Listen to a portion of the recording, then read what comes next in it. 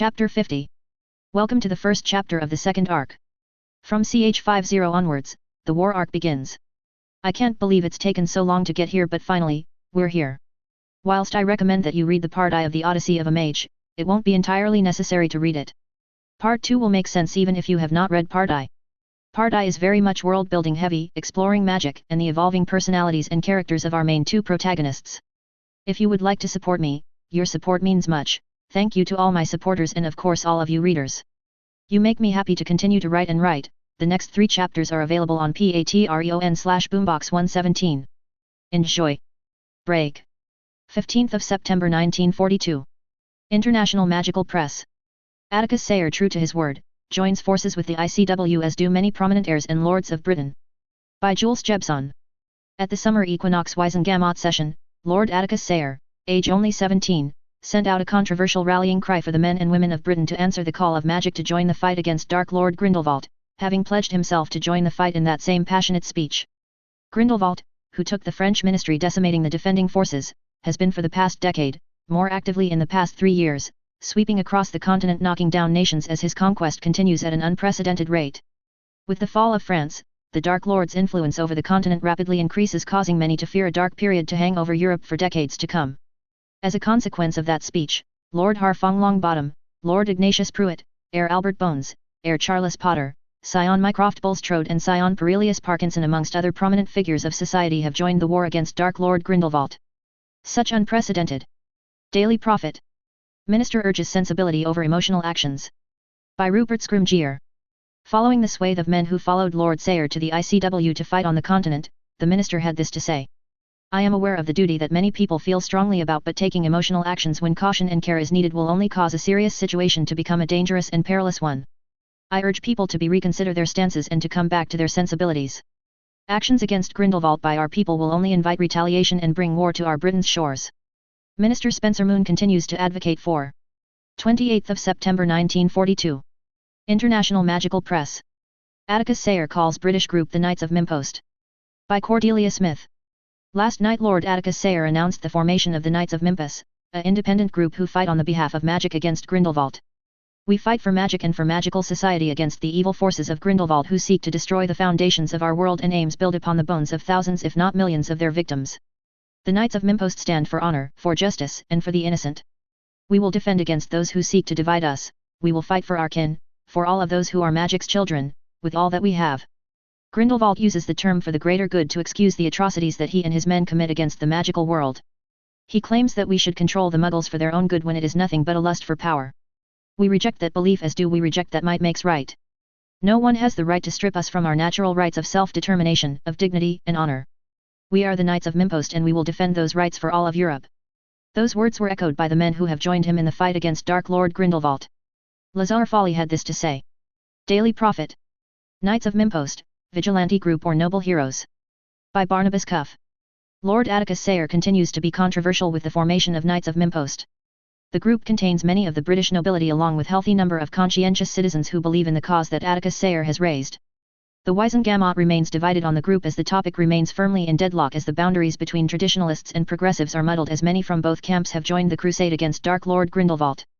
I think it is not appropriate that people are joining the war without the say-so of the ministry. We should leave it to the ICW and the ministries around the world, not form vigilante groups, a shopper in Godric's Hollow said. They are heroes. I think it is the right thing to do to fight for magic against evil men like that Dark Lord, a cheerful young Hufflepuff said in Hogsmeade. Just like in the Wiesengamot, many in the Isles are divided by the group, but most people agree that the Knights of Mimpost are trying to do the right thing. 21st of October 1942.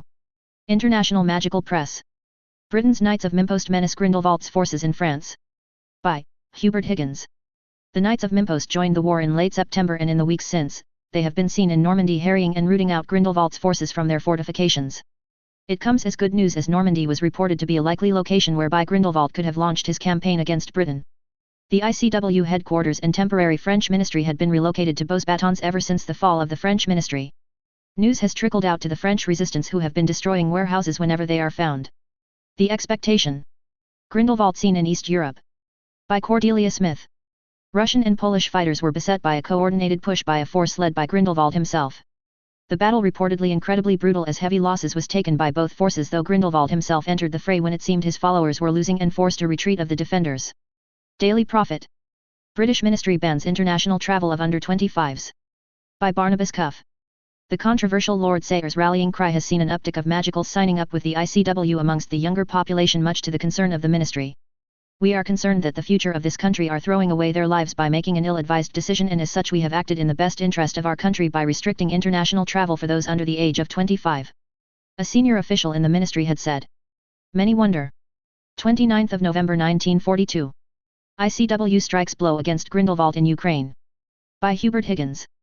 Magical Ukraine had been one of the first nations to fall to Grindelwald in his push east, and for the past 2 years were under violent occupation. The ICW, with the relief they received from the Knights of Mimpost in France, leaving them free to shift their forces to other contented territory, managed to retake the Ukrainian ministry in Kiev, having pushed through Odessa in days leading up to the liberation of Kiev. 15th of December 1942. Infamous criminal Gerald Vermeer defeated by Lord Sayre. By Jules Jebson.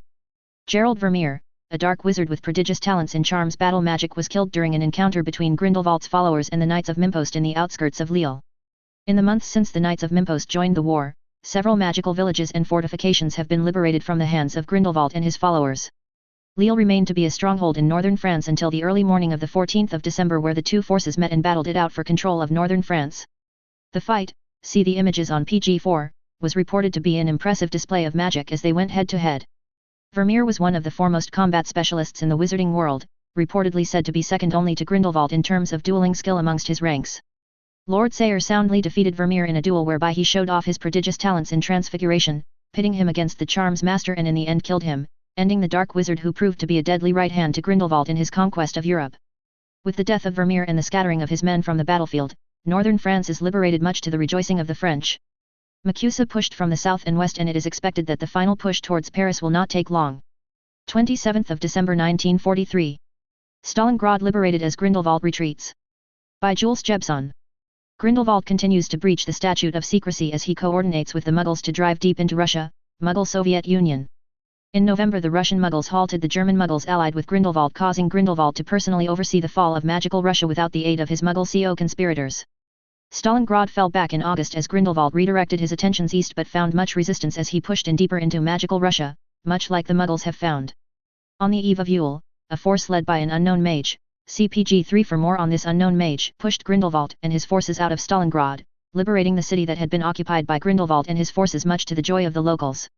The Magicals fared better under the occupation than the Russian Muggles, who have been systematically purged by the German Muggles, but only marginally, as Grindelwald and his men conscripted the natives forcibly to serve their occupiers. 29th of December 1942. Kolomenskoye wiped from the map. By Hubert Higgins.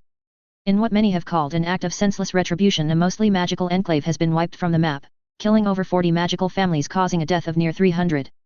The defiance by the Russians for the past 6 months has been an inspiration to many wizards in Europe as they continued to push against the onslaught that is led by Grindelwald himself. Many could not have predicted the sheer resistance that the Russians have managed to conjure up for this long, and it would be hard to think of any other peoples who would be able to fight as long and as bitterly as they have. There have been questions raised whether the Russians can sustain the heavy losses they are incurring any longer. Break. 1st of January 1943. International Magical Press. Hosenberg Swiss magical village razed to the ground. By Jules Jebson. Whilst Grindelwald is preoccupied on the Eastern Front, the ICW continues to press from the south of France, whilst the Knights of Mimpost continue to break down Grindelwald's hold in northern France. The besieged forces of Grindelwald have reminded the world of their savagery as they brutally put down a revolt attempt in the magical village of Hosenberg, located less than a couple of dozen of miles from the French border. It seems the villagers had been inspired by the acts of the Allies and the French resistance, but were all killed to the man, woman, and child in another grim reminder of the evil that is being fought over at the continent. Public outcry. Nicholas Flamel POV. Dear, you're going to be late, Perry admonished him. He looked above the paper and saw her walking into the dining room. The minister can wait, he grumbled as he returned his eyes to paper. He'd been given a free subscription to the paper by what seemed to be the Rockwood family who owned it. Whilst the paper was a marked improvement from the Daily Prophet, and had several interesting sections, such as the Magicals Around the World series that had a quite diverse selection of differing cultures and practices made known to the readership who tended to be ignorant of other magical cultures, he knew that the paper was not all that it seemed. The fact that Emily Riddle was in the same year as the Rockwood heir was reason enough to suspect a wider plot. Several articles subtly influenced the reader to think about the old rites that the majority of the population no longer practiced, expertly crafted with historical elements that left a sense of loss of cultural heritage. Given what he knew Atticus Sayre wanted to do in the future, the narrative of these articles tied in quite nicely with his desire. It amused him a little, and it made clear that the two young prodigies were working together to bring about change in a future they wanted. The hammer and the quill. The paper was snatched from his hands and he looked at the offender with betrayed eyes. "Don't look at me like that," she rolled her eyes before she fixed him with that look that she's perfected over the years. "That I know better than you better listen. Look. Whilst we are free to run the school as we please, we do have to have good relationships with the locals." Fine, he sighed as he took one last sip of his tea and made his way to get ready for the day. The past few months had been busier than it has been for quite some time. The groundwork of the university had already begun, the campus had neared completion by the time he'd arrived, but everything else had needed to be created from the ground up. It had been some time since he'd been involved in anything new like this. The little alchemy projects he'd been doing were more a force of habit more than anything else. When he came down from his room, dressed and ready, Perry had been in the living room, drinking a cup of tea with her reading glasses on as she read the very paper she'd snatched from him. It wouldn't surprise him if she shooed him away to get ready just so she could read in peace, the devious wife of his. She looked up from the paper she'd been looked at with a frown, a touch of concern marring her face. "I can't believe Hosenberg is gone. It was such a beautiful little village," she said disappointedly. "When were we ever there?" he asked distractedly as he checked the time. They had an hour before they'd have to go. She scrunched her face as she tried to remember. "I think in the summer of 1832. She nodded to herself once she grew in confidence and turned to him. "Yes, that summer before I took on Simone Altier as an apprentice." His eyes lit up. He remembered that girl. She was a feisty little thing, unwilling to conform to the expectations that she was levied with and preferred to further her studies in magic. They'd gone to Beaux Batons for a seminar of some topic or another, and Perry had witnessed a curious interaction between the girl and what they'd later found to be her brother. They'd gotten the story from the one of the chaperones that oversaw Simone's year group. Simone was being pressured to marry an older heir, where the intent had been to combine the two families' efforts to corner the fashion industry in Europe, as both families had significant market share over fashion shops in France and both were ambitious to seek to extend that influence into neighboring Italy and Spain. Unfortunately for both those families, she had no intent of marrying straight out of Beaux Batons and wanted to continue her education in magic and at the very least obtain a mastery in charms. Perry felt a sort of kinship with the girl, and after she'd spoken with the teachers of Beaux Batons where it was made clear that the girl was a brilliant student, she went out of her way to offer an apprenticeship to the sixth-year girl. It had the desired effect, as her family backed down and were more than ecstatic to have a family member be apprenticed to one of the Flamels.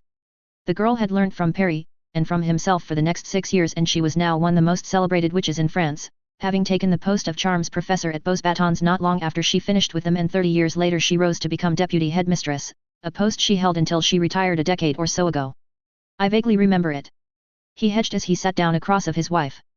She looked at him skeptically but didn't dispute it. "It can be rebuilt. It's a wizarding settlement, is it not?" he asked as he poured himself a fresh cup of tea. "Most of the people there are dead. The Swiss are the most decentralized ministry in Europe and rarely interact with other settlements in Switzerland, let alone the rest of Europe."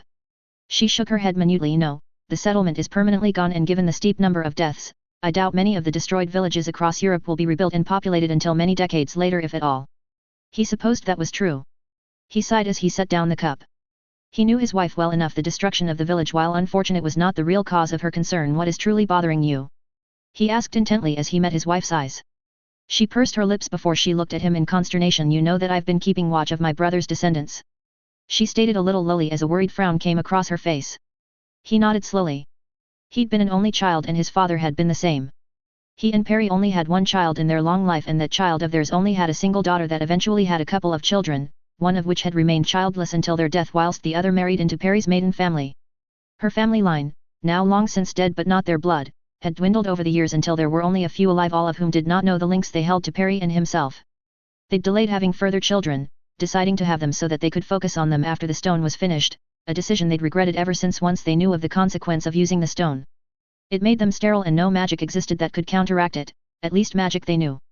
Perry watched over theirs and her brother's descendants from afar, a way to compensate for the lack of the possibility of having any further children. When they'd created their stone, they'd worked tirelessly to scrub their identity from the world, going as far as changing the records of Beaux Batons and altering her family's mind to remove any connections that their enemies might use to obtain the stone. Their daughter had refused to take the stone, deciding that she did not want to watch her descendants die before she would, and had remained the only one who knew of their secret until she'd passed. By the time they became known in the world, there was nothing to connect them to their past beyond Nicholas' family name and his record at Beaux Batons. "Were any of them in that village?" he asked quietly as he eyed his wife. She shook her head. "No, they didn't call that place home, but one of the families have their ancestral home not far from that village. She scrunched her hands as she fretted. He got up, going around the crystal table and sat next to his wife and held her hands. We can use one of our usual contacts to check on them, he offered. She turned to him. Do you think they would be able to evade capture? Switzerland is locked down by now, I'm sure of it. It doesn't hurt to ask, he said in a soothing tone. If it proves to be something they can't do, we can go for some of the more unsavory wizards. They'd used a variety of people for different things whilst they kept their heads down. Evading people who desired their stone was something they'd honed over the years. Sometimes there were those who would obsess over them and the stone which needed to be dealt with. As such, their network of contacts was quite diverse. All right, she nodded after some time, and she offered him a small smile. We'll do that. She paused momentarily as her eyes flickered to the paper before they returned to him. Should that not work, we can ask Atticus to check in on them, she declared. He nodded. I'm sure he won't mind. He frowned for a moment, though his hands are quite full at the moment, he mentioned. The boy's been busy for the past few months. The imp seemed to have a direct line to the war, the readers constantly being informed about the status of the war. He had no doubt that Atticus was informing the paper given the positive slant of his activities. The Daily Prophet walked a tightrope, with the ministry and the significant ownership the Sayres had in the paper, as they reported in a mildly disapproving tone of the heirs and lords that joined the war without ministerial approval. The deadlock within the chambers only contributed to the ministry being toothless to assert itself, as none of the lords truly wanted the ministry being able to impede on their privileges. She laughed a little as mirth entered her eyes. Oh, of that I have no doubt. After all, he's reenacting most boys' dream by getting to play knight in reality. Her expression sobered up. I doubt he'll find it as noble as the stories tell it, even if you ignore the blatant manipulation of the public with a name of such as the Knights of Mimpost. He hummed noncommittally as he let go of her hands and wandlessly summoned his tea before he reheated it with a wave of his hand. You don't think he's quite aware of what he's getting himself into? He's already experienced the ugliness of battle when his family was attacked, he said in a curious tone before he sipped his tea and leaned back on the sofa. I think he knows, she agreed, but knowing and experiencing is quite different. He has taken life, that is true, but he'd been on his own and it was against people who were attacking his family. Quite different when you're fighting against nameless, faceless people and being responsible for people who fight with you, she said shrewdly. Perhaps he acceded before he eyed her. Do you know what Mimpost stands for? He queried lightly. She looked at him with a deadpan expression. Of course. It's a world play. Mimpost, Post of Mim, or better known as Post of Mimir, which is the alternative name for Yggdrasil. Knights of Yggdrasil. He smiled at her. Yes, quite interesting that he chose to call his group that, he said in a ponderous tone. It makes sense after all. He wants a greater connection between magicals, with magic uniting us all. Different realms, different peoples, blood statuses, magical creatures, sentient or not, she said in a blithely tone. He thought on that too. Whilst it was a positive idea and nice sentiment, he couldn't help but wonder a little at the intended undertone to it. He set down his tea once he checked the time and saw that the time was nearing, and got up, stretching his back, cracking his back and sighing in satisfaction as he relieved the pressure in his back. He looked down at his wife. The well-being of each realm also depends on the well-being of Yggdrasil. I'm not so sure I like the implication that he considers himself to be a knight of Yggdrasil, of magic. You might well be right, he is manipulating the public, but I do hope he doesn't in turn manipulate himself into taking up a post that does not belong to him, he said with thinned lips before he shook his head. Perry looked at him in understanding. Given how much he's putting in creating his floating land, away from the current places of power, I don't think we'll have to be worried about that. He said nothing to that before he spoke next. No matter, he sighed. He clapped his hands lightly before he leaned down and kissed his wife on the cheek. I will see you later when we meet with Trevelyan. She smiled at him and nodded. He left the quarters and stepped into his office, the headmaster's office. Cabinets lined the walls opposite the large window that overlooked the central courtyard of the campus. It hadn't taken him long to personalize his office. As he walked towards his oak large desk, he couldn't help but look down towards the courtyard. The central courtyard was oval-shaped, the shape molded against the edges of the main building. Trees were wedded into the background of the courtyard, with lusciously green grass lining the cobbled path that crisscrossed the courtyard, each leading to a doorway. There were seats and tables in the open-air courtyard, intended to be open to all during the day, free to relax in the serene environment that is intended. It was weather-controlled. Wards that protected the courtyard against nature as rain, snow, and so on slid off a dome of magic that diverted snow or rain into downpipes that helped water the various plants and trees that were all around the campus. There were quite a few people now, some couple of dozen people who they've recruited to this institute, and he saw some of them conversing in the courtyard. It was only the beginning, and soon enough that number would balloon. He picked up a stack of documents from the surface of the desk before he made his way out of his office doors and into the long hallways of the main building. Spheres of light lined high up on the wall, illuminating the spacious corridors. As he exited the building and walked down the cobbled path, the path that snaked down to the gates, he couldn't help but think on the campus. The campus was located on one of the islands near the Inishka Islands near the western coast of Ireland, isolated completely by water whilst being near the coast. Most of the smaller islands were rocky but with magic that was easily rectified. The total size of the island was roughly 800 acres, though the actual campus was just over half of it, leaving plenty of room for later expansion should it be needed. The path that led to the gates was aligned with beautiful gardens amidst the sounds of the sea crashing against the hard rock of the shore. 10 feet tall statues tastefully added to the gardens, and he couldn't help chuckle to himself for their intended design. Atticus had done a lot of research into golems and into the knights that defended Hogwarts. He'd been aware of the original enchantments that were on the knights, having had the opportunity to study them several centuries ago. These statues were based on those enchantments, but the modifications he's done to these statues made the Hogwarts knights seem like childish animations. The boy had quite the devious mind. Hundreds of these statues were all around the campus to add to the defense of the institute, which was warded as heavily as possible, worked with Atticus himself to build the wards of the institute. Atticus was not a ward master, that was apparent. No, his talents lied in taking them down rather than the intricate weaving that ward masters, even if he was quite good at wards. Luckily for them, Nicholas was quite excellent at creating wards, long life giving him the opportunity to effectively become good enough to be considered a master in many disciplines, including wards. After all, they've needed such expertise, and it proved prudent to be quite good at it. He also taught the boy how to falsify the age of wards, a useful technique to lure in interlopers and catch them in a trap, something he at times used. Most of the 1000+ years wards were powerful, but they lacked significant diversity and uniformity, not like today. Places like Hogwarts were unrivaled in terms of ward strength, but that was a combination of protective wards that can sustain significant sieges rather than traps and so on. The ancient Egyptians were rare in that front, their kind of trappings would not be seen for a long time until the past 1000 or so years. With Atticus' power and his own expertise, the wards of this campus were as good as they could make them. There were 2 ley lines near this campus, less than half a kilometer out in the sea, that they were able to use, somewhat to help power the wards. He suspected that the wards would take several hundred wizards many hours, several days, to take down the wards, even with someone like Grindelwald in their ranks. Not Hogwarts level, but certainly approaching Durmstrang or Beauxbatons level. When Grindelwald and his followers took down the wards around Durmstrang, it highlighted a huge flaw in massive, powerful protective wards that schools like it and Hogwarts had. When those wards had been created, sieges both Muggle and magical had been in mind. Blunt and explosive spells and weapons sapped away at the power of the wards slowly. 100 powerful wizards, sorcerer level, would take less than a week to take down the wards, and 100 average ones at least several weeks.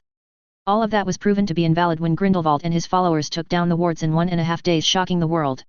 It had taken time, but news had filtered through how he had done so, and Nicholas had to admit it was ingenious.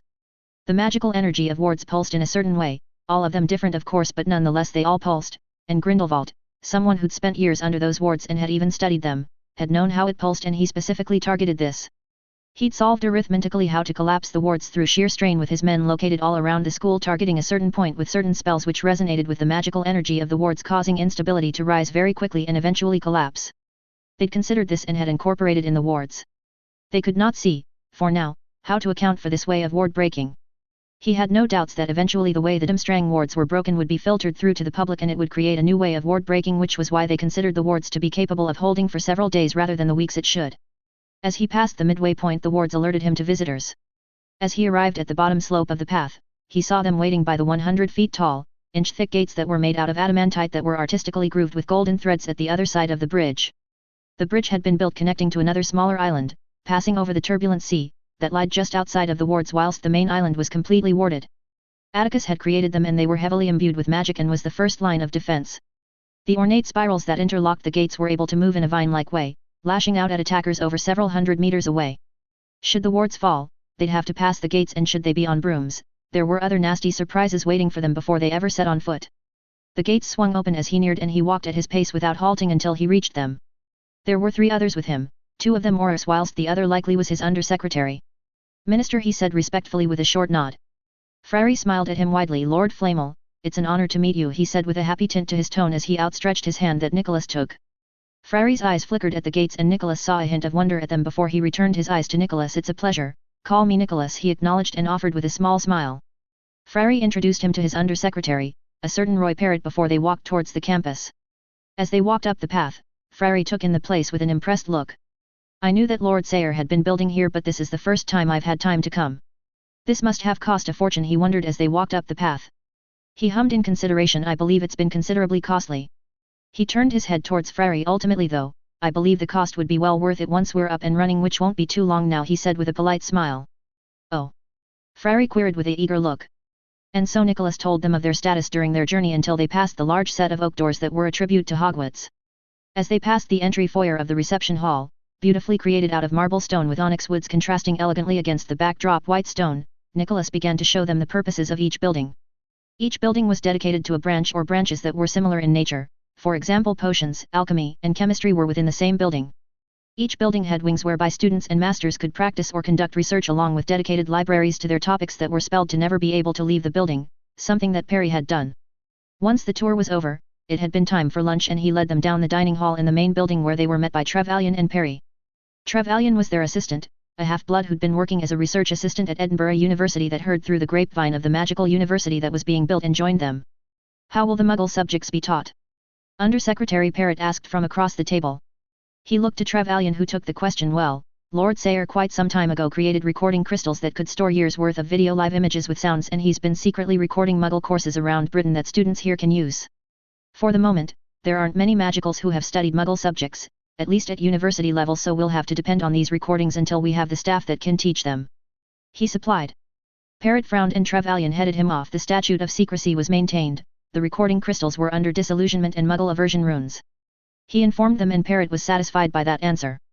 Frary's eyebrows raised. Useful invention, he commented. Trevelyan smiled and nodded yes, there are quite a few applications for it. I think Lord Sayre patented it, or is in the process of patenting it through the ICW. He shrugged. One of the Aurors, cleverly, who looked offended a few times during the tour. Why would you want to teach Muggle subjects? Asked derisively. Frary gave him a sharp look and he blanched a little. Perry took pity on him and decided to take this one. She smiled at the Auror with a kind disarming smile. Did you know back when I was a student, we were taught these things in school? She said with a gentle tone. He shook his head mildly and she continued. Before the statute, the natural world was studied along with magic. Magic allows us to bend reality to our will, change it even, but to truly become excellent in magic, you should know the natural laws that are being bent. Many of the charms that are on your brooms are a product of decades of studies of the natural world. She gestured with her hands. Making things float is easy, making things fly is quite a bit more difficult. You need to know how the air moves, the forces that are on the body and what is the safest number that the body can take and so on. She smiled at the Auror. Knowing how the world works without magic ensures we know how to change it with magic with immense precision, she said finally, and the Auror was easily placated as he fell to the kind disposition of his wife and the sound argument. Will it be a requirement to study Muggle subjects? Parrot asked curiously. No, Nicholas interjected. It is advised that you take a corresponding mundane subject with your mastery, but it is not a requirement. That being said, there are financial incentives to take the subjects. Students will be able to get a reduction in their fees should they take it up. They had a couple of other incentives to coax people into taking those subjects. Only the bull-headed ones would ignore such advantages, and they weren't people they'd expect to have a long-term relationship with anyway. Flexibility of the mind would be necessary for the future. Parrot nodded approvingly. Besides, it's a little disingenuous to call it Muggle subjects. Perry tilted her head as a small smile bloomed on her face that spoke of her elegance. The natural world does not belong to the Muggles. Trevelyan nodded keenly. Yes, just so. I'd prefer to call it mundane than Muggle, it would help soothe things over if it wasn't so associated with Muggles. Frary spoke up. I think that might be wise. Forgive Auror cleverly's remark. Frary apologized for the rude comment of his Auror with a pointed look at the Auror that Nicholas found amusing. Before Frary looked at Perry with interest in his eyes. That's something I haven't before. Perry regaled the Irish minister with tales of their time at Beau's Batons, using the story of the COMC to ease them further as she charmed them. Soon enough, he was in his office with only Frary there as Nicholas handed over a glass of Muggle Irish malt whiskey. So has there been a decision with the name? Frary asked before he sipped on his drink. Nicholas gestured him to sit down, which Frary did before he followed suit. Name of the university? Not quite. We're thinking of honoring one of the gods of wisdom from the ancient world, something like Schitt Institute of Magic and Science. Though there is reason to name it something entirely new. He shrugged. They would come up with something in the next few weeks. Atticus had given him freedom to name the school. Frary looked surprised. Lord Sayre doesn't want to name it after himself. Nicholas chuckled and shook his head. He thinks it's distasteful to name it after himself. That it cheapens what we're trying to do, and I can't disagree with that, he said with approval in his voice. Frary contemplated that for a moment before he nodded. His posture changed from relaxed to one of attention. You mentioned that you wanted to discuss a delicate topic. Frary asked with a serious expression, breaking the silence. Nicholas reclined in his seat whilst his right arm was perched on the arm of the chair with his glass in his hand. I did, he confirmed as he met the gaze of the minister. I'll get straight to the point. You've noticed that there are several buildings that I did not take you on a tour to. Those buildings are for branches of magic that I would like to see approved for study and research, he said more bluntly than he usually did. Frary narrowed his eyes. What branches? Rituals, blood magic, shadow magic, shamanism, dark arts, he listed off in a jovial tone. There were quite a few other branches he'd like to teach, but he'd go with the easier ones for now. Frary's eyes bulged. What? He exclaimed, outraged, almost dropping his glass.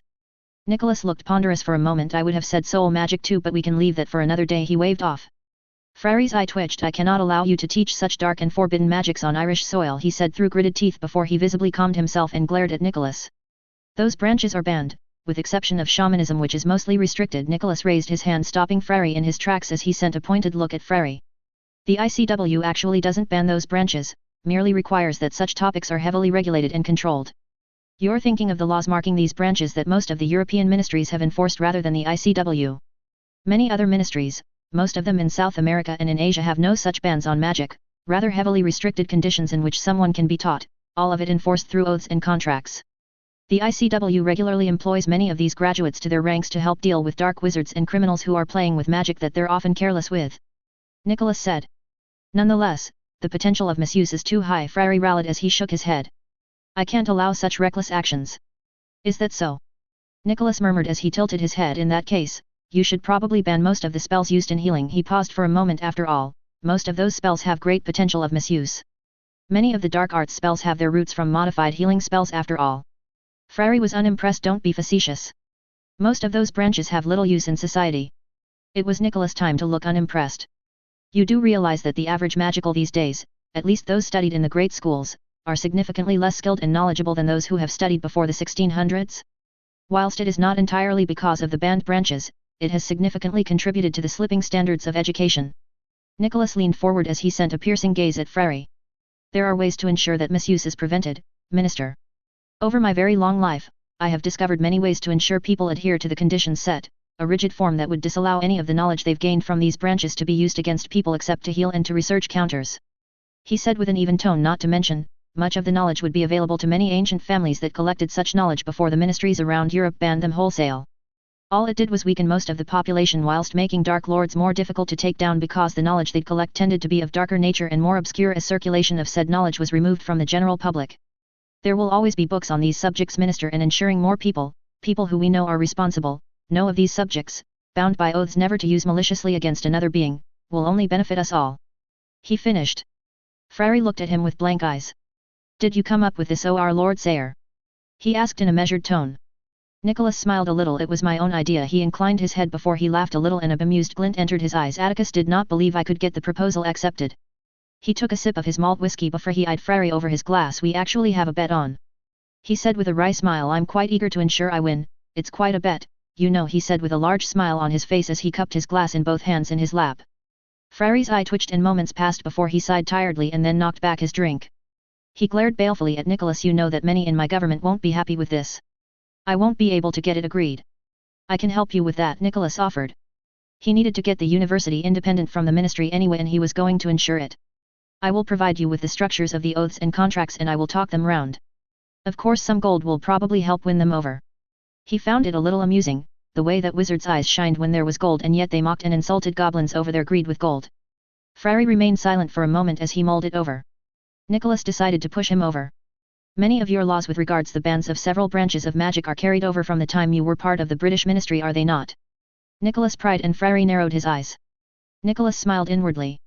He knew that Frary knew where he was going and likely didn't quite like being manipulated like that, but it would be an easy direction to take with reversing the bans. Nicholas continued. You can make provisions in your laws that still can prosecute to the fullest extent of the law if it is found that people are practicing these branches of magic in Ireland without the oaths sworn and contracts signed. He could see that it was enticing the man. This was a woolly subject in truth. It might have been easier to create an institution in lands not occupied or governed by a ministry, but that would have invited ICW scrutiny, which was unwelcome. Ministries were permitted to teach what they liked, as long as they were responsible for it. The ICW above all else was an organization that maintained the statute. It had no true right to meddle, at least in this era, with schooling and the kinds of magic that were available, bar a few.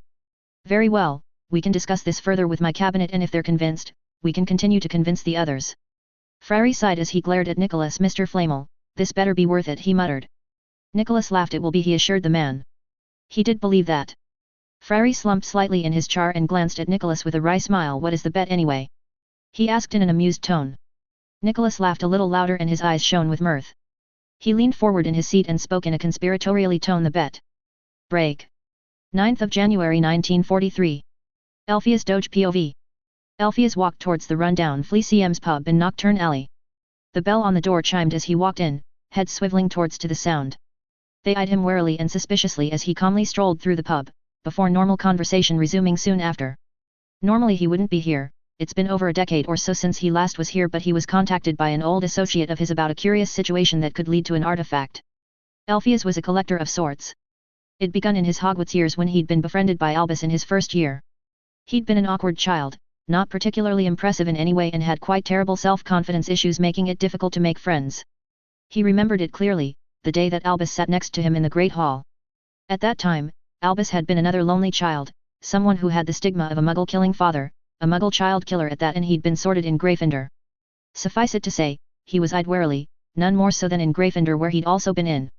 That day he sat next to him changed his life. For some reason, Albus took him under his wing when he had no reason to.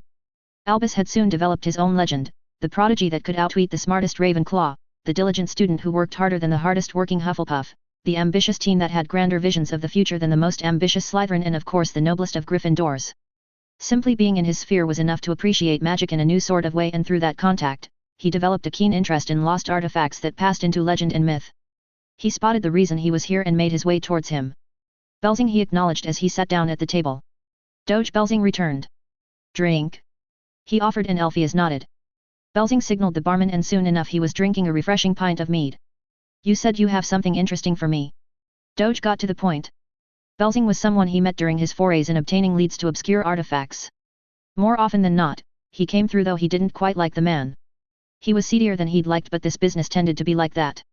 Cast a muffling charm before you ask, for Morgana Sagatit's sake. Belzing berated Doge before he withdrew his wand and muttered out a muffling charm. Belzing looked a little nervous to Elphias, but it could simply be his shady character. Belzing's eyes leaned forward, both of his elbows on the desk as an unholy gleam entered his eyes. You know that symbol that Dark Lord brandishes about, you know the triangle, circle, and line symbol, the Peveril coat of arms. Yes, yes, everyone knows of that symbol. What about it? Elphias asked impatiently. Belzing scowled lightly before his eyes turned sharp. Not too long ago, I came across that symbol in a place I never expected. His eyes shifted around momentarily. Elphias straightened out as his eyes narrowed. He knew that the symbol was more than just a random banner. How could he not know? It was part of the Peveril coat of arms. A symbol that he knew had once caught the attentions of his friend before he'd dismissed it as a simple tale. There were tales, of course, of the Elder Wand, having passed from one wizard to another in bloody fashion, death following wherever that wand went. Dark Lords and their defeaters all fell prey to the wand, in one way or another. If the tales were to be believed. He'd never thought it would ever be verified if the Elder Wand was real or not, and in all honesty, he didn't want to know about it. He'd rather not be chased around the world with people looking to take the wand from his corpse. Where? He almost demanded to know. On a marked grave.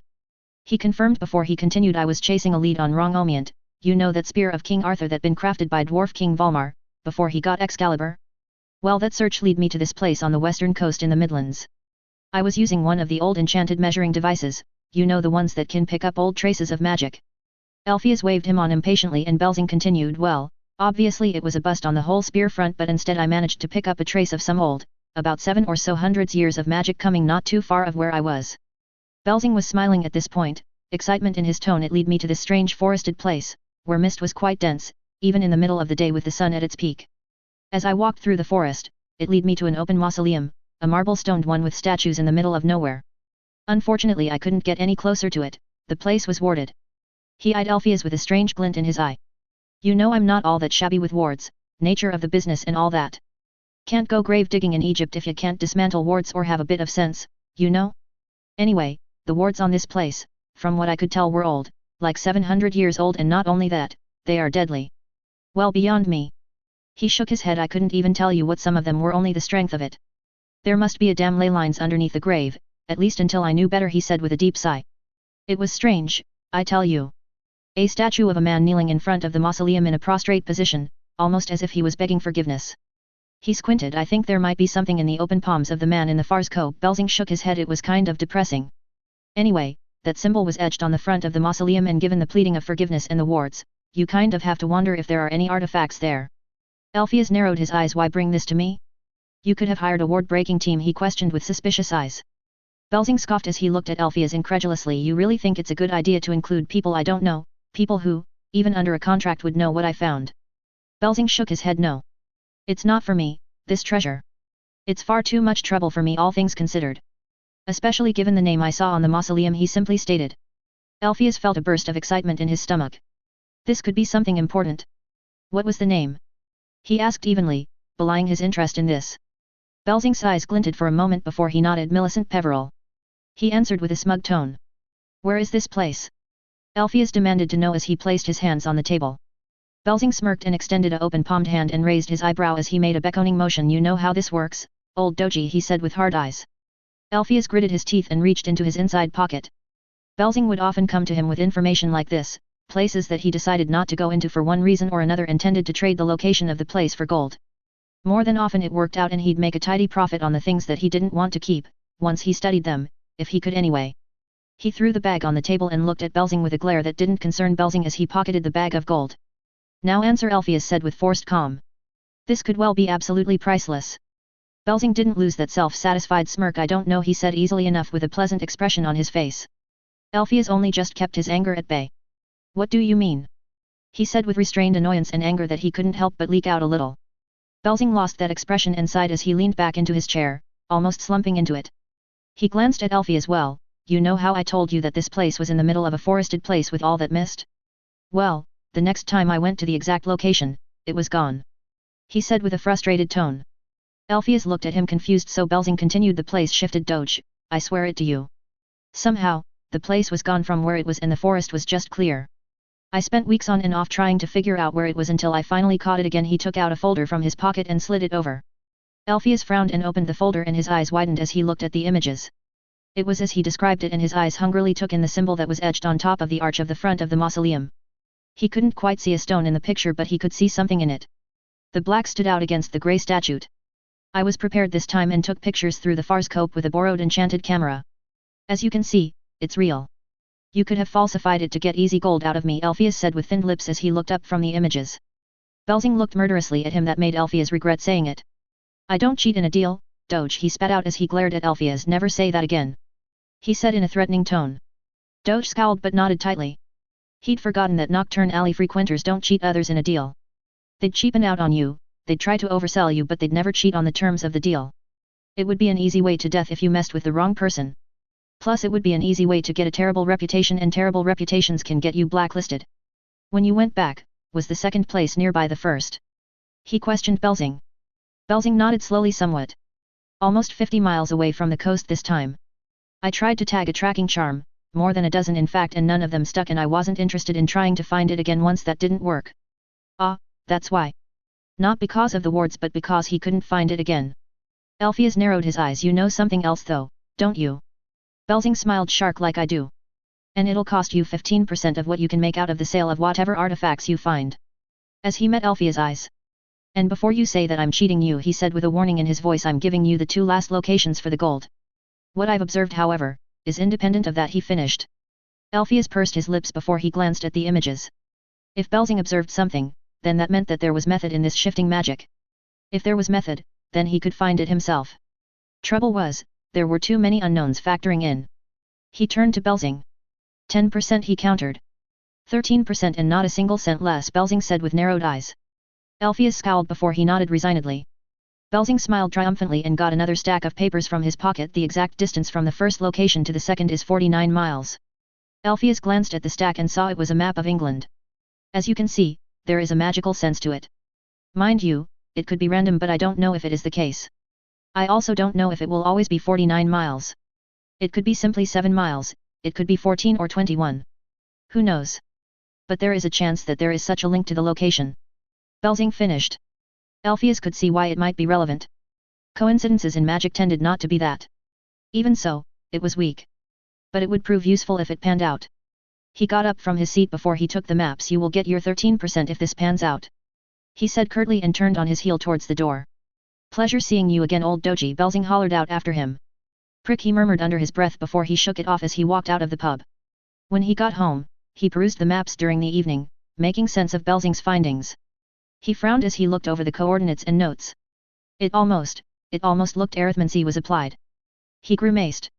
He had no head for arithmancy. He sighed before he slumped in his chair, rubbing his eyes in exhaustion.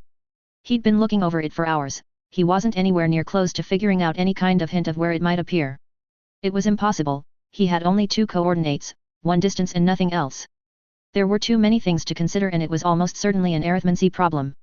He turned his head towards the grandfather clock and saw it was approaching midnight and decided then to turn in. He got up with a groan and stretched his back. I think I'll have to contact Albus a little earlier than expected. He murmured to himself. Albus always had a head of arithmancy after all.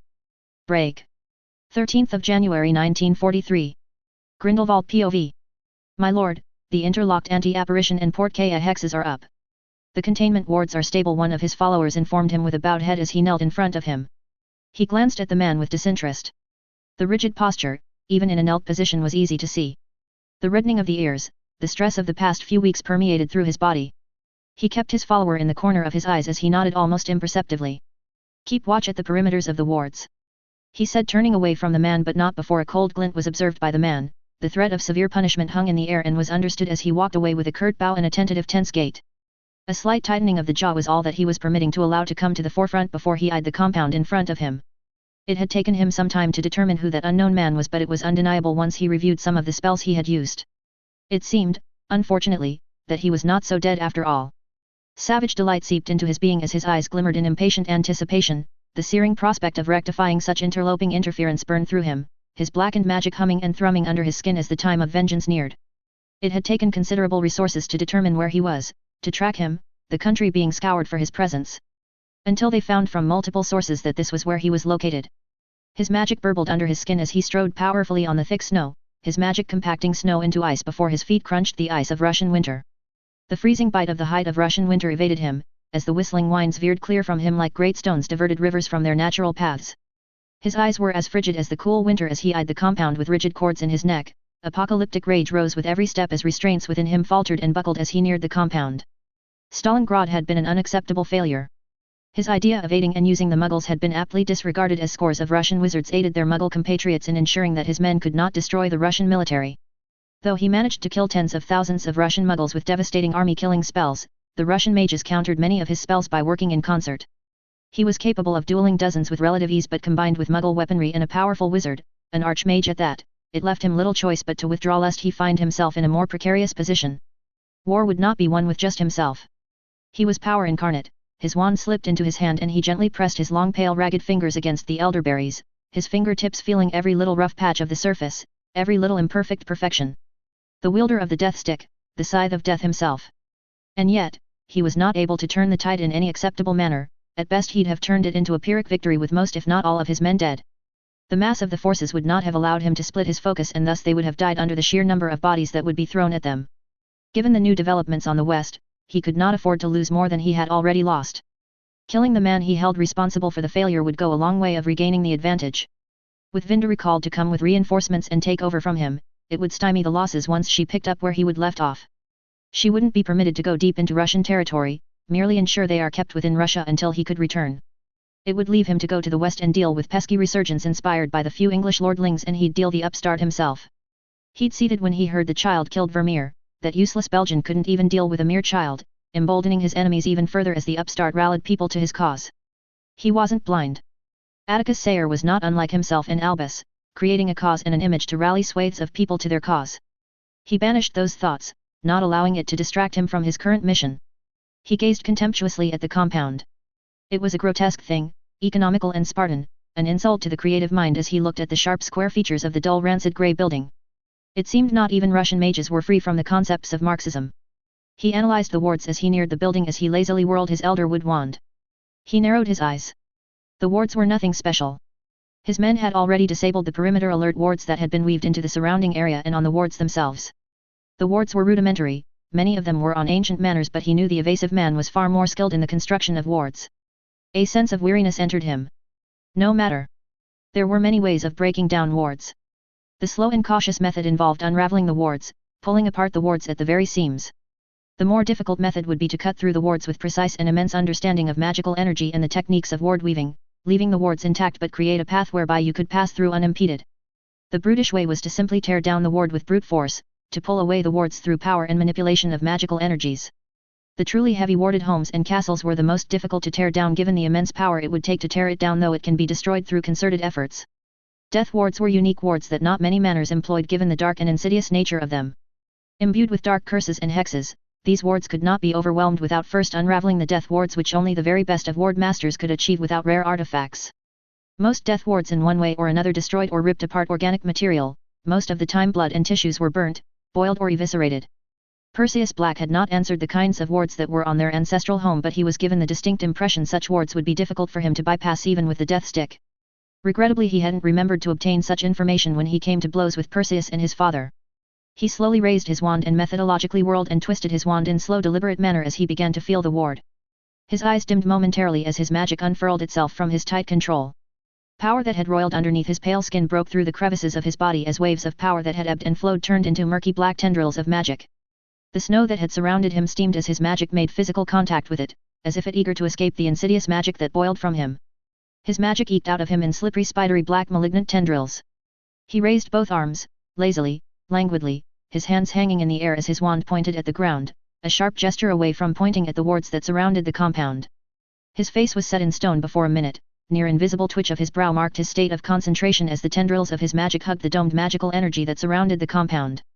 The tendrils climbed the dome, suctioned onto the magical energies as if they were tentacles grabbing onto their prey as they partitioned, as they split into hundreds of little silk threads. A cruel curl of the lips broke the stone expression like cracks in pavement as malice danced in his eyes before he pulled with his magic, the threads sinking hook-like tips into the wards before he ripped them off with sudden and sharp movement, as if the wards were nothing but a tablecloth with cutlery and crockery left standing despite it all. The density of the air tripled under the weight of his magic, steam rose from his surroundings as the fabric of reality gave way to his will while the wards were torn apart. He felt the wailing magic of the wards disperse back into the magic of the world, cruel satisfaction run through him as he began to walk unimpeded towards the wall of the compound. The wards his men set up extended some way from the compound and would keep them in. Apparition within the wards would work, but if anyone attempted to cross them without the added exception, well, not much would be recovered. The containment wards were strong and even he would take some time to take them down. The wards would flash if anyone was beginning to take them down, so he had no concerns of anyone escaping him without his notice. He eyed the stone walls as he walked sedately towards it. Subtly was not needed. Not tonight. Not now. The air rippled as a wave of power erupted from him, directed at the grey stone that was blasted apart, the stone crumbling before him. He walked through the new door he created, his steps echoing in the hallway, an eerie, calm rhythmic sound that was in tune in the marching beat of his heart. His magic seeped into the walls, surveying, touching each little detail of the building as he checked for anything unexpected. He found none. He tilted his head slightly, deciding whether or not to be offended by the lack of effort. He could feel his presence in the distance that closing with every echoing step. It was calm, collected, almost serene, something that he did not like. He was never calm or collected. He was an earthquake of barely controlled madness, chaos, and comedic tragedy incarnate. He stepped through a set of doors that were hanging of their hinges that looked that would fall off from the slightest of pushes, and he wondered if it was a hidden joke that the man delighted in. The courtyard that he entered was built from the same insipid stone that the walls of the compound was made of, that grey, colorless stone that seemed to suck the life of anything that dared gaze at it. His eyes fixed on the figure that sat by a fountain that looked out of place, the only thing that had any color. His eyes flickered to the stone statue. It was a woman he recognized. The statue was clad in a bright red dress, the skin of the statue a warm tone with her cheeks slightly reddened. Her eyes were bright, large, and grey as the black hair fell down her front in velvety waves. The expression of the face was one of melancholy, one that spoke of loss and sad acceptance, whilst the eyes were distant, lost in remembrance. He continued to walk, his steps reverberated around the courtyard, a break from the dull silence that permeated the room until he reached the edges of the intersection of the courtyard. His eyes returned to the figure who faced away from him, looking up at the large statue, his expression hidden in his limp frizzy salt and peppery hair that obscured much of his face. He was wearing standard black robes with a furred collar that reminded of the Russian heritage of the man. He uncrossed his arms and pulled back behind his back as his posture changed to one of a straightened back. Gellert watched intently, waiting in anticipation. Even with his wand palmed, even with his magic darkening the courtyard as his magic ebbed from him, he remained unconcerned, remained calm and collected as though nothing was out of place, nothing existed that could disrupt his day. She was very shy, his raspy voice croaked and creaked like the hinges of a rusty iron gate as he spoke in Russian. He remained fixed in his place, his eyes on the statue, his unkempt limp hair, the long hair that reached past his shoulders, swayed a little as he spoke. She was a mouse of a thing, easily misunderstood as being haughty when she was merely painfully shy, a terrible shyness of such fragility that he unclasped his hands that were locked behind his back and made a articulate slow gesture that implied breaking could crack at the slightest pressure, break under the lightest of blows. His raspy voice slowly lost its croakiness before it cracked like a leather whip. The only time she was not shy, the only time she was as hard as diamond, was when she played the piano. In those moments, she was magnificent, he said with a voice as hard and sharp as the blade of a sickle whilst his tone held a measure of respect and fondness. He turned around as he finished speaking, finally to face him. Gellert took in his appearance. He hadn't changed over the years, quite a few more white hairs, but other than that, he was the same haggard man. His face was as gaunt as ever, his beard hung from his face like a bell from a grandfather clock. His face was pale, near as white as skin could get before it turned to sickly grey, his bone structure sculpted too closely his skull as little muscle and fat lied underneath that thin withered wrinkled skin. The man's black eyes were dead and yet at the same time, a mad glint existed under the veneer of dispassion as his eye fixed on Gellert.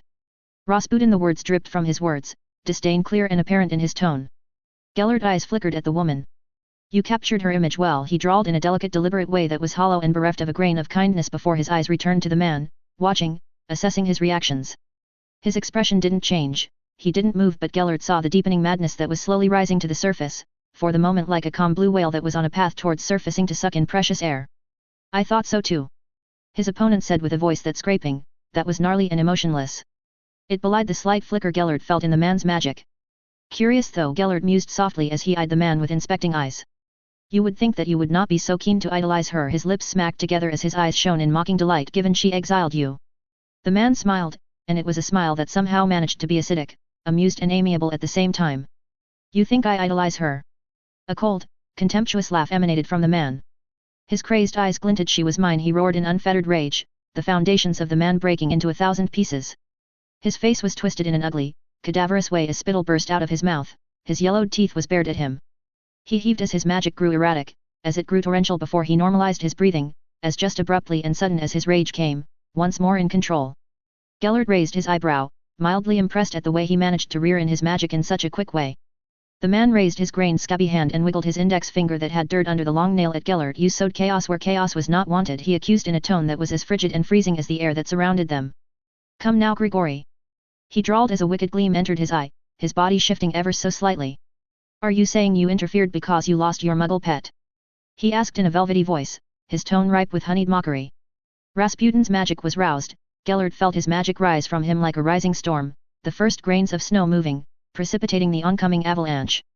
He continued, you cannot truly blame me for that, he said with false cheer as a derisive half-smile cut across his face, mockery and provocation completely intended. The muggles killed her. Surely you know this. He drawled as his eyes gleamed in vindictive mockery. He might have escalated things, but the Romanovs were always going to die.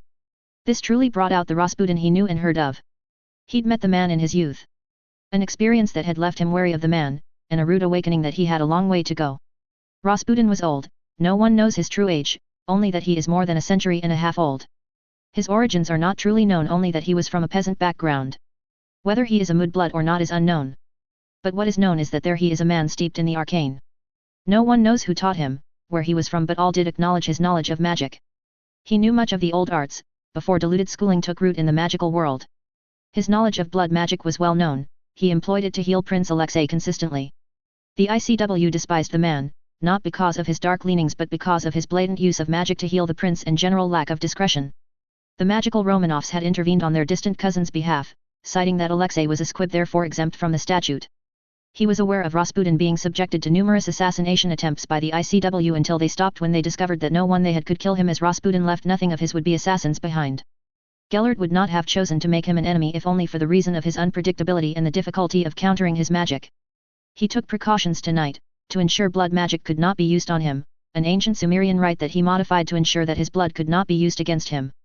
He'd already taken precautions in his youth, with Albus, but he was sure that Rasputin had tricks that he might not foresee. Alas, he had not counted on the attachment Rasputin felt for young Alexandra Fyodorovna. It was a mystery as to why Rasputin cared for the woman. She was nothing but a common muggle, not even carrying a drop of magical blood like the Romanovs. It did mean, however, that his plans needed creativity. The Romanovs, both muggle and magical, had to go. They had too much power and their empires held populations that required being broken. He was a scholar of history, he knew that the Muggles had difficulties with dealing with Russia. A united strong Russia was not what he desired, one that would interfere with his plans in Europe. And so, he aided the communists as much as he could, subverting Muggles with mind magic to make them more susceptible to treason. Rasputin had not flaunted the statute given that the Muggle, Welsquib Romanovs were clued into the secrecy, but it played into his hands. The great dislike the nobles in court felt for Rasputin and in proxy Alexandra allowed him to drive a wedge between them all. Rasputin had to be far away from the royal family to ensure they all died. And it all went to plan.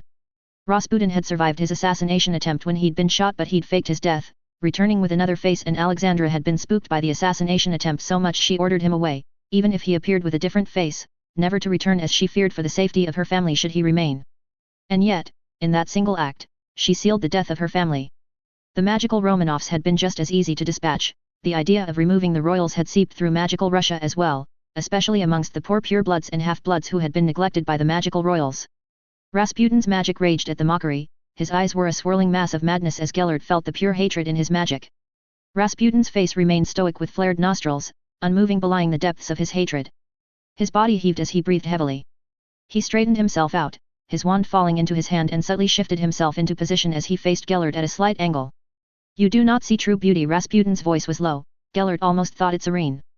"She was little better than a curiosity, like a new species of flora that fascinated me, at first. Over time that changed and I saw her for what she was, something pure that had an innocence I have not seen for a long time, not since I was but a boy. Something I thought was long gone in this world of ours." His eyes began to glow faintly as his magic ebbed from him. "It was the most precious possession of mine, something that belonged to me, something that only I could see." Gellert eyed him amusedly. It seemed Rasputin truly was mad. Rasputin's face twisted in a grotesque facsimile of a toothy smile that showed his jagged yellowed teeth that contrasted sharply with the thick bushy beard. "You took that from me. You were responsible for her death and that of her family. You sowed chaos to further your agenda. You will reap what you have sowed, Grindelwald." He rasped out. "Gregory." Malice danced in Gellert's eyes, as the words passed his curled lips, whilst he rolled his shoulders, limbering his body in intense anticipation. Moments passed as the magic roiled from the pair of them. Blackened magic against maddened magic. His lips curled in wicked glee. "The Master of Death always reaps," he snarled out as he flicked his wand towards Rasputin with blinding speed. A purple-blue curse, Dimergo Putius Onus, left his wand, a gravity curse that warped the gravity around the target. The purple-blue curse sped towards Rasputin. Cobbled stones rose from the ground to meet the curse, and the cobbled stone crumbled in on itself as the ground in a perfect 10-meter diameter cracked. Magic crackled in the air as within milliseconds action broke out. The walls of the building blew apart as vicious furious spells were exchanged, the building torn asunder as great beasts were created and destroyed within seconds, the roof of the building collapsing on top of them only for it to be transfigured by a massive hydra by Rasputin. The eerie pale half-moon hung in the cold air as it illuminated the battleground. The great beast defied logic as it sped towards Gellert with blistering pace, who swept his wand in a wide arc in a lightning-quick fashion, creating a millimeter-thick blade of wind that scythed the transfiguration in two before he jabbed his death stick and blew apart the two halves and thousands of spears that he sent to Rasputin.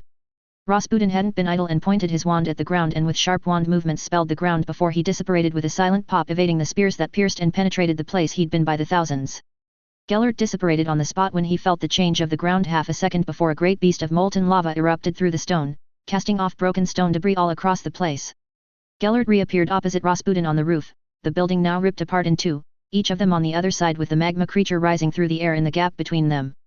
His magic hummed in his veins. Black tendrils of magic were made visible in the light of the pale moonlight. Rasputin magic manifested in shadow, smoky, extensions of himself.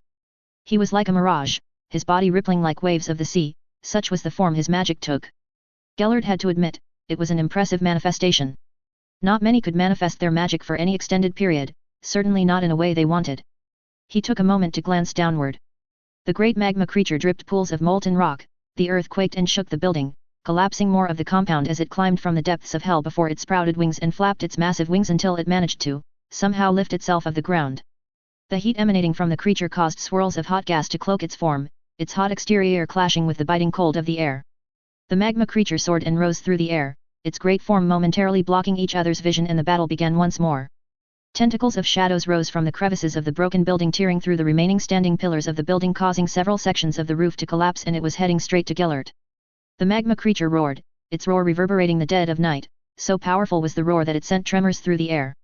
The creature dripped molten rock even as it hung high in the sky, its wings, somehow, keeping it afloat. He dissipated mere moments before the shadow tendrils ripped through the spot on the roof he'd been standing on, reappearing high in the sky above the magma creature. He glanced upward and saw that the boundaries of the wards were only 100 or so meters above him. His cloak flapped in the cool air as he remained free of gravity for half a moment before his descent back to the earth began. The creature reared its head towards him and opened its great maw and spewed a stream of molten rock at him at blistering speeds. His eyes gleamed as his blood sung. Somehow the creature could sense him, indicating that there was much more to it than he realized. The shadow tendrils ripped through the remaining structure of the compound, the entire place crumbling as hundreds of tendrils raced towards him, strengthened in the pale moonlight. As he fell back towards the earth, into the direct path of the scorching stream of lava that was coming directly towards him, he pointed his wand directly below him with a series blindingly fast flicks and twirls. He condensed the air in front of him in a minuscule point, the area surrounding that point warping around the point. Time slowed as the magma crossed the distance as he continued to fall towards the earth. He raised his free open hand as he waited for the right moment until finally, with a jab, he sent the condensed air careening into the lava. He turned to the racing shadow tendrils and he snapped his wand towards them, the tip of his wand glowing an eerie white-blue color as a ball of light, a ball of searing light similar to a patronus, grew until it was larger than himself. His free hand remained in control of the condensed air whilst he jabbed his wand towards the shadow tendrils, and the ball of light shattered into thousands of jagged pieces of physical light that tore through the shadow tendrils, eviscerating them inside out as the jagged pieces wormed their way in, exploding within, creating miniature suns. He turned his eyes towards the condensed air that neared the lava. He closed his free hand and the condensed air collapsed in on itself before he reopened his straining hand, and a massive shockwave ripped through the lava, breaking it into tiny red-hot drops of rock. The shockwave spread through the air and hit him hard enough to halt his momentum and sent him back into the air. He righted himself in the air and watched for a few moments as he hung in the air, slowly falling again. The shockwave continued to spread until it hit the magma creature, disrupting its flight before he conjured wide, thin steel spikes that he banished towards the creature, their speed breaking the sound barrier and tore through the magma creature, causing the creature to fall towards the ruins of the compound. The creature crashed into the ruins with a huge thud that sent debris flying across the land, but the creature reconstituted itself and got up, the damage it sustained being repaired quickly. He raised both his hands, his elder wand pointing right in front of him. Swirls of strands of water converged to a single point, the size of the ball of water growing rapidly until it was dozens of meters wide in diameter. With a series of wand movements he infused the globe of water with a necromantic spell that darkened the water from blue into black blue before he sent it racing at the magma creature with a simple flick. Gellert halted himself mid-air before he dissipated back onto the ground, his feet landing softly on the dense snow, opposite Rasputin, who had glowing orange runes in front of him, in ancient Norse runes. He narrowed his eyes imperceptibly at the runes. Battle runic magic hadn't been used for many centuries, mostly because it was deemed inferior to spellcasting and because it telegrammed your actions. The runes were nothing special and he couldn't perceive why Rasputin was using those runes, and that worried him, almost. That was fun, Gellert drawled as he rolled his head from side to side, cracking his neck before he readjusted the sleeves of his cloak. A pained howl reverberated in the night, loud sounds of steam whistling through the air as his globe of necromantic water ate through the life force of the magma creature until the earth shook slightly as it collapsed for a final time. He eyed Rasputin with inspecting eyes. You could have tried to take down the wards and try to escape, he stated curiously. Rasputin's magic rose as he began to glow with power as he looked at Gellert with dispassionate eyes that didn't match his mocking smile. There is no escape for either of us. His form was surrounded by shadowy smoky waves of magic as Gellert braced himself, his magic thrumming in gleeful anticipation. Gellert smiled at him that didn't reach his eyes. He raised his wand. Then let's truly start our duel then, Gregory. Shadows spewed from Rasputin in all direction and Gellert brandished his wand, a bright flicker of flame sprouting from the tip of his wand. The shadows formed into behemoth titans that seemed to suck the light, the life from the world as the earth they stood on withered and died under the heels of their feet. The flicker of flame grew abruptly and rapidly as 50-feet constructs of cyclops were created to match the shadow titans. The two groups of awesome creations of magic hurled themselves at each other, their massive weapons and hands smashing into one another, the forms rippling and reconstituting themselves as they battled it out. The runes that were in the air glowed ethereally before Rasputin with a jab sent them forward before they sunk into the earth. Gellert raised the earth around him, launching himself into the air on a podium that carried him into the heavens as the ground rippled, the earth undulating in capillary waves until it melted into sickening green acid that replaced what was once frozen soil. Gellert swept his wand towards the battling behemoths that were reduced to a simple few, most of his cyclops subsumed by the shadow titans, and sent a pink-yellow spell at the middle of the remaining creations. The spell savaged both groups before it reduced them into fiery and shadowy wisps before they were dispelled back into the world. Rasputin flicked his wand upward and the acid rose in the air before he swished his wand and hurled the mass of acid to Gellert. He looked contemptuously as the acid before he snapped his wand towards the incoming acid and froze the acid before he transfigured the acidic ice into murder of crows before sending them towards Rasputin. They swirled into a spiral tornado-like formation as they dived towards Rasputin, who with a lazy gesture vanished the crows before he launched series of spell chains at Gellert, disapparated from the podium, which was torn apart by seconds before he was gone. He arrived opposite Rasputin and they exchanged terrifying salvos of spells that would have eviscerated the other had they been hit. Great and terrible magic was churned out by the pair of them as they clashed. Spells were countered, returned batted away with immense expertise and skills. They radiated immense power as they fought. Magic thickened the density of the air to incredible heights, the air shimmering with streams of blacks, of greys, of kaleidoscopes of awesome colors, the world becoming a canvas with magic as the paint and they, the brushes that imposed their wills and their power on the world. The terrible beauty of their battle belied the awful nature of the magic that spewed, that was created as they danced a deadly duel to the music of life and death. If the earth could speak, it would howl at the torment and abuse it was suffering as its body was transfigured, transformed, destroyed throughout their battle. The soil died a silent death as necromantic and dark magic was seared into the earth. Gellert spun on the spot before he created a swirling shield made of liquid metal that absorbed and deflected the constant stream of curses. Some of those curses had grazed him but not enough to cause injury, that Rasputin sent his way before it ruptured, causing Gellert to dance and turn away on the spot from the curses before he flicked his wand and vines with razor-sharp hooks sprouted from the ground, forcing Rasputin to crouch and leap away with impossible strength as he landed dozens of meters away. Gellert conjured a black sphere of energy that he dashed towards Rasputin. The ominous sphere of energy crackled in the frigid air as it raced towards Rasputin, who conjured a shield of stone, but the black sphere ate through the stone, meeting only half a moment of resistance before it continued towards Rasputin. For the first time in the battle, Gellert saw surprise in Rasputin's eyes. Rasputin disapparated away from the sphere, but the sphere changed course and went after him. Rasputin continued to disapparate and apparate again and again as Gellert rained down volumes of spells at him, even as the energy sphere chased after him. Rasputin zigzagged around the grounds, never standing still long enough for the spells to hit, even apparating into the air several times. No countering or dispelling spells managed to stop the black sphere of energy. It seemed he had enough as Rasputin finally stood his ground, batting away, countering and shielding against the curses Gellert was sending him, but not fast enough, not nimbly enough, as some of his curses hit their mark and Rasputin took damage as one of his shearing curses hit him, taking a small chunk of Rasputin's upper left arm, through the protective robes. The black sphere of energy closed the distance and Rasputin cried out a furious howl as waves of magic erupted out of him, finally managing to cause something to the black sphere before he snapped his wand and a stream of pure magic emanated from his wand, finally destroying the black sphere of magic. Gellert hadn't been idle in that time and decided put on layers of anti-apparition hexes over them, linking them to the wards that covered the grounds before he restarted his assault on Rasputin. Rasputin ducked and weaved out of the hailstorm of spells Gellert sent his way, each moment slowing ever so slightly more as Rasputin slowed. He flicked towards the earth and tons of earth ripped from the ground that he with a brandish, sent careening towards Rasputin.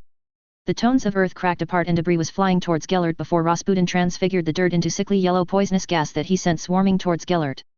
Gellert swirled his wand, the tip of his wand growing wisps of fire until it grew into a firestorm that flew towards the gas with blistering speed until it made contact and burned it all away. Rasputin hadn't been idle as he placed his wand on his throat and a violent shriek emanated from his throat that sent a wave of red-white energy towards Gellert. Arg, he cried out before he wrapped his head with a cancelling charm, ending the assault on his ears. He gritted his teeth in fury as the wave closed the gap. The air distorted obscenely as it sped towards him and he raised his wand. The air rippled as rupturing waves of energy ripped through matter. Fortis Aegis, a golden shield came into existence that formed around him before he increased the power as he set his feet into ground. The wave of energy crashed into his shield, causing him to grit his teeth as the energy didn't dissipate as it hit his shield. He narrowed his eyes at the magic. He didn't recognize the spell, but he recognized the familiarity of the magic. It was a form of evocation magic, he was sure of it. He sunk deep into his magic as he closed his eyes and a deep well of magic burst as he called on it. Yarg, he cried out as his magic exploded out of him, through the golden shield, pushing out the wave of energy before he dropped his shield once his magic forced the wave of energy away from him that was sent back towards Rasputin, who with a complex wand movement cancelled the wave of energy before he sent a flurry of spells at him. Gellert dodged and ducked under the assault before he leapt out of the way of the orbs that left craters where he'd stood. He landed and with a crouch in a sprinter position sped forward as he swirled his wand before his other hand flashed towards the ruined ground. His other hand strained and vividly shook as he sent waves of dark curses with his elder wand. The ground shot out dozens of cannon-sized iron balls that raced towards Rasputin, who was weaving his way out of the curses. Rasputin glowed an ominous grey as the cannonballs neared him, whilst Gellert kept up the pressure on him with dark curses that were all high-energy curses designed to shear and tear through bodies and shields. Gellert's eyes widened as Rasputin turned incorporeal, his body changing to literal smoke as his form rippled in waves. The iron balls tore through his smoky form just as the spells did, though Gellert could see the strain on Rasputin's form. He'd not seen that kind of magic before, and he'd rip it out Rasputin's head before he killed him if he could. It seemed like the form effectively allowed him to be gaseous, allowing him to bypass physical and spells, but he had a suspicion. He raised his wand, the tip of his wand crackling a dull yellow-white lightning that shone radiantly in the dead of night as the pale moonlight touched the earth with its luminescence. With a jab, the crackling yellow-white lightning grew into an orb teeming with power that was sent racing towards Rasputin's smoky form that was gathering itself at an astounding rate but not fast enough to dodge the lightning as it directly hit Rasputin, and the world was filled with his screams of pain as the lightning fried him in ways Gellert knew had to hurt everywhere in his body. Rasputin finally materialized, one of his knees on the ground as his disheveled form heaved and twitched from the exposure to lightning. Rasputin looked up and looked at Gellert with hateful eyes. Gellert brandished his wand and continued his assault with unrelenting dark curses. Rasputin got to his feet hastily and ducked and dodged out of the first spells. Rasputin was slow, too slow to continue to dodge his way out of the spells, and Rasputin tried to disapparate and hastily created a shield when that failed act cost him the rhythm he built. Gellert knew that Rasputin would not be able to take it down, not when he wouldn't give Rasputin the reprieve he'd need to attempt it. Gellert battered the shield that Rasputin created incessantly with paws, the shield gonging and straining against the assault as Rasputin movement was restricted. Rasputin created 7 hexagonal brass constructs that floated around him, that alternating in taking some of the curses, lifting the strain that his shield was under. He did not let that deter him as he sent a blindingly fast salvo of killing curses at Rasputin, who used the brass structures to intercept, causing each of the brass constructs to deform and explode under the malicious magical energy before Rasputin turned the debris into blue-silver fiery hawks that he sent towards Gellert. He withdrew his wand and brought his hands together, a feet apart before he clapped, and a shockwave of wind erupted from his hands before he palmed his wand again, and with a swirl and a flick cast at the shockwave, twisting it into a growing whirlwind that he fed magic into until it grew over 100 feet tall. He jabbed at it and sent it careening towards the blue-silver fiery hawk, and the whirlwind broke the structure of the fiery hawks before Gellert grabbed hold of the magic of the flames and imbued his whirlwind with the flames, creating a fiery silver-blue tornado that raged towards Rasputin, who Gellert could see was on his last legs. Protego Diabolica, Rasputin snarled as he turned on the spot, conjuring black-blue flames around him in time to protect him against the firestorm that crashed against the protective dark flames. He could feel the strain of the magics that were pitting against each other. His eyes gleamed as a vicious smirk grew on his face. He raised his free hand and he poured more magic into the silver-blue firestorm that grew and grew. Waves of superheated air ebbed from the crash, the earth melting all around Rasputin as the firestorm grew in size, reaching hundreds of feet into the air with Rasputin in the eye of the storm. With both hands raised, his elder wand in one and his other almost clawed as he controlled the firestorm, he proceeded to close the gap as he walked towards Rasputin. He pushed more magic into the spell, Rasputin disappearing into the depths of the fires that raged against each other. He could feel the demonic shield buckling against his firestorm, and his teeth bared in triumph as halted his movement, his eyes transfixed, his magic raging. Rasputin cried out in exertion, his voice rising above the crackling and burning sounds of the fire. His hands held a slight tremor as he felt Rasputin give a push, likely his last, before Gellert gritted his teeth and poured even more magic into the firestorm, finally shattering through the shield. Rasputin's screams were music to his ears before he arced his wand and withdrew his magic, the firestorm reducing into a pittance of it was before it dismissed. Rasputin was slumped in the middle of a lake of molten lava, and Gellert with a series of quick flicks froze the earth, the quick change of temperature causing massive steams that caused Rasputin to rasp out a cry, much to his sadistic joy. He walked sedately on obsidian glass, his arms by his sides, though his attentions and focus were still battle-ready as he reached the burnt living corpse of Rasputin. With a flick, he forced Rasputin upright, and Gellert smiled viciously at the damage Rasputin suffered. His face had melted, his skin turned into liquid wax as hair was burnt off, leaving a burnt and bloody scalp in its place. His robes were burnt, the protective spell seemingly kept most of the damage away, not enough as some of the robes melted into his skin. His left side was exposed to the elements as his body smoked a little into the cold air. Rasputin rasped in pained gasps, his eyes burnt out and his eye sockets covered by droopy liquid blackened skin. He flicked his wand and took the burnt wand and scanned the man for anything else hidden in his robes or body. He found nothing. "I'm honestly impressed you're still conscious," he said with a tinge of respect in his voice. "I have to say, you look awful. Though I have to say it might actually be an improvement." His lips curled in savage amusement. He watched Rasputin gasp, his ruined lungs straining to suck in air. He tilted his head in fascination. "I have to thank you, Gregory," he said with an easy tone as he flicked his wand, levitating Rasputin in the air, the movement causing him pain. "It's been a while since I had such an interesting battle." He tilted his head. "You might not know it, but you certainly were not a trifle. It's a shame you never were a fighter, really." Gellert sighed when he saw Gregory drift into unconsciousness, and with a series of twirls of his wand, undid some of the damage to his lungs and numbed the pain. "Don't die yet, Gregory, I haven't yet given you leave." Gellert chastised a little, enjoying the sight of a defeated foe that was not weak, a foe that interfered where he had not right to. He wouldn't be able to rummage through Rasputin's mind to that smoky form evocation spell with the destruction of Rasputin's eyes. For a moment he felt annoyed at himself for not taking care of how he disabled Rasputin. Gellert set Rasputin down again, on his knees.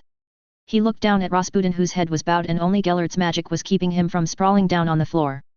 Rasputin rasped out Ddo. He tried as he gasped in air. Yuzink he said with severe difficulty. He began to raise his head, the act pushing Rasputin more than anything. He tilted his head, his hideous, grotesque melted face turned to Gellert. Rasputin raised his hand, slowly and tremulously. You create great enemies, JJ Yopdun. His grotesque face warped into a monstrous visage as the remaining muscles in his face strained in what could only pass as a vile smile. With a sharp and quick jab that caused Gellert to raise his wand and point it at Rasputin, but he halted, curiosity winning over. Rasputin sunk 3 fingers into his exposed side, into his chest. A stream of blood splurted onto the ground, the blood painted against a obsidian black drop that glistened in the pale moonlight as it hit the growing pool of scarlet-red liquid at the right angle. MMMY Gellert swept his wand and Rasputin's head rolled from his body, the headless corpse collapsing to the ground. The act of stabbing himself, somehow with enough energy to pierce his body, was not a start of a ritual. He could not feel any energies, but he would not allow Rasputin to continue to speak words that might empower a ritual. However, it seemed, it was too late. The earth began to glow ominously red as orange runes floated over Rasputin's body.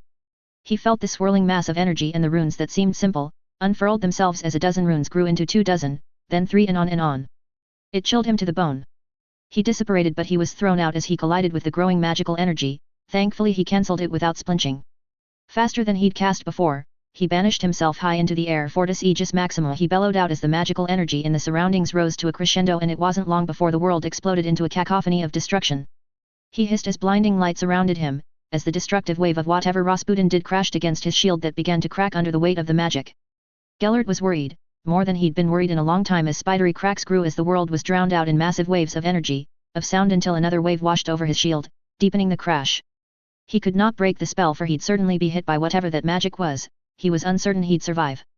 He strained as he felt his magic drain dangerously quickly. The strain of sustaining a shield against the massive amount of energy, a shield that was almost destroyed, was draining him. One last wave hit him and it was enough to destroy his shield, and he just about cashed another shield, an instinctive one that created a bubble around him, as he dropped into unconsciousness from the force of the remnants of the wave of energy. Ord. My, sir. Gellert strained to open his eyes. My lord. Cease your prattling, he muttered, annoyed and pained. He opened his eyes fully and saw he was surrounded. One of his men came forward and Gellert waved him away as he forced himself up. He could not show weakness. Not now. He got to his feet and looked around him with inward begrudging respect at the madness of the Russian. He was in a massive crater, easily half-kilometer wide and deep. Explain, he ordered as he kept his calm and his eyes on his surroundings. My lord, I can't explain. All I could see was a blinding light and an earthquake that took us off our feet before a wave of air threw us off. One of his men explained. He swiveled his head and looked at the man with an intense glare before he broke up and stared at the sky that was obscured. How long ago did that explosion happen? He asked sharply. How long was he out for? An hour or so, sir. The explosion threw us far, one of his men explained.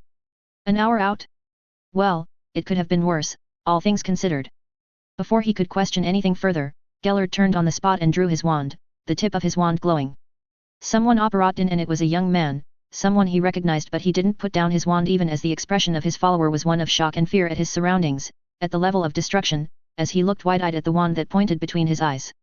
The young man caught himself as Gellert looked at him with displeased eyes. My lord. He hastily said as he got to his knees and bowed his head. Why are you here? Gellert asked in a low, dangerous tone. He raised his head and Gellert could see deep fear in his eyes. My lord. We're under attack. Gellert didn't wait for anything further and dived into his follower's mind. The follower stiffened under the assault and half a minute later, gasped out in mild pain as Gellert let off a subconscious growl. He swiveled his head sharply at the men who'd come with him. Some of our men have reported that they're under attack, simultaneously. Go to all of our bases north of Minsk and they are to retreat, causing maximum damage to the Russians. I suspect that it is a concerted effort to dislodge us from Russia. Nothing can be allowed to be used by our enemies and they are to show no mercy. He narrowed his eyes dangerously as his men looked at him with surprise on their faces. Make certain that they are to activate every single trap. He said with a fury lacing his voice. Is that understood? Yes, my lord, they intoned as they operated out. Fury burbled beneath his skin as realization dawned on him, why Rasputin let himself be found. He'd dismissed the notion at the beginning, a man like Rasputin who'd evaded men for longer than he'd been alive when he didn't want to be found. He turned around and looked at the kneeling young man. His eyes must have have rage in them because the young man looked like he was about to pass out. Leave, he said in a rumbling soft tone, belying the sheer anger he felt and how close he was to losing his patience. The young man said nothing else as he got to his feet and dissipated out with a loud crack. He stared for some time at the crater. He'd come close to death today. He'd undergone a number of vitality and healing rituals that would repair his body at a fast rate, just as it is repairing now. Gellert set his jaw as his fists clenched, the noise of the clenching permeating the distance. Rasputin was a trap. He was in no condition to fight today, nor was he in a condition to fight tomorrow. Enough time to push them out of entrenched positions. You'll create great enemies, JJ Yobdun, Rasputin's voice whispered in his head. That had greater meaning that he would have to dedicate time to. He'd taken steps to compartmentalize his forces into cells, none knowing exactly beyond their cells, who in turn reported to men who'd sworn loyalty oaths and who in turn reported to his lieutenants. He had his favorites, 3 now instead of 4, but he had a dozen lieutenants, all competent. If there were traitors, they should have been discovered given the measures that he'd employed and had his men use. He shook his head minutely. He could not dwell on it, not until he recovered, mentally and magically. He felt his magic and he knew he was nearing exhaustion. He unholstered his wand and weaved it around, feeling the magic of his surroundings. He couldn't sense or determine much, but the taint of dark magic was there. Blood magic, he murmured lowly. Those runes. He must have set the ritual then, his death must have been the activating aspect of the blood magic. He gritted his teeth.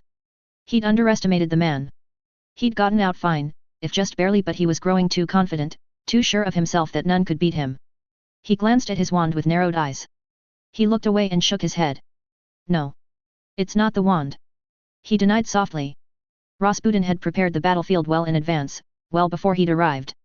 No one could have done this without prior work.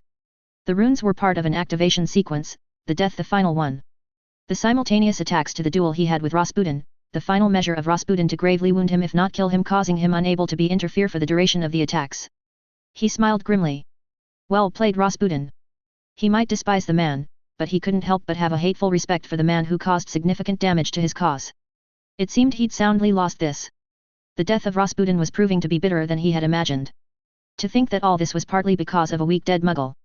He withdrew a small palm-sized smooth stone from the inside pocket of his robes and held it in front of him before his eyes flickered to the crater. His campaign in Russia was a failure. The grim look on his face didn't fade for some time as he stared at the crater. He'd need to be more careful, and more importantly, he needed victories and fast. Men were fickle. None more so than those who followed the strong. His cause was righteous and necessary, but it would not sate the fears of men. Weakness begot weakness, and at the moment, he could ill afford such perception. The mad Russian must be laughing himself silly in whatever hell he was in, mocking him. His eyes hardened. He would achieve his goals, no matter the cost, no matter what he'd have to do. His hand clenched tightly around the stone. For the greater good, and with a swirl, he was gone, his mind fixated on Rasputin's croaking, mocking, haunting laugh reverberated in his mind that he was sure was reaching him from the depths of hell. Chapter 51. Hello everyone, here's Chapter 51. I enjoy reading your reviews, even if I don't comment on it.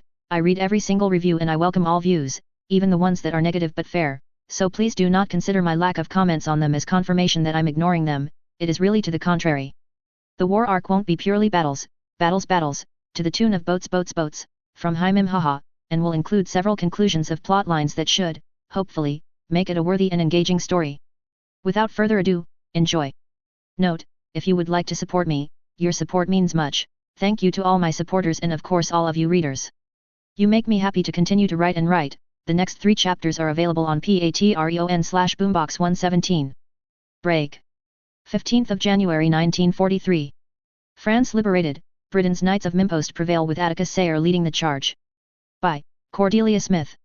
On the eve of the 14th of January 1943, France was finally liberated as the last strongholds were assaulted and Grindelwald's forces defeated. The final push followed up on the liberation of Paris at the hands of the Knights of Mimpost and some of the French resistance fighters who joined in the assault on the occupied French ministry building on the 13th of January. Magical France is in the debts of our allies Macusa, the ICW, and of course Lord Sayre and his knights. Lucas Peltier, the acting French Minister of Magic, had said. Lord Sayre and the knights have valiantly fought for our liberation and France will not forget this great act. Our contacts in the French ministry have suggested that several of our heroes are set to receive Médaille de la Valence, the equivalent of an Order of Merlin first class. The forces of Grindelwald that evaded capture are now scattered across France. Several task forces are scouring the country for any remaining enemies. This latest development brings an end of almost a year of occupation. Leonard Spencer Moon POV. He threw the paper on his desk in disgust. That damnable boy was going to sink his ministership. And that piece of hippogriff paper was helping him do it. Oh, he knew the boy was behind the whole damn thing, using the paper to effectively write himself into damn legend. And there was little he could do about it. Every single option he had would only set him on a warpath against the Sayres and the owners of the paper, and that was not an option he could afford at this moment, and it would likely break their agreement. Not when the damn paper was the greatest thing since Quidditch according most of the population. It was riveting them, being able part of the war from the comfort of their warded homes as the war was detailed out in the paper. The thing was, Leonard had grown up in a peaceful British Empire, the last Dark Lord hadn't touched the Empire for over a century. They'd lived in peace, there had been no threats to the magical communities of Britain, and he fondly remembered those times. He remembered grumblings internationally of the crimes of Grindelwald, but he, like so many others, had been unconcerned, dismissive of the threat he posed. Until 1926, the news had washed over them like freezing cold water, drenching them in surprise and fear with how close they were to the breaking of the statute. From that point, they'd paid attention and somewhat assisted when they were asked.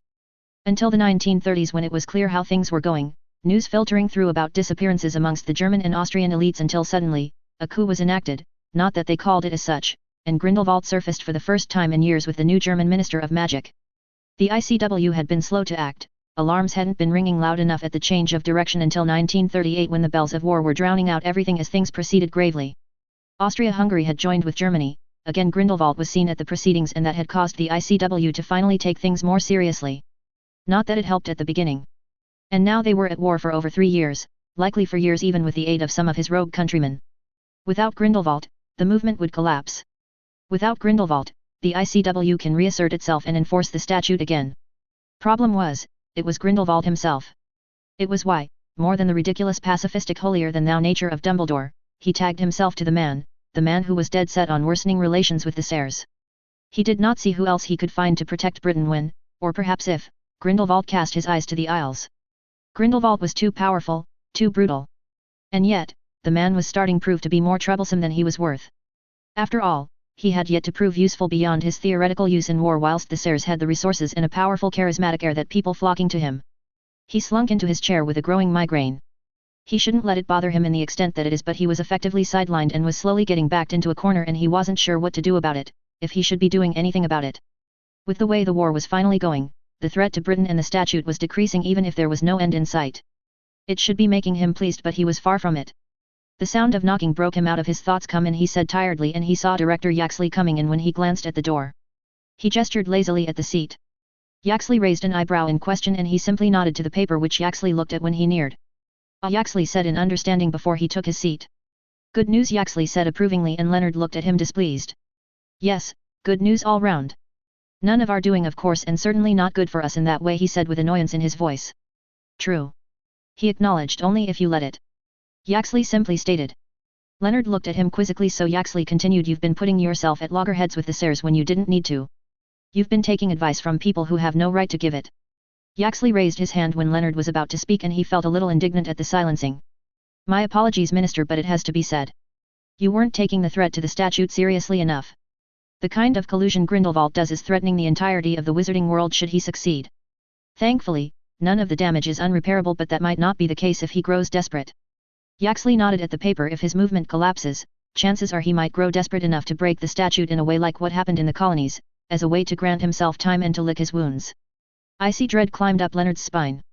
Exposure to such a scale, during a war whereby the ICW and many other members were embroiled in, could lead to the statute breaking completely with no amounts of repairing feasible in the near future. When the statute had been enacted, much of the community had already gone into hiding, and there had been a concerted effort by over 100,000 magicals working together to wipe magic off the memories of the Muggles. It was the single greatest act of cooperation. He wasn't sure such a thing could even work with the amount of Muggles nowadays. He'd been shocked to discover not too long ago about the tens of millions of British Muggles alone. He hadn't been truly concerned to the threat of the statute, thinking that since it hadn't been broken in the last few years, it wouldn't break now. "What would you have me do?" he asked tiredly as he waved a lazy motion. "I cannot change my stance. I've staked my career on it," he said with thinned lips. "I also cannot keep my stance as it is." Grumblings are rising with every act of. He scowled a little. "Heroism," he nodded at the paper. "They are doing with regards to the ministry." Yaxley remained silent for a moment before he looked away deep in thought. He turned back to Leonard. "Approach it from a different angle. You can't change your stance without looking weak, that is true, but you can change your stance, the stance that you have been hiding from the public, to the knights." He said the last word with a little upturn of the lips that left soon enough leaving a serious expression. "Support them. Not with men, of course, but with aid, material, potions, healers, and so on. Call it part of your duty to aid our countrymen even if you disagree with them. It would put you in favorable light." Yaxley smiled wryly. After all, Don't friends and family argue but still help each other when it is needed? That approach will be eaten up by the public. He shrugged as he looked at Leonard. Besides, we're providing some of that to the ICW already, but we can do plenty more for our countrymen. Yaxley finished. Leonard looked at Yaxley surprised, who looked at him a little amused. No doubt he expected that surprise. Yaxley was cunning to be sure, but he hadn't seemed to be as astute as he just shown himself to be. A certain political mind. Leonard looked away and mulled it over. It could work. It would even get him out of this confrontational relationship he had with the Sayres. He looked at Yaxley again. That is a sound plan. He nodded to Yaxley with appreciation in his eyes. He would also be able to meet with Benedict and suggest this. The Sayres might not need potions as they'd be able to purchase enough of it, but healers, well, that is something that can be offered that they could take. You're not here for just that though, are you? Leonard asked, and Yaxley nodded. One of our undercover teams are trailing the group we're suspecting that aided the attack on Godric's Hollow. Leonard straightened out. He'd tasked Yaxley to figure out who the traitors to magical Britain were. They might not be able to do much about those within the Wiesengamot without concrete proof they wouldn't find until other followers ratted them out, but some of the filth in Nocturne Alley were easy enough to tighten the noose on. Well, go ahead, Leonard said as he sat at attention. Break. 16th of January 1943. Atticus POV. He glanced at the men that were in the command tent that they'd set up in near the ministry building, which was still being combed over by the French to ensure it was safe. He was surrounded by the most senior commanders of the Allied forces and by Harfang Longbottom and Perelius Parkinson from his organization. We must push into Belgium first. Lorgod stressed in a heavy accent, the French commander that led the French forces that were independent from the Aura department as they stood around the European map that was painted on the floor. The map highlighted the regions of their status, the regions that were free, that were contested, and the regions that were occupied. Lorgod flicked his wand and several regions were highlighted. If we take out these bases, the path towards the Netherlands opens up and suddenly we are bordering his key territories. Jack Sinclair, the Macusa commander of the American forces, shook his head. We do that, we leave our east and south wide open. He glanced at the French commander. Do you really want to leave France open like that? He questioned. Lorgod glared at the man, sending a piercing look at the American. Half of the French forces will remain behind. We've suffered the most casualties out of any nation. Sinclair laughed derisively. So you want us to push through Belgium, which we know has some of the most heavily garrisoned bases in Europe, whilst your people remain behind, leaving us to do the bulk of the work? He asked contemptuously. Lorgod set his jaw and tightened his hold on his wand. Atticus tuned out the argument and refocused his gaze at the map. Belgium was completely occupied, the magical net over the country was tight. He and his comrades had stepped into lands within the net, and it took only 15 seconds for them to come out and meet them. Most ministries had magical nets that cast a country-wide net of apparition and port-K detection system that heavily monitored unauthorized magical travel via those two means. During wartime, that meant excursion were more easily noticed. Anchor stones held the magical nets, whilst wardstones throughout a country acted like relay stations that strengthened this net and allowed anti-apparition and port-K wards to be activated that would prevent access within the boundary. Anchor stones themselves could create kilometers-wide anti-apparition and port-K wards, the same kind of tool used in Godric's Hollow that prevented him from being able to apparate to his family. Magical travel via brooms were the easiest way to circumvent this net, but some countries were able to detect magical signatures in the sky, like Britain. Like Belgium. Like France. He and the Knights of Mimpost used this to their advantage, baiting and trapping Grindelwald's followers through guerrilla warfare tactics. This method had allowed them to take out significant number of followers. To give credit, they'd caught onto it and had in return created traps in the bases that they took out, which had cost them half a dozen men. From the 200 or so men that had joined with him, about 30 or so had died, but they've managed to kill over 200 of their enemies whilst they captured roughly half that number in northern France. Luckily they managed to organize a drop-off of prisoners with the ICW, otherwise the captured would have been a drag, and well. Their push towards Paris had been bloody and had been constant fighting. They'd lost 20 casualties, 6 deaths and 8 permanently injured, whilst the rest had been out for the count in that push, whilst the number of deaths they've caused was around sextuple that number. Most wizards fought duels, and it never was more prevalent than the run-of-the-mill dark wizards that they'd faced. However, he instructed his people to fight, which was markedly different. Nothing was forbidden and everything was used, as creative as possible, as efficient as possible. Their early losses had been their reluctance to do as he trained them to, but they quickly got over it once they saw how eager their enemy was about killing them. They worked in small teams, 7 to each team, that watched each other's backs as they fought. Those were better at defensive magic shielded the magicals were excellent in combative magic who hammered the front. This caused most of their success, the rigorous training within teams that cut a sway through their enemies. Harfang Longbottom had surprised Atticus. He had a kind of deviancy that he hadn't expected from the jovial man and created numerous methods that whittled down the enemy with minimal losses. The dynamics of the Knights of Mimpost was structured. Longbottom, Parkinson and himself were the main leaders of the organization. Whilst none of them had any particular experience in warfare before they began, Parkinson did have aura training and helped train discipline in the men. Longbottom was the man who predominantly came up with suggestions about how to utilize various methods when they'd decided on a plan. Atticus himself had the final decision on whatever plan they'd come up with. He'd found it strange, the leadership position that he had at the age of 18 when his organization held various men who were decades older than him. Magical power mattered significantly when it came to perception of leadership. It might well be something deep within magicals, a kind of primal instinct within magicals. It made sense why Dark Lords and Light Lords kept popping up grabbing a whole lot of followers. Perhaps it was something that was even exacerbated in werewolves, alphas being not only those who were physically powerful but also magically. He supposed when tangible power could be observed, things were going to work out like they did more often than not.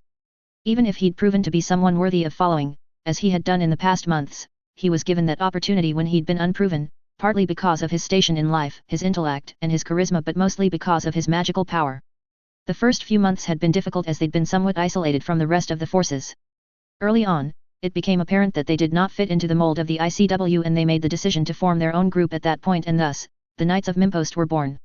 As a consequence of their isolation, it meant that they'd face some of the heaviest fighting as Grindelwald's forces tried to snuff them out. Vermeer had taken personal insult to his successes, and in the end, a battle to the death had occurred. His fighting skills had improved significantly leading up to that fight, his dueling technique focused on efficiency, which was refined over the past few months, and of course heavy use of transfiguration. His large reservoir and fine control made him a nightmare to fight against, like what Vermeer had found out. With fluid transfiguration, countering transfigurations were difficult as the magic was fed continuously from the caster, whilst counters were spells that disrupted the transfiguration but did not disrupt the magic from the caster, so ultimately it would not work. Similarly, you would have to overpower his magic if you were to try and transfigure a transfiguration, something that most people would not attempt and could not succeed at. Dumbledore probably would be very difficult to fight against as he'd be able to do it, Atticus imagined, whilst Grindelwald probably would be similar enough. For those two, he'd have to use a different fighting style. Atticus held a grudging respect for Vermeer, who had been a nightmare to fight against. His speed was incredible and Atticus had found it difficult to deal with him at the beginning. Luckily, Battle Charms was substantially better at shorter range and Vermeer knew that. He kept on closing the gap, his fast reflexes and varied repertoire had made it a difficult battle, but in the end, his constant push towards Atticus opened up a pathway where his own fast ritually enhanced reflexes and fighting skills had been too much for him and he'd killed him. It did highlight weaknesses in his fighting skills and he'd been making sure to close it. Not only that, his ability to see magic was deepening, to the point whereby he almost could sense the kind of power was being gathered for a spell. He wasn't yet at the level whereby he could interact with the streams of magic that were in the world, that would take significant amount of practice he imagined, but he was beginning to understand. His dreams were improving too, in their accuracy. If there had been any that had been against him being in overall charge with regards to their plans, they by now certainly had nothing against him in that role. He was getting better at interpreting his dreams when / if there was no context to his dreams, and as such his instincts with regards to what they'd have to do was more or less on point. The nudges he felt on occasion had not led him astray, so far. There is also the matter of the Italian ministry. Atticus looked at the ICW commander Gaston Ramirez, who'd spoken, an accomplished man who'd been the assistant director of the ICW Oris before he was promoted as one of 3 senior ICW commanders.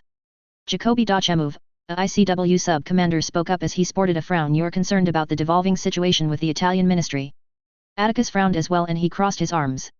The Italian magical community had been embroiled in a civil war for some time. It had stemmed from factions who'd allied with Mussolini, mirroring what Grindelwald had done with Hitler. Several dozen noble families with deep pockets had instigated a power struggle with the ministry, noble families that had economical links with the Muggle world, as they fueled and propped up the Mussolini dictatorship with massive amounts of galleons, and as a consequence, had blown into a full-scale civil war that by now was simmering down into a state of Cold War as both sides were licking their wounds since casualties mounted on both fronts. Until they received word that Vladimir Dukovsky, one of the senior men within Grindelwald's organization, was seen in Italy. It was alarming to say the least. Vladimir had last been spotted in Dimstrang, tasked to keep a tight hold on the northern magical communities, and him being in Italy did not ease their concerns, especially when the so-called Cold War was threatening to become hot again. Ramirez inclined his head. "Yes, eventually we'll need to interfere there, but we all know that we would be stretched thin if we proceed to begin operations Belgium, Germany, Switzerland, and Italy." Atticus looked at the map with an intense gaze. "And then there is the matter of Grindelwald himself," Baramba said gravely, another sub-commander of the ICW, causing everyone to look at him. "Should we split our focus like it's being suggested, chances are he might catch one of our groups unaware and potentially deal a devastating blow." An uneasy tension rose through the room. None of them had forgotten about Grindelwald, but with him out east, it was something that had been reduced to a high priority instead of a critical one, as they sought to free magical countries from his grip and reduce the number of men under his wings. They all knew that for this war to win, Grindelwald had to die. Problem was, he was an insurmountable problem, for the moment. Surely with the Russians pushing him out, he'd remain there to regain the advantage. Longbottom asked with a questioning look. Baramba shook his head no.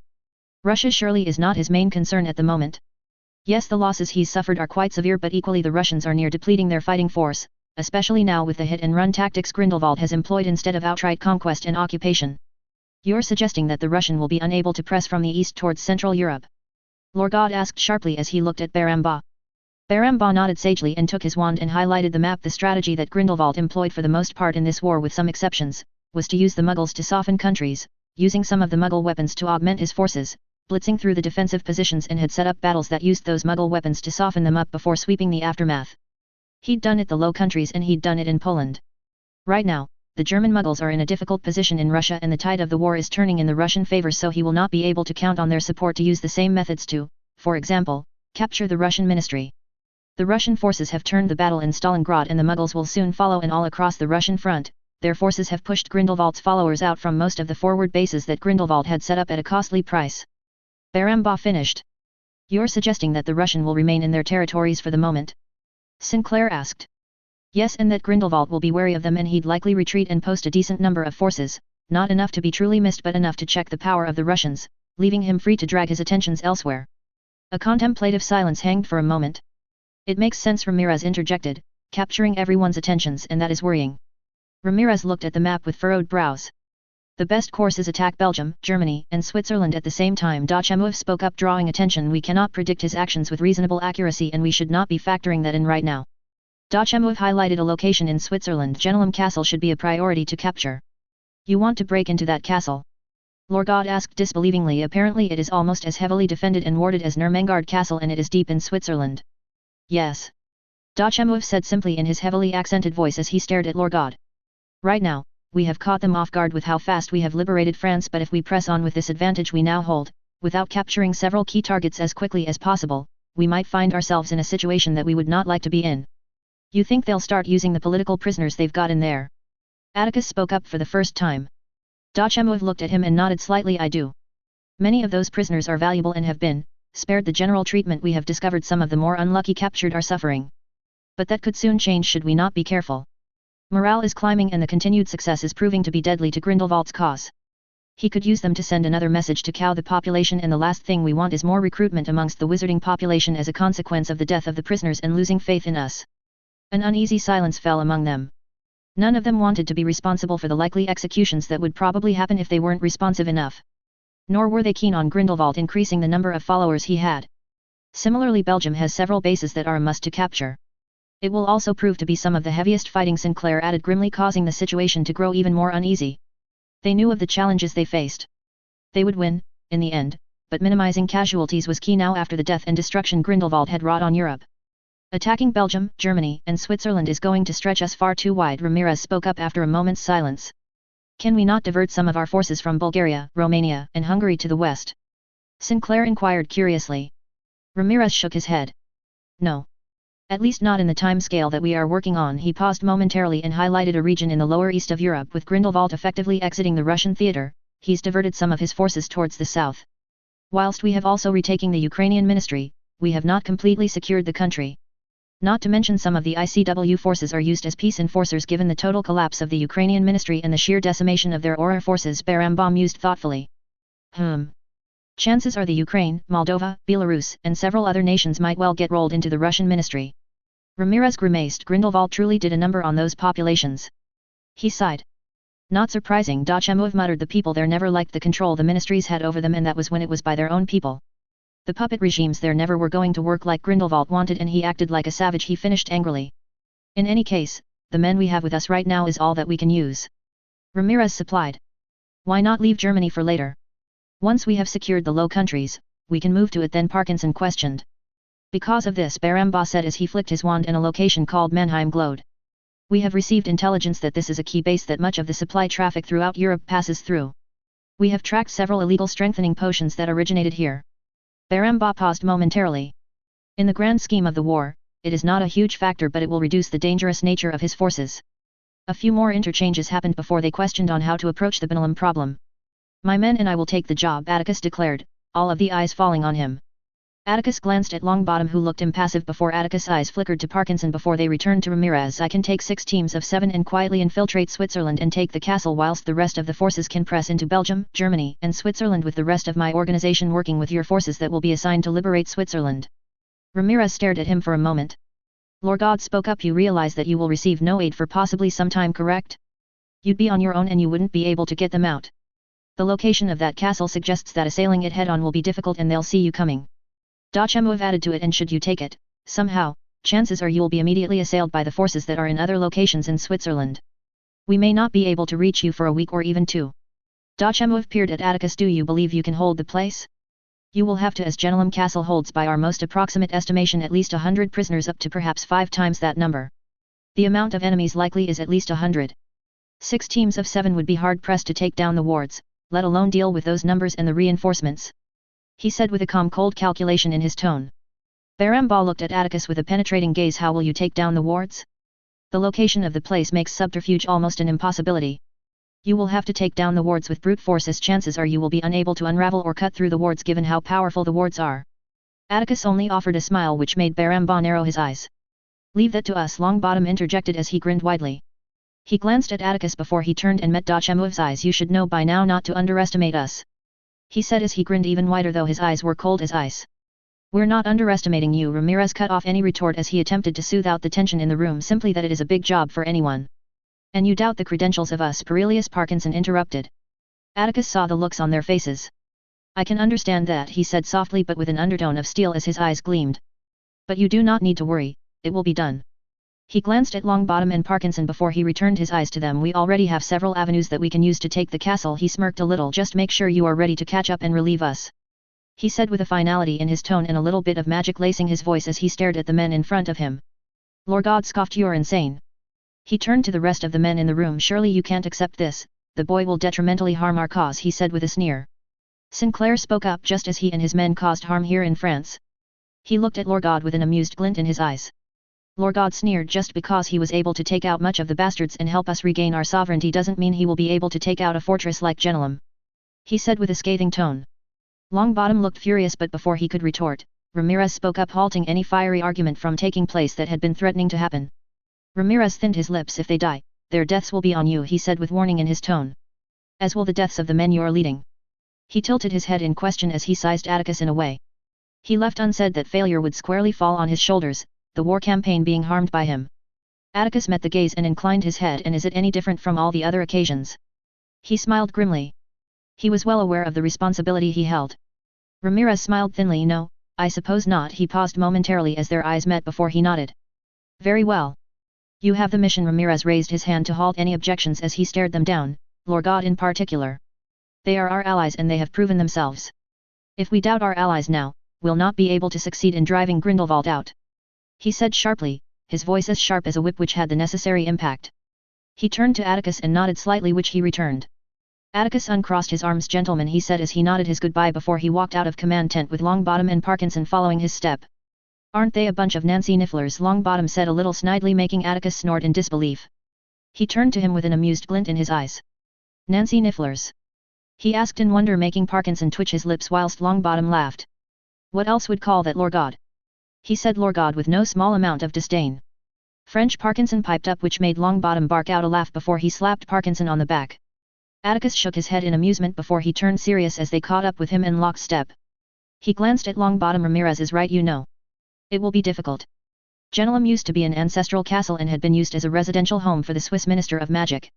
The wards on that place won't be a joke, he warned. Not only that, they were seated on top of a hill that oversaw the entire region with ease. Taking down those wards will be difficult and they'd be under assault the entire time. Longbottom sobered up and nodded curtly. It will be. He smiled dryly. It will only make our achievement ever greater. He laughed heartily.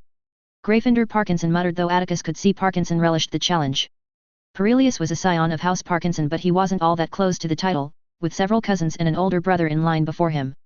He was about 40 years of age, having been an auror for a while before he became a mercenary that worked with Gringotts, hunting bounty on those who incurred debts with the bank and did not pay on time. Apparently that kind of job was several times more lucrative than being an auror and more dangerous. It seemed that the goblins preferred to hunt the offenders down at a loss whilst making up for it in reputation, in the long run causing less people to default on their repayments. He'd been a Slytherin in his time, like most Parkinson family members, so it was a surprise he decided to sign up onto the call of duty. Atticus did get the distinct impression that he wasn't all that patriotic, rather someone who was a bit of a thrill seeker, just a lot more muted than the rest of the people who joined who were markedly Gryffindor graduates. Bah! You know you're secretly a Gryffindor at heart, my friend Longbottom grinned at Parkinson, who narrowed his eyes. You know that could be construed as an insult. Parkinson posed mildly at Longbottom. Effectively calling me a reckless idiot. He raised his eyebrow as they passed through the magical district near the ministerial building. The command tent was located between the magical district and the ministry and was teeming with aurors and the like. Longbottom looked at Parkinson balefully. I'll have you know that it is called bravery. Longbottom smiled genuinely at Parkinson. Something we all know you have in spades. He said with a teasing tone to it. Atticus' lips curled up a little as he absently listened to their little good-natured spat. Despite the deaths amongst them, they were relatively all like this, a kind of comradely sentiment developing with them all. He couldn't really say that it wasn't the same for him. He understood a little better now about what they say about bonds of war and whatnot. They arrived at the building they were holed up in and Atticus informed them of the next assignment they have. He didn't pretty it up and pretty much told them that it would be a difficult assignment and chances were deaths could be high. Even so, the men remained spirited and even enthusiastic at the chance. He'd seen in a vision that they'd get in and that they'd face several challenges when they'd started, but he didn't get any indications they'd lose overall. He didn't let that cloud his mind, however. His visions were guides, visions that were likely to come true but could be changed, and hence he did not follow it blindly. Aurelac had spoken the truth when he said that only experience would help him hone in his skills. As evening dawned, he sat on the roof, on the edge of the building with his legs hanging off, overlooking the main magical district of Paris, Cavalier District. Repairing the district was ongoing with a sense of joy in the population. Apparently and shockingly, the men who followed Grindelwald were not decent people and often harassed the population.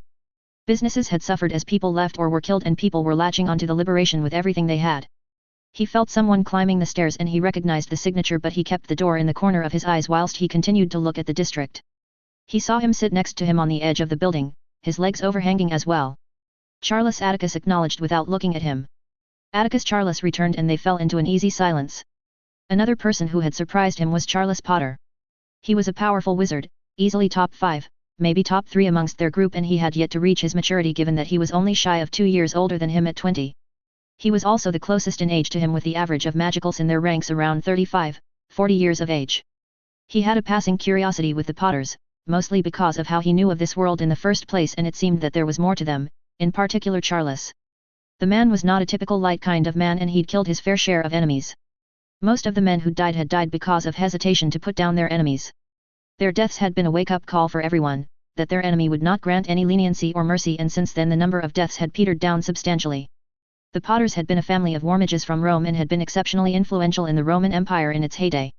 When Rome aided Cleopatra in the civil between Ptolemy XI and Cleopatra VII, they'd been at the opposite sides as the Sayre family. The family name had been different then, had been the priests of the pharaohs responsible of ensuring droughts were minimal, and had come to the aid of Ptolemy. That war had reduced the Sayre family to only 2, and wiped out many other Egyptian magical families, before they left to Ireland around 47 BC. The Romans had developed wands, a game changer that truly was behind the magical conquest of the Romans, and the Egyptians who used staves and so on were unprepared for the deadly and lightning-quick magic that wands allowed.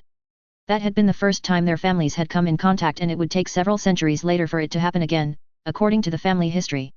The Potter family were interesting in that way, from war mages to a family mostly kept to themselves, but it was clear, throughout history, that the Potters easily fell back into the role of warrior when it was called for. Charles Potter reminded him of those ancestors of his. Charles was more traditional than what he knew of Fleamont, but he was fair and open-minded. No doubt an open mind was necessary if you were willing to tangle with a black after all. Probably to even out the crazy in the blacks with a patient and flexible mind. Over the past few months, they'd spoken more and more, about dueling and fighting, transfiguration, and even about Doria, given that Atticus was well acquainted with the girl, the woman. Someone he could call friend if he was so inclined. And Charles was someone he could see become a friend. Something he'd pondered about. Friends. He hadn't done anything to the green grasses yet.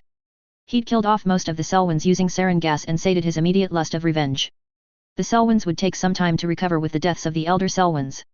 It was his way of forcing a restart for the family, as he had no desire to kill off children if he didn't have to. The words of his mother had a substantial effect on him, just as the words of his sister of ensuring that he did not become a monster. There was a reason why he'd done it whilst the younger Selwyns were at Hogwarts or at home with their caretakers. He knew that the investigation had been chalked up to another assassination by Grindelwald, which had the added effect of causing disorganization amongst the British traitors who sided with the Dark Lord. It wasn't much, but it wasn't his job to dislodge the supporters from Britain. That was Spencer Moon's job. With regards to Nymera and her father, he peered down the streets and saw a few young people walking, their words unintelligible but the tones indicated a level of excitement. Nymera's betrayal hurt. She was one of his first friends, in either world that he chose. And she betrayed him. He'd intended to cure her family's blood maledictus, to cure the curse that their family was saddled with that left the females of their family weak and the males low in numbers. They rarely had more than one male in their family line in each generation, and often when the heir of the family was female, they'd marry cousins in that generation. Most of the time they never had more than 2 consecutive generations where the heir was female but the line was dwindling. He'd intended to help her. He wasn't sure how to go about it, but he suspected that the family magic was partially tied into the curse because blood was tied into the family magic. She never explained the maledictus, but he had an inkling someone tied the green grass family magic with the curse through a form of sacrificial magic. He knew that the green grasses had expended a lot of gold on finding a cure, but they'd never found it, or perhaps they never found a way to disentangle it because of the family that had cursed them. The origin of the curse was a mystery to everyone except perhaps the green grasses. At least for their sake they should know about the origin, otherwise it might never be cured or countered. And they would never receive aid from him or his family. Damien Greengrass was going to die, there was little doubt about that. Nymera, however, he had no idea what punishment to give. Would he kill his former friend? It bothered him that he had no idea what he'd do with her. He understood the pressure she was in, the choice between family and friend. He doubted anyone who'd choose any different to her, bar maybe a few. Problem was, she did it to him and he despised betrayal more than anything else. He knew what Emily would say. You seem deep in thought. Charles broke him out of his thoughts, causing Atticus to blink. He turned his head towards Charles, who was scrutinizing him. Atticus smiled wryly before he turned his gaze at the district below him, just thinking on the future. What it holds, he said in a mild tone. Charles hummed to that and said nothing for a moment. Our esteemed, inspirational leader thinking on the future, he said with a laugh in his tone, causing Atticus' lips to twitch. Charles had mocked him lightheartedly about the news they were sending back to the Isles. It seemed that their exploits were becoming legendary back home, just as he wanted. The more astute of their group knew that there was more to this than simple duty, none more so than Charles, who'd actually gone to school with him and had interacted with him if only vaguely. Someone in our group has to think on it. He glanced at Charles in the corner of his eyes. I'm surrounded by rash, reckless Gryffindors. His lips twitched before he continued. Better I think on where to point you lions than let you go like headless chickens, he said amusedly. Hey, I'll have you know lions are excellent hunters, fighting is in our blood, Charles said in a baleful tone. No. That is not true. Lionesses are excellent hunters. Lions are lazy and think only on food, pussy, and fighting other lions. Atticus said as a smile bloomed on his face. Charles laughed loudly at that. You say as if that is a bad thing. Which finally caused Atticus to laugh with Charles. They fell into a comfortable silence. The silence of the night was soothing to him in this moment as he peered his gaze across the horizon. So many of his plans, his desire for a secure magical country, his desire to elevate his people from what they were, all of it depended on creating a legend in the here and now. He'd lied to Emily when he said that he believed war with the Muggles would leave them nearing extinction, if not actual extinction. In this era, he could see victory of some sort. The world wasn't connected yet, not like it will be in the future.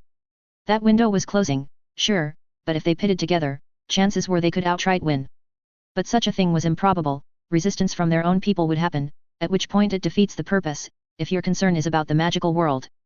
Grindelwald did not understand this, or he did and thought he would win. Even without Dumbledore, Grindelwald's movement eventually would be defeated. It was a numbers game.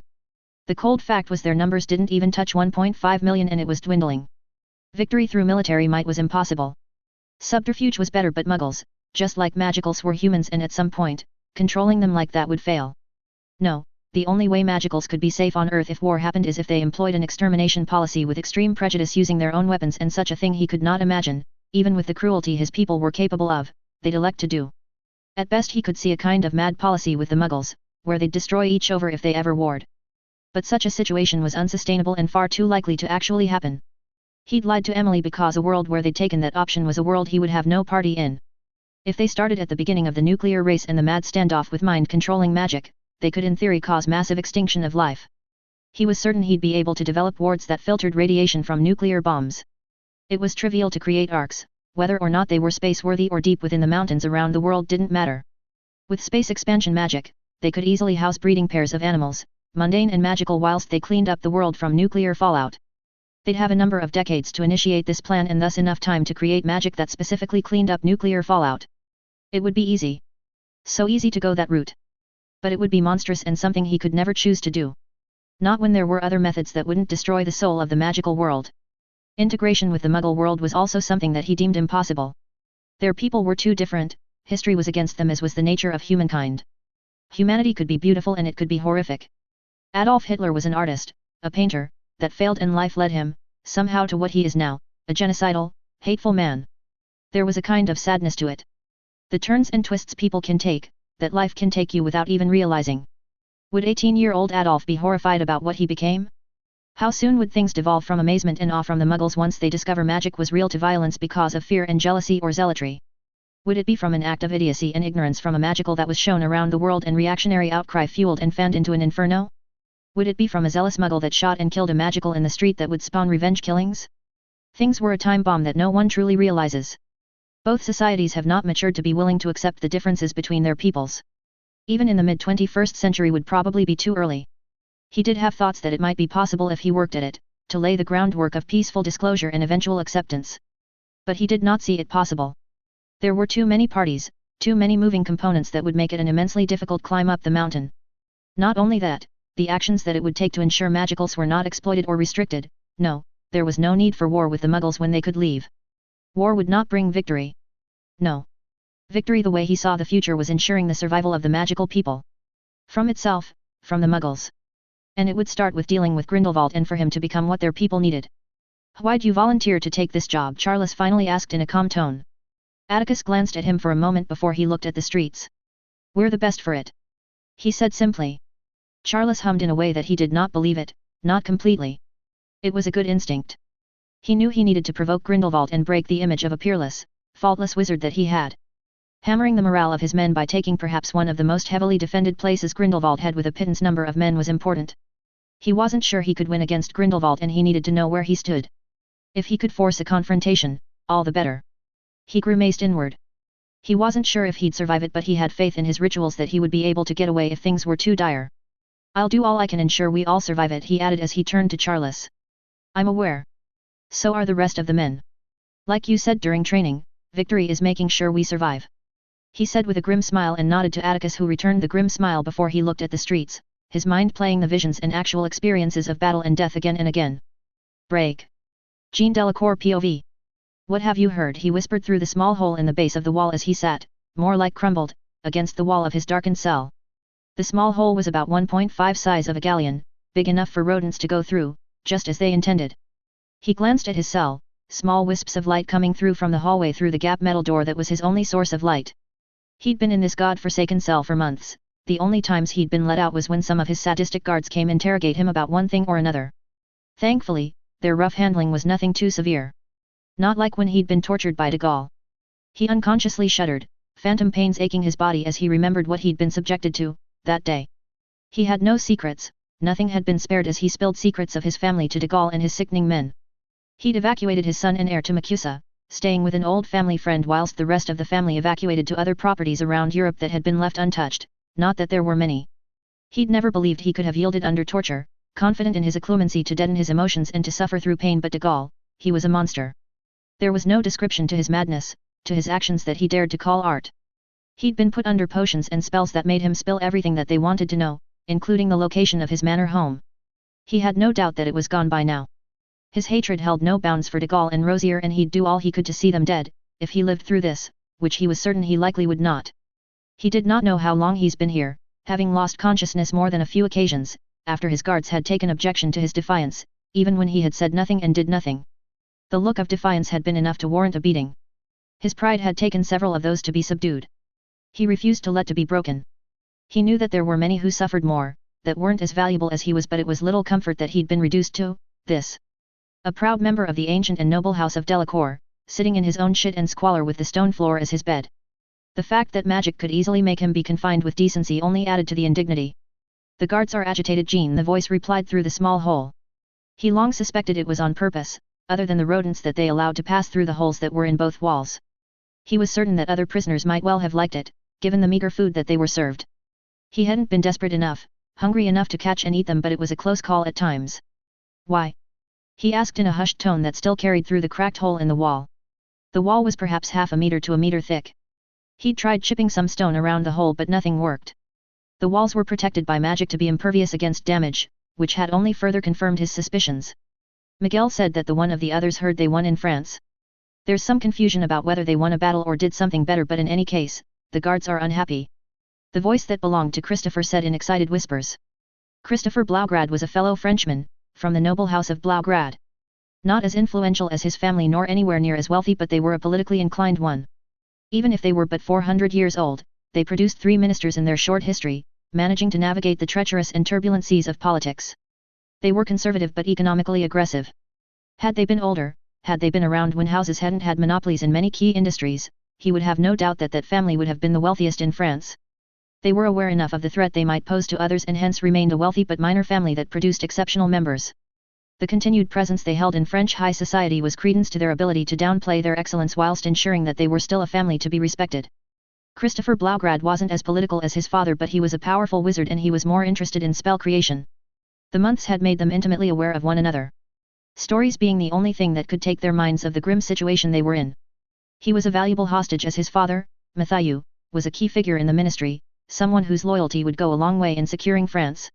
Whether or not Grindelwald succeeded in converting the man was unknown, though the fact that Christopher still lived, it seems that there must be something there. Not that neither mentioned it. Jean himself was only really alive because of the wealth he possessed and how tied in it was in France. Should he die, his son that was safe would be the inheritor, far from his clutches. At least that is what he suspected. Conquest was one thing, but keeping it was always going to be the hardest part. After all, they knew of the lessons of Napoleon, even if he was a muggle and the situation was different. Unhappy guards are good for France but bad for us, he murmured through the gap in the wall. Just so, Jean. Just so, Christopher whispered softly but carried an undertone of fear and resignation. We can only hope that we are rescued before they cut their losses. I haven't heard Miguel hear from the others that they know where exactly we are. The bastards have done an excellent on keeping us isolated and clueless, but we can't be too far from France. Maybe we are still in France.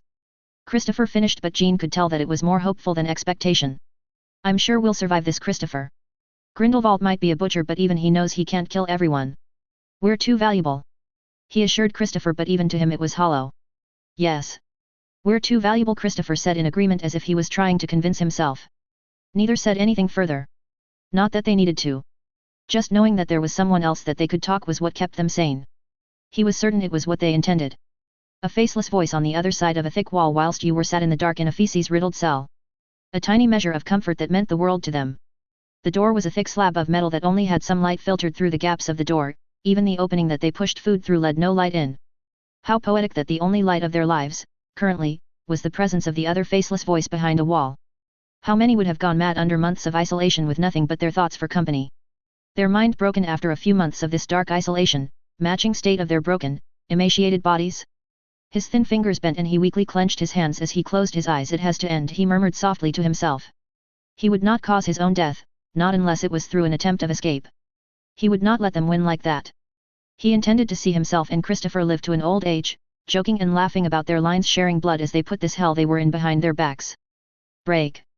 Viola Cleto Beauclerk POV. Most of the patients have recovered from the malnutrition, Catherine Cole told the room that was filled by MACUSA heads of department. Each month, a meeting was had with the president where they'd go over each department. At the moment, Catherine Cole, the director of the healer department, was informing them of the Jewish muggleborns and squibs that had been rescued from the Nazis. Most. President Chadwick Calderon queried. She grimaced. Most only really suffer from malnutrition and exhaustion. The children are better off but still have the same conditions, she said carefully, but almost a third of the parents are no-mages who won't respond to potions because they have no magic in their blood. Whilst all of the no-mages suffer from malnutrition, some of them have other ailments that we won't be able to heal. These are no-mage diseases like cancer and tumors that we are ill-equipped to care for. She surmised grimly. Salinger, the head of international cooperation, spoke up. Would no-mage doctors be able to? She shook her head. Unlikely. She turned to Niles, assistant director the healer department. As far as I know, the no-mages can't cure those ailments. She asked curiously and Niles shook his head. No. They can't cure cancer and neither can they cure tumors, but they tend to cut them away if it is accessible at the very least. One of the things that MACUSA was far better at was monitoring the capabilities of the no-mages. After the witch hunts, a concerted effort was made to ensure that they were aware of their capabilities, which only increased when near breaking of the statute happened in the middle of the 1920s. Viola had thought that this was something that every magical country should do, lest they find themselves caught off guard. Unfortunately her homeland only disdained and despised the no-mages, making them ignorant of them. They weren't the only ones, far from it, most of the nations in Europe were like that. The colonies, past or current, all were better informed than the homeland. Not surprising, she mused, given that most of the people who'd left Europe had been the unwanted and the non-pure blood. Her nephew, Atticus, had told her of the ignorance most of the ministry had with regards to the bombs, something they'd known about for decades. It didn't surprise her at all. Catherine nodded. Those ailments unfortunately then are terminal. She paused momentarily. But there are other symptoms that my scans aren't quite able to discern other than what effect they have on the no-mages. Unfortunately, like the cancer, our potions won't work on the no-mages. The president pursed his lips before nodding. In that case, inform them about our assessment. It's a pain that we have to look after the muggles. Ric Flair, director of No-Mage and Magical Liaison Department, muttered. Catherine Cole sent a sharp glare at Rick, but the president interceded. We cannot not care for them given that we have accepted taking in the young children. The president said warningly, causing Flair to look a little abashed. He continued, besides, their testimony has been useful in informing the muggles of the crimes that are being committed but by the Germans. Really? Les Ferdinards, the new director of the MLE, asked. The president nodded in affirmation. Yes. We've organized for some of the rescued no-mages to testify to some select senators. Obviously the secret of magic was maintained, he added pointedly before he continued, and their testimony is kept in secret until after the war. The president grew grim. There is valid concern that should the world know of their testimony, it would get back to the Germans, and that is something that the victims nor our no-mages counterparts want. The concern being that they'll use even harsher methods. Les Ferdinards asked. The president shook his head. No. The concern is that they'll exterminate the Jewish no-mages at a faster rate than they're doing now, he said with an emotionless tone. Viola's eyebrows raised and she saw several individuals were in shock as well.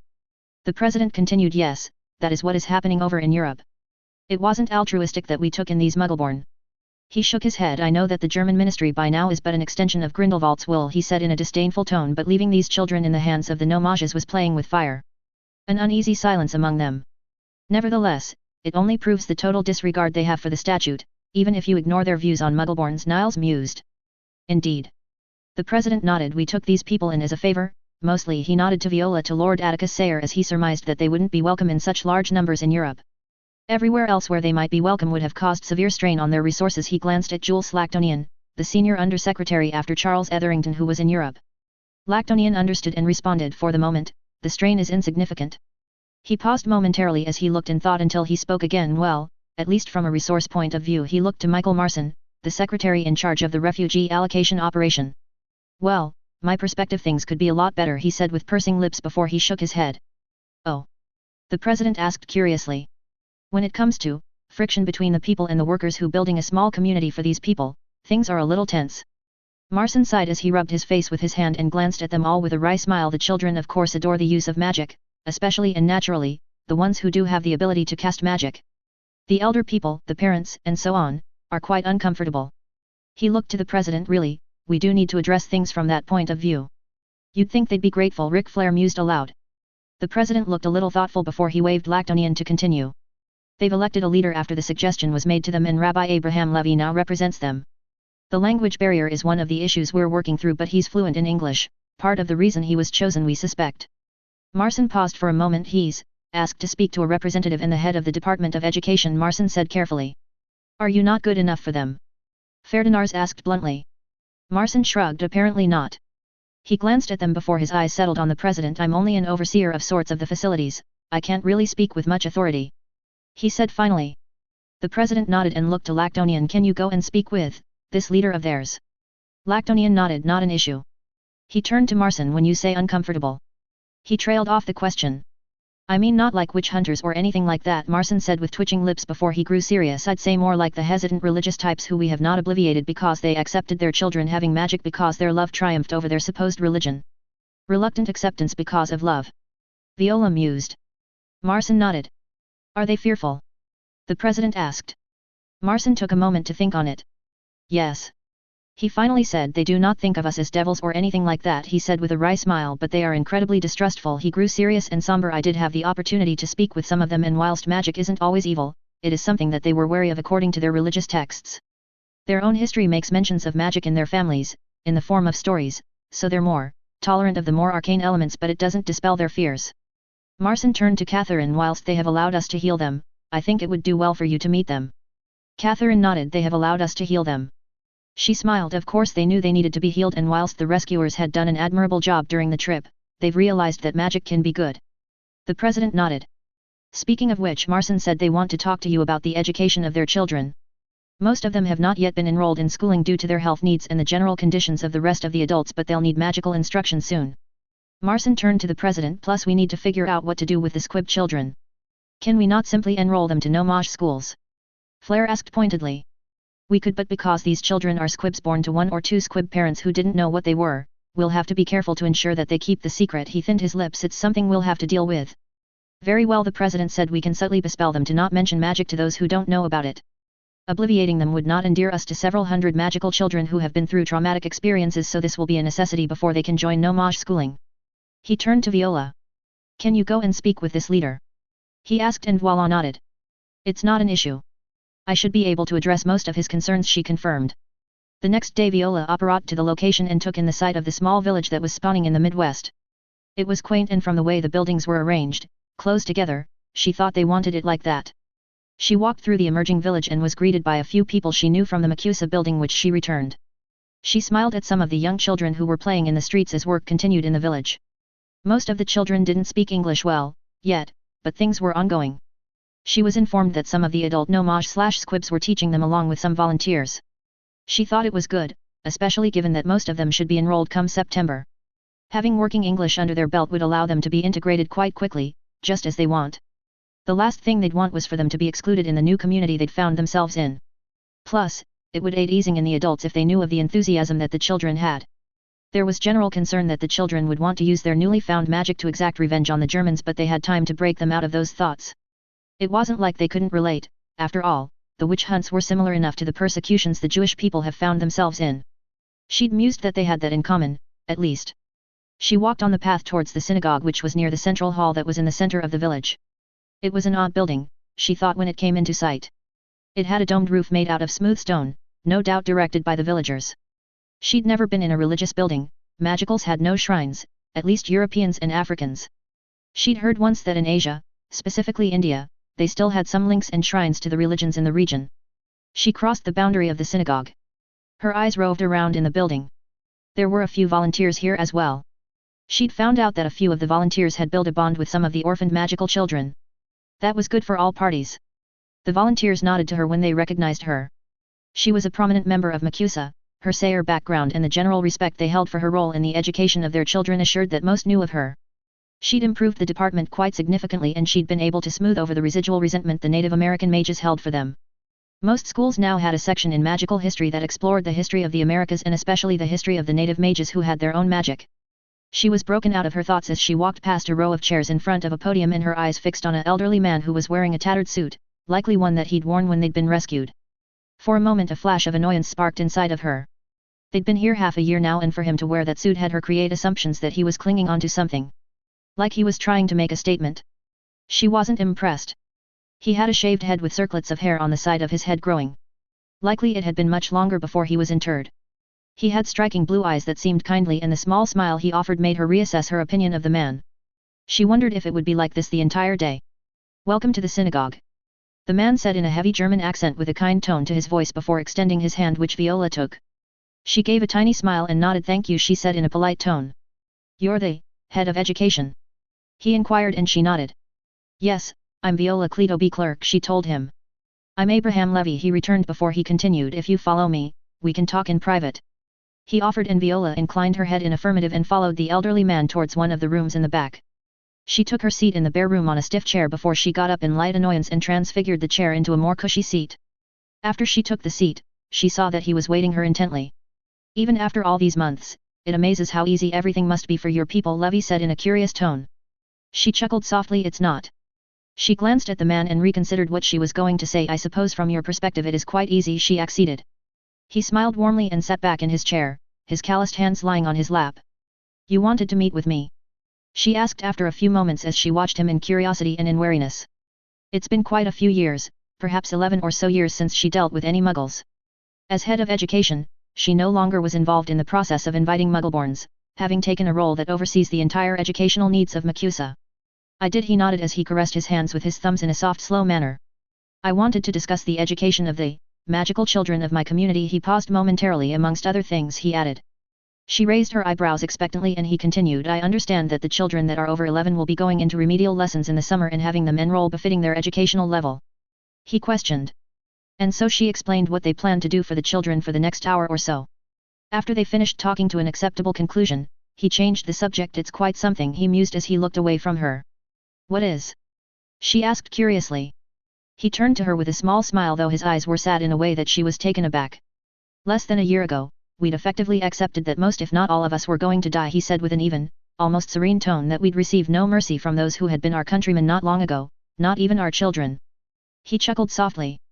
Who knew that the odd things that sometimes happened around our children was because they were magical rather than the odd happenings we've chalked up to the greater mysteries, much like the stories of olden times we told our children. He shook his head, being introduced that there is even more to this world, a side of the world that is hidden and wondrous in many ways, was quite eventful. He looked at her with warm eyes. And you continue to aid us even when there are some of our people who look at you with distrustful eyes. The children are innocent, she offered to him, not sure what else to say after his comment about the Germans. Yes, he inclined his head. The children, he said with distinctly colder eyes. They are the main reason why we have been rescued. He asked more in a statement kind of tone rather than anything else. They are, she answered honestly. She tilted her head. Have you not been told this? She inquired. We have spoken with the people here, he said truthfully, but they don't know exactly. He eyed her curiously. But you do? He said with knowing eyes. I do, because of my relationship of the person who facilitated this rescue, she replied. Atticus Sayre? He asked intently. She nodded. My nephew. He nodded absent-mindedly. These past months I have been, often thinking about our situation. He turned to her with sharp eyes. Why us? He posed to her. You know your nephew the best. You can answer this the best, he asked of her. She frowned at this line of questioning. What was he digging for? Magical children are precious. My nephew recognizes this. She smiled a little fondly as she remembered his adorable little lectures. He's always been an advocate for magicals, regardless of their background, even those who are squibs, those who have magic in their blood but can't cast it.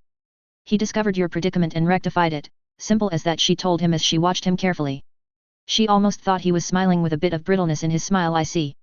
He nodded slowly. I thought that might be the case. He paused momentarily as he seemed to contemplate something as he looked at his hands. And only those who had magic, he said carefully, or related to them, were good enough for him to rescue. He posed to her in a light tone that she thought was very false. It was almost an accusation and she needed to shut it down. She looked at him with a stern look. Our worlds have been centuries for centuries, even the rescue was technically against our highest laws because of the militarily nature of the circumstances. Only because of the number of Muggle-born children was this fact overlooked. Of course the successful extraction without exposure was another, naturally. She paused as she let that sink into the man. We've worked hard to ensure the traces of magic has been removed as much as possible from the no-mage world, she said with pursed lips. We have found, extensively, that no-mages are not quite accepting of things they do not understand. I know this more than most, given that I have personally helped rescue children from abusing parents who believe their children have the devil in them. And even when we explain that it is merely magic, we're accused of devil dealing by quite a few of these people.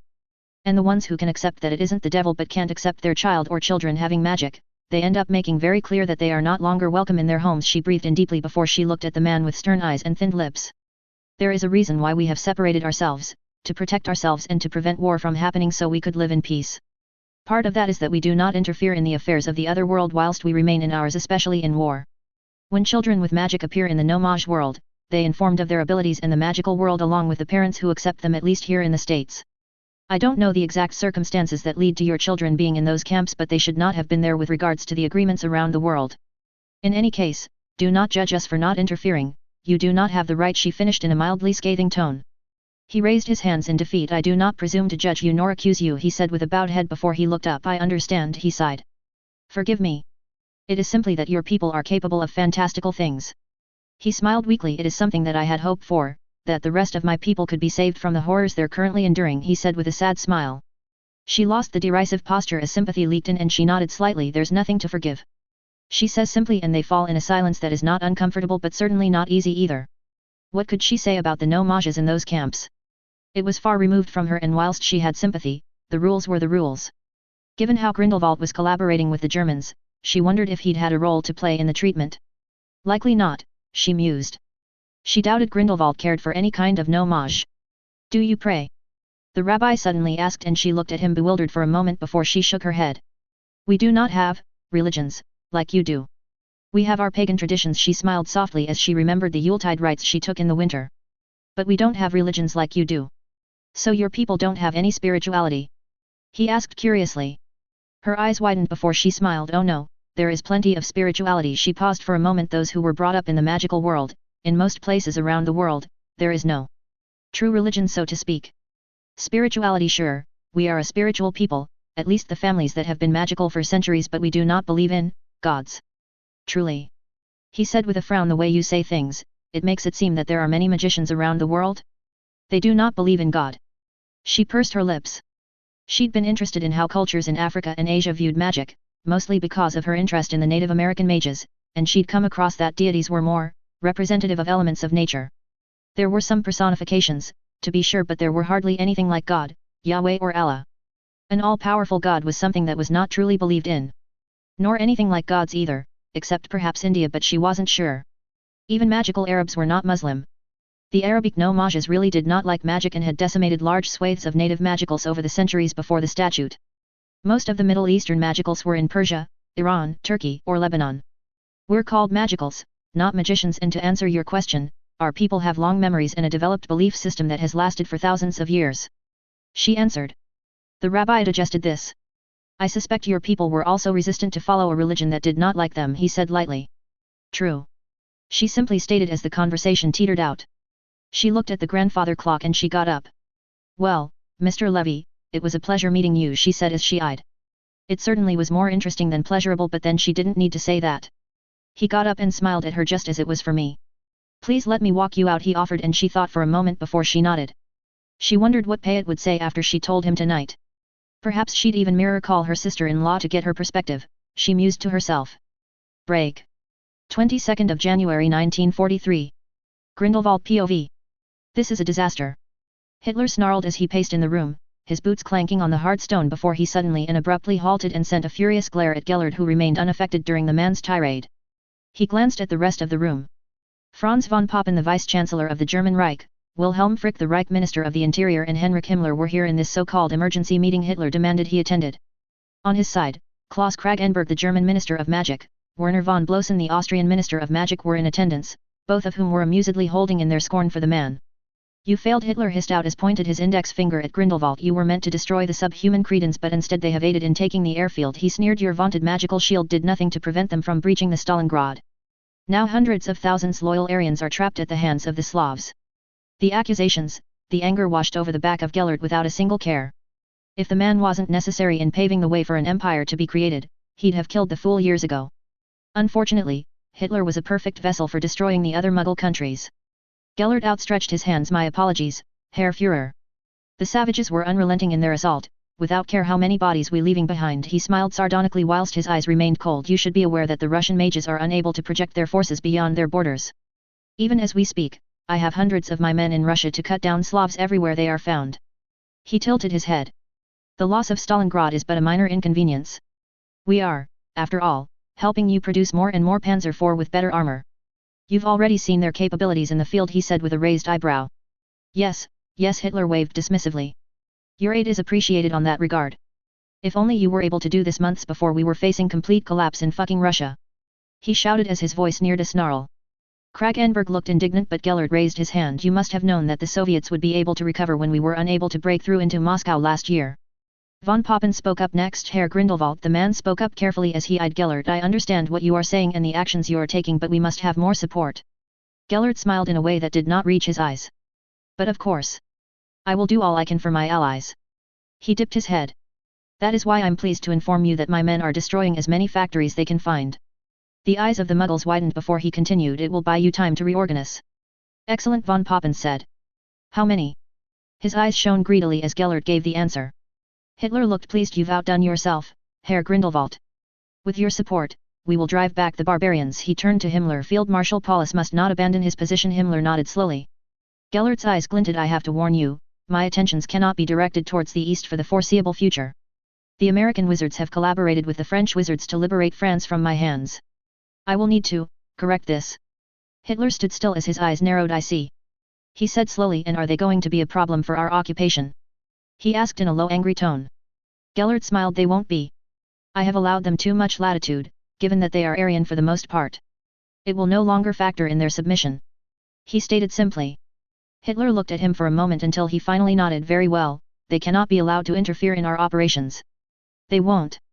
Gellert stated, and soon the meeting ended. Not long after that, Himmler stayed behind and walked up to Gellert, who looked at the man with curiosity. He hadn't dealt with the man all that much, likely of his own volition given his importance to Hitler. The man's beady eyes hidden behind round glasses studied him carefully. I have test subjects for your man, de Gaulle, to work on. Some of our camps are overflowing, and now with the Warsaw camp in revolt, we can use with some culling, he said with unblinking eyes. Gellert smiled at him. I will inform de Gaulle about new patients that are heading his way. He nodded, and Himmler nodded in return before he turned on his heels and left. He glanced at Kragenberg and von Blosen. Let's leave this place, shall we? They nodded and disapparated. Soon enough they were gone to a base near Munich. As they arrived at the base, walking through the complex, Kragenberg spoke up. Why do you give him so much freedom to talk to you so, my lord? The question that had been on the tip of his tongue spilling out as soon as they were in a private setting. He looked at Kragenberg with an amused expression before he walked away, through the corridors of the base, Kragenberg and von Blosen following him closely. Why should I be concerned how a lowly animal speaks to me?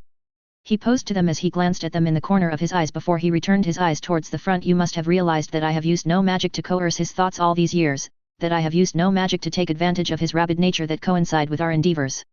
In the end, he is irrelevant to our goals, and I treat him as such. He finally said.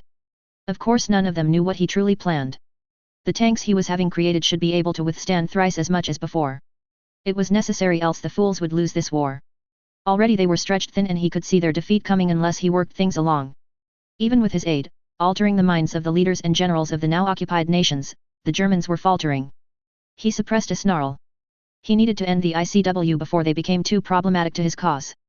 With Hitler mowing down the Mughal armies and destroying any resistance to his rule, he would be able to overthrow the man and truly rip apart the Statute of Secrecy. With magicals at the very top, he'd change the destiny of their world. The Mughals were too dangerous to be allowed free will, too corruptive and troublesome for them to remain without oversight. Mughals would serve their purpose as serfs, for they were nothing more than a failure of nature. The deaths of the magicals he'd caused were a necessary evil, their opposition too great for them to see the greater good. He shook away these thoughts as they walked towards the main hall, whereby Gellert was greeted with one of his men, Omerson, one of his key men. With regards to my lord. He bowed, and Gellert dismissively waved him on. He turned to Kragenberg and von Blosen. Both of them were his creatures. He'd installed them in their position years ago, and they ruled in his name. You may leave. He dismissed them without another glance and turned to Omerson. My lord, we have received intelligence that the ICW, the French and the Americans are planning to push through in Belgium. Omerson answered. He narrowed his eyes. Is that so? He trailed off. Following his failure in Russia, he'd expanded his spy network, having tasked de Gaulle to create another one of those spies they'd used in Britain. It wasn't as successful, unfortunately, given that most of the high-ranking officials were quite astute in ensuring the information circle was as small as possible. Most of their actions was not known until it was often too late for him to act on. It was only in the last few weeks where their intel has yielded insignificant information. Not only that, my lord, we have word Belgium is not the only target. Omerson hesitated for a moment before he continued. The intel is inconclusive, but they are targeting multiple targets. He finally states. Gellert mused on it for a moment before he eyed Omerson. Find it out. He said with a tone that stated or otherwise. Omerson nodded sharply before he left the room. He sat in his chair, leaning back as he stroked the beads of the Elder Wand. It was time to remind them of who they were facing. Vinda was doing her duty in Belorussia whilst Dukasvki was occupied in Italy, for the moment. De Gaulle was the most immediate concern. The experiments that he was conducting there were sensitive. His lips curled as his eyes gleamed wickedly. Perhaps it's time to truly unleash the horrors. Chapter 52. Hello everyone, here's the chapter. Enjoy. Note, if you would like to read ahead, the next 3 chapters are available on patreon/boombox117. The Discord channel is Niskxc. 24th of January 1943. Emily POV. She gazed from her throne as she sat at the head of the table. Salazar's personal chamber has seen some change over the course of the past 3 months or so. She'd added a round table at the base of her throne where they all could be seated. She wasn't particularly shy about the implications she had in her position. Abraxas and Rockwood were seated nearest to her, a sign that they held her favor that caused no small amount of jealousy amongst the rest of the heirs. It was kind of amusing, to her, the amount of jostling there was in gaining her favor. A marked difference in her lot in life now, she mused. All of these heirs of important families were begging for scraps of her affection. A marked difference from when she'd arrived as an abandoned, despised and demonized nameless orphan just finding out about the magical world. Welcome all, she began as everyone took their assigned seats and turned their eyes to her. To the second meeting of the new year, she said in a calm, measured tone. Everyone dipped their heads to her before she continued. Ollerton, care to share what you told me yesterday? She queried as she gazed at him. Yes, Lady Slytherin. He cleared his throat before he continued, as his eyes flickering across the table. My cousin, who works as a senior aide to Cassius Warrington, the undersecretary, and she caught on that the minister is going to send aid to the Knights of Mimpost soon. He shared eagerly to the people around the table. Interesting, Travers murmured before he eyed Ollerton curiously. I thought the minister was denouncing them. He asked curiously. Fawcett scoffed as he looked at Travers with a look of disapproval, as if he could denounce them any longer with what they've done in France. His lips curled with the country behind him, supporting the heroes. To denounce them publicly or even in private in some instances would only sink his ministership. She smiled at that as her eyes glinted in victory. That was her best success for the moment, the way she had the war reported on. The paper was a huge success, as practically everyone in the country read it. How could they not when it was a significantly different way of communicating to the public? And they loved seeing their names in the paper, their opinions being asked and shared, as if they were contributing to the story, though she supposed they were actually contributing in some way. But not in the way they thought. The narrative of the stories were planned, as always, and when the contributions of those who wrote into the paper voiced opinions that they approved and cherry-picked, it created a kind of illusion that this was an opinion that most people had. People did not like to be wrong, and should they be asked, they'll say that it was what they believed in from the very start, perpetuating the opinion she wanted the people to have. There was a little of everything for the public. The variety of stories that were beyond simply Britain surprisingly had been quite successful. Curiosity was a powerful thing, and it was something she was not opposed to and influencing. With regards to the war, Atticus was excellent in giving her the material from the war, and even if they embellished somewhat, they more or less reported the truth, even the defeats and the losses. It reminded the dull population of Britain of the war that is being waged and the threat to their world, and it had put pressure on the minister. Whilst most were accepting of staying out of the war, they wanted their heroes helped, so this change in stance was not surprising, and in fact something she expected. But not this fast. She wondered why. What form will the aid come in? Malfoy asked intently as he peered across the table. Mostly in items like potions, dragonhide robes and so on. Ollerton paused momentarily as he furrowed his brows. I think that there will be healers sent to them. Not sure how many or if it's actually true, he shrugged. Why would they need healers if they have the ICW? Urquhart asked, confused, drawing attention to himself. Ollerton simply shrugged, but Orion Black picked it up because the number of healers amongst the ICW is something like every 30 to 50 to 1. Having dedicated healers assigned to them is prudent. Even if they are effective in combat healing, having someone specifically trained in healing, specifically things like countering dark curses and so on, will be valuable and could well save more lives. Orion answered. She met his gaze, and a thin smile came across her face that Orion struggled to not match as his lips twitched before he broke away his eyes. Her eyes darkened for a moment before they returned to neutral. What she's done with Orion was one of her finer moments of manipulation. In the events of the end of last year, Orion had well and truly been cast down. He held awe and fear for her, but there was resentment there, and that had bloomed at the start of the year, even if he did nothing to act on it. She'd made sure that his influence was worth nothing in Slytherin, and he'd been little better than the lowest of half-bloods in Slytherin. His position in the hierarchy had been challenged, and though he held onto it, it was shaky and everyone did not respect him. She'd wondered why his father hadn't set to task on him, with the way House Black had been effectively neutered, but Cygnus, his little brother, had informed some of his yearmates that their father had required of them to deal with their problems on their own, if they could. That until Orion lost his position in the hierarchy, Cygnus had no real cause to inform on Orion. It made sense as to why Orion had fought hard to claw back some of his influence. And that had provided the right opportunity. She hadn't invited him into Salazar's chamber since that confrontation, and that was something that truly contributed to his status or lack thereof it. Until the end of October, when she'd publicly invited him to sit next to her in the common room, offering an olive branch. He'd latched onto it naturally. Of course it was a calculated risk. He could have refused and she'd have lost face if she hadn't played it right, but she was confident he'd accept, and even if he hadn't, she'd invite his brother to the chamber, signaling that she found him unworthy of being heir to the House of Black. In the end, she managed to coax and soothe him and turned that resentment into quiet loyalty. Whether or not it would stick remains to be seen. His bouts of madness had lessened, so she couldn't predict too far in the future considering his mental instability. In any case, he no longer held a high opinion of himself. After all, she did make him feel like nothing. She doubted making him feel as if he was worth nothing would last, but self-doubt was very possible. But he was still a future lord of a house that had immense influence in the ministry. Influence she'd love to use in the future. Atticus had said that they could use with a field healer or two. The aid would be well welcome, Emily informed them easily. They hadn't looked surprised when she'd said that. After all, he was her betrothed. She smiled inwardly at that. The news of their betrothal was known to the public, and as such it had put a certain light on her which she had not minded. Of course, as the war progressed and Atticus became more of a threat to Grindelwald, chances were they might try something, but she could only relish that. The prospect of fighting without limits was salivating. A cruel glint entered her eyes unconsciously. When they'd fought, Atticus rarely fought to truly harm her, allowing her to attack unrestrained. It angered her at the beginning, and he'd told her that his way of fighting would not work unless it was fight to kill. It was a bold-faced lie, and she'd told him that, but he simply shrugged it off.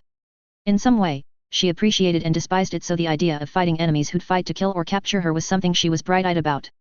With regards to her betrothal, her situation in the school had gained a new light. Atticus, without meaning to, bridged the gap between Gryffindor and Slytherin. Many of the Gryffindors considered Atticus an honorary Gryffindor for his heroism, which countered a lot of the hold that Dumbledore had on the house.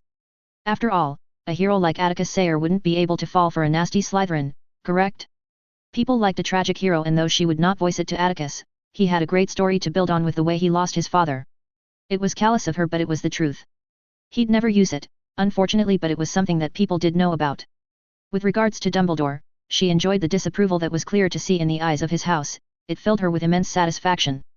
Of course, she fanned the fire by having rumors started about the man, about how he wasn't a true Gryffindor because he was hiding out in the castle whilst a young man who was the same age as 7th-year Hogwarts students was fighting against a Dark Lord for the world with other Gryffindors.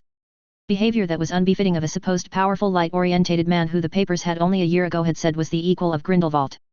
Not to mention, her half-blood status also bridged the gap with some of the rest of the population, annoyingly. The idiotic romantics really tested her patience. She'd never mention it to Atticus, some of the vile rumors that were being spilt about her and Atticus. She internally shuddered at the delusions that people had about her when one of the half-bloods in Hufflepuff had told the story of Cendrillon, a French opera, to her year mates. Her house knew better, naturally, to ever utter a single word about that debacle. In any case, her influence within Hogwarts was excellent, and she enjoyed seeing the grave glares that Dumbledore at times sent her way. She turned to Olerton. With the way things are going, I have no doubt that the minister may well increase his contributions to the war. Keep close to your cousin, his information may well prove to be valuable, she said calmly, and he nodded in acceptance. Anyone else? She questioned as her eyes flickered to each face. A few mildly interesting things were shared, none particularly useful, at least at this stage. Before Shafik spoke up, I'd like to bring to attention to something that I heard from one of the Muggleborns. Expressions became a little more guarded when he said that. Whilst she'd encouraged them to try and integrate Muggleborns in wizarding culture, there were some that were less than enthusiastic. She was well aware that they wouldn't voice their opinions in front of her. But others, like Shafik, had done so without too much problems. He was also one of the more successful ones, with his more open nature that made confiding a lot easier. There was an improved atmosphere in Hogwarts as a consequence of what she demanded of her house, that was undeniable. The return of the rapists was discouraged over the summer as she got together with her circle. Insinuations were made, and suddenly the parents weren't so keen to expose their children to a hostile environment, especially if Slytherin were not willing to protect them, especially if they'd make their children's lives difficult. That had been disseminated in the rumor mill, that Slytherin did not approve of their actions, and that had helped relationships with the other houses turn from chilly to something lukewarm, and with the effort her Slytherins were making, had slowly but surely been turning warm. Progress. And that is? She asked with a raised brow. Shafik straightened out and met her gaze. Orphanages. He simply stated, and she tilted her head in curiosity, and he continued. There are quite a few Muggleborns in orphanages around the country. I didn't even know how many of them actually were in orphanages until one of them had told me. Shafik expanded. How many? Bletchley asked, genuinely surprised. Of the 200 or so Muggleborns in the school, I think there are something like 60 of them in orphanages. Shafik said to the surprised students. Really? Crouch asked disbelievingly. That many? Druella Rosier asked incredulously. Shafik nodded with a surprised expression on his own face. Yes, I was surprised myself. He shook his head before he continued. It seemed that accidental magic was responsible for their abandonment, he said with distaste. Muggles are abandoning their children in orphanages because of accidental magic? Zabanai asked in mild amusement and a little bit of confusion. No, they are abandoning their children because they can't understand or accept the strange happenings, Emily corrected before she turned her gaze to Shafik. Whilst the number of Muggleborns in orphanages is a surprise, why are you bringing it up? She asked, genuinely curious. Shafik shifted uneasily in his seat. Well, shouldn't we do something? They don't belong in the Muggle world, do they? The ones who are most attentive to the explanations I've given tended to actually be those who were abandoned, he shrugged lightly. If we're working towards getting the Muggleborns accepting our ways, shouldn't we also get them to live in the magical world whilst they are in Hogwarts? He asked the room, which fell silent as they thought it over. It would work well with our plans. We might even be able to use it, saying that Muggles would even abandon their children if they have magic, Malfoy mused aloud. She suppressed a smile. It was something she was considering too. It hit a little too close to home about being abandoned in a Muggle orphanage by filthy Muggles. But what can we do about it? Carlinger asked with furrowed brows. I mean, it's not as if we can actually take them in. None of our parents would accept mudbloods. He scrunched his nose. I might be willing to give them a fair chance, to have them amongst us without lumping them with Muggles if they're willing to learn our ways, but I wouldn't take them in even if I could, he declared, which echoed the sentiment around the room. She tapped her finger against the arm of her chair as she mulled it over, and the room descended into a debate.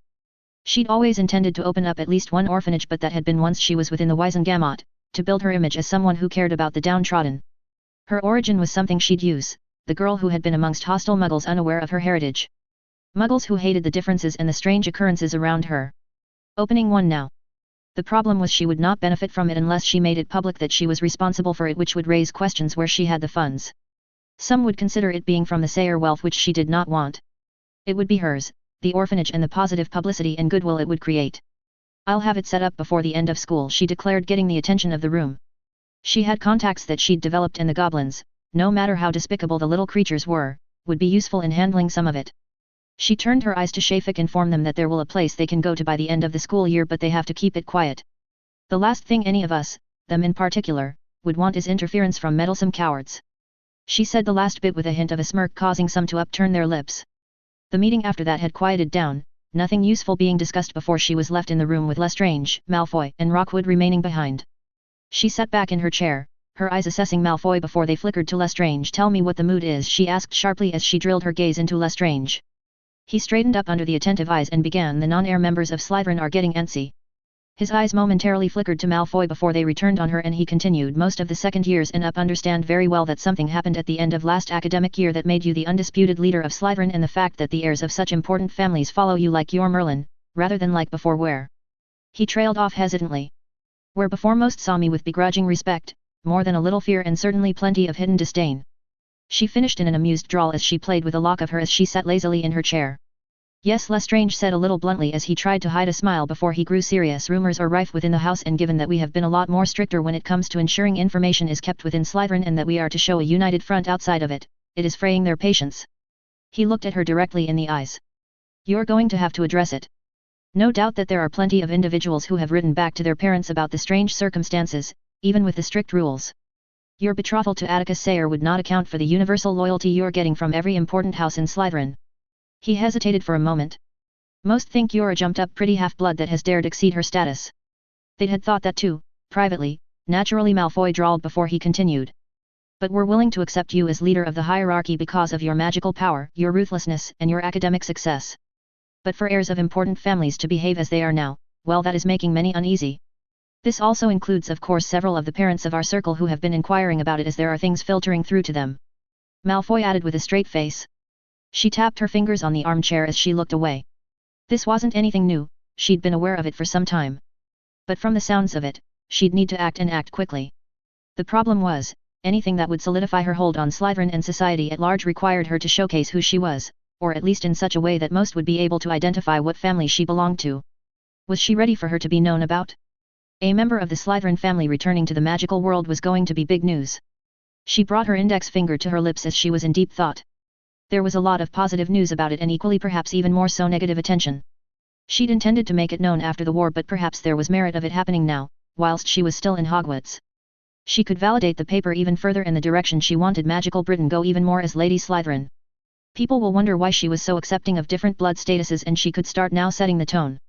The added bonus was that she was a legitimate and verifiable heir of a founder, one of two who owned the castle, and with the Gryffindor heir unknown, there were several families that had links to that house. She'd effectively be the person in control of Hogwarts if she so wished. The Board of Governors would no longer have any power over the school, and she'd be able to direct the school as she wanted as long as the school remained available to all those with the gift of magic, regardless of blood status. Very well, she said as she looked at Lestrange for a moment before she looked at Malfoy. I will speak to the snakes in the common room soon when most people are there. She said simply as her lips curled. His eyes widened before a smirk grew on his face, and he nodded before he looked at her quizzically. You know that it'll be irreversible, right? People will write home about it. He informed her. I'm aware. She rolled her eyes. All Lestrange said as he looked at her with a large smile. So you want them to write home about it, and people will have their imagination running wild. She smiled pleased at him, and Malfoy picked it up. So you want them to fill in the blanks of all the times they met you. He trailed off and his eyes widened. Yes. She answered with a pleased lilt to her tone. They've always been curious to what my origins were. The poise she had, the intellect, the charm and so on. None of them had believed she was a mudblood after they'd spent some time with her. It was inconceivable for a mudblood to be as talented and pure blood-like to them.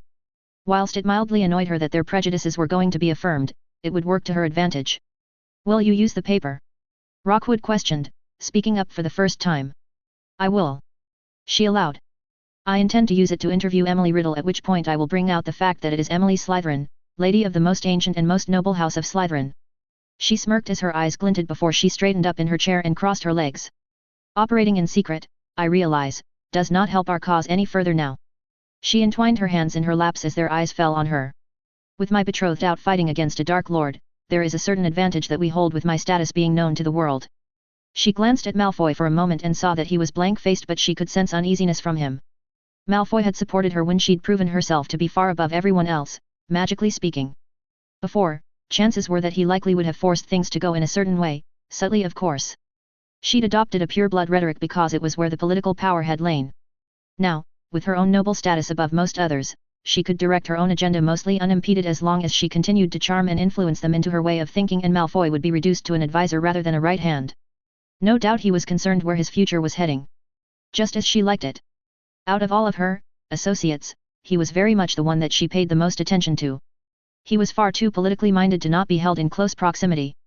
Not to mention, it will allow your parents to understand and be informed that you had known of my secret for the longest, she continued before she glanced at Lestrange, who looked pleased by it. No doubt it would further cement his status as heir. There will be those who will be even more wary with a Slytherin in the world, just as there is a Dark Lord rampaging in Europe, Rockwood added lightly, and she nodded in understanding. Which is why I will be putting in that interview where I will be. She thinned her lips open to a certain degree. You intend to put yourself in a positive light? Malfoy tilted his head, a sympathetic light. He queried. Yes. Unfortunately, it will be needed to placate the public, lest there are those who will seek to besmirch my name and my ancestor. Obtaining sympathy will declaw many of our opponents, she answered. She'd always known that she might have to do this. She hadn't liked it, not at all when she and Atticus had discussed it. Unfortunately, in public, she had to be above reproach given the distrust many had about typically dark families. Luckily, she also had a diary from Salazar. Whilst the magic of the vault prevented her from sharing much of what that spectre had told her, the diary of Salazar in his later years, one that spoke of the cultures he'd met on his travels for the most part, his ideas on magic that he developed from witnessing different manifestations of magic from these cultures, did have some passages that touched on Hogwarts that referred to his distrust of Muggles and the worry he held of Muggleborns because they might be coerced to give up the location of the castle. Several of the cultures that he encountered took magical children from Muggles from a young age if they were able. Often this had been in cooperation with the royalty of the time. The Chinese emperors of Salazar's day had these magicals raised in close proximity to the palace. Unfortunately, the best of these children, the male children, were made into eunuchs. So of course she wouldn't mention that. When will you do this? Rockwood asked keenly. In the next few weeks or so, she pursed her lips. She would have to set up that orphanage quickly as well and have word of it spread. It would tie in nicely with what Salazar had wanted, and once the public knew what she was doing and what he wanted, they'd slowly shift the narrative of a dark madman who wanted Muggleborns dead to one that was wary of Muggles that the other founders were unwilling to see. The fact that the statute had been created 700 years later would have him be seen as a visionary. She'd have it tied into what Atticus had given a speech about how the statute was important and the worlds should remain separated completely. The meeting after that had quieted down, nothing useful being discussed before she was left in the room alone just after curfew. Salazar's chamber had a direct link to the Chamber of Secrets, and she headed down to the main office. She went to the book rack and picked the branch of magic she'd been studying in the past few months. Salazar had quite a collection on soul magic in the Slytherin family vault. Mostly esoteric, but there were sound pieces of magic that surprised her. She'd taken quite a few of them with her when she started the year, the nature of her research demanding.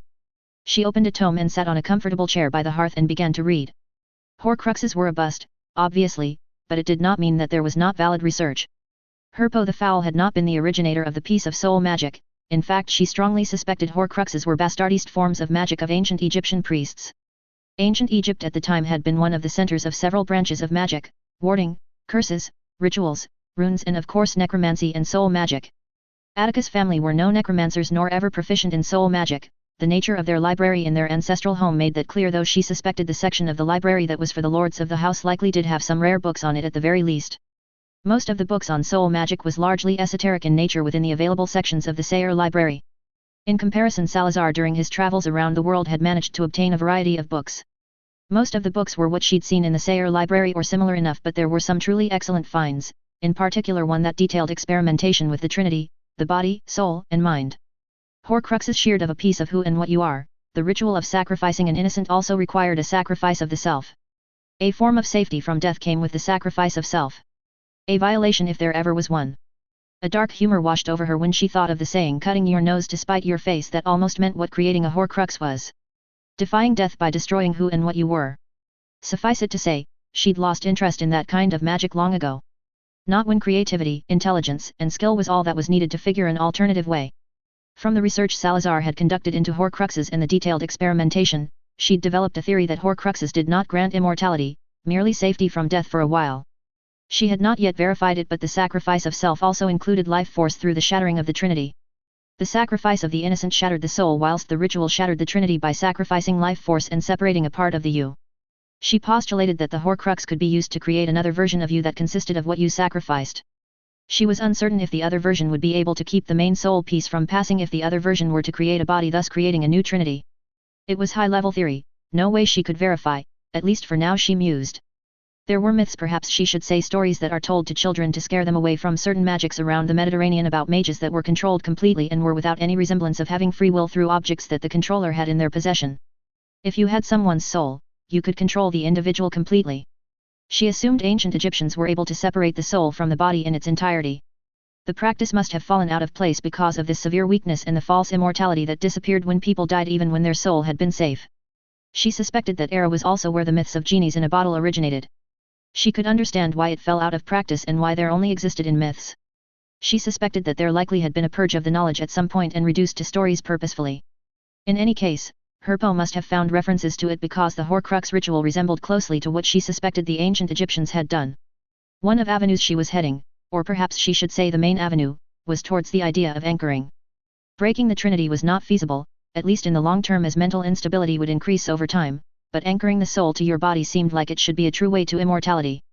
With the extended lifespan Atticus had found, and the sheer ability for the body to regenerate, combining those aspects with anchoring the soul, anchoring mortality to the universe had to be a way to avoid death. The killing curse did not affect the soul, not truly, as it targeted the nervous system and destroyed it, so in theory Atticus' rituals should be able to allow him to survive the curse. She'd read his research with regards to the representation of what the different frequencies, what the different colors within spells meant. Soul magic was esoteric and manipulation of the soul was magically neutral. The human revealing charm had a pure white color within its spell spectrum that corresponded with the soul. The killing curse did not have this pure white color in its spell spectrum, and she'd verified it herself as she replicated his experiments. Even if they were immune to the killing curse, in theory, it did not mean that there weren't spells that could directly affect their soul. Death through soul magic, death through injury, all of that were things she could not accept, not when she had an excellent direction to truly achieve immortality. Atticus was of the belief that death could only be delayed, never avoided or defeated. She'd wondered about this phrase of turn from him, but she did not recognize that, and she wasn't willing to accept that. For the next few hours she worked on her research, creating arithmetic calculations and notes until she heard footsteps in the distance behind her, and an unconscious half-smile appeared on her face as she kept her eyes on her work. The footsteps neared, closer and closer, until she felt his hand pull her hair back behind her ear before he kissed her cheek. "My love," he murmured, and she smiled widely at the sound of his voice before she turned around and looked at him as she put the tome on the arm of the chair. His hair was a little short than usual but still almost reached his shoulders. His face held a little stubble as she took hold of both of his cheeks and gave him a soft kiss on the lips after she got up. He hummed contentedly before they broke up, and they looked at each other. It had been a tiresome few months. They would have used the vanishing cabinets more often, but it seemed that there was something about the wartime wards around Britain that disrupted the link between the two. Not enough to completely make them ineffectual, but rather dangerous to use. Atticus suspected that it was coincidence rather than something targeted, because otherwise the DOM would have made sure that they didn't work completely. In the end, they found that highly magical places boosted the connection and circumnavigated the disruption and created a stable connection. Problem was, of course, that Atticus in the past 4 or so months rarely stayed in those kinds of places, and only for a few weeks had a stable location to come visit her when he had time. They'd talked on the mirror phone, of course, but it was not the same. He stroked her face gently as he seemed to drink the sight of her in. "I've missed you," he said softly as she leaned into his touch. She grabbed his hand, the hand that was stroking her face, and kissed it gently in response that told him that she missed him just the same. "You took your time," she said a little accusingly as she raised her eyebrow. She could have spent these past few hours in the time room had she known he'd take this long. "My apologies," he said with a wry grin before he grew serious. "We were going through a plan, fine-tuning before we left on a mission." She narrowed her eyes and took his hand and dragged him to the sofa. She sat him down and raised an eyebrow in question, and he chuckled softly in response before he explained what the mission was. Her face was blank as she listened to the mission that he'd taken on. In the first meeting they had since she left for Hogwarts a few weeks ago, he'd told her of what he'd done and what had happened to them. She could see the deaths of the people he'd led weighed on him somewhat, and that they'd developed a bond with several people in his little renegade group. "How do you plan on circumventing the wards?" she asked with intense curiosity. From the sounds of the wards on Gentleman should be like Dumstrang somewhat, even if considerably lesser. That meant that being able to cut through the wards would be near impossible. The protective spells were simply too powerful for it to be done in a way that wouldn't draw attention. Unraveling the wards similarly would be impossible for it to be done in subterfuge, as the individuals in the wards would be able to sense it. His eyes gleamed as he raised his hand and lightning crackled around his hand, the eerie light of it illuminating his face. "I don't have the power, not even the collective power of my group would be enough to break the wards down in a reasonable amount of time," he said to her as he gazed at his hand. He continued, "But I can bring down those wards by other means." He smirked at her before he explained a little further. She was astonished to find out how far he's progressed in that avenue. And she was more than a little jealous. Perhaps there was merit in her learning northern magics and learn more about nature magic. Problem was, the magic was very neutral and she wasn't sure if she could succeed. Most of the magic she used for dueling was very dark and she wanted to hurt her opponents. She wasn't sure if she could have the state of mind necessary to channel the dangerous magic. She was also wary about the possibility of permanent damage should she fail. It galled her to think of it, but permanent damage to her very magic? She wasn't sure if she was willing to risk it on such a limited branch of magic, even if it was exceptionally powerful. If she'd ever needed to use such great amount of power, there were plenty of other magics that could cause similar levels of destruction. He wasn't using fiend fire or similar spells because the spell would eventually destroy the castle and its inhabitants. Of course the wards would stop it for quite some time, likely at least half to a quarter of a day or so, but by then, the magic it had fed from would be impossible to reel in and you'd have to wait for it to be burnt out. Not even Atticus or herself could reel in fiend fire that has consumed such large magical energies. Plus in that half/quarter a day most of the enemies could well escape and the dead would just be the prisoners, partially defeating the entire point of the excursion. "Fine, you can take down the wards, but what about the men, the traps that might be there?" she asked curiously. "I'm using a number of elves to scope the place beforehand and they'll map out the place. They can't unfortunately take the prisoners from the place, as the wards are more than likely to be attuned to not allow any unkeyed-in individuals," he answered before he paused momentarily. "I'm a little concerned that they might have safeguards against elves, but we'll see." She nodded in understanding before she tilted her head. "You're meant to hold the place for some time, will you be able to?" she queried. "I'm not certain. It obviously depends on how long they'll take," he mused before he shrugged. "We'll deal with it as it comes," he declared, and she frowned minutely before she schooled her expression. "Have you decided which element you'd like to incorporate into yourself?" he asked her with keen eyes fixed on her. "Yes," she said simply. Water. His eyes widened before he tilted his head with a questioning look as he raised an eyebrow. "You thought I'd use fire? The more destructive element?" She raised the question for him and he nodded slightly, so she continued, "You'd be right in that I had originally considered that." She tucked the strands of her hair behind her ears before she smirked widely, which caused him to narrow his eyes warily. "Water is in everything, Atticus. It is in life, it is in the air, and it is in the soil." She turned to him as her smirk took on a slight sinister expression. "I believe I can exploit that as a water elemental." Her eyes gleamed and he stiffened as he processed her information. There were several magical creatures that had water manipulation abilities. Obtaining scales or other body parts willingly would be quite a challenge, but she already was working on it. "Emily." He started warily as he stared at her with cautious eyes. She got up and sat on his lip, her legs on either side of his as she brought her face close to his. "Do not worry," she said softly, her voice seductive. "I have no intention becoming a menace." She traced her index finger on the side of his face, along the length of his jawline before she met his eyes. "Trust me," she whispered softly as she stared at those purple eyes with green flecks that she found so enticing. He sighed resignedly. "I believe you. I'm just concerned that your first thought to being a water elemental was what you could do with it to exploit others," he answered gently as he searched her face with his expressive eyes that only showed this side of him to her. His arms wrapped around her back and she felt him weave his hands under her robes. She stared at him for a moment. "I can understand that. But it is how my mind works," she shrugged carelessly. She didn't quite understand why he was concerned about it. Most people thought that way, even if it was subconscious. He said nothing further and kissed her on the lips as he took off her robes. She met his kiss firmly and a few minutes later she broke it off and touched her forehead against his. "How long do we have?" she asked softly. "A few hours," he replied with a sense of hunger in his voice as she leaned back a little, their eyes meeting. His eyes looked at her with lust and arousal. "Enough time," she said with a seductive tone as she got off his lap and walked towards the bedroom with an extra sway in her steps. She heard him follow as she dropped her bra on the floor as he walked into the bedroom. Break. 28th of January 1943. King George POV. He gazed towards the portrait that hung above the fireplace. The war was looking up compared to where they were only a year ago. The crowd onslaught had looked to be relentless, a juggernaut that they were ill-prepared for. But things were changing, if the reports were accurate.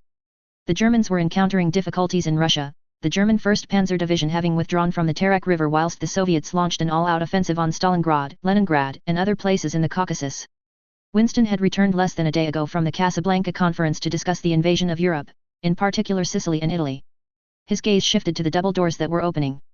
He straightened in his seat, recovering his royal poise as his eyes roved over the man who was guiding their country through the tremulous seas that had almost engulfed them. As he watched the portly man cross the distance, his shoes gently sounding out as he walked a sedate and controlled pace, he couldn't help but respect the man for his dedication and surety. If George was the symbol, he was the embodiment of British endurance under severe pressure, the man who kept morale up as he won the hearts and minds of the population with his passionate speeches that reached the public. A shared struggle, a struggle they would win and come out on top of. He and his wife could only do the same, share in the same struggle as they rationed, just like the rest of his people. Just as he stayed at Buckingham Palace, even if it was specifically targeted, having been bombed half a dozen times already. He could do nothing else but remain a pillar of Britain as its people suffered. His children remained in the country though they were at Windsor Castle for the most part. Your Majesty, the man said in a reverent tone as he took off his bowler hat and kneeled in front of him with a bowed head. Stand Prime Minister, he intoned gently, and Churchill did as he bid and took the seat across from him. He met with the Prime Minister once a week, holding audience with the man as he was informed of the state of the war. He asked Churchill, who shook his head. No, Your Majesty. George nodded in acceptance before he turned to his servant. Leave us, he said calmly. The servant bowed and left, closing the doors behind him. He returned his gaze to Churchill, who straightened out in his seat, a grim look but a glint of satisfaction, of being pleased, perhaps? Churchill caught the look of curiosity and spoke up. Your Majesty, we've received important intel on the Eastern Front from our agents. Churchill said in a serious tone, though there was a hint there. George waved him on and Churchill explained the state of the war on the Eastern Front. He'd heard of the latest situation in Stalingrad, but it seemed, now, that the German forces were collapsing, the final stages of their defeat was within reach. The Red Army had been racking up the victories in the Caucasus with the Soviets retaking Voronezh. The Germans recognize the shift in the war. Our deep cover agents have informed us that they are about to put through a new conscription law today, one where men between 16 and 65 will be open to mobilization. A grim smile grew on Churchill's face. It was a double-edged sword, one that spoke plainly of the shift of the war and one whereby the Germans were acting in accordance. The situation in Russia must be devolving quickly for them to do this now. Do you believe the Soviets will be able to counter what is sure to be renewed assault from the Germans? He questioned Churchill. I believe so. They bought enough time in the past 6 months or so to mass produce on a large scale, their production output having been geared successfully in producing tanks, planes, and weapons. The success in holding the line galvanized them, and the anger of the slaughter at the hands of Kraut barbarity has only deepened their resolve. Churchill took out a handkerchief and wiped at his forehead. Personally, I believe the Soviets will be sending waves and waves of men at the Germans, better armed and with enough bullets this time. The shift of the war is happening, and I've spoken with Roosevelt about taking advantage of the shift. George nodded in understanding. He'd grimaced when he heard the sacrifice that the Soviets were giving to just buy time, effectively throwing bodies at the Germans whilst they bought time to bring their factories to maximum output. Good, we will need the distraction when the invasions happen, George mentioned. It was cold and harsh, but ultimately it was what it was. Churchill scowled before he schooled his face. The Americans are dragging their heels on that front. They are being too precautious. They want the Germans to be more focused on the Soviets for the time being, exhausting manpower whilst we secure the Mediterranean. Churchill shook his head. It's sensible, but you are wary of leaving the Soviets in the lurch, George finished for Churchill, who nodded. Yes, Your Majesty. I do not care for the Soviets, their ideals are an anathema to me, and the British people. He scowled for a moment before he continued, but the pressure they are able to put on the Germans will be key to our invasion plans. George nodded in understanding before he narrowed his eyes. What about the wizards? He questioned intently. Churchill set his jaw for a moment before he knocked the arm of the chair with his knuckles. Not much has changed there. The British wizards are remaining out of the European magical war, he said with a little disdain in his voice. George reflected back on when he'd heard about the existence of the magical world. Each sovereign is informed of the magical world upon their ascension of the throne ever since the wizards went into hiding. None other than the sovereign is allowed to know among the royal family, and he hadn't known until a few days before his coronation, when Edward had said he'd abdicate so he could marry that wife of his. Edward had broken the convention, keeping himself predictable when it came to breaking traditional and long-standing conventions, as he'd informed him of the magical world before George's coronation, differing from when Edward had been informed a few days after his coronation by an assigned wizard, courtesy of the Minister of Magic. He'd thought it to be a jape his brother had played on him, until he'd seen his brother's face, at which point he'd consider his brother mentally unstable. In fairness, it was not a large leap considering the crisis he caused by latching on to that common woman rather than do his duty for his country. He'd eaten his words when his table had transformed in a damn corgi with but a wave of a stick. He'd sent a case of good wine to his brother in apology. He'd been angered to find out that the several of the senior royal staff were in on the secret whilst he and his brother had not known until they'd ascended to the throne. He understood why the senior staff were informed. It was impractical for some of the staff to not know, but it did not explain why the royal family at large did not know. To make matters worse, the assigned Lincoln Underhill was specifically assigned to look after the royal family, for their own protection, whilst the royal family were largely unaware of him. The senior staff had informed him that his father used to meet up with the assigned wizard at the time, though they did not know what they spoke of. This, Underhill, was new to the job, the previous wizard having been retired, apparently, with the death of his father. He did not like the secrecy, the lack of information he was given about the magical world, about the British magical world of which he was the sovereign of. That had also been a surprise. He'd checked the records and diaries of his forefathers. His own father's diary was missing, which only angered and raised his suspicions to discover more about this magical world. He'd found out a little more about the magical world, the treaties that were signed with them, but the pertinent information, the recent information, was frighteningly sparse. The senior staff did inform him, however, of the treaty that his father had signed that effectively made the Irish Ministry of Magic a dominion, much like the British Ministry of Magic was a dominion, much like how the other magical communities in the British dominions were. He'd questioned Underhill about this, ordering him to tell him more, and he'd been frustrated to know that the man was holding a lot of information back. Likely on purpose. He'd met with the minister, Spencer Moon, once, and that had been an affair that only raised his hackles. It was clear to see that whilst he was their sovereign, they did not dignify him as such. There was a level of condescension and lack of respect that he couldn't abide by. It was unacceptable. As a result, he tasked Chamberlain to find wizards that would aid them in keeping up with the magical world, and they'd found some dissatisfied wizards, 2 of them, and several squibs magic born without magic that took the option. It hadn't been easy. Every prime minister was assigned a wizard, just like him, for their own protection, and as such, it made navigating around them somewhat difficult. But they succeeded in early 1938 when a man whose father, a squib who'd been ejected from the magical world, had told him a little of that world, within the civil servant staff had connected them to those few individuals. What they'd discovered made it a wise decision to obtain independent information about the magical world. The magical world at the time had been on the precipice of war, just as theirs was. In fact, there even might well be evidence that this Grindelwald was responsible for the war, given the powers these wizards had. And hadn't that been frightening? That these peoples could very well change, alter and control the minds of their victims with ease, that significant percentage of their people viewed normal people as animals. In fact, this Grindelwald seemed to be of the opinion that they needed to be controlled, their population managed, and their statute of secrecy to be broken. It made it clear, so very clear, that the current status quo could not continue. The 2 wizards, Mr. Cameron and Mr. Johnston, were born from normal people. This circumstance of birth marked them much like how Negroes were viewed and treated in the civilized world. The indignity to be viewed as such had burned in him and had sent Churchill raging, the idea of being perceived at best like a Negro by most of these people.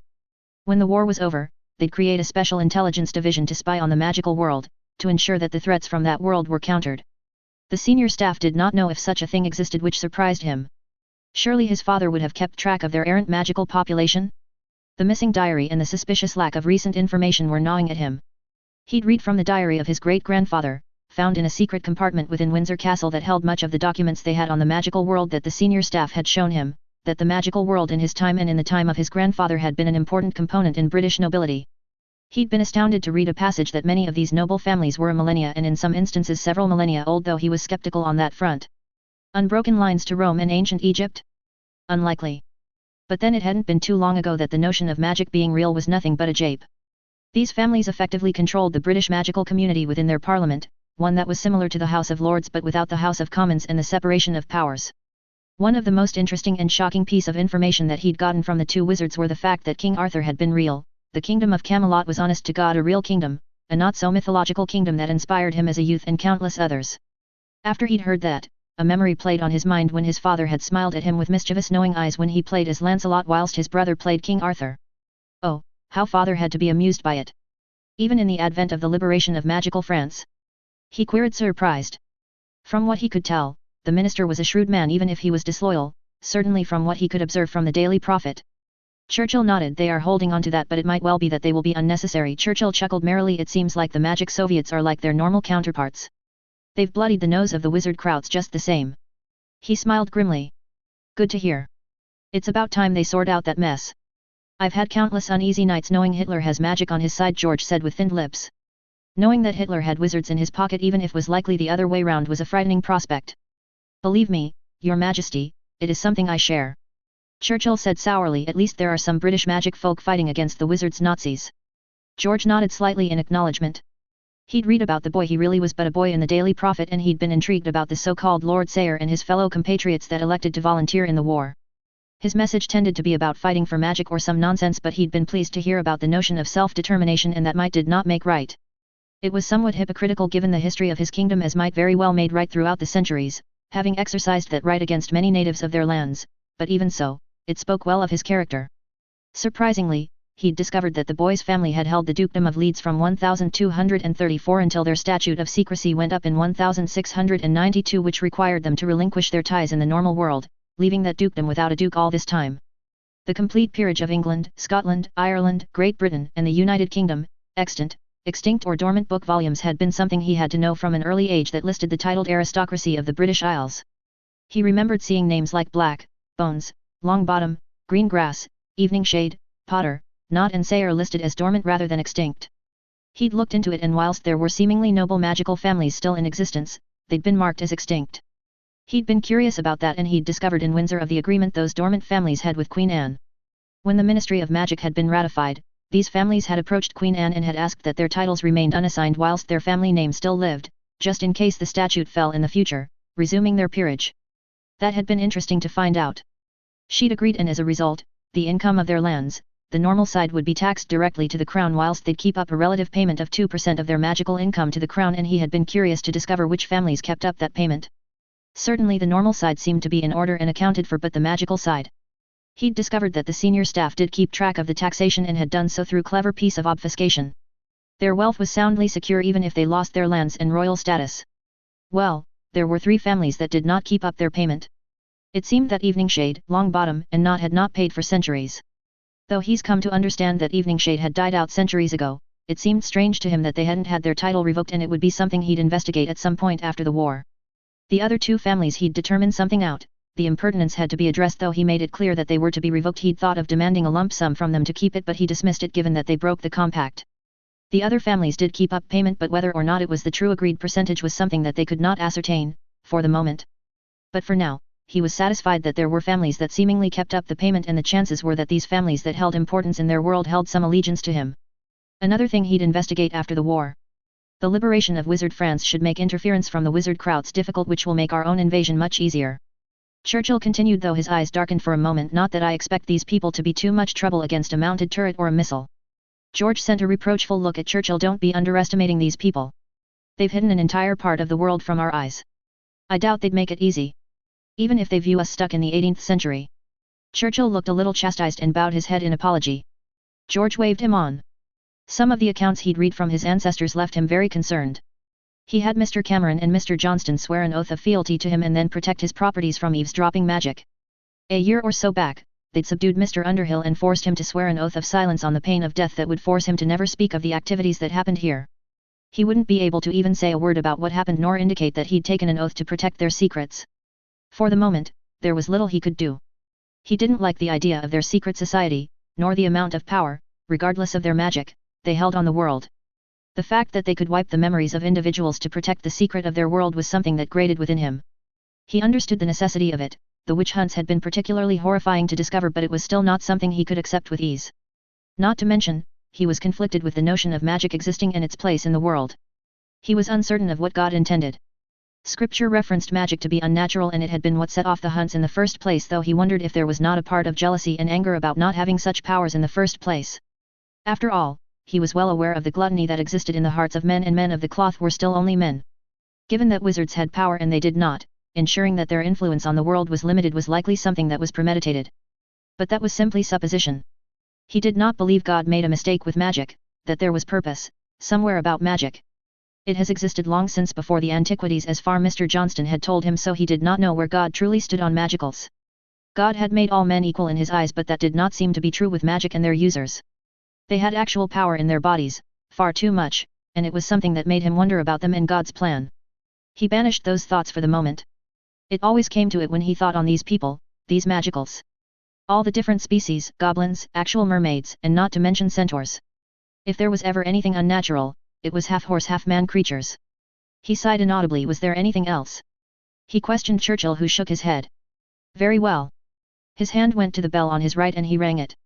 Churchill stood up and bowed. Your Majesty, he said in a reverent tone before he stood straight back up and left, leaving George to his thoughts. Break. 29th of January 1943. Aurelius Dumbledore / Credence Barebones POV. His heels clanked on the smooth stone surface as he traversed through the halls of the complex in Mannheim, Germany. His face was impassive, devoid of any emotions as his eyes flickered towards the constant coming and goings from the various rooms that he walked past, most of them creating concoctions of some type or another. Mannheim was the main base that dispersed the various potions that thousands depended on.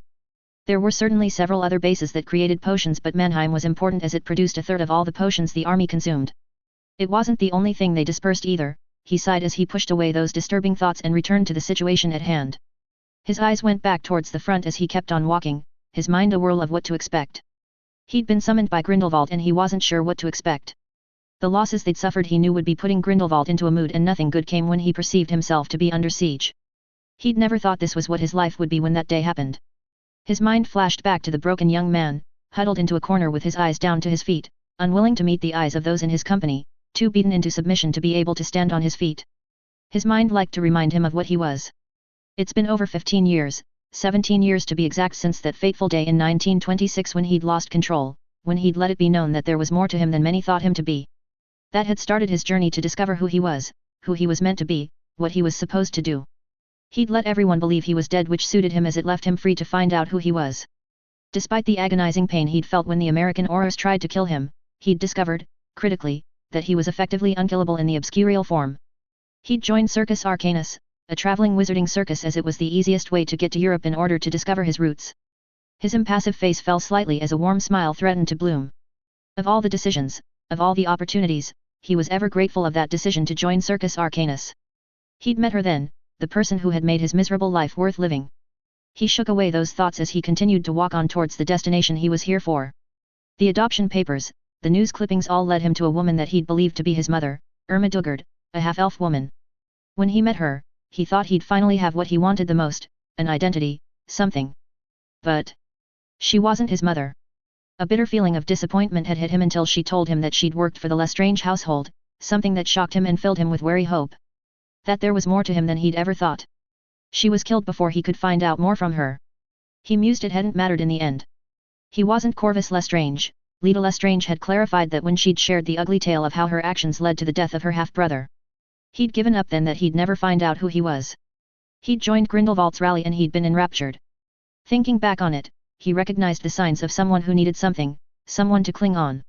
And he'd chosen Grindelwald's cause to paint over the cracks of his soul. He hated the Barebones for what they had done to him, but he didn't care about the rest of the world, not really. The cause was just something he latched onto. He wanted to prove himself to be worth more than the worthless, nameless orphan that he was, the boy who was thrown away from wherever he came from, the infant that was saved by the whims of fate, luck, and a sister's annoyance. He'd discovered from Grindelwald, in the end, that he was a Dumbledore. The bird he'd been caring for had been a phoenix, an immortal being that had ties to the Dumbledore family, supposedly coming to an heir of the family in a time of need, of great emotional turmoil. Fawkes remained with him to this day, a faithful companion that helped heal the wounds of his soul as time went. A friend that protected him in more ways than one. Phoenixes weren't the beings of light that they were misconstrued as, they represented rebirth and life, beings connected to the waters of life. They existed outside of balance, the balance of life and death, and yet they also exemplified it. No one is sure how they choose their companions, but he knew that power and significance mattered to them, that he understood from Fawkes. It did not matter so much if you were light or not, as long as you did not pervert magic in an obscene way, like much of the dark arts were. Intentions perhaps mattered too. In any case, to truly put the doubts away, a Gringotts test had confirmed that he was, indeed, a Dumbledore. Half-brother of Albus and Aberforth Dumbledore. That had been one of his happiest moments in his life, to finally know who he was. He'd discovered that his mother was Nadine Dipplesworth, who worked in Azkaban, the same place his father Percival Dumbledore had been imprisoned for the murder of Muggles. She'd died in childbirth and he'd been left with his aunt who died in the shipwreck and whose name had been on the ship's manifest. He'd hoped to find more on his maternal family, as he knew that the Dumbledores wouldn't accept him. He hadn't believed Grindelwald when he'd told him that. Finding out that his maternal family, the Dipplesworths, were all dead had been one of the worst days of his life. He'd missed their deaths only by a few months, and he'd accused Grindelwald of organizing their deaths, and only a magical oath that had him vow that he in no way had them killed or killed them himself had him resist the urge to attack the man. Even so, it was too suspicious, too convenient for his maternal family to be all dead, just as it was getting to be known that he was indeed a Dumbledore. Albus Dumbledore's public refusal of their blood connection had been a blow, claiming that it was a scheme of Grindelwald. A visceral feeling of rejection had passed through him that had grown his resentment of his brother. It reminded him too much of the bare bones. That had created a spark within him, a spark that hasn't dimmed even now, to learn as much magic as possible. Grindelwald had promised to have him trained, and he did. 5 years. 5 years it took for him to become a fully trained wizard, and they'd explored his capabilities as a stable obscurial. He could turn now completely at will, able to shift from one form to another with ease and without any issues. The Obscurus parasite was fused with his magical core, somehow, according to Grindelwald, in a way that should not be possible. Grindelwald had extracted an Obscuri parasite from somewhere, and had attempted to bring it to heal. He'd failed. It was something that Grindelwald could not seem to bring to heal, something that was beyond Grindelwald, however impossible it seemed.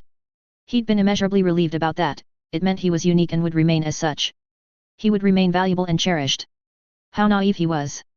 He walked towards the corridor that split into 2 routes and came across an open door on his right. The room was large and filled with fumes from potions as his eyes flickered to the rows of workstations that were filled with people. His eyes roved over them, and he suppressed a feeling of sympathy as he watched tired hands, tired people make potion after potion. His eyes caught one of theirs, and he halted, briefly, in his step as he met her eyes. They were almost hollow, bereft of hope as she looked at him with eyes that seemed to judge him with every passing moment. He turned away abruptly and continued on his path, a feeling of shame washing over him. A feeling that he seemed he'd never get rid of. Before, it had been a feeling that was put onto him. In the years since, he's earned that feeling of shame with his actions. After his training, he'd been assigned directly to Grindelwald, aiding him in his toppling of the German, Austrian, and Danish ministries. He'd killed in cold blood for the time in 1934.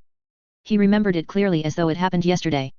He'd been tasked to kill an important individual within the Austrian ministry who was guarded with over a dozen men. The man had effectively ruled the ministry for decades, and Grindelwald could not accept anyone even if they bent the knee that had even the slightest chance of damaging his cause, and so, he'd gone to the estate alone and left the estate in burning with 15 people dead, all torn apart as he descended on them in his obscurial form. He wasn't able to sleep for weeks after he did that. Again and again he'd been asked to commit heinous actions, actions that ate at him until he'd demanded to be used as anything other than an assassin. If it weren't for what Grindelwald could do for him, for them, for her. He finally arrived at the double doors that were manned by 2 guards. He subtly straightened his back as he walked up to them as recognition flashed in their eyes. "Sir," one of them said. "Here to see our lord," he said in an even tone, and they nodded before they opened the doors. The door creaked slightly as they opened onto a wide room where Grindelwald was seated with several individuals that he recognized. Omerson, Laercoddinus, and Kildorf. They were not the same rank as Dukasvki, de Gaulle or Rosier, but they were very close to it in the hierarchy. "Ah, Aurelius," Grindelwald looked at him with a smile and a warm tone that had him blank his mind. Over the years, he'd lost the awe and the reverence he held for the man as the crimes he's committed marred his soul.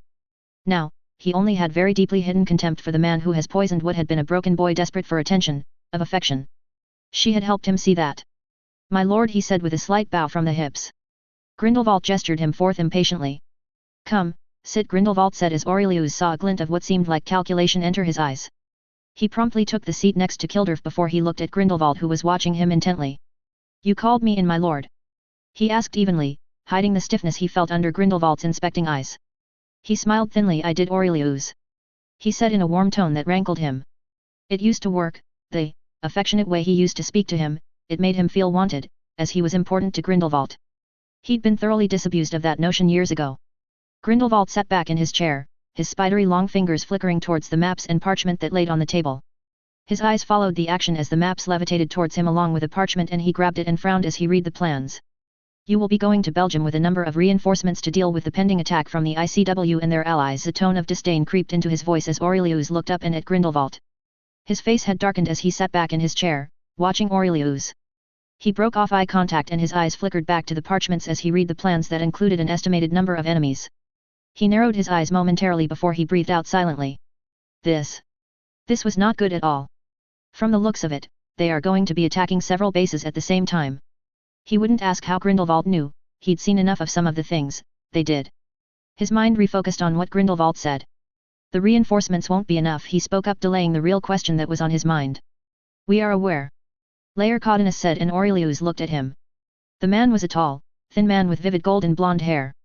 His eyes were a deep grey blue that were cold and harsh. These reinforcements are intended to only supplement the existing men that are already there. Laer Codinus said calmly.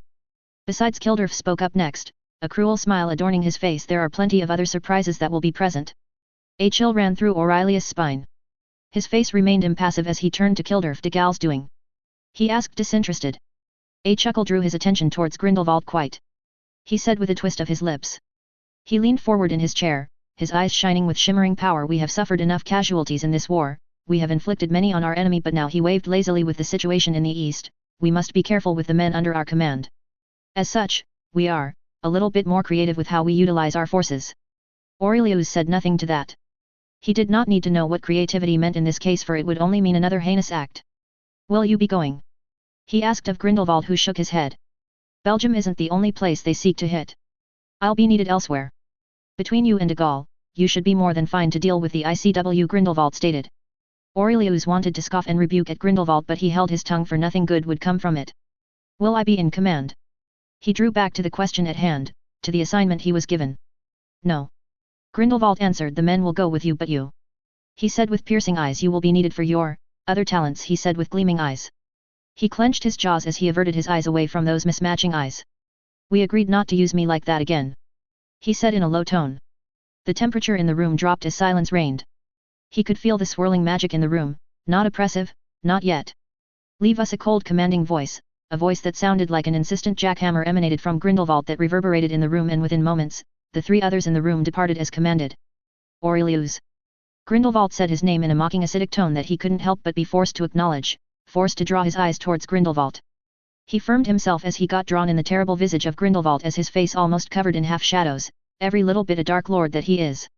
His pale hairs was swept behind his face, exposing his sharp features of his face as Aurelius met Grindelwald's eyes that showed barely concealed power. My lord, he said as he bowed his head, we agreed that I no longer had to fight. He said in a voice so low that it seemed like it was a murmur. Look at me. His voice was enticing, luring like a siren, as Aurelius couldn't stop himself from meeting those dreadful eyes again. The shadows on his face departed, his face no longer looked darkened as a false smile plastered on his face, a false smile that did not seem false but that he knew was false. I know I promised that you no longer had to fight, that you no longer had to take life, but necessity makes us all do things that we do not want to do. Grindelwald sighed in a pained way before he shook his head. Do you think I'm pleased that I have to break this promise I made you?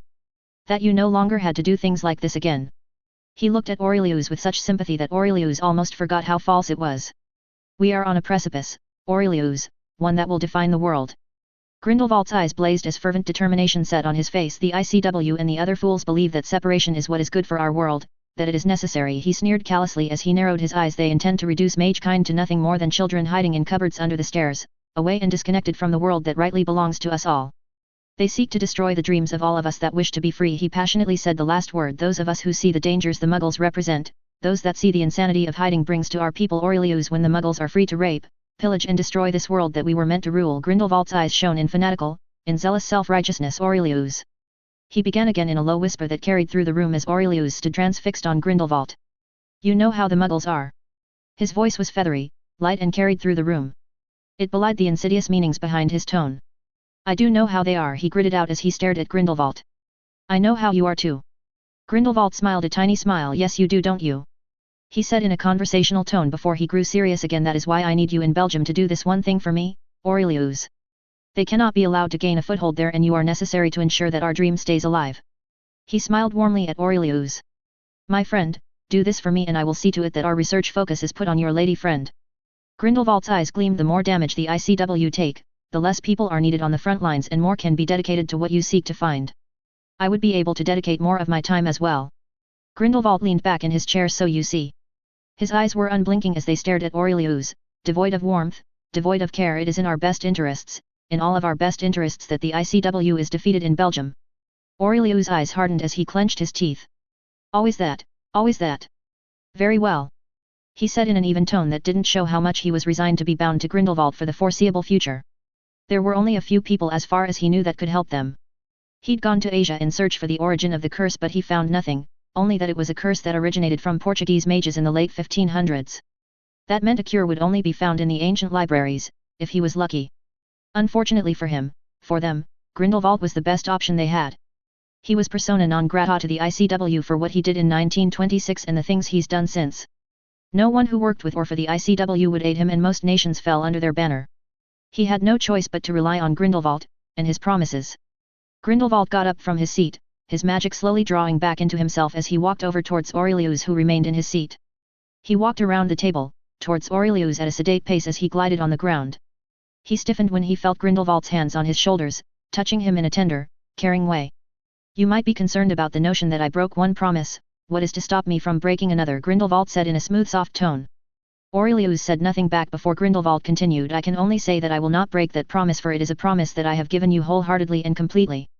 Even if the necessity arises. Aurelius says in a soft contemptuous tone. Grindelwald's hands tightened slightly on his shoulders before they relaxed again. I do not see the necessity ever arising where I will go back on my word on that. Grindelwald's hands left his shoulders before he walked away towards the doors. After all, the only time that might happen is if your loyalty is in doubt. Aurelius's head turned sharply as he stared at the back of Grindelwald's head with barely constrained anger. Anger at being called disloyal, or because of how he was holding this over him, he did not know. Grindelwald turned his head slightly, almost glancing over his shoulder, which of course will not happen given how close we are, my friend. He said in a honeyed voice before he straightened out. I expect you to be there within a few days.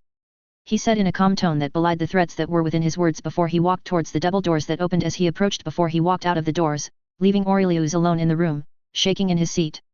Shaking from anger, shaking from the threats and warnings. Shaking from helplessness. He was 41 years of age and he still had little control over his destiny. He closed his eyes momentarily. He had no choice but to comply and do as he was bid. The cost would be too high, too much for him to deny him. He arrived with a soft crack at the gates of a detached two-floor house on the edges of Dusseldorf. It was dark outside, the weather beginning to turn from winter to early spring. The gates creaked open as he waved his wand at them and walked up the path towards the house until he arrived, opened, and walked through the door. He sighed briefly before he entered the living room. He smiled to himself as his eyes zeroed in on the woman who sat perched onto the sofa, her legs underneath her body as she bit on the end of a pencil. Her long silky hair fell to her sides, just about not covering her face completely from the angle he was coming in from. She should have heard him coming in, but she was, presumably, deeply engrossed into a particular word puzzle in a little puzzle book that they'd picked up the other day. Nagini, he said full of warmth, attempting to draw her out of her concentration. She looked up from the puzzle book and their eyes caught and a wide smile came across her face as she bounced up from her seat towards him. He walked towards her and engulfed her in a hug. He melted in her warmth, his hands traveling to the bottom of her back as he held her softly. He'd never known what love was, what it was meant to be. He'd hoped to find it from his family, from his mother or father if he ever found them, and yet it had been right in front of him all this time. He'd been too focused, too obsessed back then to know what he'd found in Nagini, and only afterwards, only after the disappointment, the heartbreak, was he able to truly see her for what she was to him when she'd comforted him, when she said she'd stay with him until. He broke up the hug and held her by the elbows before he leaned in slightly and kissed her softly on the lips. She moaned into his kiss before she broke it off and looked at him with an endearing smile. You distracted me from my puzzle, she said in a playful manner. He chuckled softly as he raised his hand and caressed her cheek with the back of his hand. My apologies. Were you close? He inquired with a small smile. She pouted. No. She said, causing him to laugh a little. But that's beside the point, she said with a mirthful look in her eyes. Soon enough they were on the sofa with her in his laps, her head on his chest. He basked in the closeness, the deep love they shared. The love that had an expiry date that was soon arriving. I have been told to go Belgium. He spoke up for the first time in an hour, breaking the comfortable warm silence they shared. She removed her head from his chest and narrowed her eyes. He ignored as he looked away. The ICW is moving to dismantle his work and I have to go and stop them, he said in an emotionless tone. What about the promise? She said in an unhappy tone that almost sounded distressed. You aren't meant to fight anymore. He agreed, she almost hissed out. He turned to her with saddened eyes. I know. And it doesn't matter. She removed herself from his lap and paced. Then nothing he agreed to matters, Credence, she said as she stopped and stared at him with anger in her eyes. Only she still called him that. She was the only one who knew that he was still truly Credence for the most part. Aurelius was a mask that he wore for the world, and Credence was who he was to her and to himself. He'd never be able to get past that. His name linked him to his most painful experiences, and yet it linked him to his greatest, for she was the greatest thing in his life. Worth everything he'd ever do, great or terrible. He shook his head. No. He promised he would find a way, and we have to believe that. Nagini, he got up and she distanced herself and he sighed as he glanced at her. Nagini, this is our only choice, he murmured softly. It isn't, she replied, looking at him with pity in her eyes, eyes that he hated when she showed resignation to her fate. Fate that he did not accept. Yes it is, he said through gritted teeth. I won't allow you to fall to your maledictus Nagini, there is a way to cure you and we will find it. His eyes flashed angrily. She smiled sadly at him as she walked towards him, her hand softly touching his stubbled face. It is my fate, Credence. He began to shake his head but was stopped as she put a firm hand on his face, forcing him to look at her soulful eyes. It was unfair. It was the fate of my mother's mother and so on, going back centuries. It is what happens to children of my line. I have accepted that fate. She told him gently. I haven't, he hissed out as he removed her hand from his cheek. I refuse to let you go into your curse without exploring every option. She stared at him in a disconnected way. Even if it means working for a monster. She said quietly. Even if I am working for the devil himself, he said in a fervent tone. You are everything to me, Nagini. He said passionately, his face contorting in a pained way. You were the first to show that you cared for me, you were the first who helped me without anything in return, you were the first to show me friendship. He smiled wanly. You were the first to show me what love is. His eyes hardened. I will not let you succumb to the curse. She sighed and looked away. My life is not worth the blood you'll spill. Especially for a promise that we both know will not be honored. She said quietly in a calm tone, in a tone that almost devoid of emotion. He closed his eyes. That was the crux of the matter. Grindelwald promised, but what was it worth? Would he truly honor it? Has he even found anything? All of it depended on their faith in the man that they had no faith in, the man who has been tearing apart both worlds, committing heinous crimes, heinous acts that made him feel sick, and there was nothing that he could do to force Grindelwald to do as he promised. He was powerful, very powerful, but he didn't have Grindelwald's experience, nor did he have his power. He was mostly likely the second most powerful next to Grindelwald, but it was a chasm that he was unable to fill. And even if he was able to match Grindelwald, what could he do? Grindelwald held all the cards, all of the things that he needed to solve the maledictus that Nagini was suffering from. Even now, her time as a human shrinks every day. When they'd met, she was able to remain human 16 hours of the day. Now, at most she had 6 hours each day that she could spend as a human, most of those hours were spent with him. And that wasn't the worst of it too. Before, she'd been more emotional, capable of remaining focused. That was slipping from her every single day. She was turning colder and colder as time went by, and he was watching this happen, helpless. A lone tear fell from his eyes as he reopened them, as she stared at him with those beautiful black eyes of hers. A flicker of emotion reappeared in her eyes as she watched him. Her hand tentatively reached up to his face, her thumb wiped away his tear. We had 17 years, Credence, she smiled in a sad warm way. We still have some more to go, let's not spend the time we have remaining fighting over things we cannot change, she said before she kissed his cheek and drew back, meeting his eyes for a few moments before she returned to her puzzle book and twirled the pencil in her hand. Will you help me? We still have just under a few hours left before I change, she called out as he stared at his feet, his hands clenched. He couldn't be angry at her, it was misdirected. She'd given in to fate long ago, he knew this. Long before they'd met. Long before she'd joined the circus. She'd vowed never to have children like her ancestors had done despite being afflicted with the curse. Something that he never knew he wanted until he realized how much he'd loved her. Another thing that was robbed from them. His eyes turned to steel. He'd do what Grindelwald wanted and he'd get the cure from him even if he had to damn his soul for it. She was worth everything.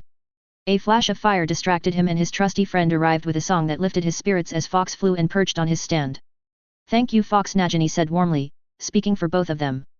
Fox crooned softly, his voice trilling kindly before he picked at his feathers under his wing, and Nagini turned back to her puzzle. He nestled his chin in the crook of her neck as he watched her fill in the puzzle book. Abacus, he said as he watched her struggle with finding the next word. She rubbed her cheek against him. Thank you. She said appreciatingly. He'd do anything to keep this alive. To keep her like this. She was his family and he would do anything for his family. Chapter 53. Hello everyone, here's the chapter. Enjoy. Note, if you would like to read ahead, the next 3 chapters are available on patreon/boombox117. The Discord channel is Niskaxasi. 29th of January 1943. Arcturus POV. You're not joining. Arcturus roared as he closed the gap between his sister and he. You cannot deny me this, Archie. Doria yelled furiously as she stood right in front of him. The impertinence. Father would have cursed her black and blue if she attempted this. He looked down at her, her small figure only reaching up to his chin, and yet the blazing violet eyes showed no fear, only defiance and fury. She continued, this is what I have chosen to do in my life, and joining the field healers will help me become better. He scoffed as he looked at her angrily. You lie, Doria, he hissed out as his eyes flashed dangerously. You do not join because you think you'll become better, he sneered in her face, causing her to scowl. You're joining because of that Potter. He spat out the name as if he was cursing it to hell. Is there? You're nothing but a misbegotten fool, Doria, a fool that has deluded herself that she is anything but a lovesick idiot. He shouted at her with grim satisfaction. For the first time he'd ever seen in her, her eyes grew colder and held a characteristically black mad glint in her eyes. Arcturus. Her tone was dangerously low and positively arctic. How dare you? She hissed out through gritted teeth as she trembled in rage. You belittle and reduce me and my desire to become one of the best healers St. Mungos will ever have, my desire to receive one of the highest accolades in my field, as a front to, what did you call it? A lovesick idiot. Her eyes flashed murderously. He should have backed down at that stage. He really should. Yes, he answered simply as he met her murderous eyes. Her eyes closed to slits. Do not mail me again. She said in such a soft tone that he almost could mistake it for affection, but it was anything but. She turned on her heels and walked towards the flue. Don't you dare leave, Doria. We're not done. I am your head of house, you will obey. She stopped mid-stride and turned mechanically towards him. Archie, I do not like you right now. In fact, in this moment, I very well despise you. She said almost matter-of-factly, and he suppressed a wince. We are done, and until you apologize, until you ask for my forgiveness, there is nothing you can say to me. She turned back around and stopped again, her head looking over her shoulder. Really, don't bother to mail or talk to me. Unless it is of course to inform me that you are going to disown me. She turned a little more as her eyes closed almost completely as she narrowed them. Are you going to disown me? She asked in a low tone. He clenched his jaw as he suppressed to throw something. No. He forced out, and she turned around without another word as she walked away and took the flue. He sighed deeply and grabbed the bridge of his nose. Well, you made a mess out of that, dear brother. He closed his eyes momentarily. Just the person he'd need right now. He opened his eyes and turned around, and Cassiopeia stood there leaning against the frame of the door with a bemused expression on her face. Sister. He grunted out as he glared at her. Did you hear all of it? She snorted as she looked at him with raised eyebrows. Most of it, she answered. He walked away from her towards the living room and dropped into a chair. Kriaker, he bellowed out. Pop master. The ugly elf asked in a reverent tone. Bring me a glass of fire whiskey. He sent a piercing gaze at the elf. Make sure it is kept topped up at all times. Yes, master. The elf bowed and popped away, and a glass of fire whiskey appeared in his right hand. He knocked it back and the glass refilled immediately. He glanced at his sister who walked in, who raised a dainty little eyebrow in question, and he ignored it, which caused her to snort but say nothing else as she took a seat across from him. He stared at the glass of fire whiskey as his mind ran things over. He shouldn't have insulted her, but she was truly testing his patience. I could have handled that differently. He mused aloud. You could have, Cassie agreed. To be honest, I'm quite proud of you. She said in a laughing tone. He turned his eyes to her sharply, and she looked at him with mischievous eyes. You managed to draw out the black madness out of her. That was quite the achievement, dear brother. He couldn't help it and chuckled a little before he shook his head. You weren't wrong, you know, Cassie continued, and he met her eyes. Going to him is a factor. No doubt that she'll learn much in a dangerous and deadly environment, especially learning from some of the best healers we have in the country, but in the end it was an opportunity that was sweetened by the presence of the man she is besotted with, she said with a curl of the lips as she crossed her legs. His face soured as he muttered inaudibly before he took a sip of his fire whiskey. What am I do, Cassie? He sighed as he glanced at her.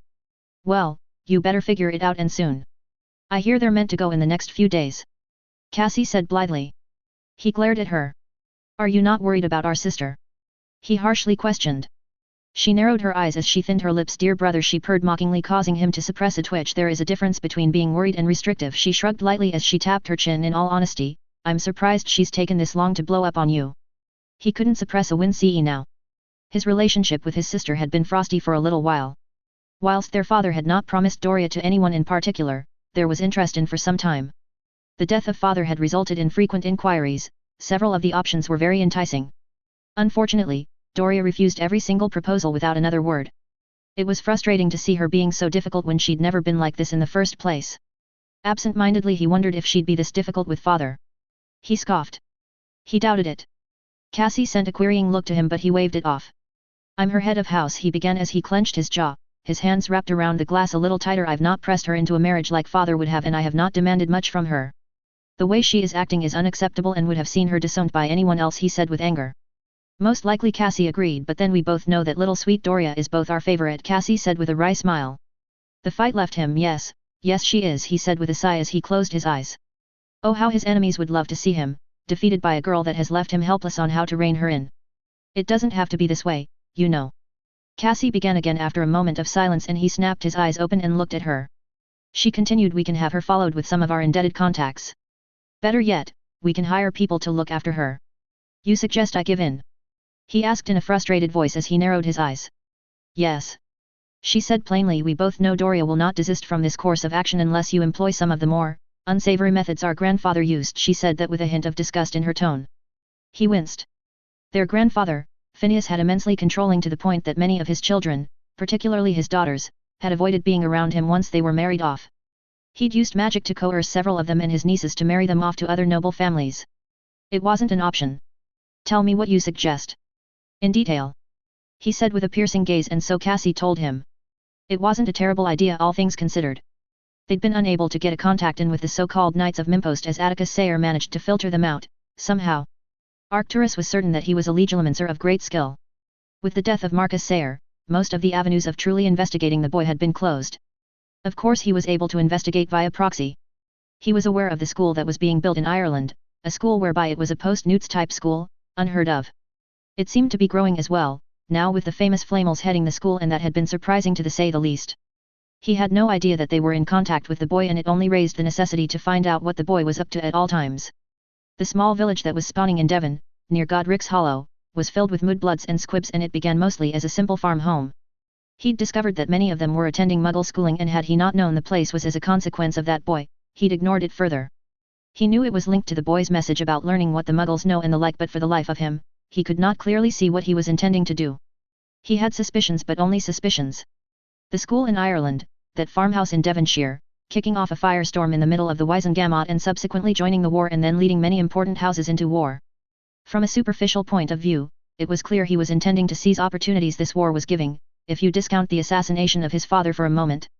His message about magic and so on only confused him further when you counted his actions with mudbloods.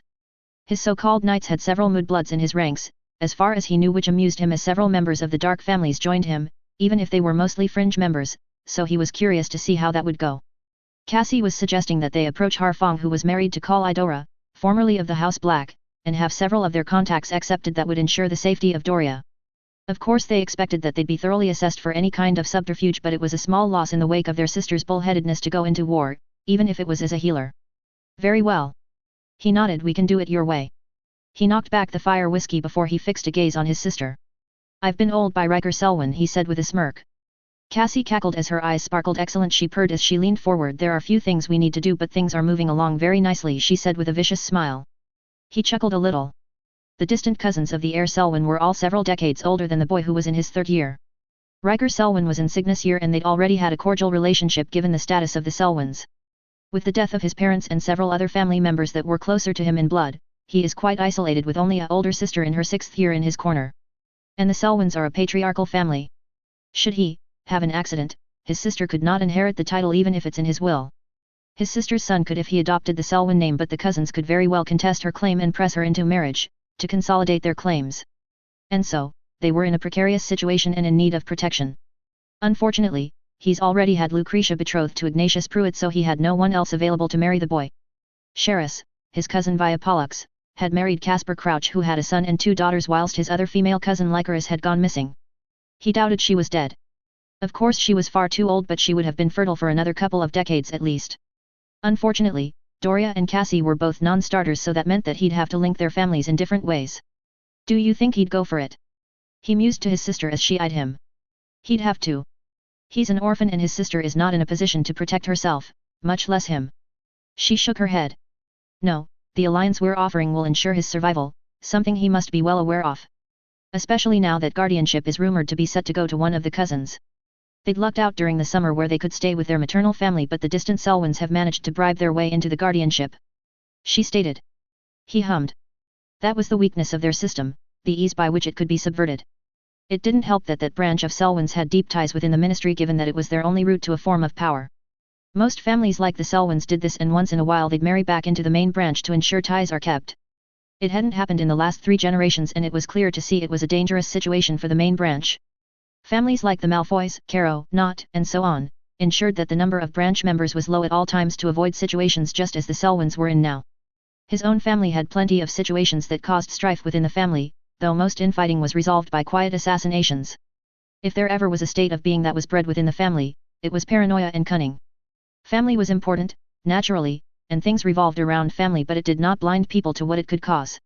None could harm you more than family, was the belief of most people. He supposed that was why Doria was so beloved by himself and Cassiopeia.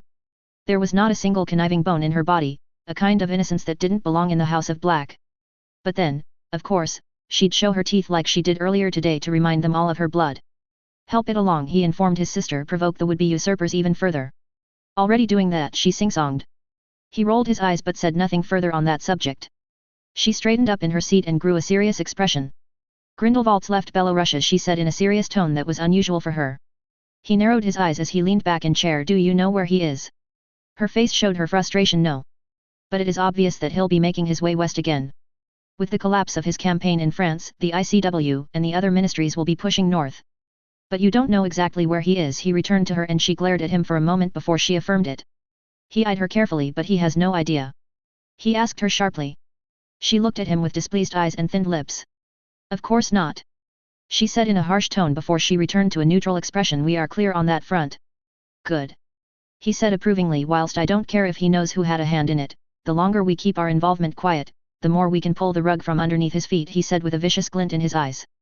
They worked together with a number of contacts in Russia to destroy his movement there. It all began in the last summer, where they'd met in secret with several pissed-off Russian purebloods, some of them related to the Dolahovs, and created a plan to destroy most of his movement in a fell swoop. Grigory Rasputin had been key to that plan. The mad Russian was powerful, easily one of their most powerful, if not the most powerful Russian, and would be able to hold off Grindelwald for them to be able to counterattack without fear of Grindelwald being involved. His elder brother Perseus had been important to Grindelwald with regards to the Romanovs, having aided the man in bringing both Muggle and magical royalties down. Perseus, despite his apparent loyalty to Grindelwald, had kept meticulous notes on what happened and how it happened, and he'd offered this to Rasputin, who'd been wrathful at the loss of his favorite Muggle pet. Rasputin had suspected magical foul play, especially with the death of the magical Romanovs, but he didn't know where it originated. His revenge was undirected, aimless, until he and his Russian friends had him informed of what truly happened. Of course Rasputin wasn't stupid. He was aware that he was being manipulated. A man like that doesn't live as long as he has without being clever, but it was quite clear he did not care. And so they weaved a plan to deal a devastating blow to Grindelwald. There will be more? His sister asked in surprise, but with a glint of anticipation in her eyes. Of course, he said with a rumbling voice as his eyes gleamed. He sipped from his fire whiskey and eyed his sister over the rim of the glass. I've had contact with the crumbs. His sister's eyes widened before she peeled over, cackling. It took a few moments for her to settle down again. Do tell, she demanded as her eyes glinted in intense interest. And so he told her about how they talked about Dumstrang and how it was time to liberate the school from the yoke of Grindelwald and his fiends. That will be monumentally more difficult to pull off, even if that Russian, Vladimir Dukovsky, is supposedly in Italy for the moment. She commented. True. But we have time to pull it off, he said with a smirk. She smiled at that creaker. Pop. Yes, mistress. The elf asked with reverence.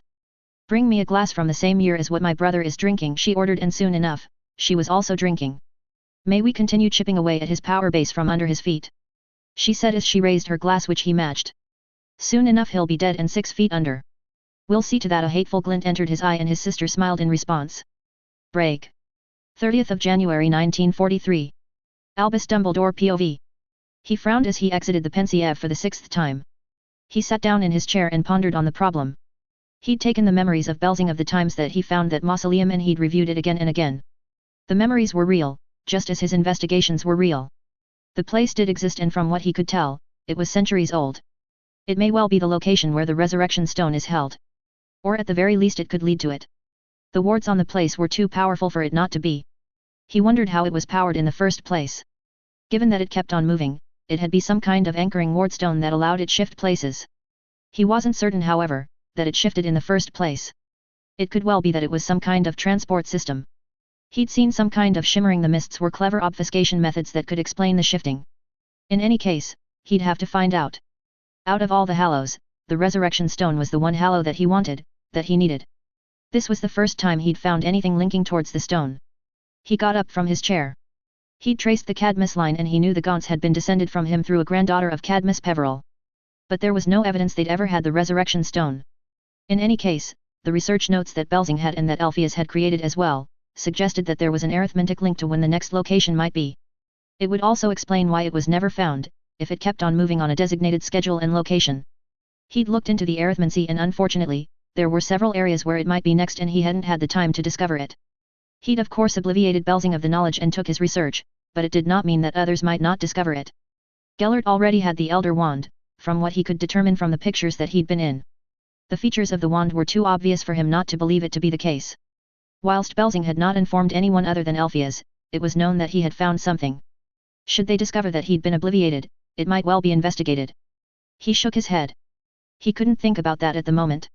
He had to find out where this place was. He clenched his fists. He'd finally discover if the Hallows were real, and if they were, if he could see his sister again.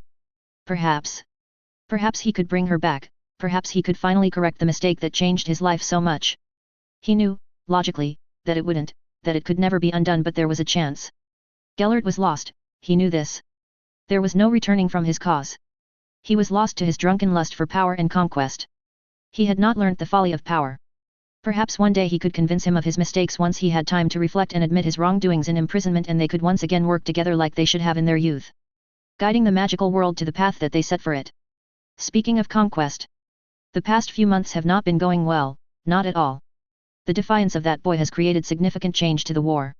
France was liberated, the last few weeks having resulted in significant loss of territory to the lands that Gellert and his followers held, including the French ministry building. It was too soon. Far too soon. At this rate, Gellert and his allies would not be able to sustain the war on so many fronts, and his movement would collapse. The cost had already been high, but he wanted it to be higher before he entered the war and took down Gellert. His sources had informed him of the rising insurgencies that Gellert was facing amidst his failures. He would soon need a big win, and he'd need to scale back, securing the territories he's occupying. He was sure Gellert would realize this soon enough. He'd recognized early on that Gellert could not win a protracted war like this, and Gellert must have known this too. Securing the support from the German, Austrian, and Danish nobility had been critical to his success, that bolstered his drive of conquest, but it was going to collapse if he was not careful. Gellert gutted most of the ministries he'd taken over and planted his sycophants in place, but they were inexperienced with what was needed to keep control. He despised the fact that he had not enough influence to halt the movement Atticus Sayre inspired. Just shy of 200 individuals initially joined with his ridiculous Knights of Mimpost, but many of them were powerful in their own right. The consequences of that act have already changed the nature of the game. He sighed before he closed his eyes. The public were already looking at him in a different light. Coward, they call him. He gritted his teeth. Riddle was aiding to that opinion. He wasn't a fool, he knew what she was doing, what he was doing. He'd have to enter soon before he'd forever lose the influence he needed to enact his plans. Riddle was already influencing the school more than he'd ever wanted. He knew she was behind the behavioral changes in Slytherin House, the way they no longer attacked Muggleborns, may it be verbal or otherwise. His colleagues only had praise for the girl, and they didn't see that monster that lay beneath the skin. He knew that she'd the next Dark Lord, and there was nothing he could do about it for now. The change in behavior from Slytherin could only mean that they have discovered her heritage, and that was something he dreaded. He saw the cruelty in the girl, the monstrosity that hid behind a veneer of politeness, eyes of devastating cunning, and a mind geared towards domination. He did not believe Atticus Sayre would be able to resist her, not like he resisted Gellert. He could only thank what deities existed that she hadn't absconded with the boy. Keeping her here where he could watch her was vital for now. He sighed before he checked the time. It was time for dinner and left the office. He knew he'd have to fight Gellert at some point, but he'd hoped he'd have more time. The Resurrection Stone, Riddle, Gellert.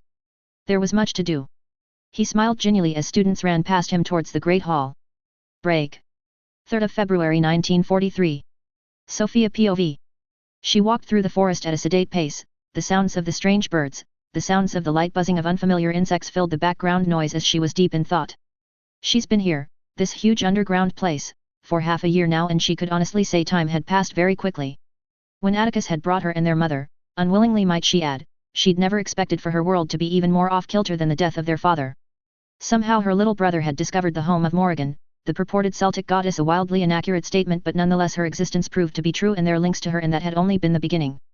She came from a civilization that's so much greater than she'd ever thought possible. Even now, her mind had trouble wrapping over the idea that her ancestors, even if they were so different to them as her people, were now sailed the very stars and had a population that she could not conceive.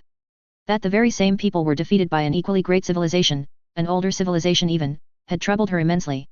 In any case, all of that only touched the very surface of what she knew now, and even then, she knew so very little. She doubted she'd had enough time to ever dive into the depths of that civilization. Ancient humanity. In the half year she's been here, she'd used the vast majority of that time to learn as much as she could. Magic or neurophysical energy like that troublesome bucket of metal like to correct was not something her people knew much about, only that there was an even older civilization that had been billions of years old that used magic in spades, in everything they did. Some of the things they created, huge structures connected entire stars, huge structures were as large as the sun itself. Other than those descriptions and images there was not much on them that she could make sense of, unfortunately. She doubted anyone could if those people couldn't. In any case, she used the opportunity and the free time to work through the projects that Atticus had dumped on her lap, a way to placate her if nothing else. He had grand plans, the little arse. The businesses he was aiming to set up were going to be devoured by the masses, she was sure of it. And it was not just magical either. He intended to dominate several industries in the Muggle world, especially communications. He'd outlined his reasons for it, that the Muggles had to be monitored, and what better way than to ensure that they could monitor them through their own little inventions. That was something she found a little strange. With all the technology that they had access to, they could propel and own the Muggle world, but he'd answered that too. He implied that having the Muggle advance, by our own hand no less, too fast would be detrimental to the magical world. Investing in their own companies, owning them outright but otherwise leaving them to their own devices was something that he preferred doing. She did think it was common sense, especially given how much he used to prattle on about things Muggles did. There was no need to get them to become even bigger dangers. She knew that he was giving this to her not just to placate her. He wanted her on side, he wanted her with him in these ventures of his. She would have been flattered if she didn't know what he intended to instead of taking care of his little ideas and plots. Oh yes, she was well aware of his desire to create a Merlin's damned floating island. When did he decide to want to do that? She had no clue. She'd seen the hologram, or was it holograph? Image of his island, and she'd been gobsmacked. She had to admit, it was beautiful and she'd love to call it home, but really, she wondered if he was insane when Moira she'd insisted on being called that. Then Morrigan from the first day said that it was very feasible and it would not take nearly as long as she thought it might be. According to her, Atticus had been planning this for years, possibly before even Hogwarts. Of course, Moira said that he didn't have the whole plan then, it was simply a concept more than anything else, she'd mused, but the idea had been there. Suffice it to say, she was well aware now of the secretive nature of her little brother. At times she wondered if she ever truly knew her brother. The visions and so on could not account for all that he did. How much else was he keeping from them? She scoffed and shook her head. Probably a lot more than she could imagine. She sighed. She hadn't talked to him for quite some time, the last time being sometime in October. Mother spoke to him every week or so, something she insisted and something she guilled him into, she thought amusedly. After all, a recent widow who'd been sequestered away in a tall tower, or in this case, an underground cave, even if it was a fancy one for her own safety by her son?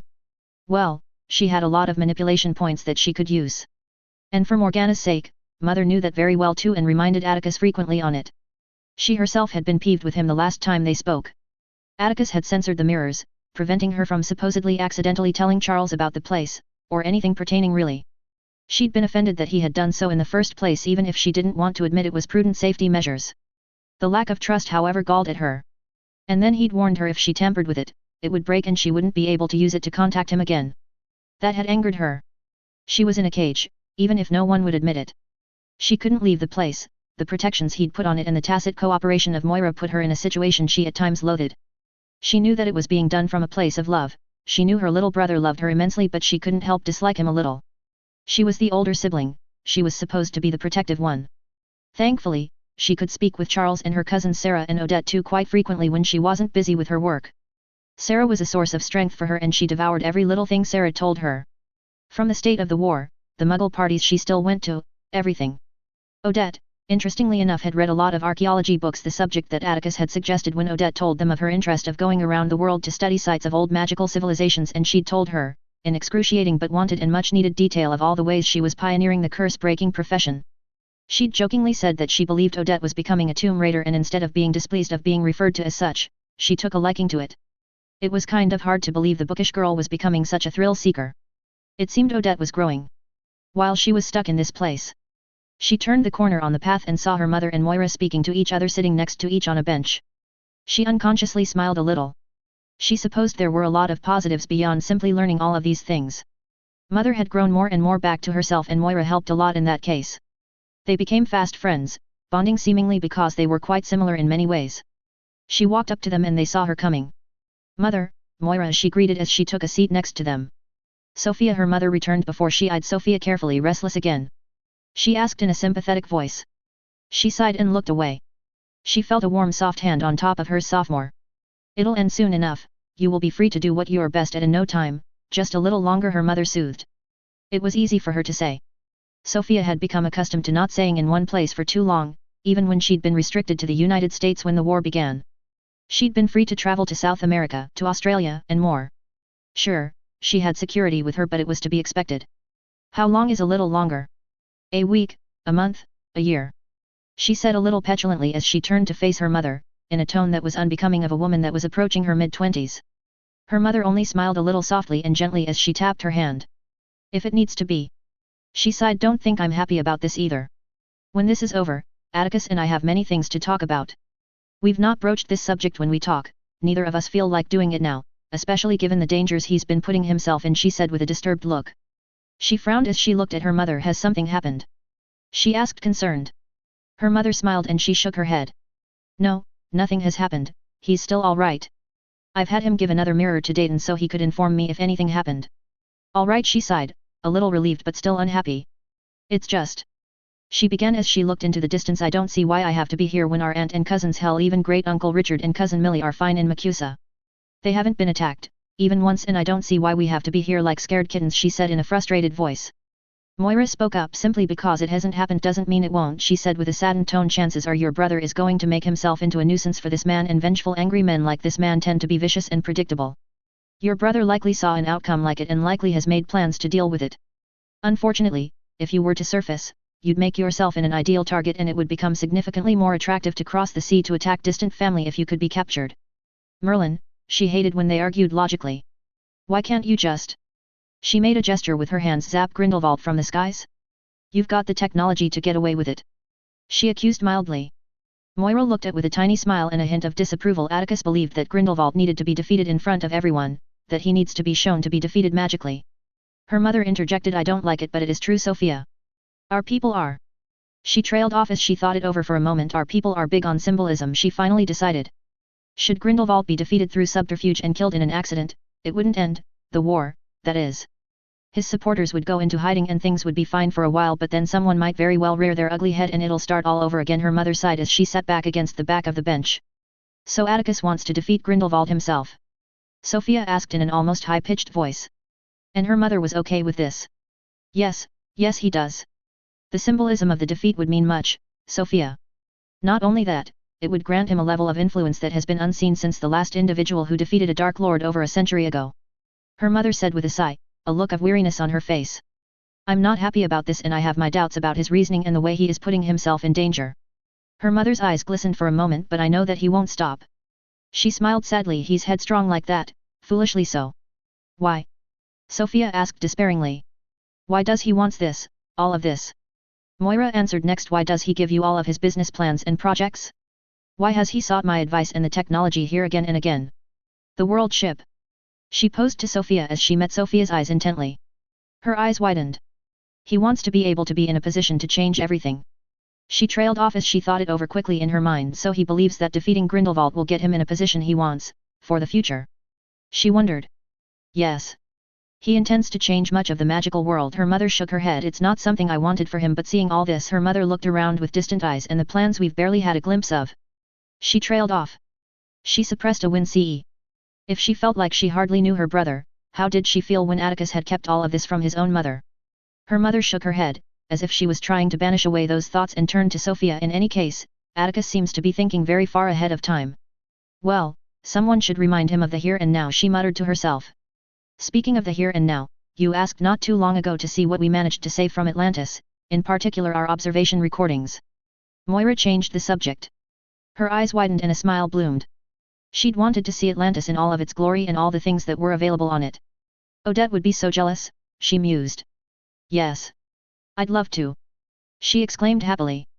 She hadn't bothered to ask for it until only earlier last month, completely lost in her work.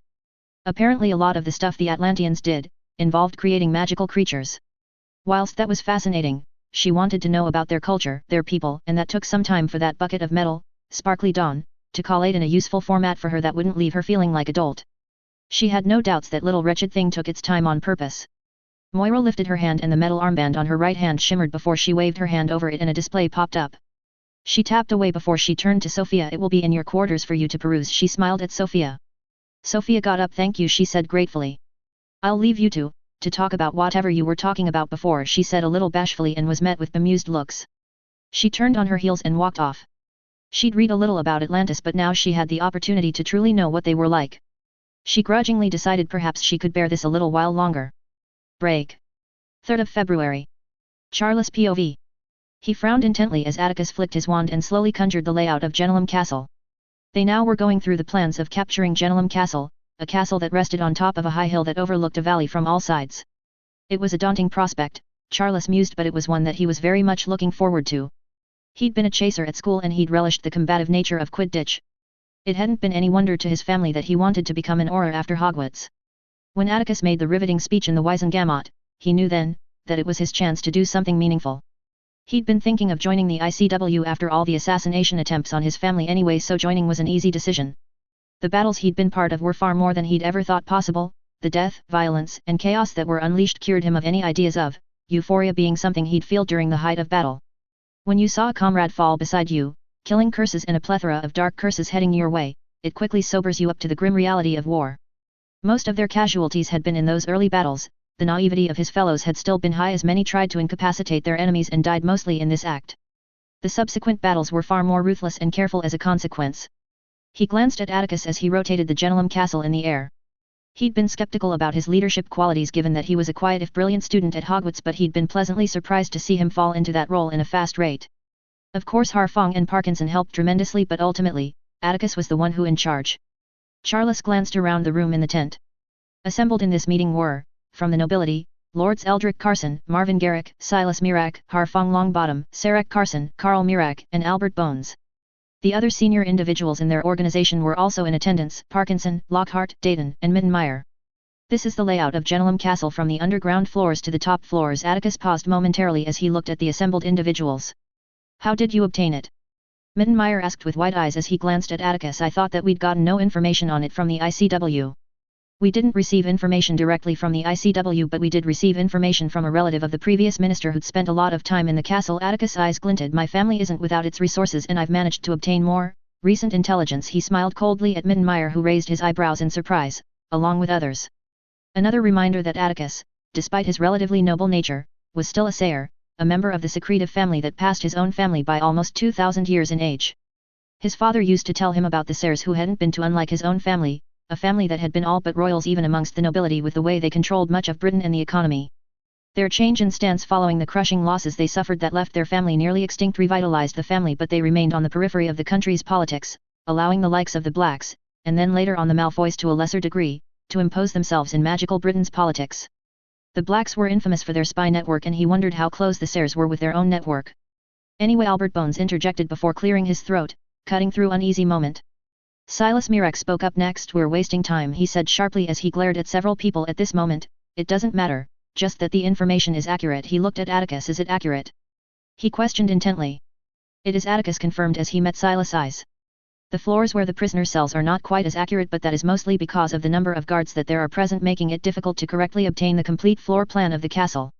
Atticus tilted the conjured castle construct and flicked his wand at it, transforming the stone walls into glass. But that is not what is important anyway, at least in the beginning.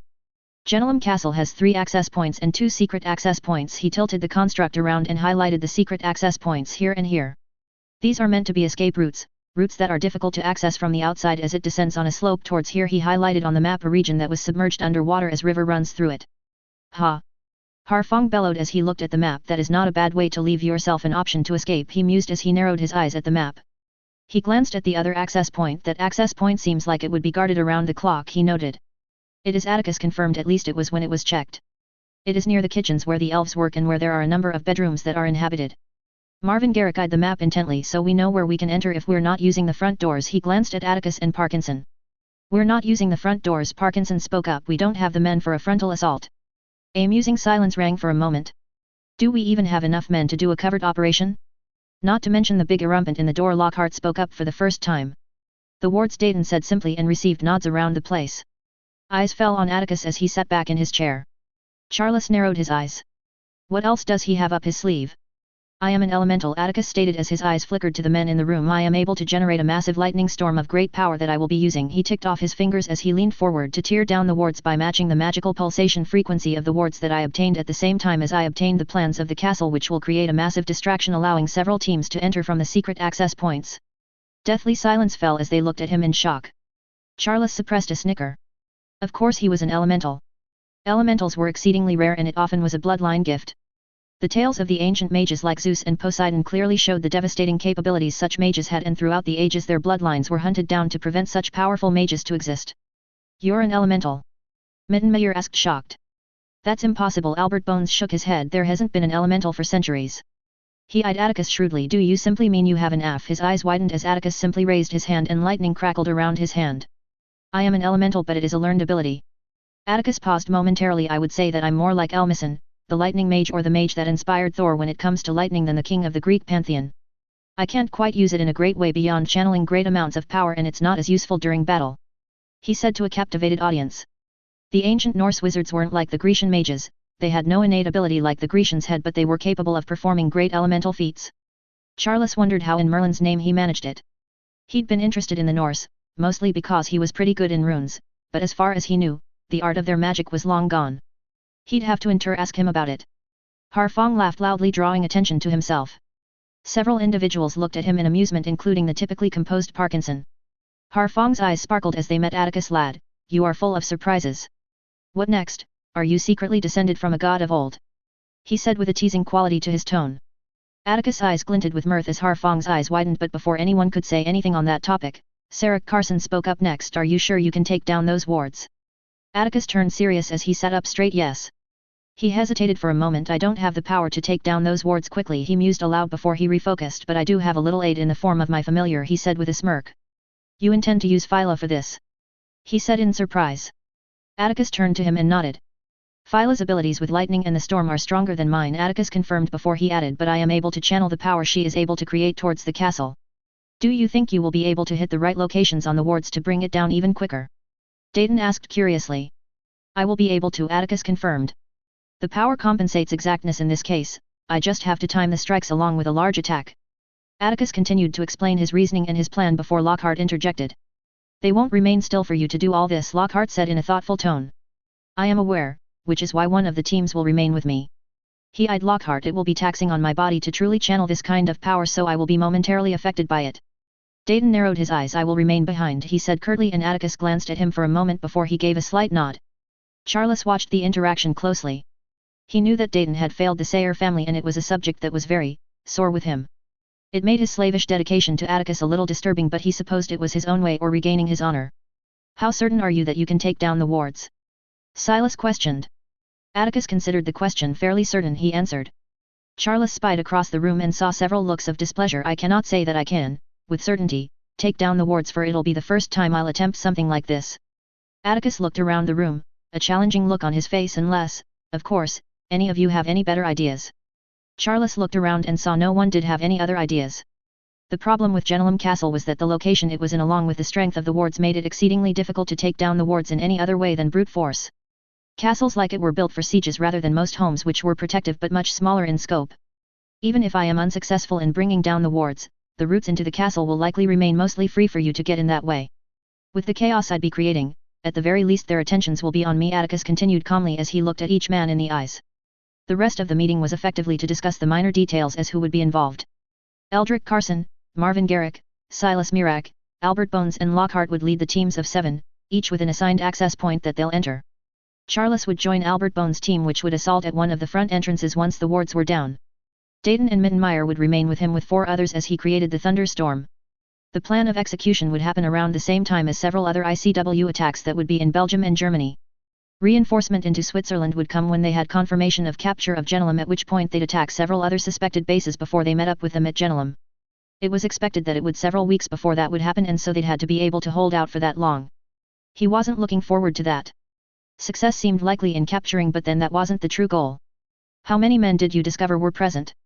Karl Mirek asked. There are roughly 120-130 men and about 350 prisoners, Atticus confirmed. Harfang whistled loudly at that. That is a lot of men for us to take down, Charles said grimly. He wasn't looking forward in dealing with that many. Especially in tight quarters that might well be rigged with traps. It is. Are we even sure we can do that? Parkinson added. We have a few toys we can use, Harfang said with a lopsided grin before he turned serious as he glanced at Atticus for a moment before he met the eyes of Parkinson. We have created several aerosol, he said the last word slowly, much to Charles' amusement. He'd worked with Harfang to create several potions. Flemont's skill in potions pretty much was forced on him, so he wasn't too terrible at it, good enough to be able to become a potions master even. In any case, Harfang was a positively genius in potions. He'd actually helped Fleamont Potter obtain his mastery in potions, and Atticus had come to them asking if they were capable of creating gaseous potions. Potions that are capable of subduing large number of enemies within an area. Harfang finished. What potions? Lockhart asked skeptically. Potions that can knock out an individual within 3 seconds for hours, Harfang said with a vicious gleam in his eyes. Will it be able to subdue them before they can cast a bubblehead charm? Mittenmeyer asked carefully. Harfang looked thoughtful and decided to wriggle his fingers, causing Parkinson to roll his eyes. What an exact answer. He drawled in a way that showed his mild annoyance. Harfang only barked a laugh before he grew serious. The gas is almost colorless, but it does have a smell, unfortunately. But thankfully experiments have shown that it will knock them out almost immediately once it enters their nose. He shrugged. It's the best we can do to level the playing field, he said, finally causing them all to mull it over. All right, Marvin Garrick finally said, we've got no choice but to rely on it. He glanced at Atticus. This mission has a lot of risks, Atticus, he commented mildly. Atticus firmly nodded. It does, but we will be able to achieve victory. Even if we had a couple of times more men for this mission, we'd run into the same problems. With a smaller team we can get by easier, and using these potions, he nodded to Harfang before looking at Marvin Garrick, will mitigate some of the risk. He breathed in deeply as his eyes hardened. The risks are high, but ultimately, it must be done. He smiled a sharkish smile. What better than the best of Britain to do the job, causing several individuals to chuckle softly. The meeting ended not long after that as they finalized a few final points, and Charles left the room as Atticus remained behind with Marvin Garrick, Silas Mirak, and Harfang Longbottom. He made his way towards Dayton, who was seated on his own at a table in the makeshift dining area. Dayton looked up from the parchments as Charles approached him and sat down. He grabbed one of the apples in the bowl of fruit that was on the table and bit into it. Dayton looked at him unimpressed momentarily before he raised his eyebrow in question. Charles swallowed the bite from the apple and leaned on the table with his elbow as he turned to face him. What do you think of the plan? He asked Dayton as he stared at the man. Dayton turned away from Charles and picked up the bundle of parchments, compiling them neatly before slowly and deliberately turning to Charles. What do you want? He asked Charles curtly as he glared at Charles. Charles shrugged carelessly. He was curious about Dayton and his devotion. He liked Atticus, would even call him a friend, but he wanted to know more of the Lord Sayre from someone who knew him. The plan hinged on Atticus' ability and he was worried. He knew he wasn't going to get much from Dayton, most likely anyway, but it was an opportunity. Lightning Elemental, all the other abilities. How powerful was he? He'd sparred with Atticus, and whilst he never defeated him, he'd thought he was getting closer to him, at least in skill. Unfortunately, power and skill were very difficult to defeat, especially if you are facing an intelligent and cunning enemy, all of which Atticus was. Simply making conversation, Charles said with an easy smile before he took another bite of the apple. You've been given another opportunity to making up to the Sayres, he said after he swallowed the bite and saw Dayton stiffen slightly. I just wanted to know if Atticus' plan had a chance of success. Dayton lips thinned to a fine line as he met Charles' eyes. I have faith in Lord Sayre, he said simply and made movement to get up. Before he left he turned to Charles. He always has it in himself to surprise us all, even as a child. Dayton sent a piercing expression at Charles. You'll see eventually, he finished before he left, and Charles watched him leave. Charles mulled over those words, always has it in himself to surprise us all. He bit into his apple for the last time before he vanished the core, intent to think on the future battle that would have consequences for them all, whether it would be good or not. Break. 6th of February 1943. International Magical Press. Exclusive, Heir of the Founders found. Lady of the most ancient and most noble house of Slytherin walks amongst us. By Jules Jebson. In shocking and most welcome news, we can confirm to you all that one of the legendary Founders' heirs still walks amongst us after centuries since the last Lord of Slytherin. Asterisk, this was verified by the goblins and by the head of House Ring that was worn. The last Lord to hold the Slytherin title was Aldrich Gaunt until 1722, with none of his descendants being able to claim the title. There had been much speculation on what was required to hold the Slytherin title since then, given that it was well known many ancient houses have some sort of requirements to be met in order to be deemed worthy of the title, and none more so than the Slytherin lordship, or in this case ladyship. Since then, the descendants of Aldrich Gaunt have gone into infamous obscurity, known for their pure-blood supremacist views until they met their ignoble end with the death of Morfinn Gaunt in a drunken fight, and this reporter wonders if it had been indicative of why no other Gaunt had been found worthy. You might be wondering, who exactly is this Lady Slytherin? Well, you're in luck. In an exclusive interview, we introduce you to Emily Slytherin, known as Emily Riddle, a fifth-year student in Hogwarts who has been sorted in the house her ancestor founded, in the very school he helped build that all of magical Britain cherishes. Jules Jebson, JJ. Welcome Lady Slytherin. Thank you for taking this interview. Lady Emily Slytherin, Lay. Thank you Mr. Jebson, I'm pleased to be here. She gives a warm smile. JJ, I'm sure I'm not the only one, but I'd like to know more about you. What can you tell the readers about yourself? Lay laughs kindly as she smiles. Well, I am just someone who's studying at the greatest school in the world for the moment. I give a disbelieving look which causes her to laugh a little louder. Perhaps I am understating myself. Her face twists into a small smile as she speaks in a humble tone that I found quite endearing. But truly, I am simply enjoying my time at Hogwarts. JJ, well, you're definitely understating yourself. I have heard that you're a prodigy, not unlike a certain hero who fighting against the Dark Lord. She laughs beautifully. I am glad to be thought of so highly. Most of the teachers at Hogwarts are all excellent and they're always available if I have any further questions or advice, so I can only thank them. They're a credit to Hogwarts. JJ, tell us about your early life? There is a lot of mystery behind you, Lady Slytherin, and if you would, please tell us. I gesture her on to begin. Well, my beginnings are not a tale for the faint of heart, Mr. Jebson. JJ, please call me Jules. She nods with a tiny smile before she continues with a somber expression. I grew up in an orphanage, unaware of my heritage, unaware of magic, but I had always known I was a little different from everyone there, and unfortunately, everyone knew that I was different too. I only discovered I was magical when a Hogwarts professor visited me. I was a little bit shocked at this, no doubt many of you will feel the same. Lady Slytherin has long been hailed as a prodigy, a true credit to Slytherin from all accounts, so to know she had no idea that she was magical until she was 11 was a surprise. JJ, where were your parents? Had they? My mother died in childbirth at the orphanage. JJ, your mother gave birth in an orphanage? How come she did not go to St. Mungo's? Was she not? She was magical. I found out much later, not too long ago in fact, that unfortunately circumstances had been against her, and as such, she acted on the best option she had available. JJ, I see. At this point, ladies and gentlemen, Lady Slytherin was composed during this difficult explanation, but it was a sensitive topic, I could tell. I decided then to move on from this topic. JJ, you mentioned you knew you were different? From an early age, from what I know now, I had quite a lot of accidental magic, and growing up in a religious orphanage was not an ideal place for a magical child. You see, one of my earliest memories was that I had gone through an exorcism. I gasp at this and a bout of anger fills me. Asterisk note, for those of you don't know what an exorcism is, it is the practice of evicting imaginary demons, ghosts, or other metaphysical entities from the individual. It is a barbaric practice that has no real evidence of working, and it is often used on magical children who find themselves at the mercy of muggles, much like Lady Slytherin had in her early age. She smiles in a reassuring way, and I could only smile in return at this incredible lady for having survived this. It had been a traumatic experience, but it wasn't the most terrible experience either. Even as I learned to unconsciously control my magic, the stigma of being considered a demon or a devil never really went away, and as such, I was an outcast for reasons I could not understand. Growing up, I was quite lonely in more ways than one. JJ, you had no friends or support as a child? I asked this in a sympathetic tone. No, I didn't. The orphanage was a terrible place in truth. There rarely was enough food for everyone, and you really learned to depend on yourself. Perhaps in ways no child should have to, but in the end, I needed to. I've witnessed my own fair share of deaths before I even turned 7. The deaths that really stuck with me were a pregnant woman who died at the steps of the orphanage with her child 2, and a boy of 6 who died of measles.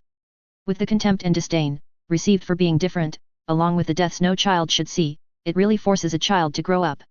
However, ultimately it helped me become the strong individual I am today.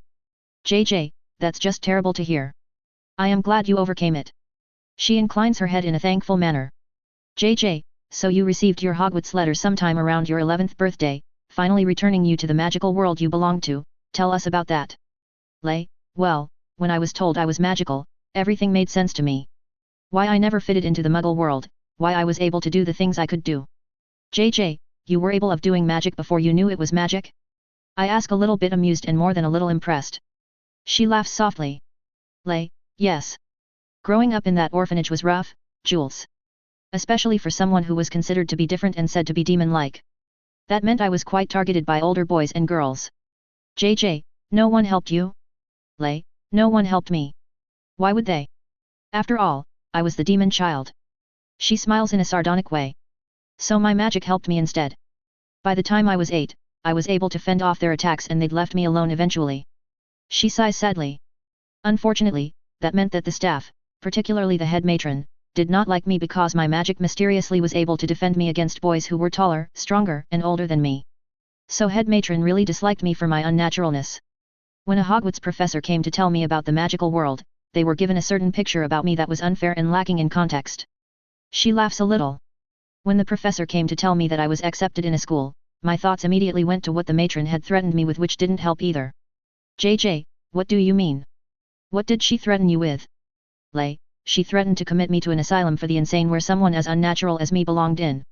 I looked at her disbelievingly. She laughs. I know. It was petty and cruel of her, to take out her fears and ignorance on a child.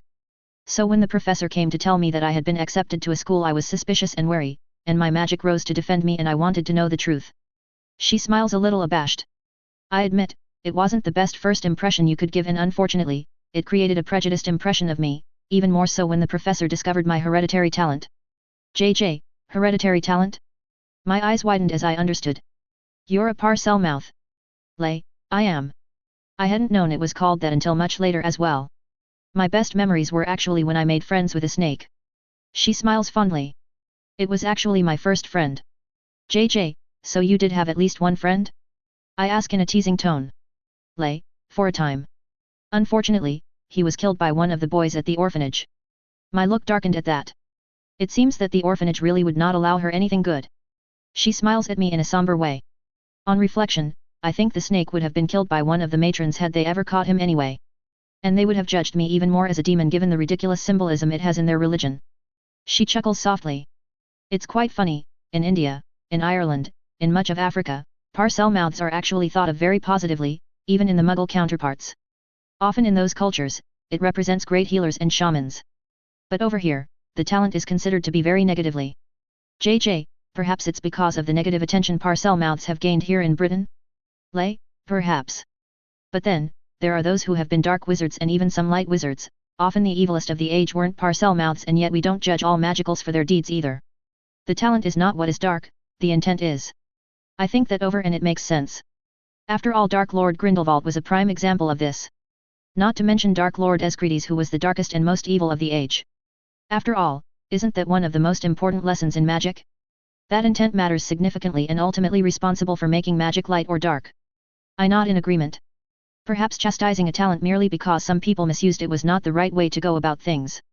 There were plenty of household charms that could be deadly after all if misused. JJ, so returning to the topic at hand. You were introduced to the magical world by a Hogwarts professor and you got off on the wrong foot. Who was this professor? Well, it was Albus Dumbledore. I look at her in shock. JJ, you got off on the wrong foot with Albus Dumbledore? I didn't think he had a wrong foot in him. She smiles softly. To be fair, I think we managed to move towards the right direction when he took me for my shopping, to get past this bad impression. She sighs. Unfortunately, when I confided that I could speak to snakes, any chance of reconciliation seemed to be gone. JJ, why?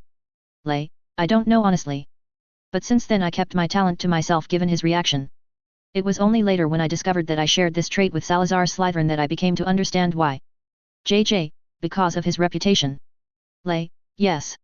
His reputation despite being a Hogwarts founder has not been great over the centuries, and it hadn't helped that his words have been twisted over the centuries. I look at her surprised. JJ, really? Oh yes. One of the great treasures that I have inherited are his diaries that he wrote in the later stages of his life, during his travels. This was after he left Hogwarts, and he reminisced on the Hogwarts years and the time he spent with his friends and fellow founders. I look at her with amazement. JJ, such diaries are priceless. To read about the founders from their own perspective would be a great addition to our country. She smiles at me. I might eventually make them available at a later date. It would clear up a lot of the misconceptions that people had with regards to Salazar, one of the main ones of course being that he didn't hate or even dislike Muggleborns as a whole. I look at her in shock. JJ, that can't be true, can it? Even the previous Slytherin lords and the Gaunts espoused what Salazar was said to champion. Are you saying they're all wrong? I ask in disbelief.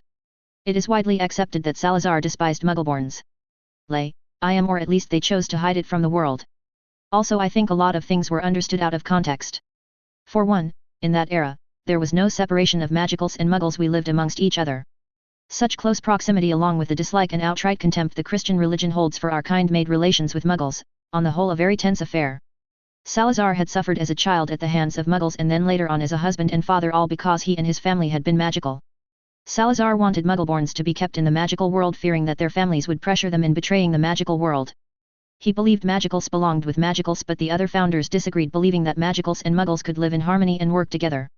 It was this argument that caused him to leave for the most part. I listened with rapt attention to this riveting story. JJ, amazing. Lay, I thought so too. It was quite the shock to read this from someone who I've come to understand has been wildly misunderstood over the centuries. I find it also quite interesting that he was right in the end, given that we had to invoke the statute of secrecy almost 700 years later.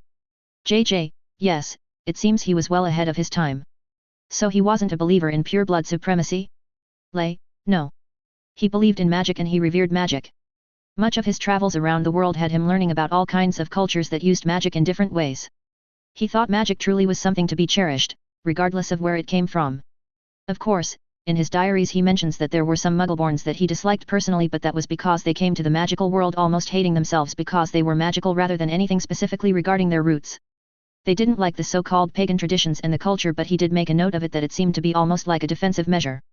On the other hand, there were Muggleborns who really integrated as much as they could in this new world they found themselves, and some of those Salazar had noted had greater respect for magic than many of the magical raised. In that era notions of blood purity were very rare. The community wasn't as connected as it is now, so arrivals of new magicals was desirable for the most part. I suspect only when the threat of Muggles increased more and more, did such beliefs really begin to take off. JJ, the ones that hated themselves, because they were coming in a completely different environment?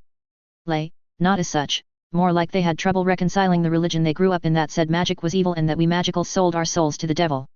She smiles a little wryly. JJ, it seems not much has changed in the last 1,000 years then, given how you grew up. Lay, perhaps.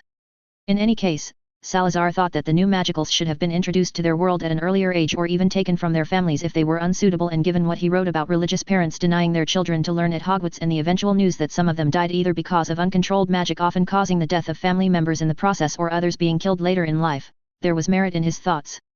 JJ, Salazar believed Muggleborns should have been taken into the magical world at an earlier age? Lay, yes he did. Salazar, as I said, never had anything specific against Muggleborns. He welcomed new blood to the small magical community. It was simply that he was unhappy that they weren't doing enough to protect magical children and the magical communities, regardless of their roots. JJ, a lot of this is going to make big news around the country. Lay, I am aware, but it was time at least to speak up about some misconceptions that was undeserved. JJ, when did you find out about your heritage? About your family? Lay, I found out about my heritage in the summer of 1941. I learnt that my mother was named Mara P. Gaunt, daughter of Marvolo Gaunt and Marspel Gaunt. JJ, so you are a Gaunt. How did you find this out? Lay, I am a Slytherin before I am a Gaunt. I found this out thanks to my foster family, the Sayres. JJ, yes, I believe they fostered you from the summer 1940 onwards. Lay, yes they did. She gave a small smile. They were kind enough to offer me a true home and help me learn about the magical world, and eventually helped me learn about my heritage. JJ, how did you find the news that you were a Gaunt, and having learnt that you were the last Gaunt? Lay, happy that I finally confirmed that I was related to the great Salazar Slytherin, but unhappy and disturbed about my mother's family. JJ, yes, the Gaunts. Lay, it was quite the shock to understand what my mother's house was and what they turned themselves into from the powerful ancient line that they once were.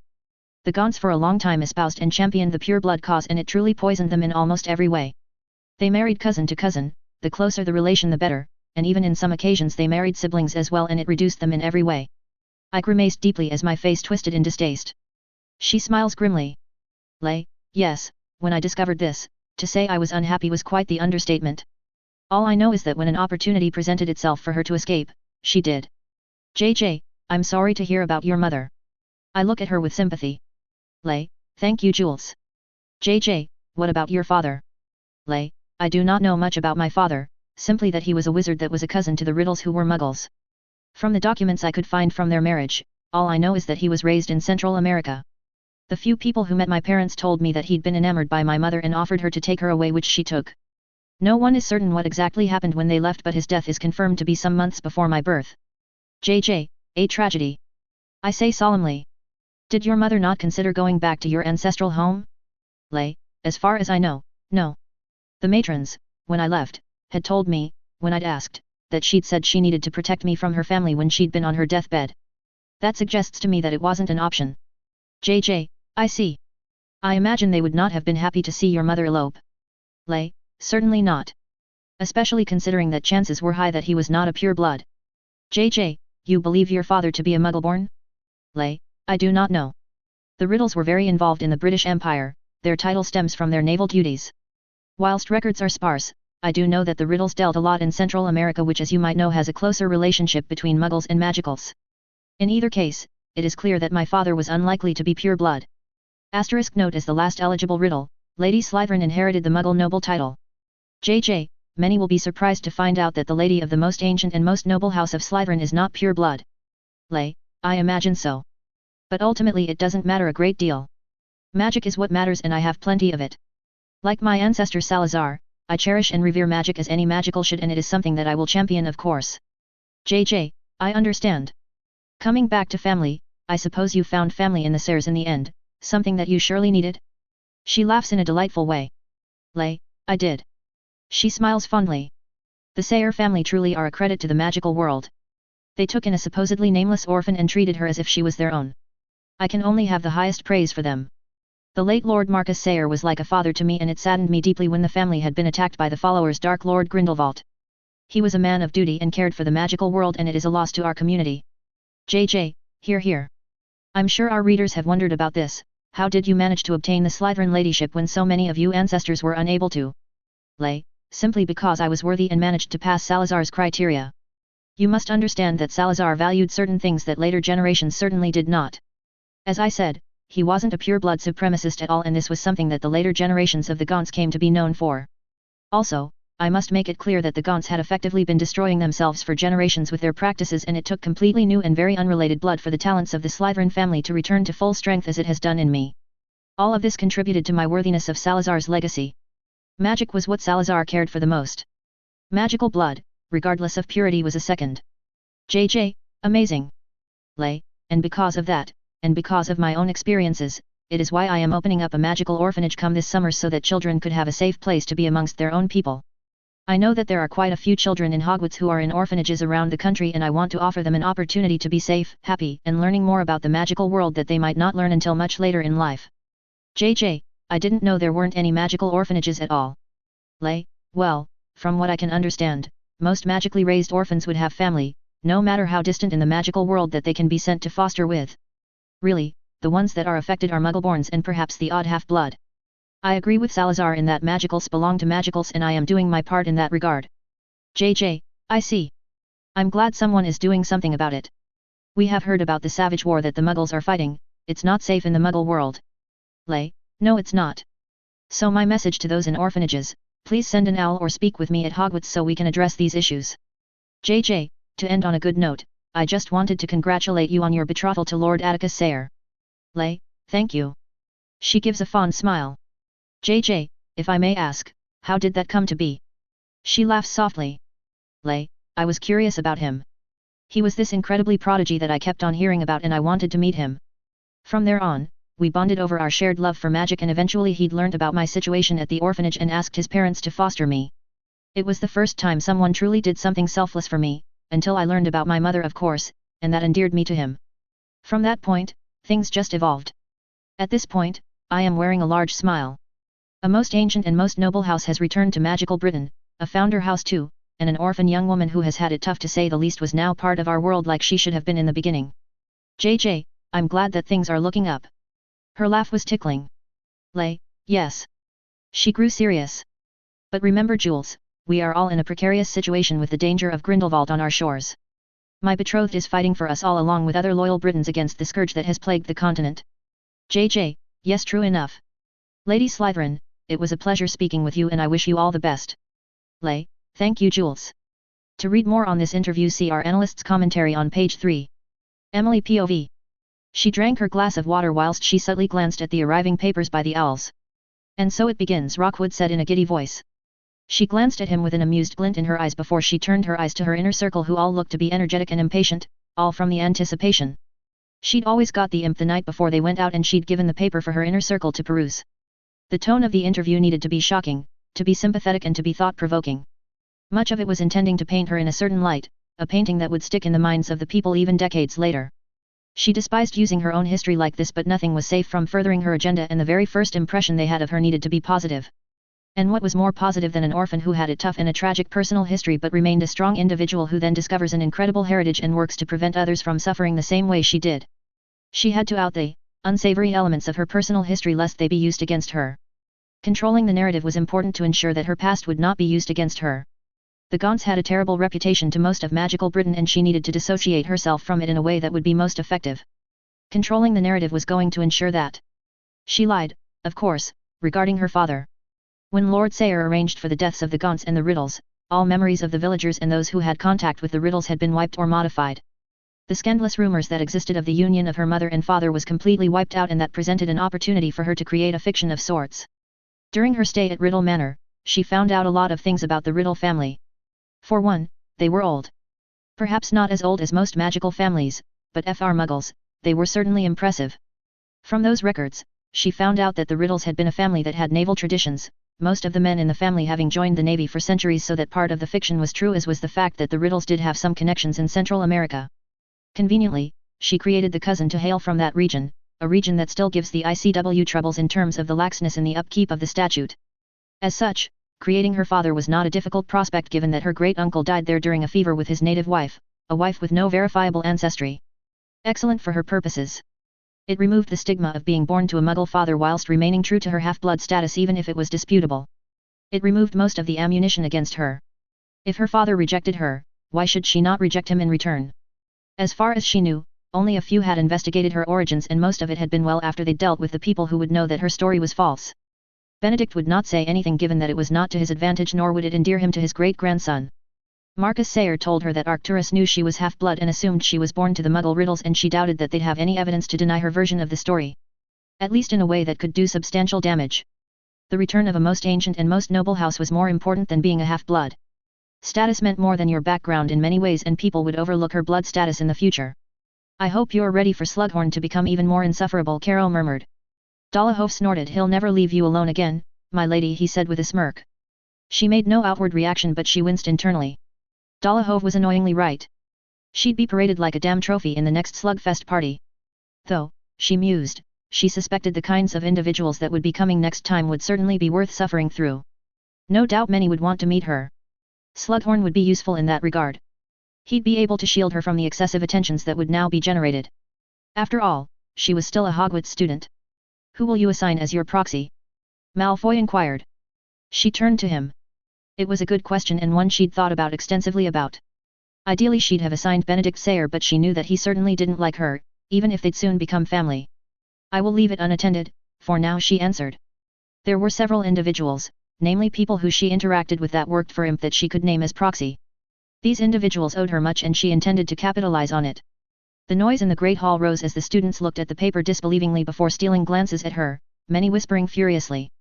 She glanced at the staff table and she saw many of the teachers stare at her with wide eyes.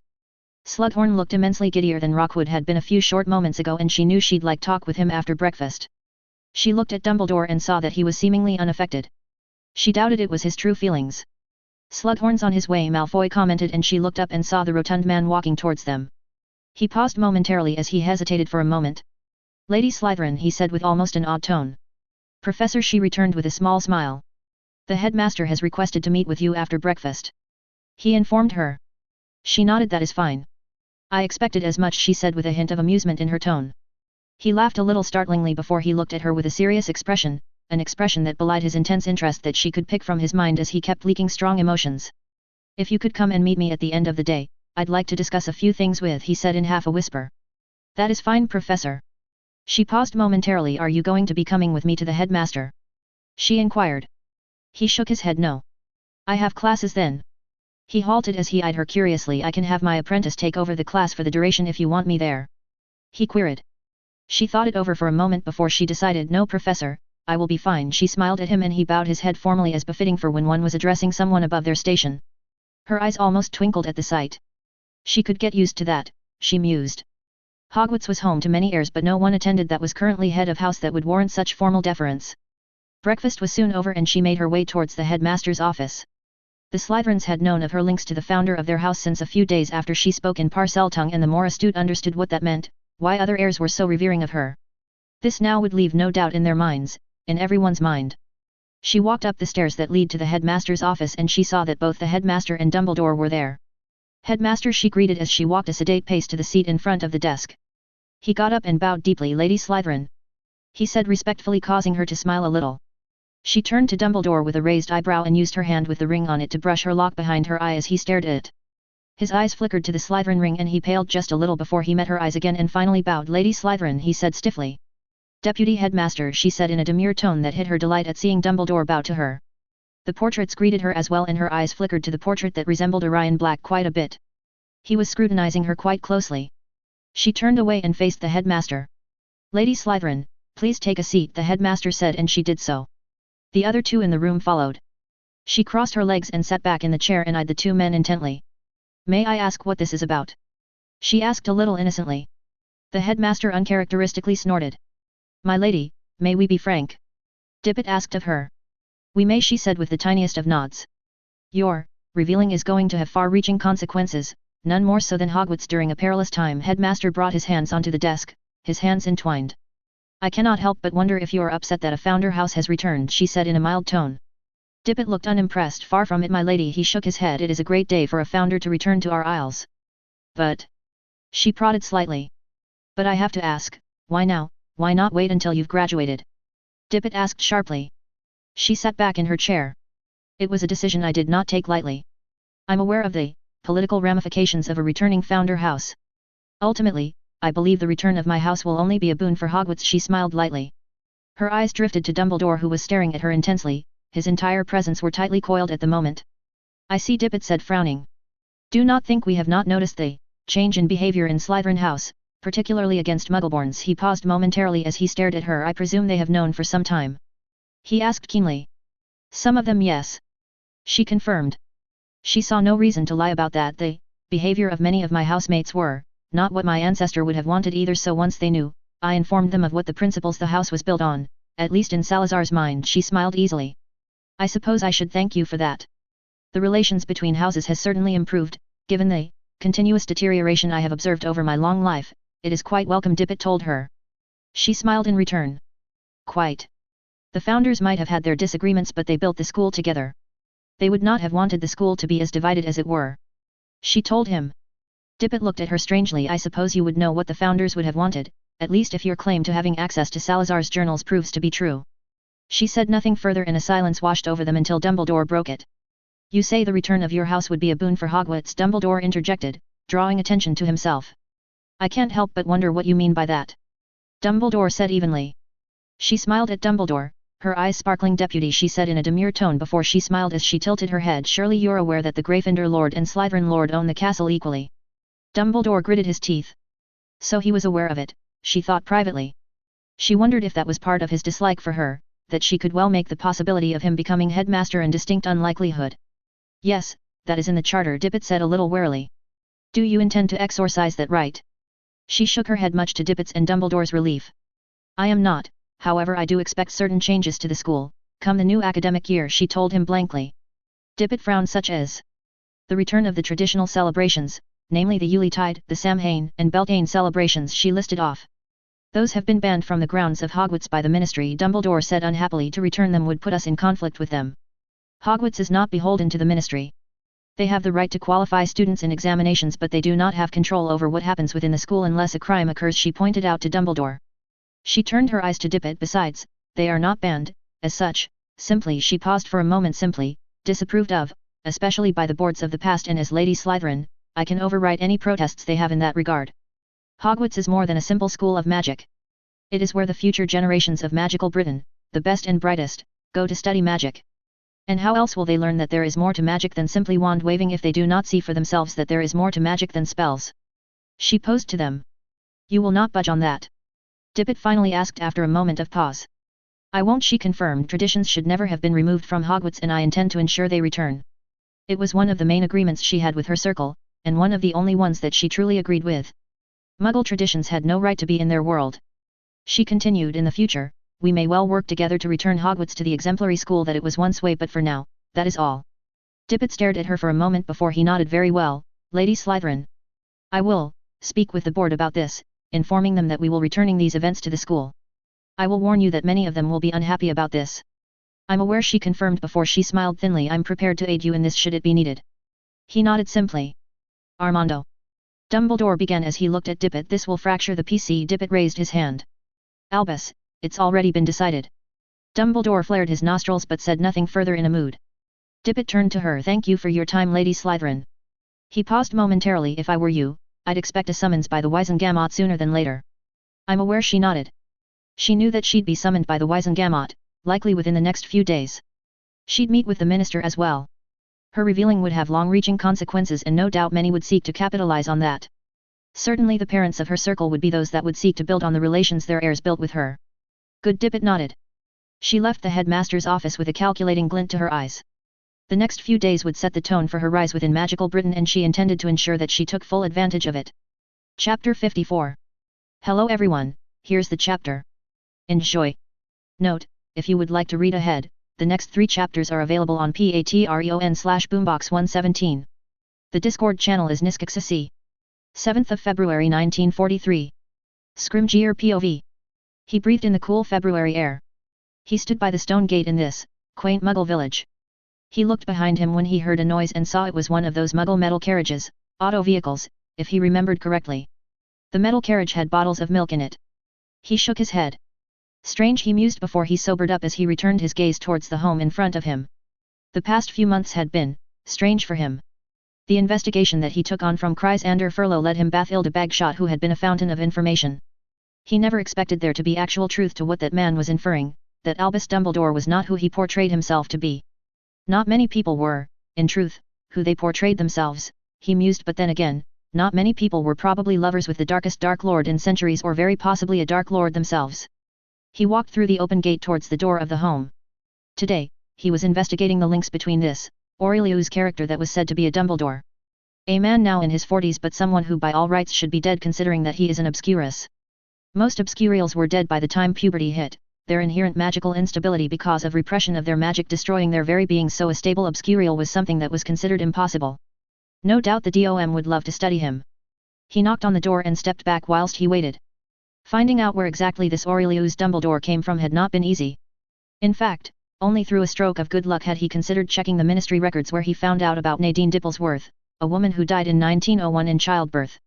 The boy's name was not a matter of record, only her service to the ministry as a prison guard had resulted in the record being made in the first place. Azkaban rarely had any female guards, which did not surprise him. Rarely did any want to be a prison guard in the presence of soul-sucking abominations. The pay was actually quite decent, making it an attraction for fairly unconnected individuals to take on the role. The requirements, however, were that guards needed to be able to cast a Patronus, a spell notorious for having a high magical power requirement. Only those who could cast a minimum shield could get the job, and evidently Nadine Dipplesworth could at least manage that. When he investigated her, he found out that her family were all killed around the time rumors were beginning to pop up about the heritage of the Obscurial, a highly suspicious event that set him on this path. If Furlow was right about Dumbledore, these deaths. He breathed out deeply. Furlow was not a good man. By all accounts, he was a dark wizard that many in Nocturne Alley were exceedingly wary of.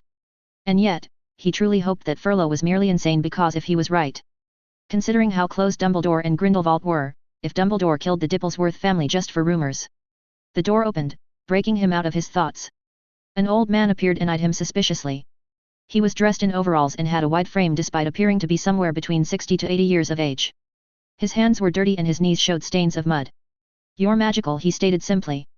"I am," Scrimgeour said, jolted out of his surprise. Before he could ask any further, the old man asked, "Why are you here?" "I have had no contact with the magical world by choice so that I could retire in peace," he asked sharply and rudely. "Mr. Woodman," Scrimgeour began, "I'm here to ask about the Dipplesworth family if you have a spare moment of time." He walked up to the door slightly. "It will only take a short amount of time," he assured the old man. Almost no one knew of the Dipplesworth family. He knew that from the Aura reports that investigated the death of the family. It had been chalked up as a revenge killing for a slight committed by the head of house of the Dipplesworth family and left at that. They had been unimportant, Nadine Dipplesworth being the only member of the family that did anything noteworthy, and that had only been as a prison guard at Azkaban. They were a young pureblood family, undistinguished in talent or power, unremarkable in the grand scheme of things, and as such, the ministry did not do their due diligence. He'd found out about Mr. Woodman through the Owl's records when he'd looked into the Dipplesworth family. Every Owl examination had a section whereby the student could give feedback to the examination board, mostly intended to give some sort of sway over Hogwarts, as the examination board had no real power over who taught at the school, merely the subject. As such, the feedback from the students gave the ministry some authority over Hogwarts that stemmed from the students. In recent times, such feedback hasn't been all too great, but on occasion there were feedback that were enlightening. In this case, Mr. Woodman had been excellent in ancient runes and Mr. Dipplesworth had mentioned that his tutoring sessions with the then student had been one of the reasons for his exemplary grades.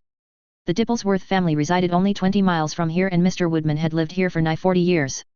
The possibility of them remaining in contact was reasonably high and he hoped for it.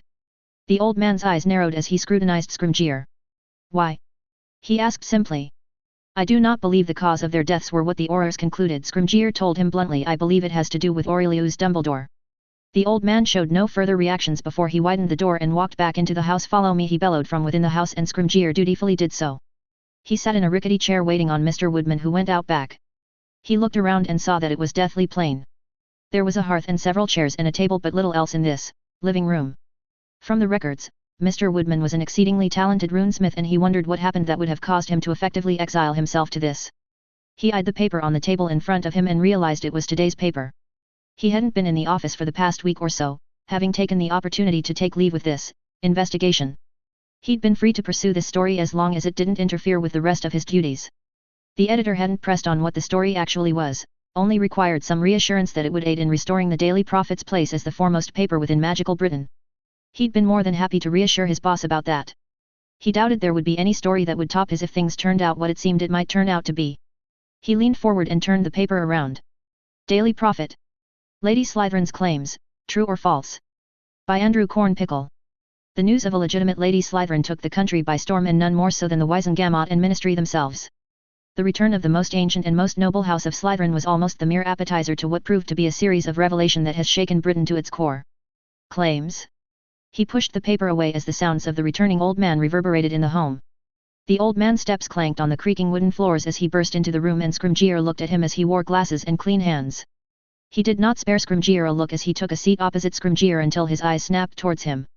You were saying that you suspected something else happened to the Dipplesworth family. His voice almost echoed in the room. Yes, Scrimgeour confirmed. I think something else happened. He hesitated for a moment. Spill it out. The old man demanded. I always thought that there was something fishy about the whole thing but I kept my mouth shut about it. He chuckled bitterly. It's not like they would have listened anyway. Scrimgeour gazed at him curiously. The old man picked up on it who waved around him. Do you think that I would have retired in a place like this if I thought of the magical world as somewhere worth staying in? He scoffed. The magical world is a corruption-riddled cesspit with selfing bastards. I'm not surprised if what you're saying about this Aurelius Dumbledore Abraxan dung is true. Why did you retire here? Scrimgeour asked despite himself. I mean, you were a talented runesmith. He looked around and it seems that your place is bereft of any kinds of magic. He turned to Woodman who looked tired. Woodman was only 102 years of age, just over middle age for a wizard. To retire at 50, 60 years of age meant that something had happened to him and from the sounds of it, he blamed the magical world. Woodman scoffed. I retired here because I would have been killed otherwise. He peered at Scrimgeour. What do you know of how new inventions are managed? Scrimgeour frowned. Through the ministry. He asked carefully. He hadn't really been all that interested in whatever new fancy inventions were made. Most of them tended to be gimmicks or things anyone could make. Only a few categories of things tended to have real application that were protected by one means or another. And they tended to be owned by families seated on the Wizengamot. Most entrepreneurial people had to have a sponsor of sorts, or a partner even, that could protect their inventions from copycats or thieves. Most of the time, they would sell their companies, at least partially or inventions to these families. He'd heard that that side of the magical world was particularly ruthless and full of backstabbers from one of his old friends but he hadn't particularly cared to pay attention to his ramblings. The old man chuckled bitterly. The ministry is nothing but a charade. The old families control the ministry and unless you are part of or connected to them, you're never going to have an easy life protecting your inventions. He clenched his fists. But even if you manage to do it successfully, the Department of He shook his head and slumped slightly in his chair. Forgive my ramblings, I am bitter and older than I should be. The old man suddenly said after a few moments of pause. Scrimgeour let the old man collect himself. He was here for information regarding the Dipplesworth but he knew when to let the conversation flow. It would make it easier later on to press people into revealing things. The Flow network would have been a thing of the past, you know, the old man suddenly said, his face contorting in such a way that made it apparent that he was reminiscing. The vanishing cabinets worked on a principle that many did not know about. He turned to Scrimgeour with pride in his eyes. He tapped his chest with his thick calloused hand. I figure it out. I created the perfect transportation system that would have changed everything. The old man's face changed into a furious expression and it was snatched from me, he said in a furious tone, his face twisting in anger. By who? Scrimgeour asked, immensely surprised. Did the DOM confiscate his research? If they did, why was this man still alive? He knew that the DOM did research but what many did not know, was that the DOM had a special function within the world. All of the DOMs around the world were connected and protected the magical world against dangerous magic. What they quantified as dangerous magic, however, he did not know. After all, there were plenty of dark curses and artifacts that were still littered around the world. The old man shook his head. That doesn't matter. He looked at Scrimgeour. You wanted to know why I retired here? Well, the place might have been my choice, my disconnect from the magical world too, but I was pushed into it, lest I die like so many others who had the creative minds to bring wonders into the world, the old man said bitterly. Scrimgeour's eyes turned to the paper briefly and quickly turned away. Even in exile he still was keeping up, at least to some degree. He supposed turning away completely to live with the Muggles probably would drive him crazy. He wouldn't comment on it though. He wondered if there was truth to the old man's words, that he actually found a better way to travel than the Flow network. As much as he'd like to follow up on it, he doubted it would be worth tangling in with DOM. He was already on dangerous ground.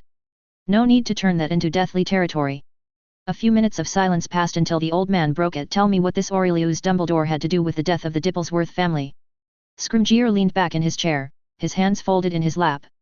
Have you heard of the rumors that Albus and Aberforth Dumbledore had a half-brother? I have. The old man had a strange expression on his face. Well, I found it strange that the Dipplesworth family died not long after those rumors sprang into existence. He paused for a moment. Not only that, all of the few family friends of the family were also dead, leaving only those who only somewhat knew of the family to live. And none of them would know of Nadine Dipplesworth's pregnancy, he said pointedly to the old man, satisfied when he saw something flicker in the old man's eyes when he mentioned Nadine. Scrimgeour then knew that the old man knew something. I see, the old man simply said, a frown marring his face. And you think that there is a conspiracy about this? I do. Which is? The old man asked leadingly. I think they were killed to quell the rumors, to destroy the validity of the rumor. Scrimgeour said. The old man sighed. I feared that Nadine's indiscretion may well haunt that family, even more than it already had. He shook his head in dismay. Scrimgeour's eyes lit up. So it is true, he said with a bit of wonder in his voice before he collected himself. Nadine did cross the boundary with Percival Dumbledore, he said in a more neutral tone. The old man gazed at Scrimgeour before he nodded. She did. Her old man was this close to disowning her, he said with his thumb and index finger almost pressing against each other. In the end, I had to dissuade him, along with his wife, from that course of action. The possibility of a powerful heir to the Dipplesworth family made it too attractive in the end to carry out with it, considering the exploits of Albus Dumbledore. The old man sighed. In the end, if what you say is true, it spelled the doom of that family. The death of Nadine, the death of Mel, Nadine's sister, and the infant at sea broke old Jack Dipplesworth's heart, only to die because of the child in the first place. Scrimgeour digested that information before he asked, so you were friendly with that family? I was. They are one of the few magical families within a 100-mile radius. I might have disavowed the magical world, but at times I would need a few things from there. Old Jack would help me out with it, and in turn, I'd help him out with whatever. Mr. Woodman confirmed, and Scrimgeour nodded. Who would want the rumors to be destroyed? Mr. Woodman finally asked. There are a few possibilities, Scrimgeour evaded. He did not want anyone to know about his investigation, even if the man was truly disconnected from the magical world. I see, Mr. Woodman said with a frown that made it clear he didn't. It was for the better, really. Mr. Woodman gazed at Scrimgeour speculatively. Am I in danger? He questioned. You're not. I only found you by circumstance. You were in the same year as Jack Dipplesworth, and his Runes Owl's examination commentary mentioned you. I doubt anyone would look into you that closely. He hesitated for a moment. But I wouldn't mention to anyone about this visit. Mr. Woodman scrutinized Scrimgeour before finally nodding. It's not as if I'm in contact with any other magicals, so it's not a problem. Scrimgeour leaned forward. Do you have anything else that you could think of that can help me narrow the possibilities of who might have wanted them dead? Mr. Woodman crossed his arms and looked at the ceiling in thought. Well. Break. 8th of February 1943.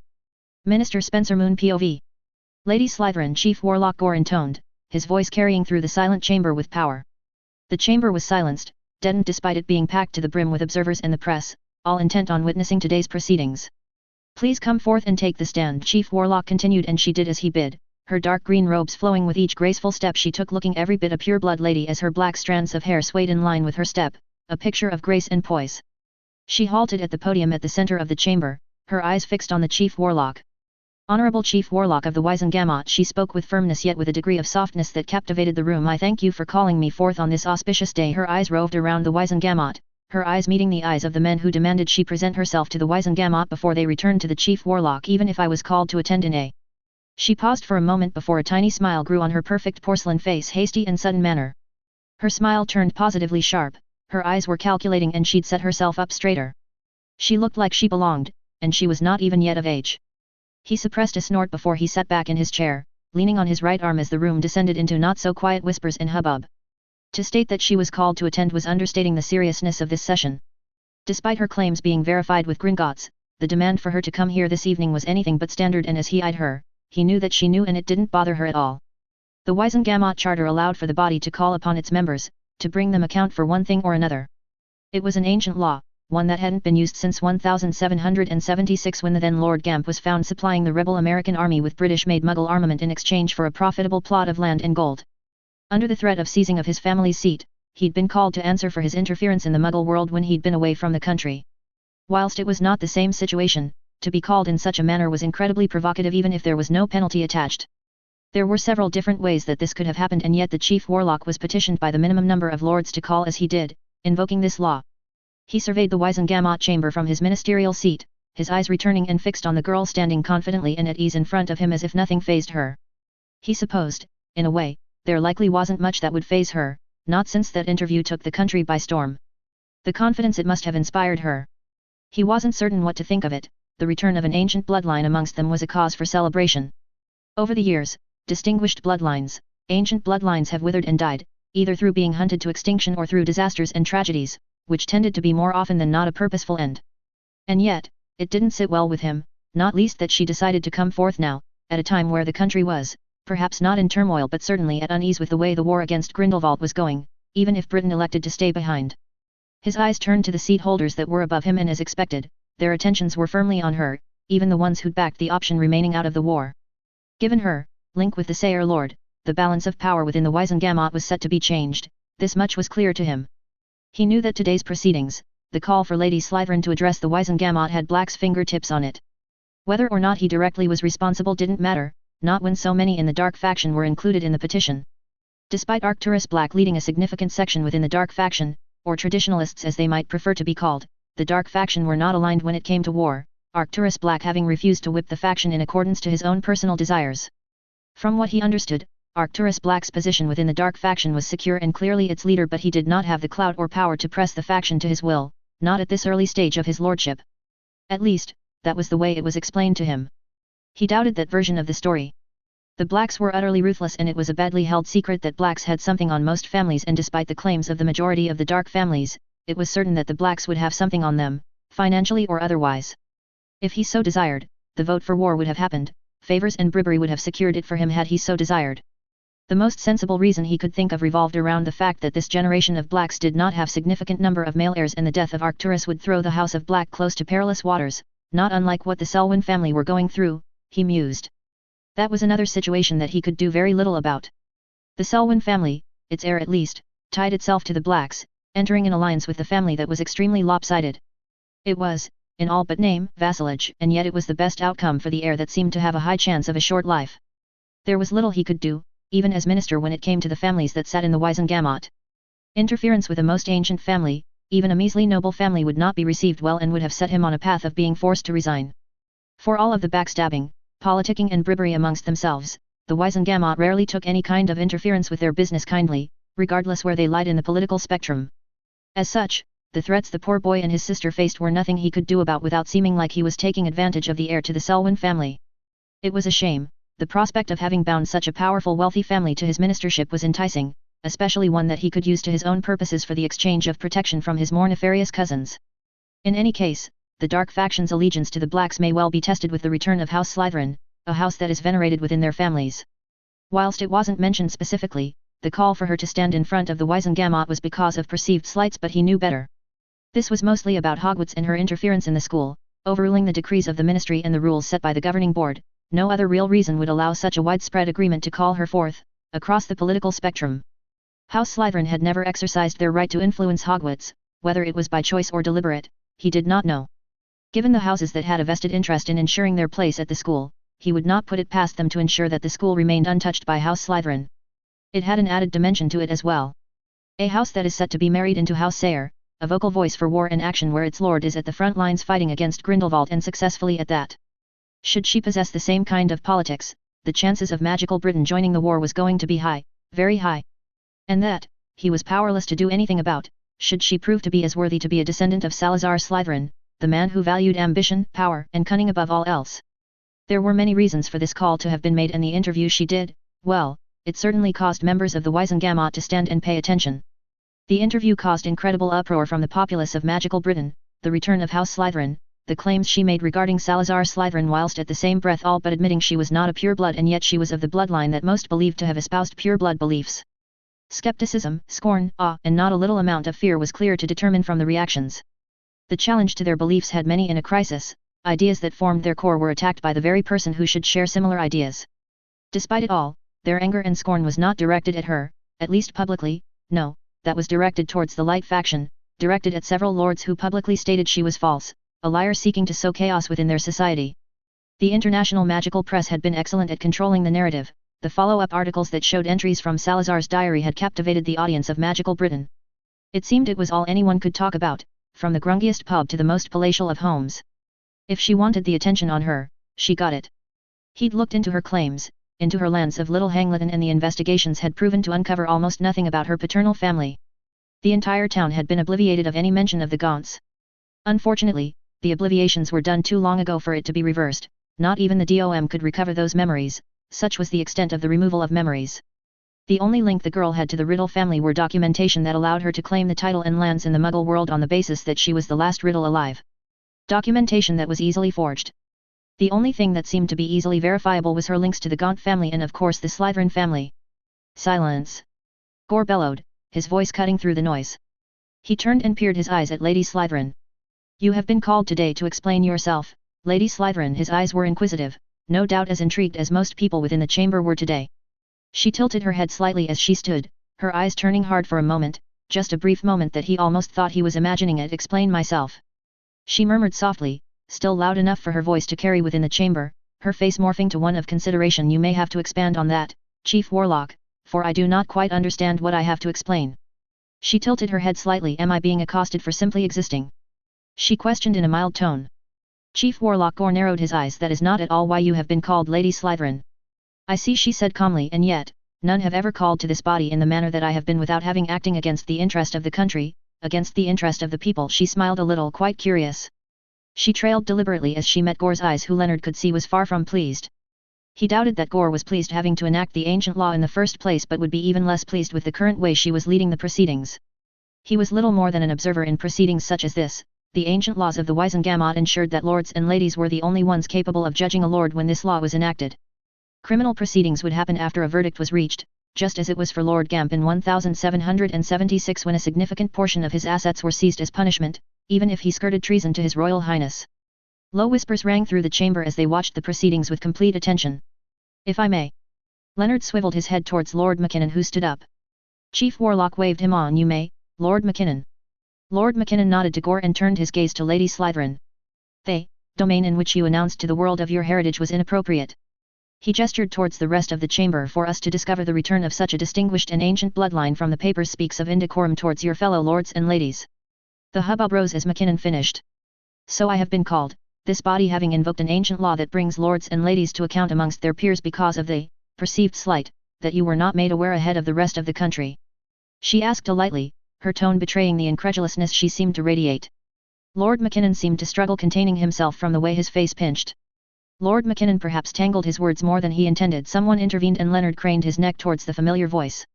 It is traditional for heirs to take up their lordships, or ladyship in your case, in front their peers, and Lord Mackinnon surely meant to ask whether or not it was necessary for you to announce the return of your distinguished house in such a public way. Lord Sykes said soothingly. He turned to Lord Mackinnon. There is no perceived slight, at least on my part and the lords I have spoken with. Lady Slytherin, he turned to her, do not view this as an attack on you and your house. It is not meant as such, Lord Sykes said, defusing the situation expertly. Thank you, Lord Sykes, your words do much to quell the concerns I held. She inclined her head to the perfect angle, to the perfect depth. My coming forth through the paper was merely the most opportune situation. She smiled charmingly. There no doubt would have been many questions as to where I came from, and I found it prudent to simply give an interview that would answer many of the questions. Leonard suppressed raising a brow. Curt and to the point. And it didn't truly answer, at least to the satisfaction of the Wiesengamot. He heard a scoff. You do your ancestor proud, a sneering tone called out, and Leonard turned and saw that it was Lord Cornfoot, a typically Gryffindor family. Obfuscating everything and manipulating the population with honeyed words and charming smiles, he said harshly, resulting in angry reproaching shouts and none too little murmurs of agreement. Silence, Gore bellowed as he slammed his hammer down. the sound of it cutting through the noise the crowd created. Gore sent a disapproving glare at Cornfoot. Do not shout from your seat, Lord Cornfoot. It is unbefitting of this chamber. Cornfoot's eye twitched but nodded curtly. He heard soft chuckles, the sound reverberating in the chamber. Obfuscating? Manipulating? He heard her speak. He turned to her, his eyes widened as he was taken aback by the change of stance in her posture. Where before she was regal, now, she seemed poised for action. Since when is simply telling the truth a matter of obfuscating or manipulation?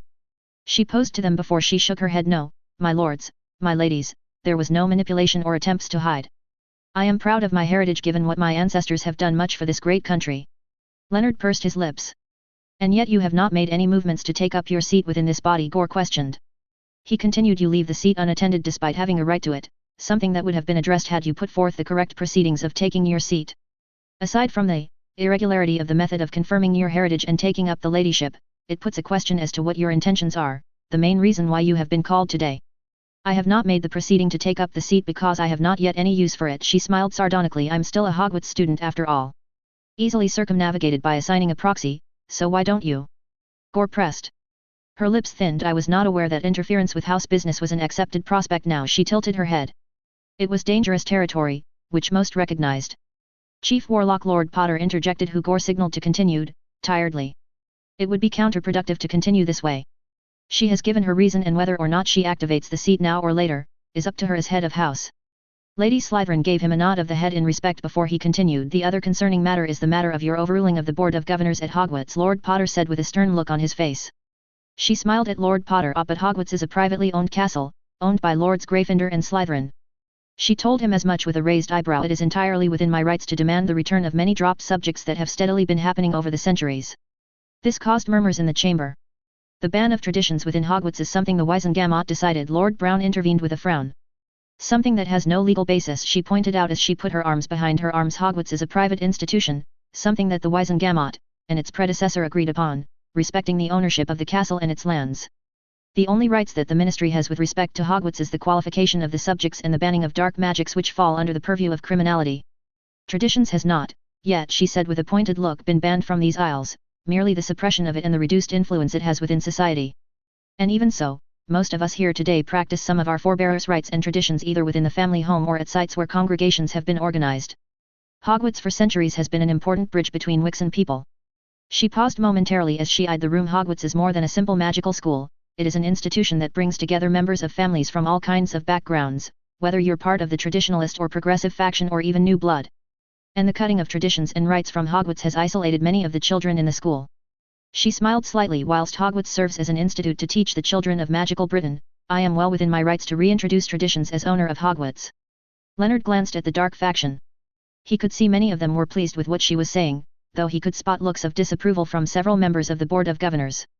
And you believe the reintroduction of these traditions at Hogwarts will cure that? Lord Potter questioned skeptically. I don't, she admitted, not completely. But Hogwarts is ultimately a reflection of magical Britain. What does it say about magical Britain if we celebrate Muggle holidays as opposed to our own, which is thousands of years older than their own? She posed to them. Traditions have not been suppressed, merely considered to be outdated, Ogden said in a pompous tone. Many of them stem from Druidism, something that hasn't been even truly practiced since the days of Merlin. And it is that reason enough to replace Yuletide traditions with Muggle ones. Lord Prince returned heatedly. The room descended into chaos, shouts of recriminations, accusations rang in the chamber as tensions that were kept away were brought out. Silence, Gore bellowed as he banged his hammer furiously. The room quieted down.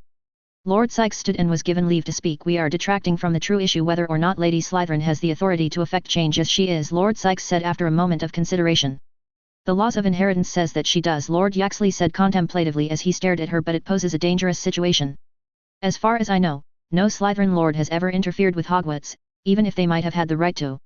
True, she acknowledged, but things have changed since then. Most Slytherin lords likely had no desire nor reason to change Hogwarts, even though they had the mandate with which our house can affect Hogwarts.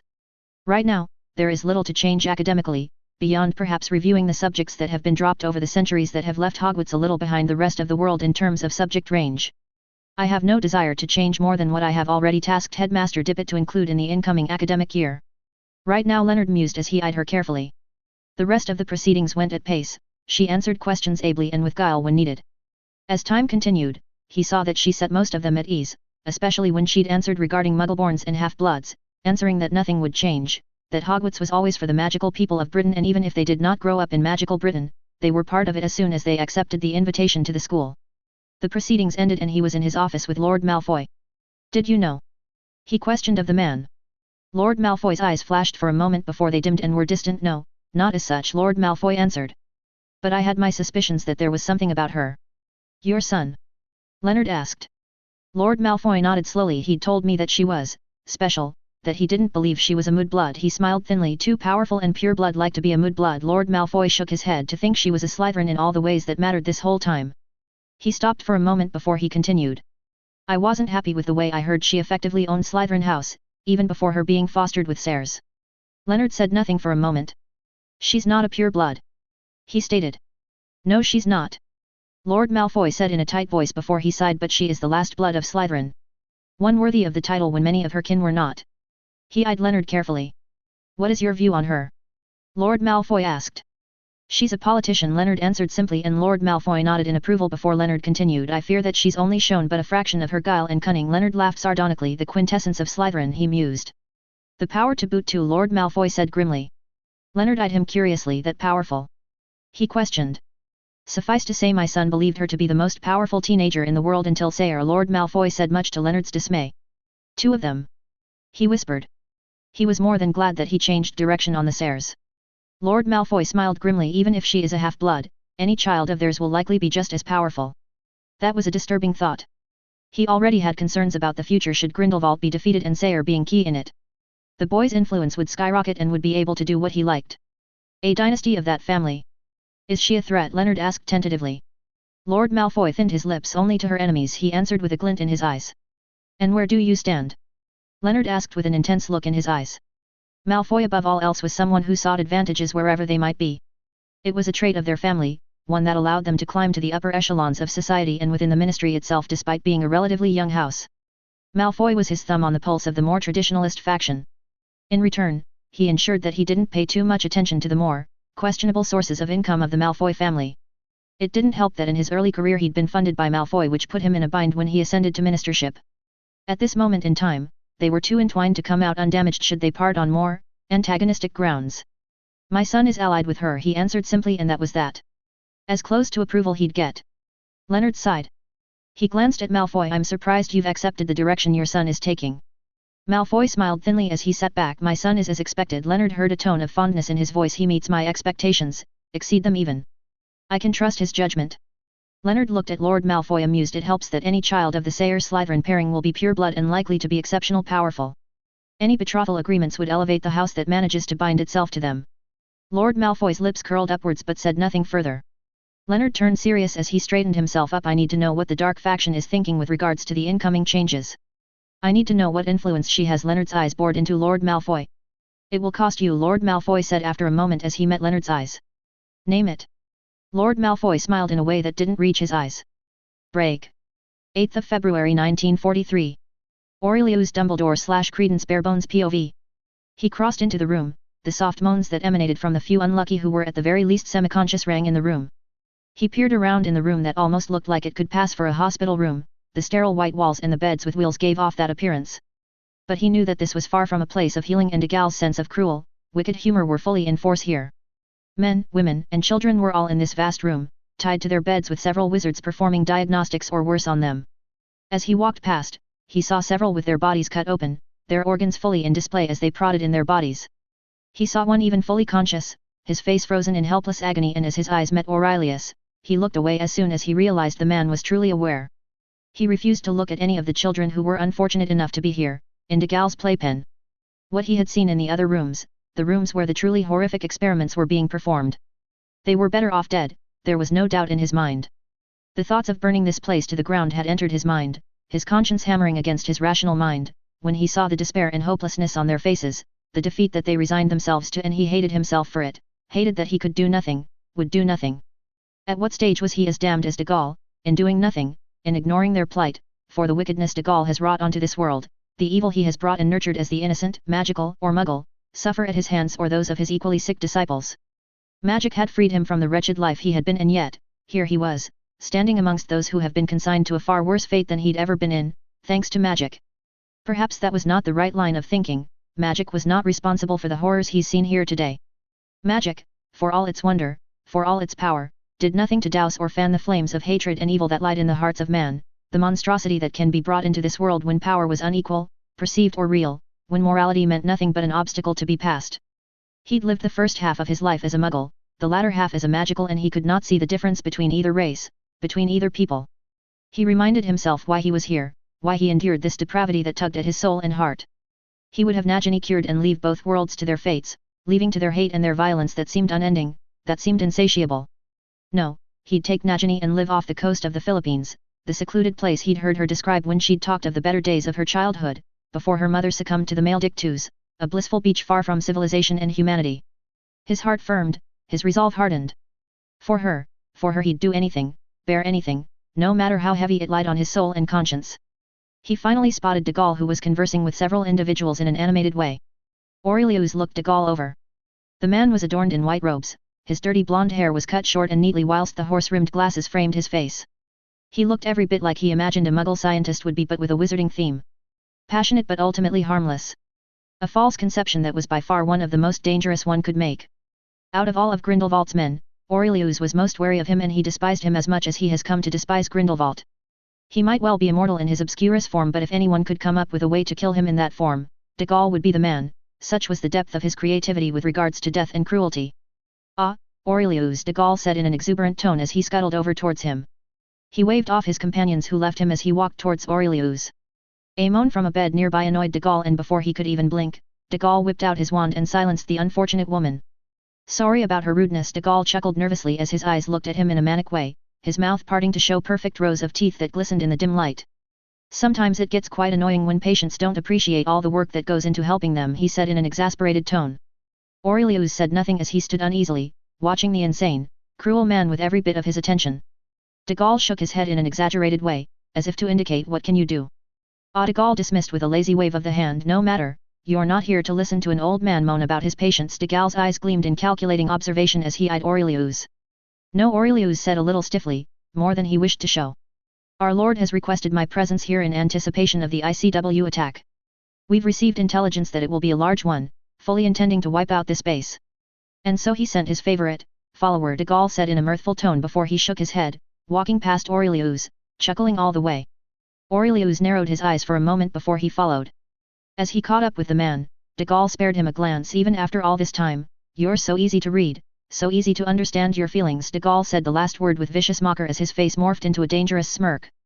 "This place disgusts you, doesn't it?" De Gaulle mused more to himself than he asked of Aurelius whilst they walked the halls towards the aft of the building. He didn't wait for Aurelius to respond. "You must think me a butcher, a monster in human skin." De Gaulle's eyes glinted in madness. "But what is madness but the human default? What is madness when sanity is but subjective, a lonely island in a sea made of the void?" De Gaulle broke in a mirthful chuckle, as if he was sharing a joke. "You claim you're not mad?" Aurelius couldn't help but bite out. De Gaulle halted his step and swiveled his body towards Aurelius in such quick fashion that Aurelius immediately went for his wand and took a defensive stance. De Gaulle ignored it as he gazed into Aurelius' eyes, for the first time since he met up with the man showing uncommonly high intelligence. "I am the sanest of them all, my dear obscurial friend," he said in a careful, measured tone as he slowly, deliberately closed the gap between them. His intense eyes were piercing, cold and devoid of empathy. Aurelius scoffed. "I doubt that very much," he said in a contemptuous tone. "No sane man would do what you do to these people." De Gaulle chuckled softly. "Is that what you truly think?" He tilted his head in amusement. "That this is the work of insanity?" He brought his hands to his head, his fingers wriggling at his head. "That I'm quite a few sickles short of a galleon," he said with a slowly growing grin. "No, my friend," de Gaulle said with mocking, "insanity is not responsible for what is happening to these people. Insanity implies innocence, in a way, something that I am bereft of for a very, very long time. No, what I am is merely humanity unleashed, unfettered from the expectations and morality that society has chained on us." His voice was hard and unyielding, his words were spoken with absolute belief. "You may even think that this is evil, that this is truly inhuman, but I disagree. To be human, truly human, regardless if you have magic or not, is to be free, and I am the freest of them all, thus the sanest of them all." De Gaulle's face turned to stone, his eyes were unmovable. "These people serve a higher purpose than their insignificant lives would ever amount to. They should be honored that they have the opportunity to elevate research to previously unreached heights," he said with a flourish, his arms wide, his eyes glinting in triumph. "What better to leave an impact on this world as an individual who advanced humanity? What better than to assist in elevating humanity beyond what it is currently? De Gaulle continued impassioned, his eyes wild with fervent belief that sent chills through Aurelius' spine. This was what he was bound to. This was what he subjected himself to for the one he loved. How many? Aurelius asked, his voice nearly wavering, the weight of his purposeful ignorance setting on his soul, more than it ever did.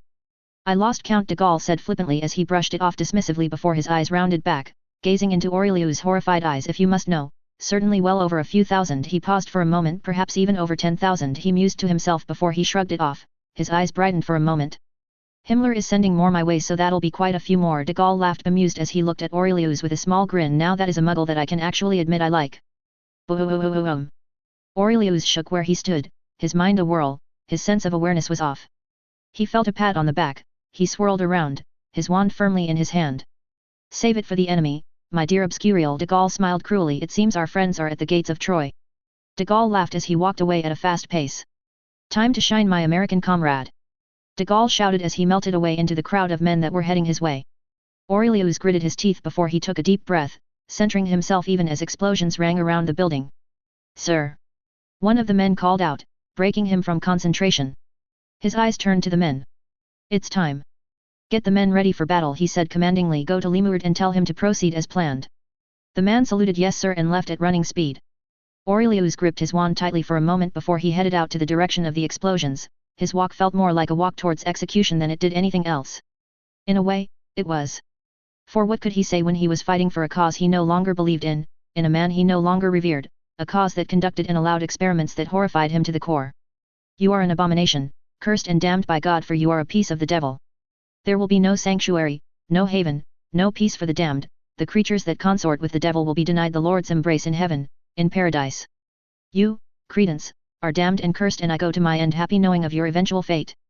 Mary Lou Barbonne's voice rang in his mind, a haunting and bewitching feeling seized at him. She is not right, he murmured quietly to himself. She is not right, he intoned forcefully to himself as he continued to walk towards the battle, his mind unfocused and in conflict, his obscurus tugging at his core, just as in chaos as he was.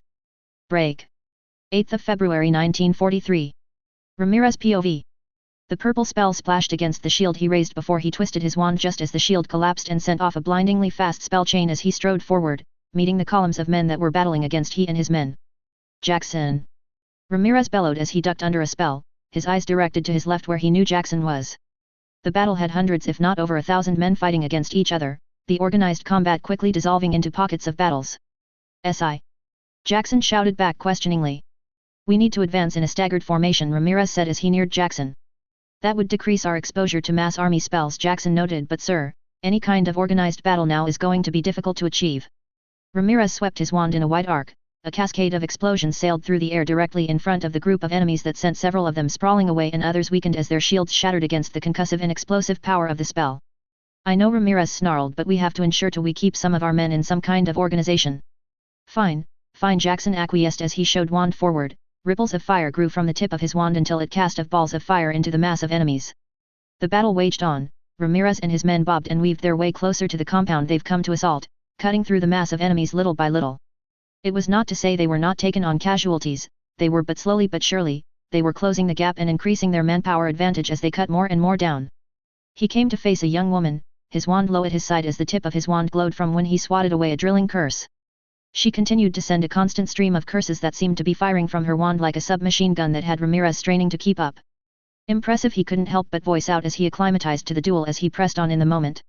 She said nothing, but he could see a glint in her eyes. She raised her hands and the ground around him shifted as animals were raised from the ground. He hastily conjured iron chains as he manipulated them to like whips, expertly wielding it, destroying construct after construct as his chains smashed into them. Her eyes widened at his display before he raised his hands and wielded the chains like mere extensions of him. It was his affinity, conjuration at such a high level. He set her back on the defensive as he conjured chain after chain, vines after vines that she burnt, cut, or shielded against. She snarled as one of the hardened tips of the vines cut her in the shoulder before she blasted away several chains that got destroyed into shrapnel before she shouted out Circumvergio Petrum, which rose in the air and into a deathly storm before she sent it careening towards him. Puto, he swore as he raised his wand. Corporus Protego, he intoned softly just as the shrapnel arrived. His shield was pelted with the shrapnel, cracking his shield but not quite penetrating.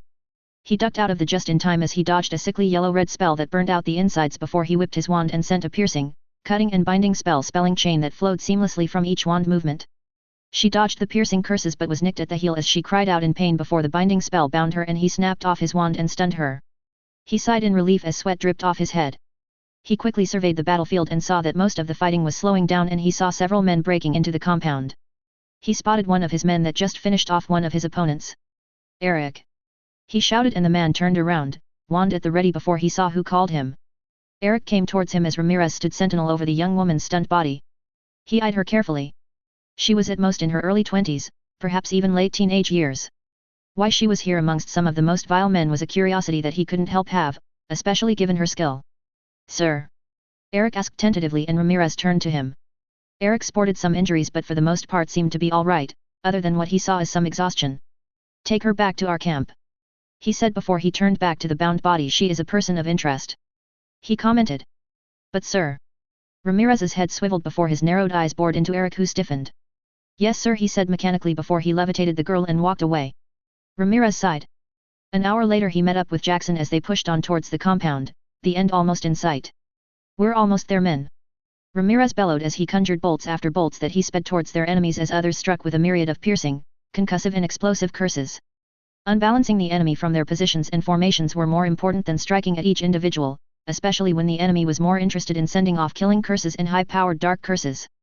He saw one of his men fall to a killing curse and Ramirez in a snarl ran forward, magic rippling from him as he sprinted before he raised his wand above his head and created a massive cloud of acid that he turned into a turbulent maelstrom before he whipped his wand towards them, grimly satisfied as their sounds of pain and agony sounded off in the air. "Damn, comrade," Jackson shouted over the sounds. "What was that?"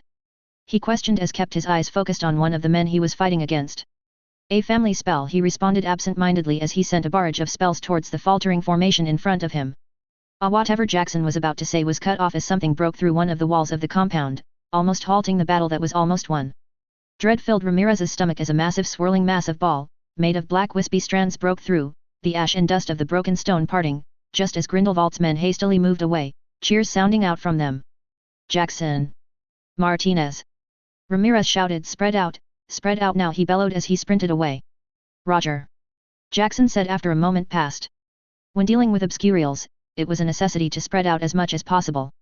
Their capacity for destruction was immense. Only through sustained damage by over a dozen people could even do the slightest bit of damage. But this was not a normal obscurial.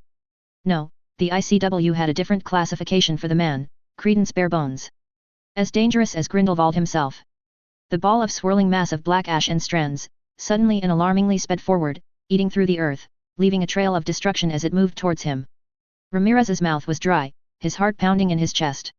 He sent a burst of magic towards the obscurial which was followed with streams of spells sent towards the obscurial by the rest of the men, but it bounced on the ground, its impact sending a tremor through the ground as it rose in the air to dodge the spells before it somehow managed to return to the earth with unnatural physics. It tore through several of his men, cutting through shields, cutting through constructs as if they were nothing, leaving nothing but a trail of flesh and bones in its wake. The human enemies weren't idle either as they were emboldened by the appearance of the obscurial. His men were now under the assault of both the obscurial and the over several dozen remaining enemies. "Martinez!" Ramirez shouted. "Take down the enemy men down with extreme prejudice. Take a quarter of the men and go. Jackson and I and the remaining men will deal with it." Martinez said nothing but accepted the order as he led men away towards the compound whilst Ramirez and Jackson ensured that the obscurial kept its focus on them. Jackson and Ramirez directed the men under them with precise coordination as they slowly encircled the obscurial. "Everyone! Use Prosmedios!" Jackson shouted. Prosmedios was a light spell that negated dark magic. It was used to cleanse wounds from dark spells and in this case it would slow it down. Streaks of light hit the obscurial and an almost ear-shattering shriek emanated from the dark black mass before it lashed out in fury, several men being flung high into the air, often in pieces. Ramirez ducked as the obscurial made its way towards him, but it would be too late as it rampaged towards him. He felt himself flung away, he winced in pain as the spell hit him in the midriff, but it was enough for him to clear away from the marauding mass. The obscurial shifted and made his way towards Jackson, who'd sent Ramirez away. "Lux Sanctus!" Jackson bellowed, and a wide glowing beam of white light erupted from his wand and hit the obscurial dead on, causing it to screech in pain before it continued on its path, despite the pain it was caused. "Jackson!" Ramirez cried out, his voice tinged with pain and exhaustion, but it was for naught. The obscurial tore through Jackson, leaving nothing but limbs and torn pieces behind. In a scream of rage, Ramirez and the few surviving men sent barrages of spells at the obscurial, the ground melting and warping from the devastating curses and spells that were directed at the obscurial. The dust, ashes, and embers of fire obscured the battlefield, obscured where it was, and he raised his hand, signaling his men to cease their attack. He watched with furious eyes as the dust began to clear and he gritted his teeth at what he saw. The obscurus recedes, the strands of blackness, the strands of magic perverted made way for a figure to slowly reappear. Ramirez could taste the magic in the air, magic roiled from him in obscene amounts. He strode forward in an indomitable manner, oozing power and strength. His eyes were hard as they gazed calculatingly around the remaining men who surrounded him. He could understand why he was the only stable obscurial. He was an abomination, a manifestation of all that was wrong with magic, and he had complete control over it. He'd never battled against Grindelwald, so he could not compare, but he'd seen Xavier Charleston fight and he was reminded of him. But that was all. There was no nobility, there was no honor in this thing. Credence strode forward, his uncaring eyes meeting Ramirez's hateful ones, even as he was surrounded by his men. He was dressed in black robes, his pale face stood out amongst a sea of black hair that surrounded his face and neck. Barebones, Ramirez snarled. He saw Barebones' eye twitch at the name. Good, he thought savagely. He'd heard of the ridiculous rumor that he was a Dumbledore, a delusion if he ever heard one. Leave, Barebones said calmly as his wand dropped to his hand. Ramirez laughed mockingly as he glared murderously at Barebones. Not going to happen, Barebones. We know what you and your men are doing here, and by the end of the day, you'll be stopped like the monsters you are. Barebones' eyes narrowed for a moment before he almost looked defeated. Ramirez ignored it. So be it, he said as he raised his wand and settled in his posture. Ramirez raised his wand, as did the 8 other men that remained. His eyes flashed murderously. Barebones will die today, he vowed to himself. Break. Chapter 55. Hello everyone, here's the chapter. Reviews. Dorimax, I'm glad you like the story. Tina and Newt, I have not forgotten about old Newt, winky face. In terms of what will happen with them, I have them considered much later down the line. Whether or not they'll be in this war arc, you'll have to wait and see. Hugo Jass, shout out to you BTW. Consistent reviewing my chapters is much appreciated. The previous chapter was a intermediate chapter more or less. With the numerous plot lines I've going on, there likely will be chapters such as this to make sure the threads are not left untied. I'll probably start responding to reviews when I can after each new chapter, so if you have anything to suggest or comment on, please do. Enjoy and let me know what you think. Note, if you would like to read ahead, the next 3 chapters are available on patreon/boombox117. The Discord channel is Niskxc. 8th of February 1943. Lyra Sela Montaigne POV. The wind howled as the storm raged above them, the rain pelted the earth furiously, the sounds were almost like replication of horses stampeding in battle, such was the ferocity of the rainstorm. It was shocking, to see clear skies where the stars shone their light slowly but steadily be hidden away as if by a curtain veil that took the form of approaching grey clouds that took no time to turn into the fiercest of storms. Now, the storm at its zenith, it was soon approaching the time for their attacks to begin. Her eyes turned to the target that had her with equal terms filled with excitement and wary anticipation. Genelum Castle stood foreboding, seated on top of a sole hill that almost fashioned as a mountain amidst a vast sea of plains, overlooking its domain as its tall grey structure rose high above the region. She could imagine the history of the monolith castle, standing peerless and unconquered through the centuries by muggles or wizards alike. Even from this distance, even as she could almost nary see but the outline of the castle as the lights emanating from the castle shone as a beacon in the near absolute darkness of the night, she could help but feel the weight of the prospect settle on her. How many of them would die trying to capture the castle and its inhabitants? They numbered less than 50 and their enemy had sextuple that number. The crisp winds washed over them, its cold and wet touch pushing against the enchantments that kept her warm and dry. She peered her eyes towards the lone figure who stood over several dozen meters away from her and the rest of the team. Her eyes flickered to Dayton, who stood closer to Lord Sayre, his eyes on his lord's back, his ever-present guard. It was strange, she mused silently to herself. She'd never been a follower, never had she experienced the inclinations of giving her loyalty to a cause or person or people. And yet, she wondered, was the kind of surety she felt at the dawn of this operation, the surety of success despite their meager numbers, a mark of her growing loyalties to a man she was starting to believe to be far more than she could have ever expected, or was it simply confidence in the man's abilities? Perhaps a little bit of both, she mused as she gazed at him, at his back. His robes billowed as his hands fell his sides, the angle from where she stood allowing her to see him closing his eyes. Dayton shuffled a step closer, almost out of concern. She silently scoffed at the notion. From what she had seen from him, he would not need his ever watchdog. Her eyes returned to the man who she followed into this battle, into this war. She was one of the few female fighters who joined with him. As a second-generation half-blood, with a French name, she wasn't particularly favored in Britain, and wasn't that ironic? The xenophobic country that it was. She'd joined the hit wizard department and had struggled to get anywhere beyond a mid-ranked position despite her talent. And it didn't help that she had an abrasive personality. Despite the egalitarianism of the magical world, for the most part, unless you were truly exemplary, men were still favored for high positions. Joining with Lord Sayre was her opportunity to elevate herself beyond the constraints she'd been put under. She hadn't truly known what to expect when she'd decided to follow this man into the war. She wasn't one to believe estimations and assessments of others with her eyes closed. She'd heard of the prodigy boy, the golden boy of Britain, the poster child for purebloods who was different from all the others. She'd heard of him from a few of her Muggle-born friends who were studying Muggle subjects on his patronage, something she'd only heard after promising not to speak of it, singing his praises, but she'd been skeptical. Most of the noble purebloods she'd met were arrogant wastrels who wanted nothing else but to get their jollies off. And when the rare ones did want something else, they'd expected to be catered to as if everything revolved around them. She'd been sure that her Muggle-born friends were naive, unknowing to the maliciousness and the cruelty that existed in and amongst the purebloods. The chances that they were being groomed for something was high, but they would not hear it from her.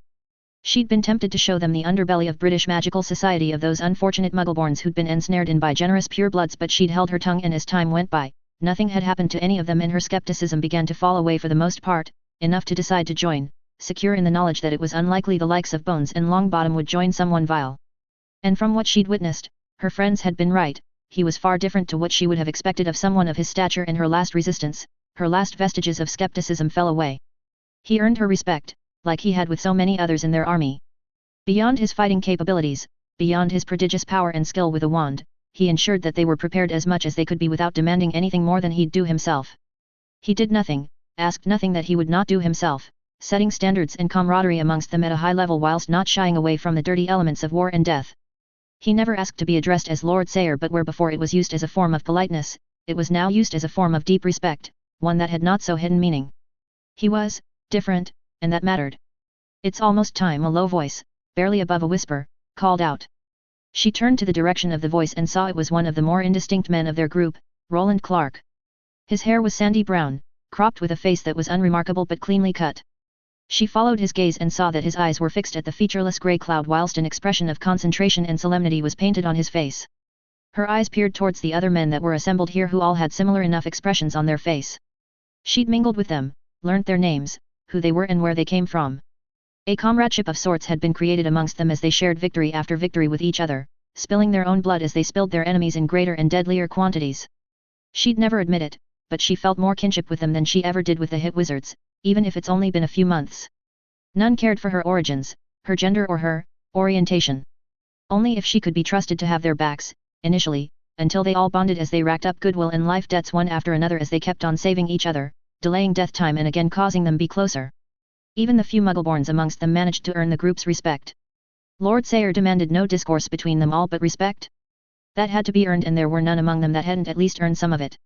Her gaze rose to the skies when she heard the call, the echoing cry of Lord Sayre's familiar. She inhaled a shuddering breath as magic in the air rose suddenly, intensely. She could feel the simmering, broiling magic that threatened to burn out the oxygen in the air as it licked at her. Her eyes snapped towards him and she was taken aback at the sight of him.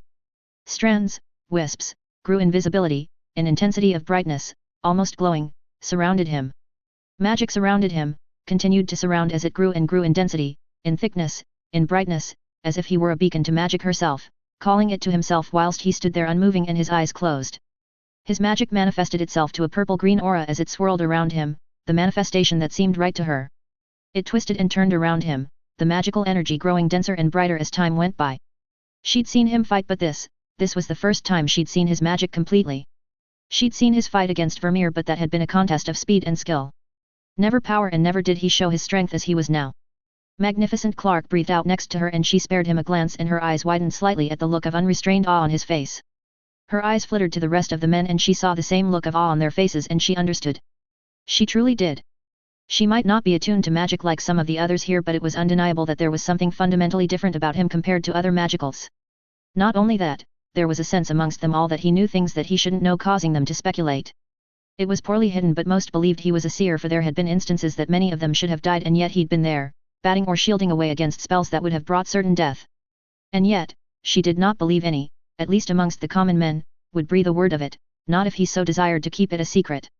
Their loyalty was immutable, total in their conviction and belief in the young man that barely is of age. The hairs on her body stood as she felt waves upon waves of green-purple magic crash into her, leaving behind, each time, a tingling sensation that strengthened time and again. She clenched her fist as she fought to stand still, her knees threatening to shake, as the pressure of his magic continued to grow, the wisps of power, the strands of magic rising and ebbing from him, his hands glowed dully as she saw his fingers twitch ever so slightly. She winced slightly as the bright light of lightning shone, casting away the darkness for a brief, solitary fraction of a second. A singular source of light, more a strange misshapen point remained after the flash of lightning. She gazed at the source and she realized that she was seeing the Thunderbird, as tendrils of lightning grew from the point. Tendrils of lightning coalesced into a single wing, then two, then four until its entire profile could be discernible, the brilliant visage capturing her complete attention that was broken by an imperious, powerful cry that echoed through the sky, the grey clouds seeming more like walls and mountains as it seemed to reverberate the cry half a dozen times. The sounds of crackling snapped her out of the wondrous state she was in and she turned her eyes towards him. She was left almost breathless as she saw him surrounded by a veritable lightning storm that hugged his body tightly, as if he was lightning incarnate. The bright light of the crackling lightning cycled around him, rare flashes of purple-green lightning were interspersed in the sea of white glowing lightning, liquid vines of power swirled around every inch of his body except for his head. The pressure of his magic receded, just slightly but enough for her to feel, leaving her to breathe more easily as the air, once choked full of his magic, decreased. It hadn't stopped her from standing still, in mesmerized shock as she stared at his back. Thunder boomed in the background, drumming at a constant and rhythmic rate. Lightning now continued to flash at pace, continued to paint the sky with grandiose white cracks against a backdrop of grey. It was beautiful, in a strange way. As the lightning illuminated the world around her in brief flashes, she couldn't help but wonder at the sight. For all that magic was, for all of the magic she knew, she'd never seen it work as it is now. Beautiful but terrifying to know there were beings capable of this. The Thunderbird remained at the center of the storm, the living lever to the controls of the sky as with each flap, tendrils of lightning grew and ripped at the world. She never known a magical creature to be capable of what this Thunderbird was capable of, the sheer power she was able to create. She'd seen her, once, and she was huge, regal but nothing that would show the sheer power she possessed. The rain that had petered out returned in full force, the winds of the storm picking up into a vicious gale. She turned to the man in front of her. She supposed in many ways, the Thunderbird embodied her owner excellently. Or maybe was it the other way? She gripped her wand tightly, the wand threatening to slip from her wet hand as the charms that kept her dry long having ripped away from her by Lord Sayre's magic, leaving her drenched. He turned slightly towards them, his eyes that glowed from what she could observe from the angle she was at, became apparent to her. His purple-green eyes that had always shown to be full of life were replaced with two white orbs that made her feel small, insignificant under his gaze. They were eyes that none could hide away from, that none could run from, and she felt it in her bones that this gaze was something she never wanted turned maliciously to her. Just as fast as he turned to her, to them, he turned away and strode forward. Tendrils of lightning traveled from his body to the earth with each step and she felt the power ebbing from him. She breathed a sigh of relief, the flight instinct that gaze garnered from her receded away. He continued to walk, to stroll forward at a sedate pace, each step almost making it seem like the thunder is clapping just a little louder, just a little stronger. She could feel the earth tremble slightly with each clap, with each step he set on the earth, as if he was the cause of it, but she could believe it was possible, that it should not be possible, that none should have the power to wreak such havoc onto the earth through magical power. Her mind was denied it even if there was that niggling thought, that niggling part of her that making her aware that her intuition was in conflict with her mind. Her gaze followed him with intense focus, returning her attention to him. He was well past them now, alone and yet brightly shining like a port of haven in a sea of darkness, his brightness offering absolution, offering safety from the violent, rattling storms that surrounded them. She felt Clark closing the gap between them, his shoulder now touching hers. He turned to her slightly though his eyes still fixed on Lord Sayre. "Do you ever wonder," he said with a strained voice whilst he spoke over the thunder that seemed more like it was intended to be a whisper, "if the people who lived in Merlin's time, in Gilgamesh's time or Sienhu's time knew they were walking among a legend?" His voice was tinged with almost a reverent tone. She remained silent for a moment as she watched him. The look in his eyes was fanatical, not unlike what she'd observed of some of Grindelwald's men. That thought put her at ease for a moment that distracted her until she replied. "Not at the beginning," she answered finally. "Not at the beginning." He agreed after a second, his eyes dancing with emotion most would not have known, and she silently agreed to his unsaid meanings. Her father was a muggle and a historian, someone who'd been fascinated with the history of wizard kind once he'd met her mother. He'd taken painstaking effort in trying to deprogram her from her disillusionment with the subject after 5 years of bins. A memory flashed in her mind, when he'd spoken of British wizards, or witches, that seemed like convergences, those who irrevocably changed the course of their world. Merlin, Morgana, Morgause, the founders, the Peveril brothers, Escrides, and so on were all convergences that changed their world, for better or worse. She had known that he was the same from the moment she met him, and only realized the depth of it now. Lord Sayre slowly outstretched his arm, as if he waiting for something to arrive. Atticus Sayre POV. He turned his head towards his outstretched hand as he willed Skullslee into existence. The grey-silver trident spear floated just a few inches away from his hand before it clasped into his hand, its radiant purple-gold trident heads glowing slightly as his magic seeped into it through his hand. The connection that formed between him and his spear sent a jolt of pleasure through his body, the bond that he always felt with the spear having reached its apex in strength. He cast his eyes back towards Genelum Castle, the frequent lightning flashing casting light onto the foreboding castle that stood high above the plains that surrounded it. Magic and lightning crackled around him as he continued to strengthen the connection to nature magic. He inhaled deeply, tasting the magic-rich air he was creating on his tongue, savoring it, before he cast his glowing white eyes that allowed him to see magic in perfect clarity, magic that existed all around him in this world of theirs with total control. This was only his third time that he was able to control this aspect of his power. The first time and the only time he had complete control was when he'd snapped when he'd seen his father die. Since then, he'd only had a fraction of control, but that was enough for tonight, for this obstacle that stood in front of him. His hyperpercipience ability was in bloom tonight. He could see the currents of magic, the cosmic energy that flowed through life and the universe, with vivid clarity. He saw the effects of his magic, of Phyla's magic on the world, on the weather system that magic interacted with in passive yet complex ways. Both he and Phyla were bending that system to their will, to their desire and power, for it to obey and for it to be molded as they liked. He felt Phyla's influence, her regal dominating and fury, on the thunderstorm as it grew in intensity, in strength. He saw how she was influencing it, the wisps of her magic entwined into the currents of magic that influenced nature, his field of perception able to sense and see more than any other had likely in hundreds if not thousands of years. The plains around him, even in winter, pulsed with magic, at lower quantities, at lower rates, but nonetheless, they still pulsed. Everyone should see the world as I am now, he thought to himself as he reveled in the sight around him, the feeling of the magic of the universe around him that he was feeling profoundly within his bones, the feeling deepening even further with the entwining element of his magic on nature and life that he was influencing more and more as time went by. He only saw faint outlines, faint impressions of the magic around him when he suppressed his ability most of the time. It detracted him of the here and now, causing a greater disconnect of the world around him, ironically, as he saw more of how the world worked in harmony, of how magic and life irrevocably and immensely were linked together. It was a conscious decision that he at times regretted, missing the strange peace that he felt when he was connected to the world as he was now, when he combined his hyperpercipience with connecting to nature magic. Passively observing the cosmic energy that is magic as he did most of the time did little to stop that desire of immersing in his ability. However, it was an exhaustive exercise, to employ it as much as he could, one that tested his mental and magical control even if that strain lessened as time went by. He set his gaze back to Genelum Castle, his eyes capturing the interwoven wards that covered the castle in a bubble-like way, a kaleidoscope of color that represented a myriad of wards, all of it pulsing in a specific rate, in a specific way.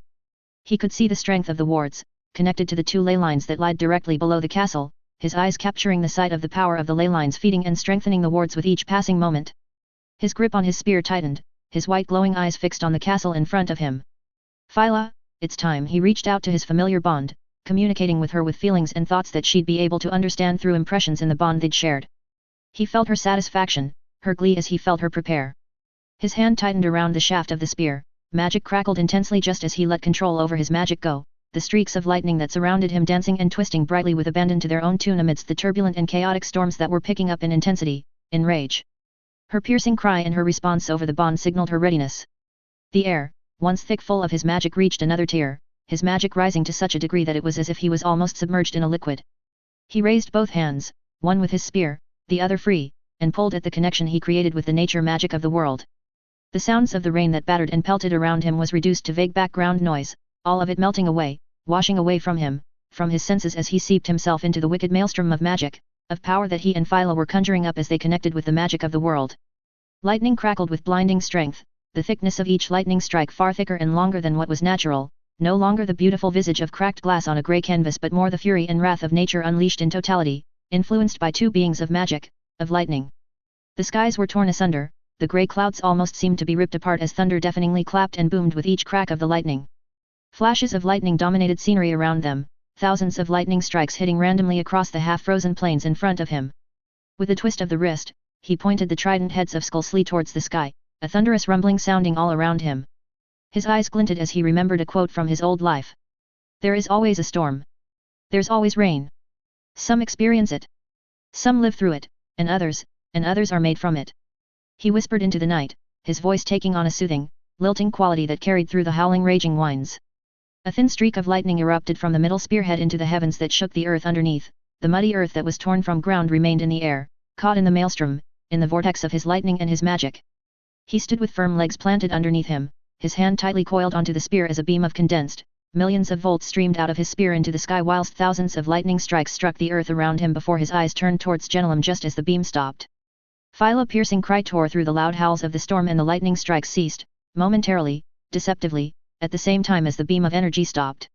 He raised his free hand above his hand clenched tightly and yet trembling so very slightly. A grim smile grew on his face just as he felt the immense anticipation that was being emitted from Philo. At the same time as he unfurled his hand, the tendrils of lightning that made up Philo's body in the sky encompassed a massive section of the sky, and just as suddenly lightning lashed down at Grindelwald Castle, the protective wards flaring massively as huge quantities of power struck at them. Concussive explosions reverberated for miles around as the wards were hit again and again and again relentlessly, the beautifully interwoven strands of magic buckling but holding out against the barrage of strikes. Atticus twisted his spear 90 degrees so that the tip of the trident spear heads was perpendicular to him, pointing them towards Grindelwald. The wards would hold out for some time, likely hours upon hours if he was unable to match the magical pulsation frequency of the wards. It was fortunate, then, that he knew what Grindelwald Castle's wards' pulsation frequency was. As he eyed the constant strikes at the wards, he'd known for a little while he would be unable to repeat the achievement that Grindelwald had done with Strang, at least for now, for the intricate nature of collapsing the wards in such a way required precision and excellent coordination of hundreds of men, and it was something he did not have. Not even he or Philo were capable of directing lightning that precisely, but what they were capable of was that they could get close and simply overpower the wards with a sudden and intense display of power whilst the lightning strikes were overloading in locations that he and she were roughly directing the lightning to. The penalty of it would be high, even higher than he'd confessed to his men. But it would be one he would pay for victory. His eyes gleamed as his face set in hardened resolve. The tips of his trident spears glowed radiantly as tightening his hold on the connection he created with Philo and the world surrounding them. He set his jaw a little harder as his eyes glowed even brighter. His spear trembled as he channeled the magic, the potential power he held into it. He drew back skillfully, the pressure within him building up as the lightning that surrounded him grew dull, less as he diverted more and more of his magic and intent into the spear. His robes fluttered in the heavy gusts of wind as he stood in the epicenter of a vortex of arcane energy and lightning, his purple-green aura entwined with the brilliant white glow of lightning.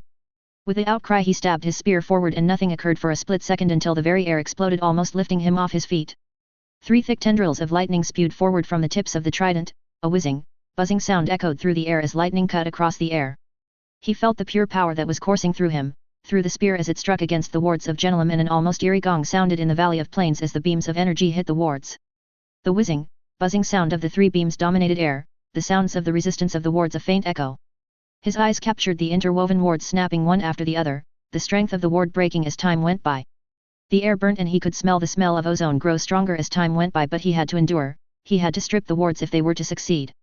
He felt the strain, the consequences of channeling as much nature magic as he was in this moment. He felt his body straining to repair his body as he continued to channel more than he'd ever, the fast dwindling of his magical core that was alarming to him as it continued at a rate he was so unfamiliar with. He persevered. Even as his knees buckled, even as his breath grew ragged and his chest pained, even as his arms began to tremble and his vision began to cloud. He persevered. The earth was cracked from the force of the magic, patches of earth rose and swirled around him amidst the sea and tendrils of magic and lightning. His eyes remained fixed on Grindelwald Castle, the castle besieged by lightning. He did not know how much time had passed, it could be 10 seconds, it could be an hour, but he saw the interweaved strands of the wards break faster now, the brilliant kaleidoscope of wards growing more and more lessened in color as wards collapsed until he saw only the most powerful siege wards remain. His eyes flickered to the skies, his attention grabbed by the great manifestation that Philo was creating still as she directed lightning strikes at the castle. He could barely see her, his eyes straining to see clearly. He closed his eyes and focused on the bond. He felt in his bond that she was tiring, that she was growing steadily weaker, and it reflected in the reduction of the lightning strikes. His arm holding the spear was trembling more and more now, his arm growing numb. He could feel it, he was close to his limit. He felt the stability of his channeling of nature magic slipping from him, the possibility of fatal consequence rising each second. He breathed out a breathless sigh, his warm breath caught in the veritable maelstrom of magic and lightning that surrounded him. He saw that the wards were almost torn down, it was time for one last push. Lightning crackled around his form, the tendrils and webs of lightning danced around him as he gripped his spear with all his remaining strength. Lightning continued to spew at Grindelwald as time and space fell away, his eyes closing once more as he reached deep within himself.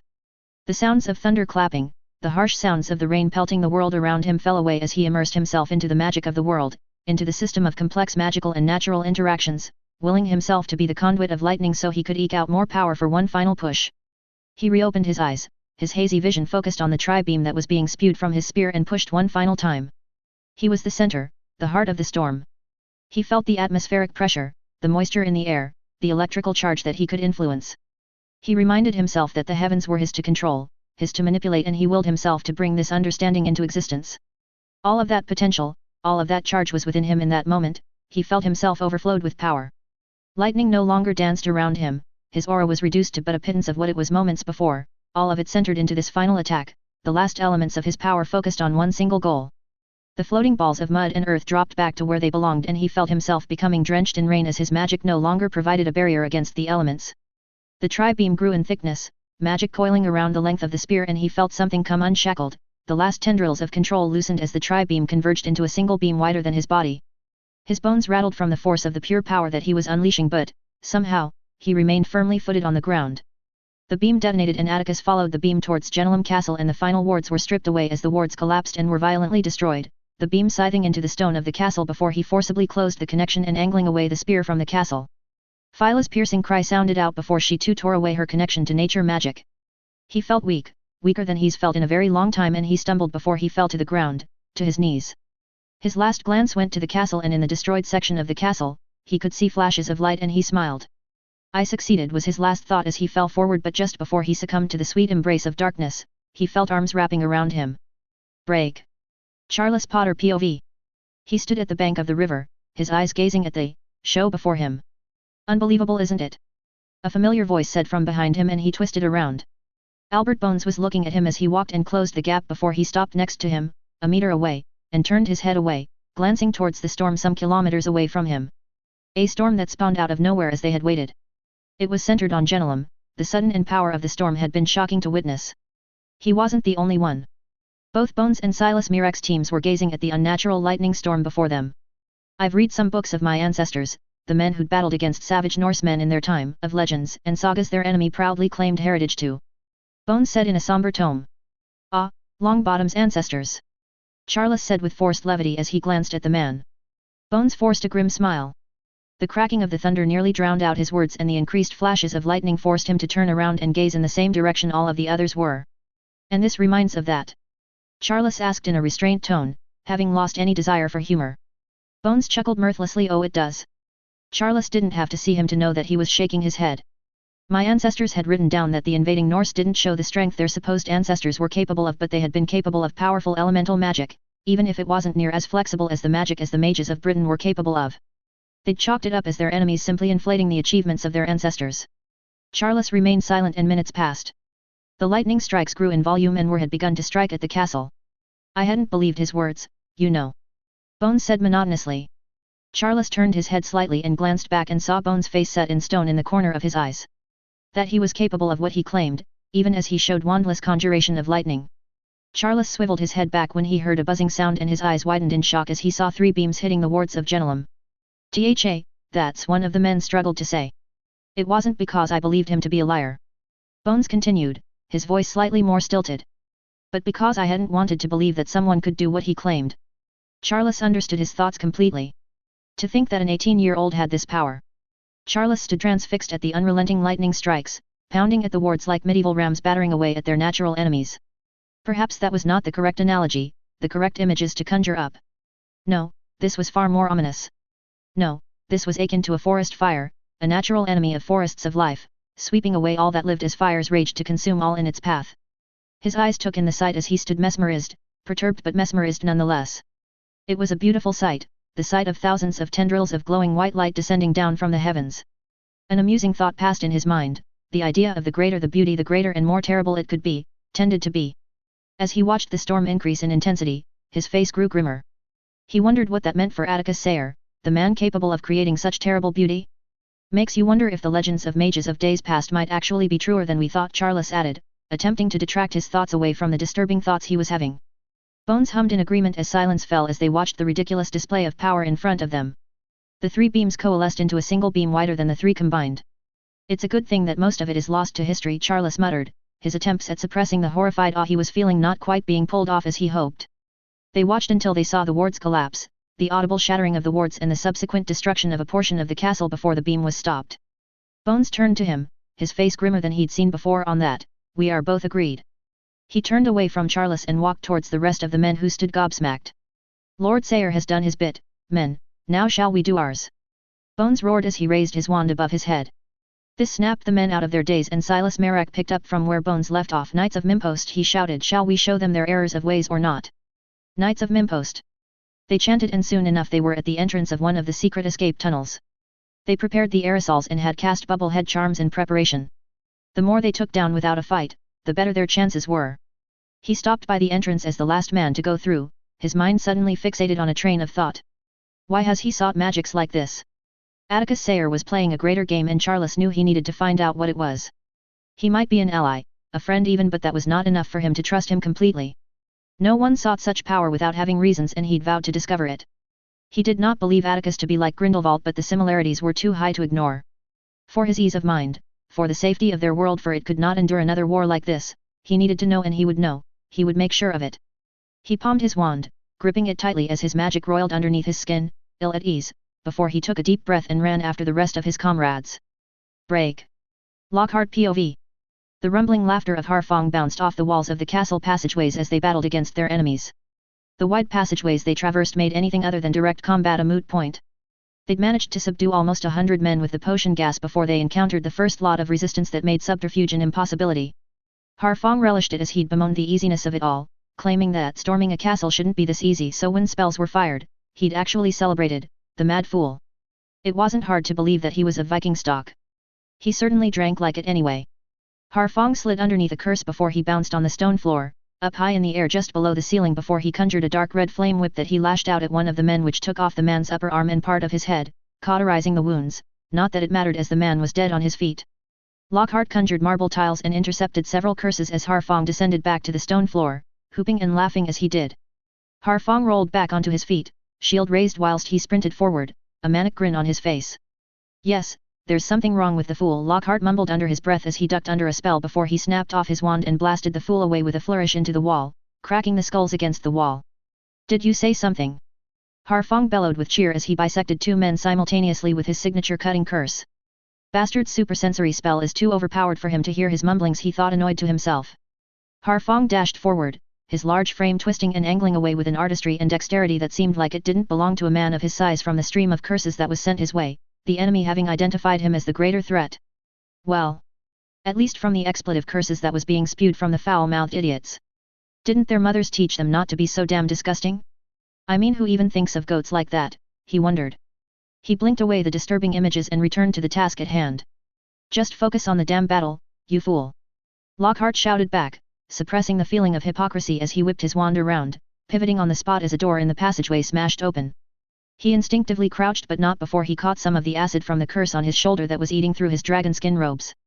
He snapped off a series of curses, bludgeoning, blasting, and concussive curses before he quickly pointed his wand at his shoulder and conjured magnesium oxide, which neutralizes the acid, and in the same movement, returned to point his wand at the man who shielded against the stream of curses and cast 3 shield breaker spells in a few seconds before he followed up with a piercing curse aimed at the man's head. The shield breakers broke through the man's shields, but he ducked out of the just in time, but not before it caught him in the wand arm, sending his wand clattering to the floor. I surrender, the man stammered. Lockhart looked at the man for a short moment, the brown-haired man looked at him pleadingly. Lockhart glanced around him. Paulson and Riddick teamed up together, their fighting stances meshing well as they mowed down man after man as they combined their attacks and defenses. Jackson was backing up Ferris as he delivered the killing blows whilst Ferris countered and returned spells, something he was doing almost effortlessly given that he was one of the best in defensive magic whilst Jackson was the most ruthless in dealing with enemies. Now that they lost Tolittle, the rare someone that Jackson actually did like, he doubted he'd loosened up on the ruthlessness. He returned his eyes back to the pleading man. I know things, I can help, he beseeched Lockhart. Where are the prisoners? He asked sharply with narrowed eyes. T3 on the top floor, the man blurted out as he held his bleeding shoulder, his eyes hopeful. With a cold gaze, he raised his wand, the tip glowing menacingly blood red. Wait, the man screamed as he scrambled away with desperation in his eyes, horror showing on his face. I can tell you more, he cried out desperately as he tried to get to his feet. There's Lockhart cast a piercing hex into the man's chest. Mercy right now was foolish. They'd already been merciful enough with the knocked out enemy combatants, having stripped, tied up and transfigured into marble balls. He frowned slightly. Maybe he should have let him finish his sentence, he mused thoughtfully. He shook his head. No, it was the desperation of a man trying to save himself, he thought to himself. Lockhart, get your arse up here, I can hear Parkinson having all the fun on the next floor. I'll be damned if I let him pull ahead in the tally. Harfang bellowed in the distance, causing Lockhart to look up from the dead body just in time to hear explosions ring out that almost was overshadowed by the mad laugh of Longbottom. He sighed a long-suffering sigh. Next time I'm asking to be paired with Parkinson, he muttered. At least that man won't be talking out of his arse all the time. He surveyed the cavernous passageways and saw the devastation that was dealt, in particular spied at the various mutilated and broken forms of their enemies. It was clear they weren't the best, much to their fortune. They were nowhere near as skilled as most of the men they'd fought in France, which was beginning to make clear to him that this might just be a glorified prison. His grip of his wand slackened as he set himself and ran after the form of Jackson that he saw in the distance. Break. Jean Delacour POV. He gasped as he picked himself up from the cold floor. He'd been listening to the growing storm outside these castle walls until it suddenly turned far more turbulent. He stumbled in his hands as an extra set of feet to stabilize himself as the castle shook again and again. He heard agitated and, if he dared think, fearful shouts from outside his door. He rushed towards the heavy door that caged him in this abominable cell and stuck his ear to the door. The faint sounds of a wicked storm were in the backdrop, which was odd, but he hadn't focused on that. Was it possible it wasn't just a storm? Jean, he heard faintly, but he focused on the voices outside of the door, but he could not hear anything intelligible. Won't last. He growled in frustration. The voices were all too distant for him to hear, and when it was clear enough for him to hear, it was mostly men rushing away to somewhere. Jean. He closed his eyes. Go, prepare. Jean. He stomped across the cell towards the small hole in the wall, dropping to his knees, almost falling as the castle shook even more violently as it had been. What, Christopher? I'm trying to listen to what's going on. He said, annoyed at his friend. And what do you think I'm trying to do here? His caustic, sarcastic voice sounded out. Jean suppressed an automatic retort as he latched on his meaning. He leveraged himself against the wall as the castle shook even more, the sound of crumbling stone becoming audible. Spit it out, Jean said distractedly as he put his hands on the cold floor, trying to feel how much the outside was affecting the castle was based on the vibrations he'd feel. He wasn't sure if it would help him determine where exactly the castle was being attacked. Miguel said he heard one of them say that they're being attacked by an army. Christopher's excitement was tangible and Jean couldn't blame him. He hadn't dared hope they would finally get to leave this blasted place. His mind whirled at the thought. But how would they get out? They needed to get out. Christopher continued, we're being rescued, Jean. Finally they're coming, he said almost hysterically. Jean suppressed a wince. Christopher had suffered a lapse not too long ago, and his punishment has had a consequence on his mind. He was teetering, and this rescue couldn't come any sooner. Is there a way to get out of our cells? Jean asked hurriedly. I do. The castle shook violently and Jean was thrown across the room, just about managing to protect his head from cracking against the wall, but it left him dazed, his head pounded with a headache that left him barely aware of his surroundings. The castle rocked again, and the next time he awoke he heard the distinct sounds of spell fire in the distance. He shook his head clear of the haziness and got on all fours. He leaned against the wall as he struggled to his feet. Christopher? He asked weakly. He turned his head towards the door and inclined his head slightly, his eyes squinting as he listened to the commotion that he was hearing. The spell fire was drawing nearer if his ears were to be believed. Christopher? He tried again, his voice a little stronger and had a tinge of concern to it. He got down to the cold floor again and set his face on the disgusting cold floor as he put his eye on the small hole in the wall. Christopher? He shouted, answer me. He tried, but he got no answer back. The walls shook a little as a huge explosion, one that sounded like a concussive or blasting charm, rocked the cell.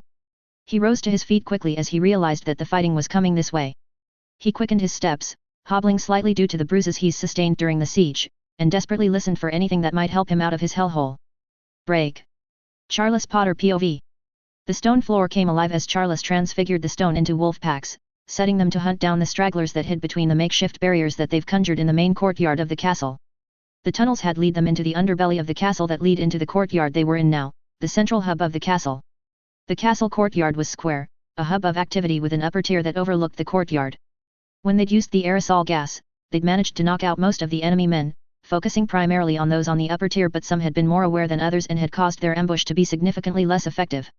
Thankfully the chaos and their honed coordination had allowed them to take out the bulk of them before they could get organized to make it worse than it already was. Right now, their two teams had teamed up as they had faced greater resistance, the battle having reduced into a slugfest that had them at a significant disadvantage. 14 of them faced against 60, but they've managed to reduce that number to just over 30. Unfortunately, that also meant that they were far more willing to employ more devastating magic, uncaring of the damage they were causing. Many of their enemy comrades, the ones who had fallen to the gas, had been consumed or killed by spells that had a wide area effect. The courtyard was ruined, most of the pillars that had supported the upper tier had crumbled except for 2 segments that were still standing. Fires had consumed most of the permanent and temporary structures their enemies had used, leaving a barren and destroyed courtyard that hosted almost a dozen separate battles. He swept his wand in a wide arc, conjuring a wall of stone to absorb the curses that flew at him in 3 different directions before he rolled out of the way from the debris. He felt his control over his wolves snap, but not before he could at least attribute 1 successful attack. He was about to get to his feet, but not before he was spotted. One of them saw him roll out of the way and sent off a dark yellow curse at him that was intercepted by a hawk that exploded on contact. He glanced to his right from where the hawk came from and saw that it was Merrick, who nodded at him before he ran off and joined one of the other men who'd come under pressure by several enemies. He quickly got to his feet and sent off a spell chain at the man who stood on higher ground. The man disappeared hastily before any of the curses could get, but Charles quickly dodged out of the way from 2 curses that had converged on him. He hurled a sickly orange curse, a fast curse that would liquefy skin and hair, before he twisted and twirled his wand and created a dozen hyenas and directed them to attack one of them. He ducked and pivoted on the spot and raised a shield just in time to absorb a black curse that he didn't recognize but could see was nasty. The shield cracked, but held, much to his surprise, as he hadn't faced anyone that strong yet that could almost get through his shield. He looked and eyed the man who sent the curse. It was a tall, dark-haired figure, with a rugged and stern face. His pale blue eyes were murderous. Before he could speak, the man, faster than anyone he'd yet faced, sent off half a dozen curses in quick fashion. Charles was already spinning before the second curse left the man's wand, his body honed through months of battle responding to the threat before him, and he swiveled and twisted his wand arm in a upward motion, batting away the first curse before doing it again and again before he twisted out of the way of the 4th curse, and in the same motion as he sidestepped the next 2 curses, he brandished his wand with practiced disciplined movement and conjured in quick speed 2 dozen ice spears. That he sent hurling at the dark-haired man. The man narrowed his eyes and flashed his wand upward. An immense wall of dark blue flames rose up from the ground, immediately melting the spears as they crossed into it. With a sweep, the man cancelled the flames and slowly strode forward, his wand at the ready, his wand arm perpendicular to the man's wide but strong body. Charles stepped out of the way as a blasting curse sailed past him. Rubble exploded once the curse hit one of the near walls, and with a quick twist of the wrist, he transfigured the debris into 10-inch knives and sent them hurling back in the direction where the knives had come from before he hastily ducked out of the way from another organ-liquefying curse. A cry of agony signaled that his knives had hit, so he turned to the one who'd sent that curse at him, but he hadn't needed to, as one of his comrades took him out. Charles kept moving as he kept an eye out on the dark-haired man who had continued casting at him. Charles stilled and hastily backtracked as he let a searing curse that left a large gash in the stone floor pass him by before he snapped his wand and returned with a series of blindingly fast piercing curses before he twirled his wand and began to conjure hundreds of arrows and had them shot towards the dark-haired man. The man danced around the piercing curses, each motion leading into a curse flying from the tip of his wand, keeping Charles on the move. The dark-haired man with contemptuous ease stilled the arrows mid-air before he transfigured them with a flick into 5-inch steel balls before with another flick sent them careening at Charles. Charles hastily conjured a shield and his shield cracked and shattered, but had given him enough to dodge the last few balls, but the dark-haired man had other ideas as the steel balls changed direction and bludgeoned into Charles, sending him flying backwards in the air, out of control and in pain. He managed to just about turn himself around and had cast a weak concussive hex to change his direction to avoid crashing into the burning remnants of a tent, and he crashed into some rubble. He cursed as he got to his feet and spotted the fires that had surrounded him and the dark-haired man were shifting unnaturally before they were spiraling towards the man. The fires spiraled as the dark-haired man twisted and twirled his wand, the fires growing wider and hotter with each twist of the wand. Charles could feel the heat even from the distance he was at. He could feel the malicious nature of the fire, not quite overwhelmingly so, but it was definitely one of the darker variants. He grew grim and got into a defensive posture, the tip of his wand glowing white-blue, a spell on the tip of his lips. The fires coalesced into a miniature spiraling firestorm that emitted heat wave after heat wave. The stone that was directly below it was red-hot stone, more puddle water-like than anything solid, and it was growing. Their eyes met and the dark-haired man's eyes darkened. The man's power wasn't insignificant. Charles saw the shimmering magic that the man was creating. With a simple flick, flammasectum, he intoned out in a distinctly Germanic accent. The white-hot flames grew torrential and grew wildly before the tip of the firestorm swiveled around and dashed towards Charles. Charles straightened himself out, his wand tip glowing brilliantly blue-white before he shifted himself, ever so slightly, and in a quick motion twisted his wand in a wide circle repeatedly, the air surrounding him being sucking into the vacuum he was creating. By the time the torrential fire closed the gap, the vacuum was pulling in every direction, and with a flick, he sent it to meet the torrential flame. The white-hot spiraling flames broke and distorted as the ball of vacuum that was ejected into the mass of fire. The snuffing of the fires, the pressure differences between the center of the vacuum and the fires created a concussive wave that blasted in all directions before. The dark-haired man scowled angrily and they began to exchange volleys of spells in earnest. Charles ducked and weaved his way out of the spells, not wanting to waste magical strength and getting himself cornered by shielding, but he wasn't having an easy time of it. The man's speed was impressive, incredibly so, and his defenses were just as good. They ripped and tore through the surroundings, broken rubbles that had been transfigured into creatures or weapons laid between them, dark curses tainted the stone floor between them as they fought with ferocity. Charles spun out of the way of a flesh-eating curse and brandished his wand and created a curtain of smoke immediately that obscured the field, and with a small twist and jab created a small dagger that he sped towards the man, whilst in the same motion transfigured the smoke and created a large spear that he sent towards the man's leg. The man dodged out of the way of the spear, but he saw the dagger a moment too late and screamed in pain and rage as the dagger cut into his face and eviscerated most of his left ear.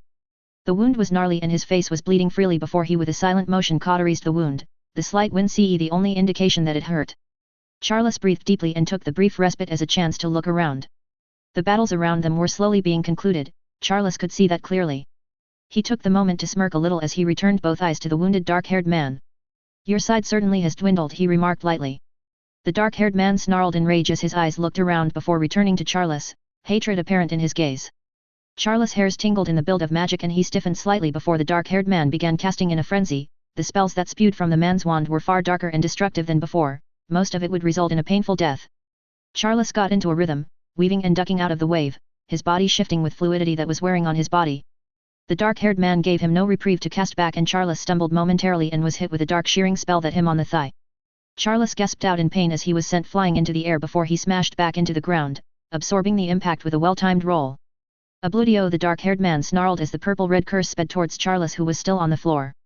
He hastily rolled out of the way but was sent flying again when he decided to take a concussive curse over a cutting curse. Charles struggled to deal with the incoming salvo of curses as he managed to get back to his feet, his movement restricted as the wounds began to pile up. "Fienti duro!" Charles muttered under his breath as he shielded against a bone-stripping curse. The shield held before he cancelled it and began to cast back at the dark-haired man. Charles sent an array of spells at the man, all of them intended to kill the man as Charles realized the situation he was in. The dark-haired man knew that he had the advantage and he unrelentingly seized even as he dodged, batted away and countered the spells that were sent his way. Charles ducked out of a piercing curse that the dark-haired man batted back to him and Charles tripped over some rebel, breaking him out of the rhythm he'd established. "Avada Kedavra!" the dark-haired man sent his wave and Charles' eyes widened. He raised his wand to conjure a stone marble but had been for naught as a hawk flew into the path and exploded. The dark-haired man snarled angrily as his eyes went to the intruder. "It seemed like you needed some help?" Bones inquired as he walked sedately with his wand raised, his eyes fixed on the dark-haired man. "I had things under control," Charles said without much heat. In truth, it was pretty damn good that Bones intervened. Charles chanced looking around and saw that much of the fighting was done. He turned back at the dark-haired man and he knew that the man realized this as well given the look of anger on his face. "I had no doubt," Bones said with an amused smile as he glanced at Charles. Charles looked at Bones and saw that despite some gashes on his robes, he looked fairly well. But Charles could see that it was a facade, there was a slight tremor in Bones' arm that signified his tired state. "Good fight," he said to Bones, purposefully ignoring the increasingly angry man. "It was pretty good," Bones said, understanding the intent. "Of course, we'd hoped for higher quality enemy but you know," Bones shrugged, "you can only deal with what you have." Bones sidestepped an acid yellow curse that flew in his direction. "Rude," Charles said with twitching lips. That curse had been a particularly nasty flesh-burning curse if he was right. Terrible way to go. This mockery set the man off and Charles could see that there was a curse on the tip of the man's lips but he seemed to change his mind as he looked to Charles' right. Charles took a quick glance and saw that Mirek was heading their way and turned back to the man. Charles stiffened as he saw magic rise from the man, the build-up being far too high and too quick. Charles was about to curse him but not before the man finished. "Corasis!" the dark-haired man roared out and a wide dark blue curse spewed from the man's wand that had Charles' eyes widen. The curse wasn't heading their way but rather right in front of them. "Fu!" Bones said in an alarmed voice but not before the curse struck right in front of them, tearing apart the ground in front of them and sent them both sailing in the air with the rebel. Groggily, he opened and closed his eyes, his ears ringing, not quite aware if he'd fallen unconscious or not. He felt a slap on his face and then another. "Wakey wakey," he heard Pruitt say. He glanced at the man who was looking at him amused. "Fuck off," he sighed out tiredly, causing Pruitt to laugh. Pruitt extended his hand and pulled Charles up. Charles looked around and saw that the damage that curse had done was not insignificant. "Yeah, your friend definitely left a mark," Pruitt scoffed before he grew serious. "He's escaped if you wanted to know." "Damn," Charles said in a tired sigh as he stumbled a little. Pruitt put a strong hand on his shoulder. "Yeah," Pruitt agreed, "definitely not the best one to have let go." Charles glared at Pruitt as if I wanted to. Pruitt chuckled but said nothing further on the subject. Charles surveyed the destroyed courtyard which was nothing like what it was before they started the battle. He looked around and saw most of the men but he did see quite a few missing. How many died? Pruitt grew serious and somber. 3. Pruitt listed out the names and Charles clenched his teeth. All things considered it wasn't many but they all were growing closer as time went. All of them had saved each other's lives at some point or another. Have we won? Charles asked, changing the subject. Not completely, not yet. There are some floors we need to clear out, but it seems quite a number of the enemy had tucked tail and run, not unlike your friend. Pruitt explained. He slapped around Pruitt's hand. Stop saying he's my friend, Charles said, annoyed. Pruitt ignored it. In any case, if you're in any shape to continue, we've got to secure the rest of the castle. I'll be fine to continue after a few numbing charms, Charles said before he palmed his wand and waved said charms over himself. Suit yourself, Pruitt said with a shrug and walked over to the other men who were securing a few prisoners. Break. Jean Delacour POV. Jean stood at the back of his cell, in the corner, his eyes warily eyeing the door as he stood in a defensive posture. The door was blasted open and Jean winced a little before he squinted and looked into newly created door. The dust began to settle and he could see a tall figure standing there with his wand raised. Key ES2. Jean demanded as he strode forward. Oh look, Parkinson, we've got a Frenchie here. A distinctly English voice boomed out. The dust cleared and he could see a tall white man with a grin on his face. Jean looked at the man's robes and could see it tattered and with more than just a little bit of blood splatter on his robes. Jean scowled. Of course I had to be rescued by an English barbarian, he muttered, even if he was almost smiling as he exited the cell. He hadn't heard anything about the British ministry joining the war. Despite the acrimony he felt for the British and their arrogance, he was pleased to know that the British had joined the war. Grindelwald and his followers would not be able to deal with thousands more. He was sure of it. This rescue was sign after all. He eyed the hallway and saw the damages that the fight had caused in the distance before the corner. He looked past the men who'd opened the door and saw that several cells were being opened by the other rescuers. The tall man laughed heartily. A frog with a sense of humor. Jean looked affronted at the insult, but the man didn't notice. Jean wouldn't comment that he did actually mean it anyway. The tall figure scrutinized him for a moment. Well, you look reasonably fit. He paused for a moment, a true wince came across his face as he turned away from him. Well, compared to some of the others in this hellhole. That snapped Jean out of it and walked past the man in a slightly fast pace and into the next cell. Jean looked at the broken door for a moment before he stepped into the room. Jean's eyes widened. He heard behind him and he swiveled around. The man who was with the tall figure was behind him. It seemed that the fighting below your floor was a little more destructive, the Englishman said delicately. Jean gritted his teeth. The man he turned around and pointed at the destroyed cell. The cell floor was blown apart and had crumbled onto the floor below. Half of the floor was gone, as was some of the outer wall. The man that was in this cell. He turned around and met the Englishman's gaze. Where is he? He demanded. Jean was angry. The stress he'd been in hope for the rescue, was boiling over and he had no desire to mess around. The Englishman eyed him, his cool eyes surveying him with intense focus. He died in the crossfire. The man said without much care, but Jean didn't care. Christopher was dead. The one man who he'd hoped to ensure would be able to escape this dump with, the man who'd helped keep his sanity. He walked out of the cell in a daze. Jean. He heard someone calling him with a Spanish-sounding accent. He dazedly turned around and a brown-haired man with brown eyes, slightly emaciated, was in front of him. Yes. He said tiredly. The man crossed the gap and walked up to him and extended his calloused hand. I'm Miguel, he said, and his eyes flickered to the cell behind him before they snapped back at him. Miguel Alcaranta. He began. I'm sorry about Christopher, the man said in a pained voice. He was a good man, he said before he smiled a brittle smile, a bit loco but good nonetheless. Jean nodded sharply. He said simply, his voice wavering slightly. His body? Jean questioned the man. Miguel's eyes were downcast. We haven't found it yet, I only got released not long before you. The spells on the doors. He shook his head. The least Jean could do is get Christopher's body to his father, to his family. All right, boys. He heard bellowed and he turned his head towards the direction. Who is that man? Jean said warily. Miguel chuckled. That is Lord Longbottom, an English noble. He is a noble? Jean asked, a little incredulous, and Miguel laughed. He knew a little about the British lords, especially the most ancient houses, but this man definitely wasn't what he imagined. He looked more like a brute than a noble. The battle is not yet over, there are still some bastards that could do with knocking out. Longbottom threw a bag on a table, wands clattering on it as they dropped from the bag. These are wands we've taken from the Cretans, so help yourself. No doubt many of you want to exact some revenge on them, eh? The boisterous man laughed. Jean's eyes darkened. He strode forward, moving past the former prisoners. Most of them were in worse shape than he was. He walked up and it took several tries before he got a more than average match. It would do. He glanced for the last time at Christopher's cell. I'm sorry, my friend. He whispered before he took on a stony look and followed the men into battle. He was in no great condition to fight, but from the sounds of it, most of it was done, mere pockets left that needed to be flushed out. His eyes flashed and his hand gripped tightly on his new wand. There were many debts that needed to be paid and he'd go and collect. Chapter 56. Enjoy and let me know what you think. Note, if you would like to read ahead, the next 3 chapters are available on patreon/boombox117. The Discord channel is niskxc. Break. 8th of February 1943. Jacobi Dachemu POV. The sun hung low in the sky, its light casting an orange tint to the sky as it was distorted through white bare clouds, its strength waning as it moved like clockwork towards the horizon to disappear once more until it was time for dawn. But tonight, its brightness would not be missed, no. The fields were alight with spell fire, great shows of magic, terrible and deadly, were brought to the world tonight as death and destruction were the odes of this night. Dachemu's wand whirled and twirled in a mayhem of death, a symphony of carnage and savagery as he cut through 1, 2, 6, 10 men. He smiled a grim smile as he twisted and jumped over the corpse of his most recent victim, evading a particularly nasty curse before he brought his wand to bear. He had his own symphony, his own melody to add to the songs of destruction and violence that were being played all around him. Explosions, screams of pain and rage were the songs of choice, the choir that played to the rhythm of the master of the choir.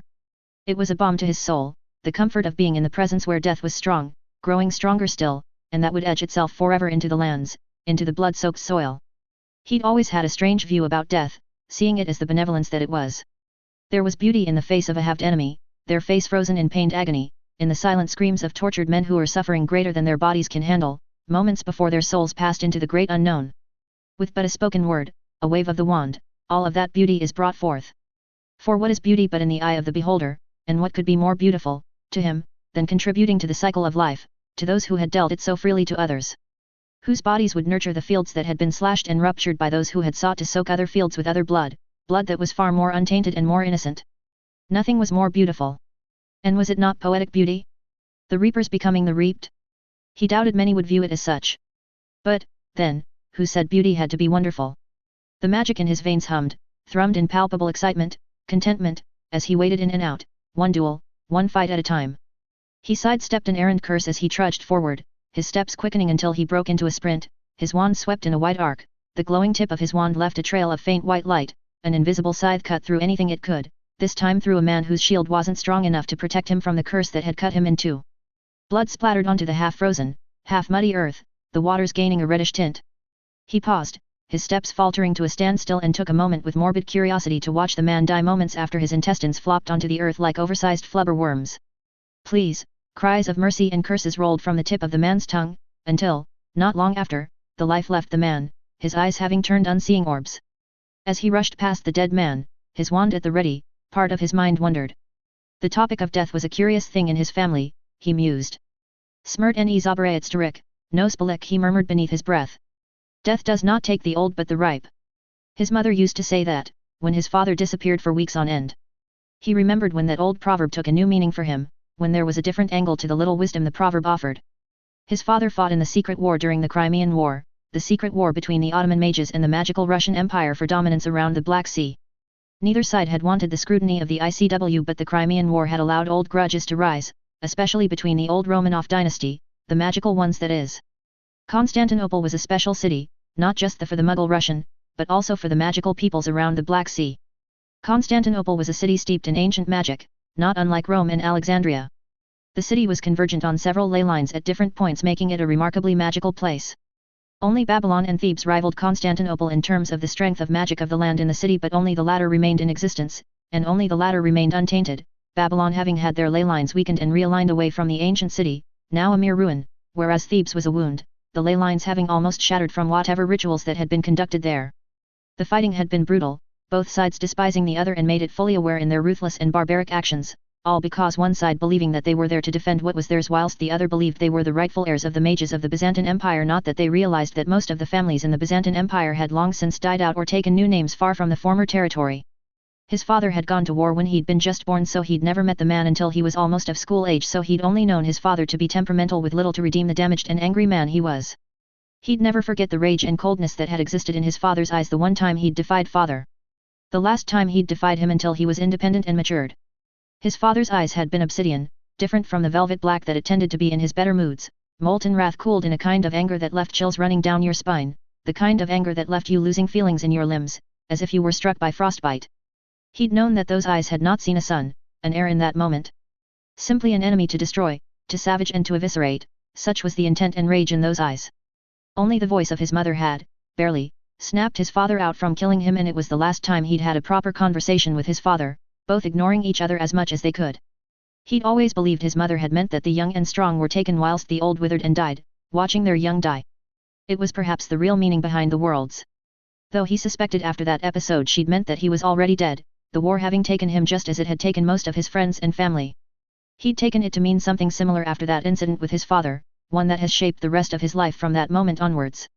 Death was a release that would come eventually, but the old were the unlucky ones, the ones who would have bear what the ripe had been lucky to achieve.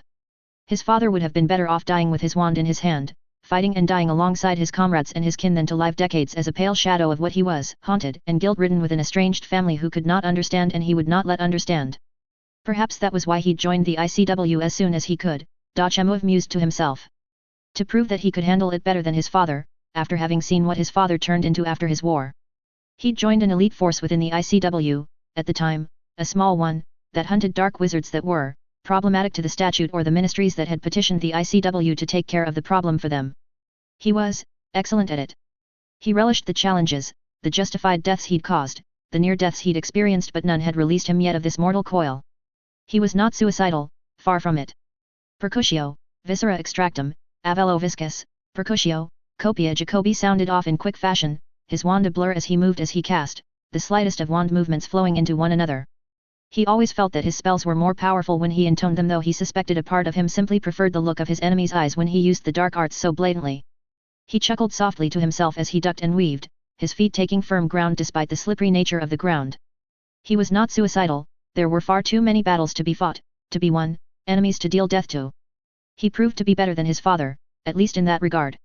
Though in the back of his mind he knew that where his father had been consumed by his thoughts and his guilt, he'd ensured he was alone and never idle, never at rest, always chasing death like it was an old flame. His magic roiled ever so slightly underneath his skin, each movement, each spell fired was methodical, measured as he salivated the moment, wishing to extend his fitness. Frost fire poured from his wand, a curse that would flash freeze enemies if it was struck on flesh. The enemy shielded against it with a bronze round shield but lost his balance under the strain of the deadly curse. He swiveled his wand and with a jab sent a stream of concussive curses that gonged against the bronze shield, each curse denting it inward again and again before the enemy dashed the dented shield towards him that transformed into a large harpoon that ate up the distance. Jacobi twisted and rotated his wand with an upward flick, the earth transforming into a large hand just before the harpoon passed above it. The large hand construct was destroyed, but the harpoon was knocked out of the way slightly and it veered into the distance. The enemy was joined with another of his comrades, both of them pairing up on attacking Jacobi. They attacked uncoordinated, but they were adept enough as they traded volleys of curses. Constructs after constructs were razed and destroyed, the dark arts blackened the earth as spells were batted away or evaded. His blood sung in the heat of the battle, reveling at the challenge these presented. He dispatched one of them with a well-timed transfiguration, having transfigured the enemy's robes into glass, unbalancing the man before shattering the glass and ripping the man apart with thousands razor-sharp glass. He weaved out of the way from a scything curse and he raised his wand and with a smooth move brought the tip of his wand down at a slight angle. Sickly green acid was brought forth and the agonized screams of his enemy as the acid music to his ears. He moved on to the next battle and he lost all sense of time, flowing from one battle into another. He smiled to himself. Was there any surprise that he felt most alive when he was fighting to the death? He felt slight tremors in the soil but ignored it as he came to face his next opponent, sidestepping a curse before he conjured a fire whip and lashed out at the man in front of him. The young man slashed at the fire whip with an elemental wind spell, cutting the fire whip apart, but Jacobi raised the ante and sent a slew of curses at the young man, flowing seamlessly from one spell chain into another. The young man did an excellent job dodging most of the curses, though he fell foul to the dark variant of the blasting curse, the curse having broken through the man's shields. The young twisted into the fall and cast a modified siege spell, several factors more powerful than the standard concussive curses but also more magically draining. Not bad, Dachemu mused to himself as he found himself grudgingly liking the young man, at least his intelligence. Jacobi threw himself to the side, avoiding the curse but not the debris the curse spat out from the earth, and he grunted as he was hit by some of the larger fragments, but he righted himself and he landed roughly on the tortured earth, the soil having been battered by this or that spell, his knee slightly bent to set himself right when his foot slipped on the mud before he took a few moments to reset himself. The young man was getting back to his feet and Jacobi took the opportunity to look across the battlefield. When they arrived, in force, they'd found the enemy waiting on them several miles from the Mannheim stronghold. It hadn't taken a genius to discover that Grindelwald had discovered of their plans. Unfortunately, there was no recourse for retreat. This had been very well understood by all, even if most did not like it. They'd hoped to ambush Mannheim, to take it in a quick fashion, just as what was happening in Belgium and Switzerland. But alas! The choice the enemy had made had been in a clearance within a small, local forest, not an ideal location, and they were discovering just that. They'd prepared the location well, as he'd seen several men fall into traps that been laid into the battlefield. There was little to do but to play into their hands and to adjust if they could. They'd come too far, too long for any ideas of retreat, even if their numbers were slightly less than the enemy's. His eyes glanced at Sinclair, who was battling with a couple of men with a number of men within his division, most of them Americans. The battle had initially been composed of two sides wary of the other but firm in their resolve until tensions broke and fights broke out. The battlefield was chaotic, streams of men fighting against one another, the sole purpose of whittling down the other's numbers. All sense had departed, no complex strategy was played out. It was perfect. He'd never been one to fight in an organized, coordinated fashion, so he'd set off on his own, fighting and dispatching all those who he came across, repeating it again and again. His eyes snapped back to the young man who he'd noticed had shifted slightly. He scrutinized his enemy, someone who has lasted longer than anyone else he'd yet battled with, a relatively young-looking man who wore a snarl on his face. He had ringlets of blonde hair and deep blue eyes that reflected his northern origins. He would not be the first one that would snarl and rage at Jacoby tonight. Neither would he be the last to die having lost that snarl and a look of agony and fear on his face. His eyes went to the ring on the young man's finger and his eyes widened marginally. So the heir of Colfison has thrown his lot with Grindelwald? Jacoby asked in Finnish in an amused, interested tone as he eyed the young man. The Kolf's sons were a family of Finnish descent, one of the few magical families that descended from an ancient enclave of magicals in the very far north, one that was mostly dead these days.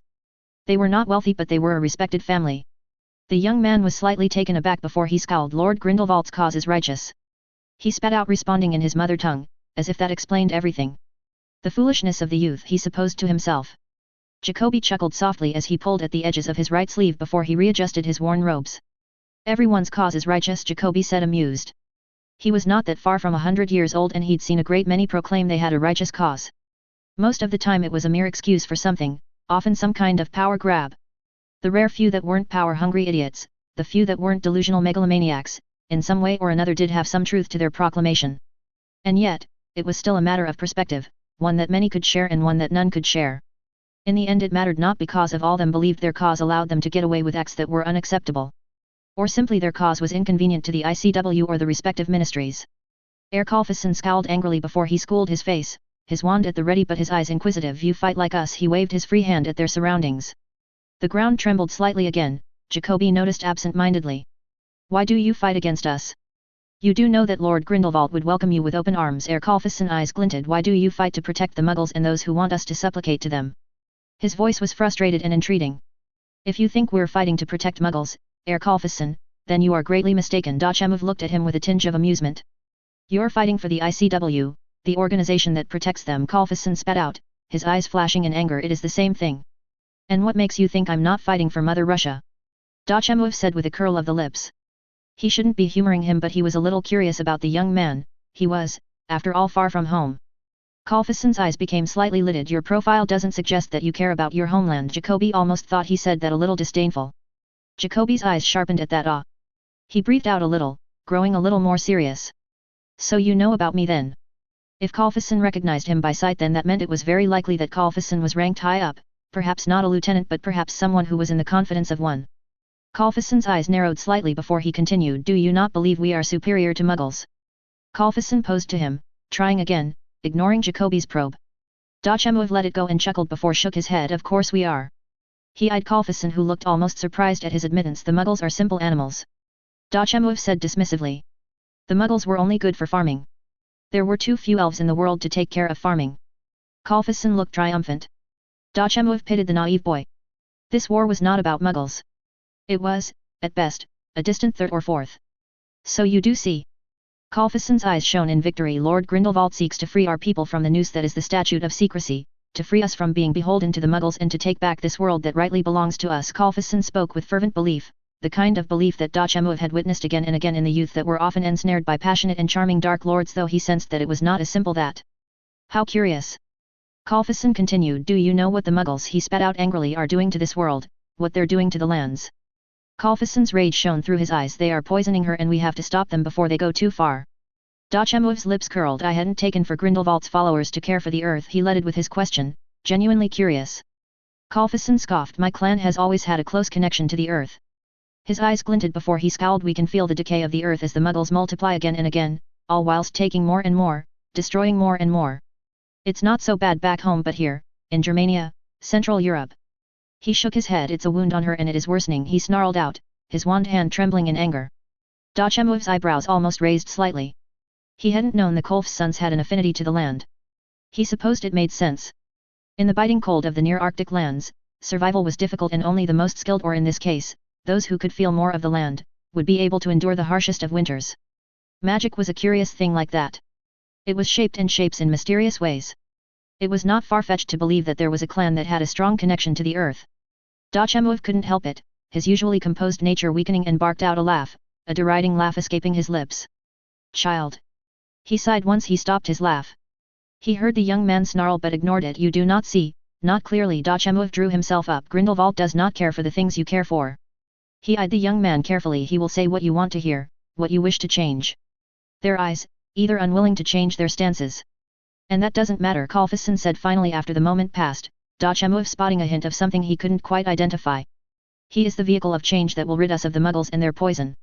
Kalfisson raised his wand slightly, the tip glowing deep orange. And that is enough for me. It is my duty as a Kalfisson. Dachemov inclined his head slightly in acknowledgement. He could respect an enemy that had a deeper reason than power or hate. In many ways, they were not dissimilar, each having taken on a cause that was personal that aligned with the armies they fought in. Dachemov straightened himself out and with smooth movement got into a stance, the tip of the wand pointing downwards, his wand arm low at his side at a 30-degree angle, his arm slightly bent as he angled himself at the young man. The young man continued to look at him, his eyes searching for a brief moment before he nodded. Very well, he said in a tone that was acknowledging. His eyes glinted dangerously. Kalfisson's wand snapped at speed at him. Minyo, a curse that caused severe uncontrolled blood loss, the young man snarled before a stream of deadly curses spewed from his wand. They blurred into action, their wands hurling spell after spell as they sought to end the other. Jacoby was thrown aside as he blasted off his feet with a well-timed explosive curse before he leaned into the fall and acrobatically got back to his feet, but Kalfisson was already taking action as a sickly purple spell raced towards him and he dodged out of the way before he brandished his wand in a single fluid motion that ended with a slash, a bisecting curse eating up ground as it streaked towards Kalfisson. Kalfisson widened his arms, and Jacoby could see him slightly shimmering with magic before Kalfisson stomped his right foot on the ground and the earth morphed and transfigured from earth into metal, and with a flick of the wand, a 10-centimeter thick plate metal stood between him and the curse. The bisecting curse tore through the metal until it halted, having cut through most of it. Jacoby hadn't been idle and he hurled scything, sawing, and cutting curses at Kalfisson, most of them intercepted by one form of metal or rock. The sounds of tortured metal and clanging dominated in the air, the creaking sounds of metal reforming and deforming again and again tore through the air as they met his spells until one of his spells got through. Urgh! Kalfisson screamed as one of his curses having gotten through the defenses, having struck on the left side of his body, just above the hip. Kalfisson's face morphed from one of pain into one of rage as he struggled to deal with Jacoby's continued onslaught as Kalfisson moved the shattered end shards of metal into the paths of the spells that he sent streaming at the young man. The air shimmered slightly as the young man's anger shone through, even as he slowed minutely due to the injury. The gash just above his hip wasn't life-threatening, not quite, but they both knew that Kalfisson was at a severe disadvantage now that he was constricted movement-wise, even as he closed the wound. The hairs of the back of his neck rose and with widened eyes, hurled himself to the side before twisting around to face what his magic and senses warned him about. Two thick vines with razor-sharp thrones eviscerated the ground he had been on. He lashed out with his wand, a fiery torrent erupting from his wand. From the corner of his eyes, he saw several other vines, with vicious-looking thorns at the tip that almost looked like spears were racing towards him. He swiveled around and saw that there were half a dozen other vines heading his way, and he swiveled around again. He almost got distracted by the almost consistent tremors he felt through the earth, but he quickly got back on track. With the upward motion of his wand and both his arms, he conjured a 10-meter tall circle of fire as he rotated around before he jabbed his wand forward, forcing the fiery curtain to rush forward, leaving a smoking, burning trail with a small patch left untouched, the patch he stood. The vines burnt, the hissing and crackling sound filled the air. The fire he conjured obscured his vision, but his senses were keen, though apparently not keen enough, as jagged shards of metal, in the hundreds, streaked towards him. He hastily conjured a shield, but not before some nicked him in the thigh, one jagged shards having hit his thigh bone. With tremendous effort, he ignored the pain as his shield held against the onslaught. The last of the shards hit his shield and he was surrounded with hundreds of shards that piled up in front of him and with a smooth flick, transfigured them into leopards. He had the leopards intercept the blind curses that got through the fiery curtain, until suddenly, the spell stopped just as the curtain began to waver. The fire curtain fizzled out and he was about to send his remaining constructs on the attack, but he saw he was alone, Kalfisson having used the opportunity to escape. Tsk, Jacoby growled out, annoyed, before with an absent wave dissipated the construct into water that he flicked towards the burning earth, dousing out the fires. He spied across the battlefield and his eyes widened. He finally discovered what the source of the tremors was. Blyat, Velikan? Kokda, Chert Vosmi, on Poluchiel ik Praдаnost. Dachemuv cursed as he looked at the marauding giants with a scowl on his face. The giants were at least 10 to 15 meters tall, from what Jacobi could observe, and that meant these were Scandinavian giants, the largest of the giant clans. Almost 30 giants were storming across the battlefield, hurling several foot-long rocks that some of them carried on their backs. He watched with fascination as one of them took one of the rocks and the giant drew back his arm and threw the rock with maddening strength as it was sent flying into the air until almost hit several fighting men. He felt the mild tremble through the earth as it hit. He looked around and could see that the giants had some success with their wild attacks. People believed that giants were slow, slumbering lumps of flesh, barely capable of thinking. They were only partially right. They were creatures that had limited intelligence, but the simpletons could be much faster and agile than they looked, deceptively so, as evidenced here as he watched some of the giants racing towards a group of ICW fighters.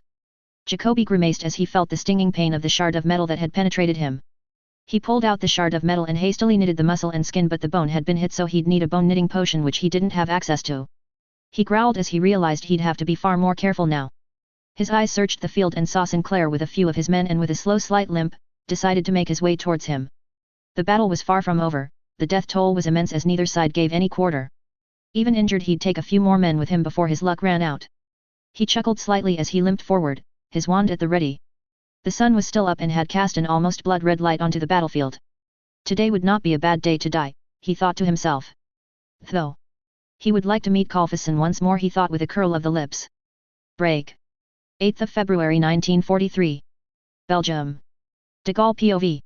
He whistled a jaunty tune as he performed the final checks, his excitement palpable. He walked past each creation, his pride overflowing as he patted them down for good luck, a superstitious habit that carried over from his youth. He took several steps back, almost skipping in the process, and his heels echoed in the cavernous hall, where he was only with his pride, who stood in absolute silence, in absolute obedience, keeping him company. His hands went to the rims of his glasses and he adjusted his glasses carefully, before looking around, his eyes surveying all that was in front of him. The assembly hall was empty, the absolute silence that stretched the large space was like music in ears, the sound of perfection waiting to act. He turned his inspective gaze at his precious creations, his head moving backwards, his chin up in the air as he gazed upwards, his eyes flickering to both of them as they stood at attention, waiting for his instructions.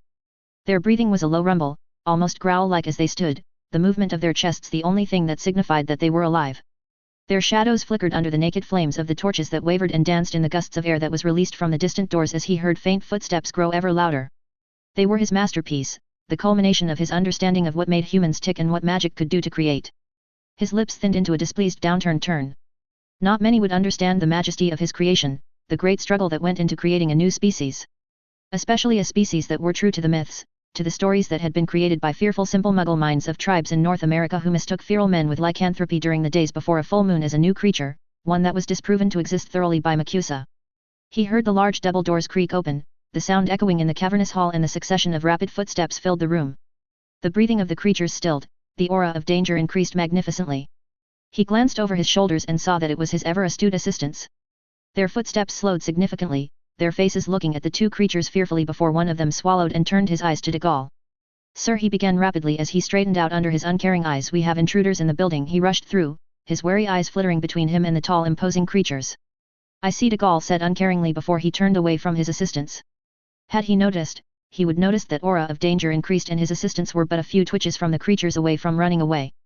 We've sent the remaining guards to go and stop them, the other one spoke, his voice slightly more courageous, but I don't think it'll be long before they'll break through. The other interjected, we've activated the traps, but there is too many of them to be caught up in them. The words from his assistants were only registered almost absent-mindedly as de Gaulle looked at his creations with a gleam in his eyes, his lips curling with vicious glee. Wesley, Iko, he said sharply, and the creatures looked down at him, their heads swiveling with quick, sharp, and precise movement. His eyes glinted. 19, bristles, leaving feast, forge, desire, chaos. He listed off the sequence. The creatures growled in understanding as intelligence began to shine through their eyes. His lips twisted into a sickening smile. Attack the invaders. He paused for a moment before an unholy gleam entered his eyes. Leave one alive. The words registered in their minds. He could tell. Go, he commanded. His robes fluttered, his hair moved back in the rush of air caused by them moving with incredible speeds, his eyes capturing their retreating forms before they melted away into the shadows. He heard a shuddering breath being released and he remembered that his assistants were with him in the room, and he turned around. They were stricken, he could easily tell with their pale faces and the signs of sweat threatening to form on their foreheads. He raised an eyebrow when their eyes stopped looking at the direction his creations left, and somehow they paled even further. One of them snapped out of it. "Sir, what do you want to do with the remaining patients?" he said delicately and carefully. De Gaulle chuckled. "We'll leave everything as it is, simply hasten their demise if they're alive. Even if, somehow, there are survivors, what more could they do if they saw the remnants of his research?" His eyes snapped back to his assistants. "Yes, we'll leave everything as it is." He narrowed his eyes dangerously. "But have the incomplete works been moved as I asked?" His tone was bordering malicious. "Yes." One of them blurted out before he cleared his throat. "Yes, sir," he said in a more composed tone. "Everything you've asked to be moved to our other site has been, including the more fragile, valuable patients." De Gaulle smiled genuinely and clapped cheerfully. "Excellent. Well, boys, it is time to go." He waved at them, his hands moving in a shooing motion. "Take the authorized port keys you've been given to go there." He cast Tempest and looked up at them. "I wouldn't recommend any other port key, by the way." He paused momentarily. "Well, unless you want to see what happens when you hit the anti-port key wards," he shrugged. "Yes, sir," and they rushed past him and he sent an annoyed glare at their retreating backs. "How rude," he muttered to himself. "Not even asking me if I'm coming with them." He sighed dramatically before his lips twisting in a smile.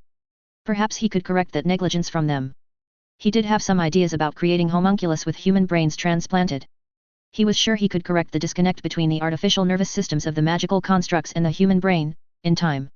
His eyes shone maliciously. They shouldn't mind too much, after all, it was for the greater good.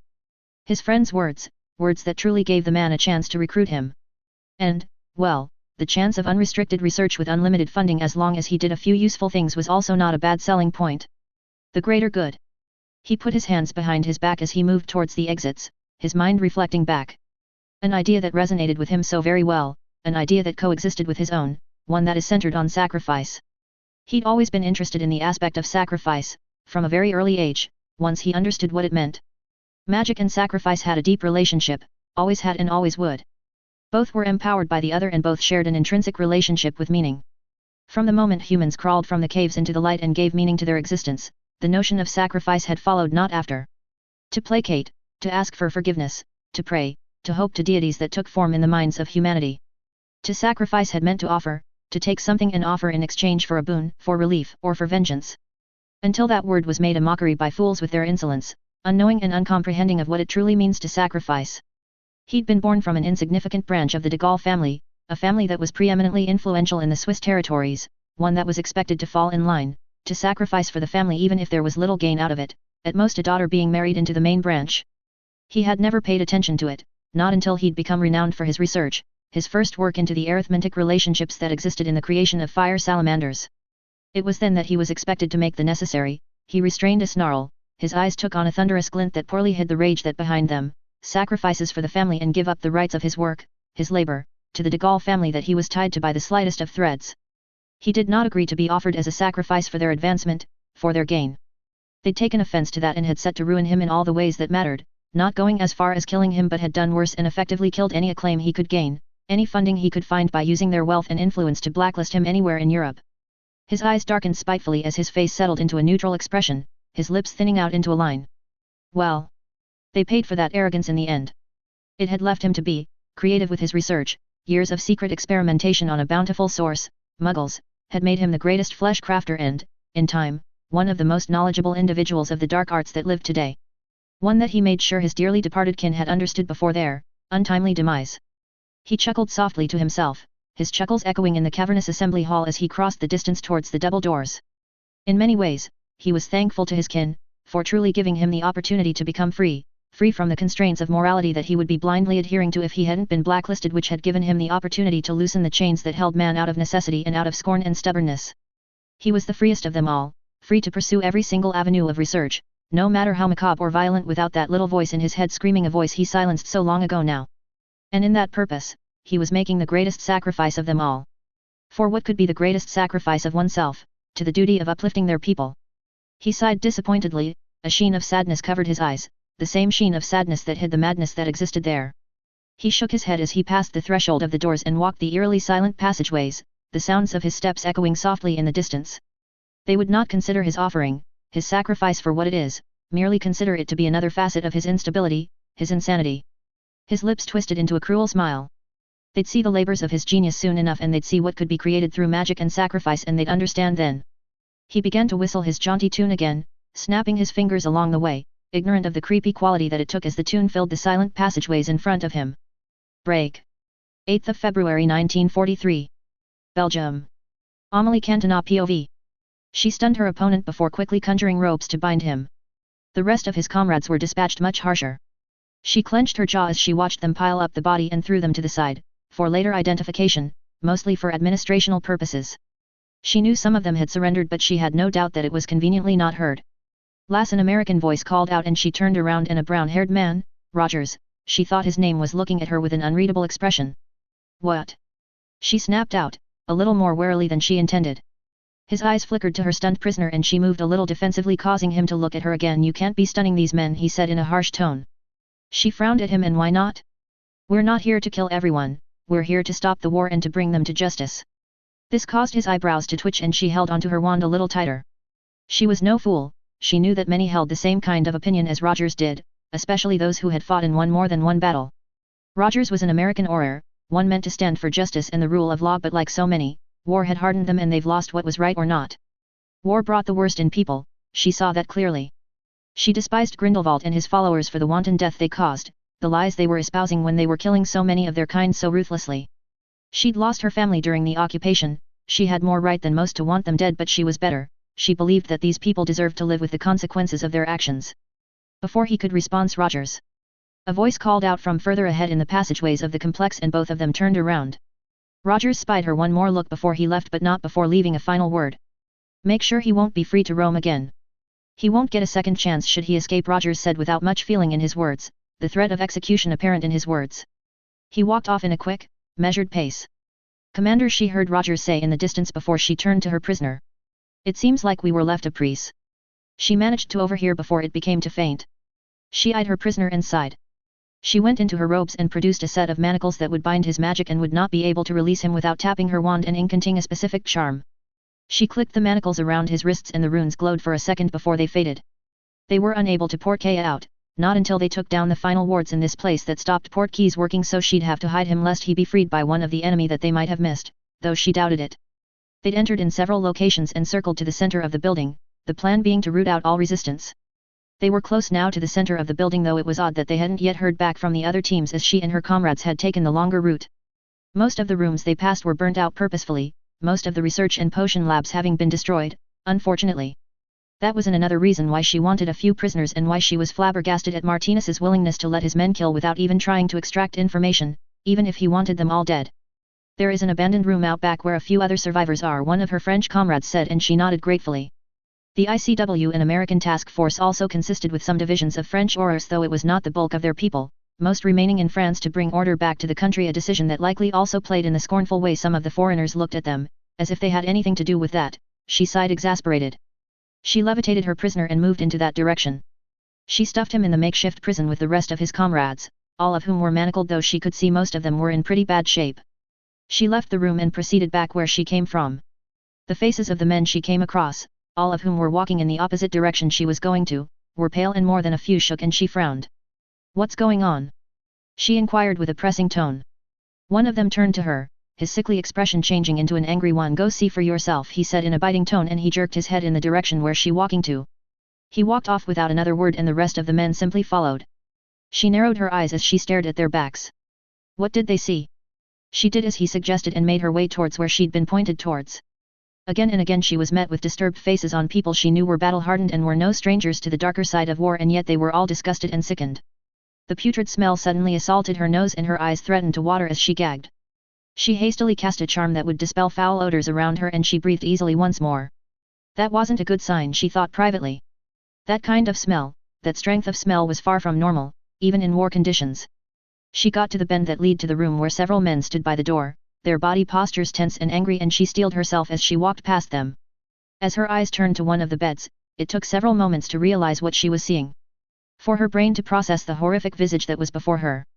She stumbled backward before she gagged and bent over, her hands on her knees as she struggled to keep the contents of her stomach down. Horrific, isn't it? A familiar and unwanted voice drew her out of sickened state she was in. She turned with baleful eyes at the offender. Rogers smirked, but it was grimmer than it being self-satisfied.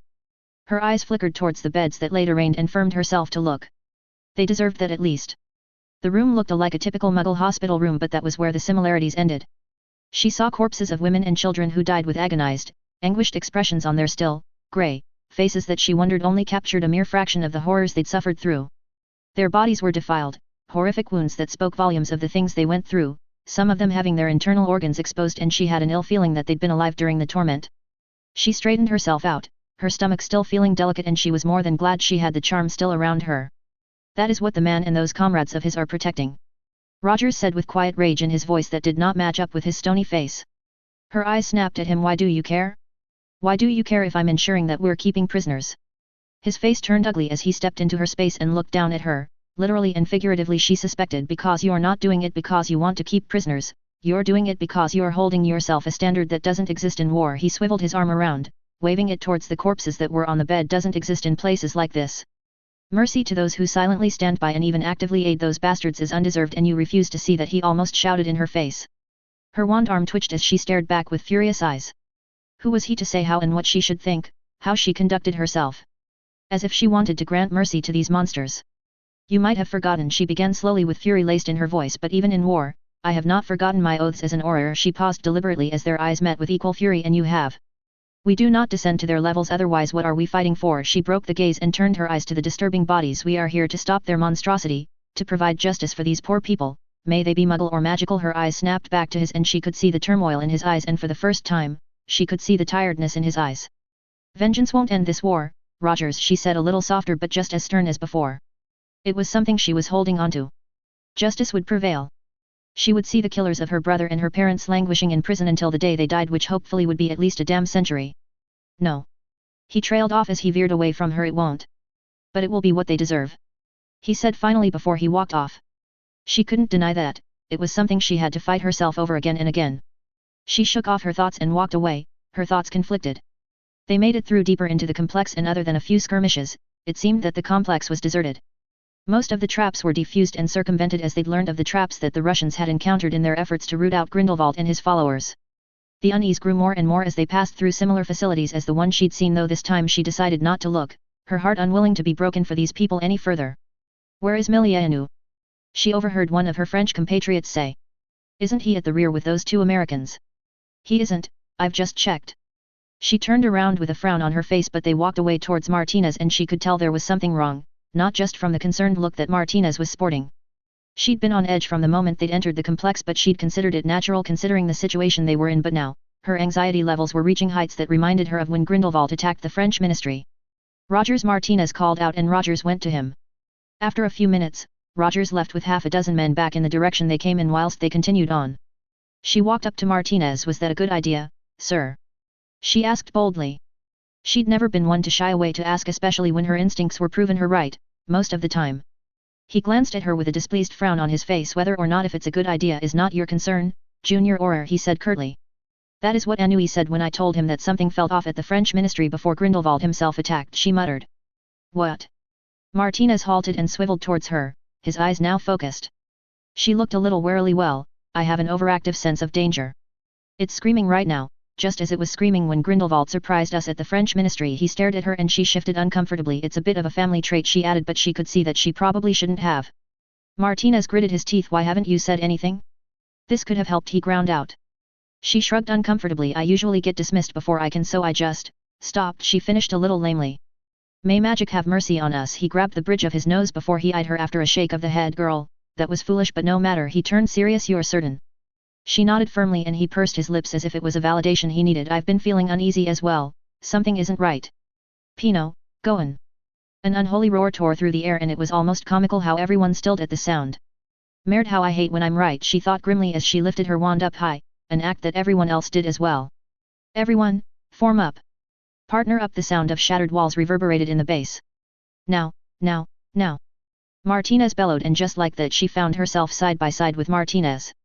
The sound of the crashes was nearing at a frightening pace and the building shook more and more with each one. Do not go for any stunners, Ms. Cantona, Martinez said a low, stern tone as he looked at her from the corner of his eyes. She gulped as she glanced at him. I won't. He nodded slowly, his eyes fixed on the direction where they'd come from, the same direction that Rogers and his team had gone to investigate. The fact that she could not hear any spell fire was a grim thought. He was a good fighter too. Her hand tightened around her wand and set her face in a hardened expression. She would survive, she owed it to her family. Break. Aurelius Dumbledore / Credence Barebones POV. His wand was pointed downwards as he strode forward towards his fallen foe. When I heard your story, I had felt great sympathy for you, Ramirez said in a scratchy ragged tone as he lay in the dirt on his left side, his arm holding him aloft whilst he looked up at Aurelius, the look of rage, of anger long since departed, and he could see a glint of tiredness and defeat in the man's eyes. But now, Credence, Ramirez said his name with such disdain and fire in his eyes, a mocking wry smile plastered on his face. His eye twitched slightly at the use of his name so casually. Ramirez laughed harshly before he started to cough up blood, and his face contorted in a pained expression before he winced as he settled himself in a more comfortable position. Now, I can see that the real tragedy is that you didn't die in New York that day. Ramirez's lips curled cruelly and Aurelius tightened his hold over his wand. It would have saved so much more suffering if you'd just died. Ramirez's words were cutting, and much to his displeasure, they had a ring of truth to it. Perhaps, Aurelius said after a moment, perhaps you are right, but things didn't play out that way, did it? Aurelius said quietly. He'd chosen his path as much as he despised it. No. Ramirez sighed. It didn't. Ramirez looked to his right side before he looked back at Aurelius. You didn't kill my men, I noticed that you were holding back. Ramirez gaze bored into him. Why? You killed the others in your obscurial form easily enough. Why did he not kill them? It was a question he was asking himself, has been asking himself. He knew the answer and it unsettled him. When he was in his obscurial form, instinct and rage drove him forward, and even if he had control, his emotions were deadened all but one aspect, wrath. It was made his form so dangerous, at least when he was in battle. He could cut through armies and feel nothing but rage-filled excitement in causing destruction. His death count when he wasn't transformed paled in comparison to the death he'd dealt in his obscurus form, one of the reasons that he believed Grindelwald would continue to promise despite knowing that he did not believe in his lies. Killing in cold blood as he was, however. That was a different matter, one that he never was comfortable with. And now he was conflicted more than ever. In the silence that was wrung, Ramirez had looked at him strangely before his eyes widened, clarity shining through his brown eyes. It's not too late, you know. Ramirez's tone was soft and he was taken aback by his words. Aurelius stared at Ramirez with disbelieving eyes, and Ramirez chuckled before he winced and coughed painfully. Aurelius cast a numbing charm over Ramirez and he sighed with relief. Too late for what? Aurelius asked tersely, finally succumbed to his curiosity, the seeds of newborn hope having been firmly planted, seeds that despite everything he firmly wanted to take root. Ramirez's gaze returned to Aurelius. He waved tiredly around this. You don't want this, do you? Ramirez's eyes were far too understanding for Aurelius' liking. Ramirez continued amidst his silence, before the silence could turn suffocating. You asked us to leave, and when I refused, Ramirez's eyes seemed to gaze into his soul, a stare that tore through the facade. You had a look of defeat, of a man who was resigned to his fate, a fate that he had no choice in. Ramirez's words caused him to tighten his grip on his wand, and he looked away from those eyes that saw too much of him, that could decode him so easily, and he resisted to look at his feet, to bow his head just as he did when he was uncomfortable, when he was retreating into himself. I suppose you hardly ever did, Ramirez continued. His voice took on an unreadable quality, and Aurelius looked up at him with a snap, anger bubbling in his chest, and he was met with a piercing gaze. I do have a choice. Aurelius finally found his voice, and it was hard, his wand slightly rising, yet it felt like it was as heavy as a ton of weight. And I have made them plenty. I'm not that child anymore. You're not. Ramirez acknowledged. You've not been that child for a long time, but then again, who are you? Ramirez asked of him. Are you Credence, the boy who grew up in horrible circumstances but survived, or are you Aurelius, Grindelwald's tool for death, terror, and cruelty? Ramirez's words felt like a hammer blow to the chest. His wand wavered. Are you the one that shows that there is more, could be more than a tragic but painful end to being an obscurial, or are you the one that proves that there is nothing but pain and death for one such as yourself? Ramirez pressed on relentlessly, asking question he'd asked so many times of himself. You don't know what I've done, Credence said quietly, his wand slightly lowering. I don't, Ramirez acknowledged again. He exerted himself to sit up slightly and met Credence's eyes. There is no redemption for what I've done. Credence laughed haltingly, the guilt he'd been carrying showing through his voice, the flashes of those people he'd killed, the flashes of those poor people restrained and experimented upon being brought to the forefront of his mind. It's for her, he thought again and again and again, trying to dispel the unwanted images that threatened to drown him in guilt. But it's never what she wanted, was it? Perhaps, Ramirez acknowledged, a little bit more softly now, but that doesn't mean you can't try. Credence stared at Ramirez for a moment before he turned away. I don't know how you can say that. I killed your comrades, you would not forgive me for that, no one would. Aurelius returned his gaze at Ramirez, eyes slightly hardened. Not so long ago, you looked at me with hatred in your eyes. Aurelius scoffed as he clenched his fist. I did, Ramirez nodded, and you're right.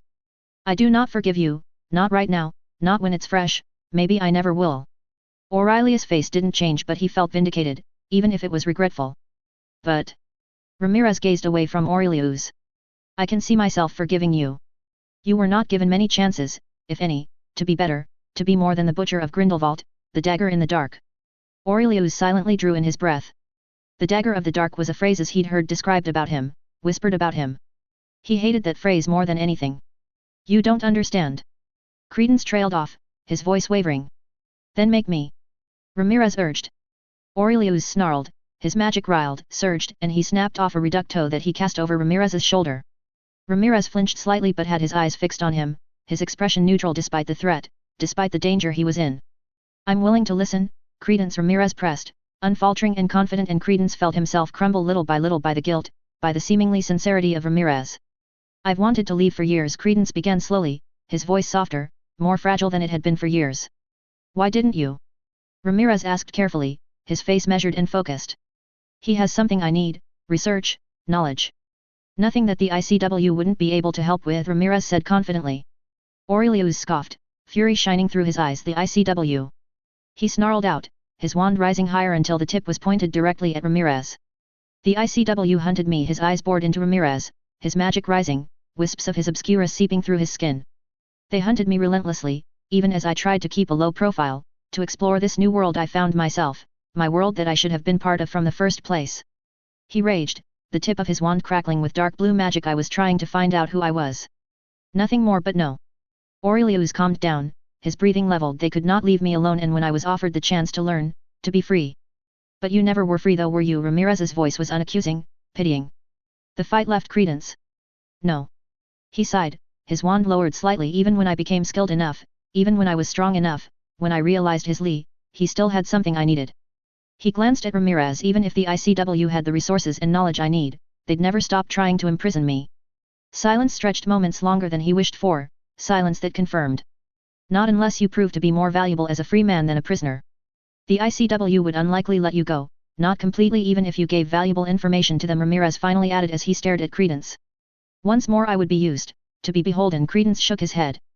There aren't many other options you have. Ramirez stared at him with hard eyes. You are a murderer, have likely assassinated several ministry officials in at least 2 countries. Ramirez breathed in deeply before he continued tiredly. The only other options are that you run for as long as you live, or you continue on this path, working for monsters until you truly become one. Ramirez's eyes grew dark. Credence looked away for a moment. Was this his chance to finally leave, no longer bound to a cause that he despised? People he despised? How do I know you are not lying just to get me to leave you and your comrades alive? Credence asked, his voice low. His magic burbled below his skin, danger tinging his tone.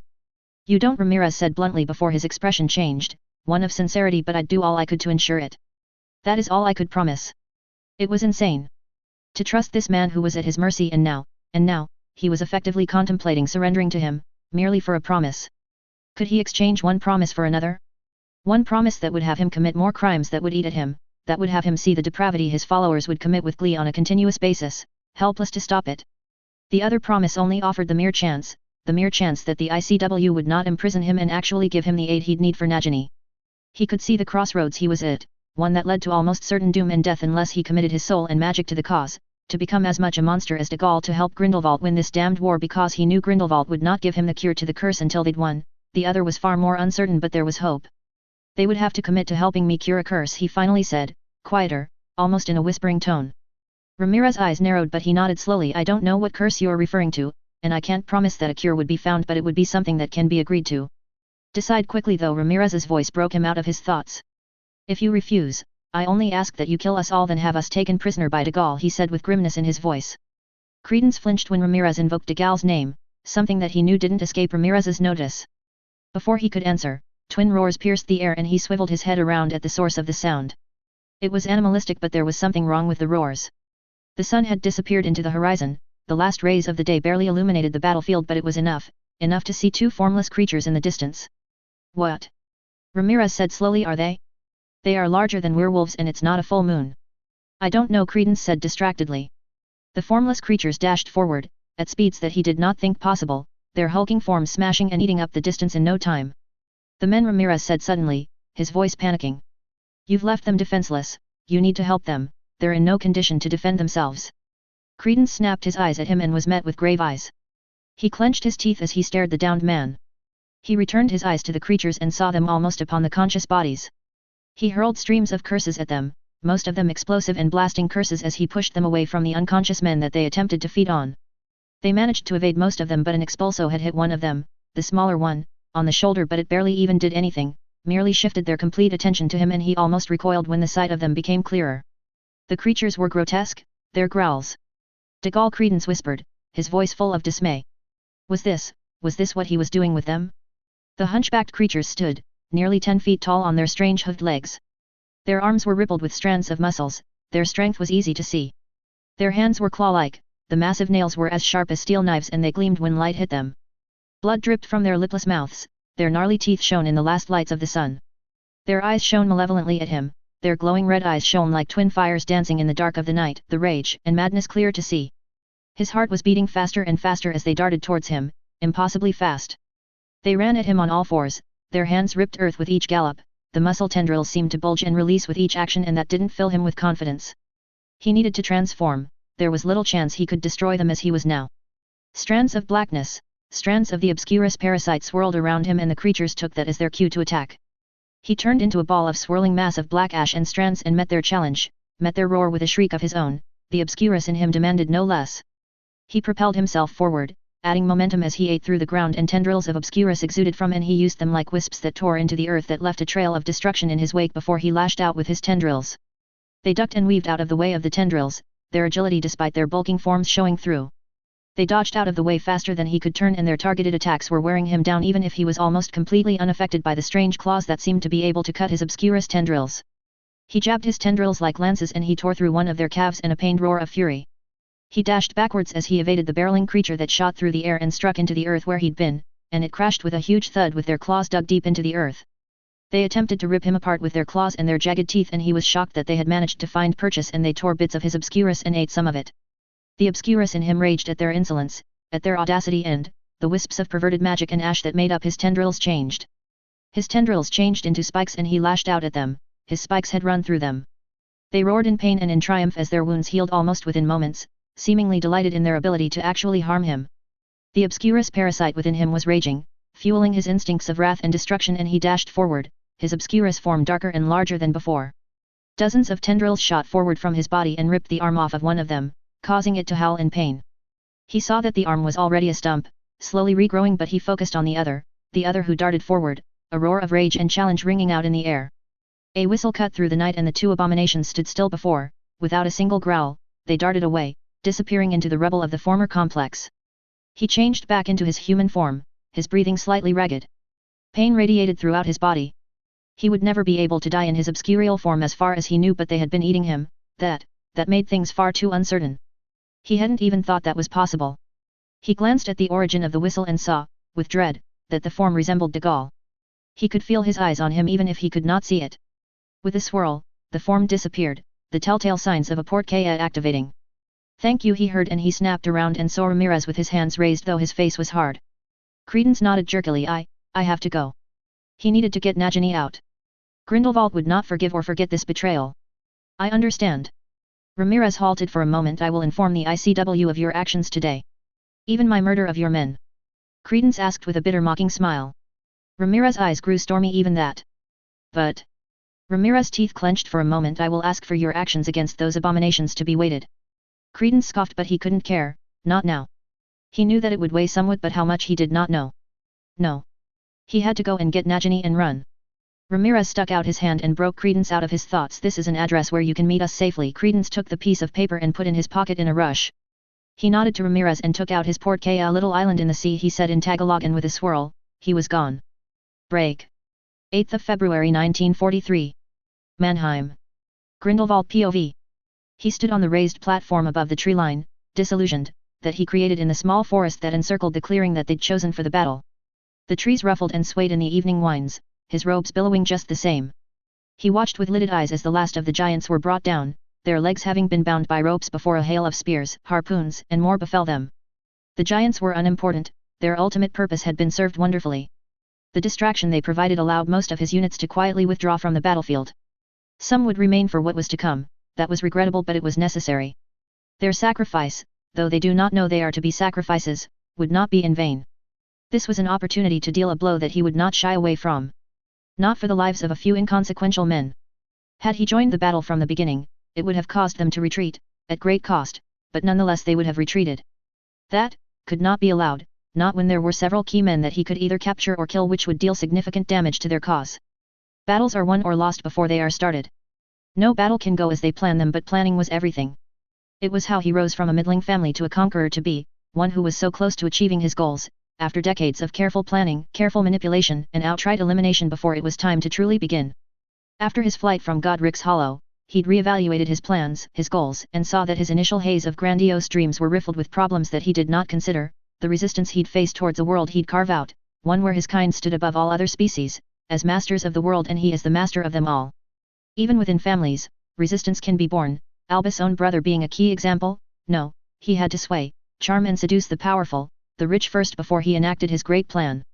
And it worked. The Danish, Austrian and German ministries had fallen to him with, mostly, sweet words of promises and displays of power that had them enraptured before they realized what they signed up for, but by then, it was too late. The candles had already been lit and no magic would have been able to stop the movement he created out of nothing, the movement that he championed. One that would morph into a throne that he would fashion out of nothing, and the world would prosper from his guiding hand, and if need be, by the tip of his wand. Many would abhor his ultimate goal and what he would do to reach it, but they were fools. None, other than perhaps a few, understood that people were all slaves to something. All living creatures at the very least were slaves to their baser instincts, the need to survive. Muggles were the perfect example of this. All of their progress was centered on making their existence easier, less pitiful than it truly was. And then there are those who were slaves to duty, to family, to their morality. Even he was not free from this affliction, his was a slavery to the greater good, the need to act even if it was heinous, to sacrifice that which needs to be sacrificed. And the greater good for the world was for him to guide the world as its emperor. His decisions and his judgment were to be the guiding hand for humanity, magical and muggle alike, for if either one was left to their own devices, they'd tear themselves and eventually each other apart. And what right did he have? To be an emperor of mankind and all its derivatives? To be the one who would control the lives of millions? His eyes darkened as his magic swirled across his skin, swelling around him. Magic and destiny gave him that right and might would ensure it, for there was nothing able to stop him from his ultimate path, his goal. His eyes snapped back to the battlefield as the last giant crashed amidst cheers of the enemies, and his lips twisted into a cruel smirk as he watched on with a vicious gleam in his eyes. His wand slipped into his hand, his long pale fingers caressing the rough elderberries of his wand. His magic swirled across his skin, swelling around him. His magic continued to rise as he focused, sharpening his senses. His magic unfurled his tight control, power roiled underneath his skin and waves of murky black magic exuded from his skin. The soft crackles of his magic fused with the sounds of the forest that he stood above, his eyes fixed on the men who would feel his wrath. Defeating them in duels was not enough. No. This war would not be won simply at wand point. It had to be won through hearts and minds, through gold and honey. Fear had to be seep into their very bones when they thought of him, when they thought of the magic he wielded. There was nothing special about defeating one in a duel, not special enough to gain the unshakable image that he would need in the coming years and decades. For how could you fight one whose command of magic is beyond your comprehension? He raised his wand above him, the tip of his wand glowing an ethereal silver glow, like a newborn star amidst the abyss of the void. The men on the ground began to round up his followers, who were hard-pressed to defend against the onslaught, but they were performing admirably. Their sacrifices would be remembered. He slowly, deliberately whirled his wand around his head, the ethereal silver glow etching into the very air, and a silver circlet was beginning to form. The density of the air increased as magic became tangible. Tendrils of velvety black magic exuded from his body like thousands of small antennas, each of them swaying in the thick air teeming with magic. The ethereal silver circle now hung almost a foot above his head, wisps of ethereal silver that exuded from his wand latched onto it in a spiral form, feeding it, and it was growing. His eyes glowed menacingly that were set in a stony face, one focused on the task at hand. The circle of ethereal silver grew and grew and grew until it was an oblong disk of silver white, its radiant glow casting a massive light onto the world below. Waves upon waves of energy were emitted from the silver disk, a beacon of power that was waiting, itching to be released. By now, the enemy below all noticed him, but it wouldn't matter, it was far too late. The disk twisted and stood vertically, its long surface angled towards the battlefield. He slowed the twirling of his wand, the last silver strands having left his wand before the tip glowed a dull blue color. This was one of his rarest of spells, found in one of the most valuable tomes in the history of mage kind. A spell from Atlantis. The fabled Golden City, in an era of magic to which the likes had rarely ever been seen off.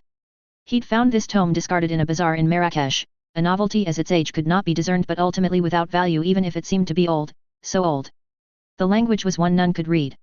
Until he could. It took years, and luck, of absently finding small traces of this language, and when he'd found a journal that translated some phrases to Abyssinian, he made the discovery of what the tome really was. A remnant of Atlantis.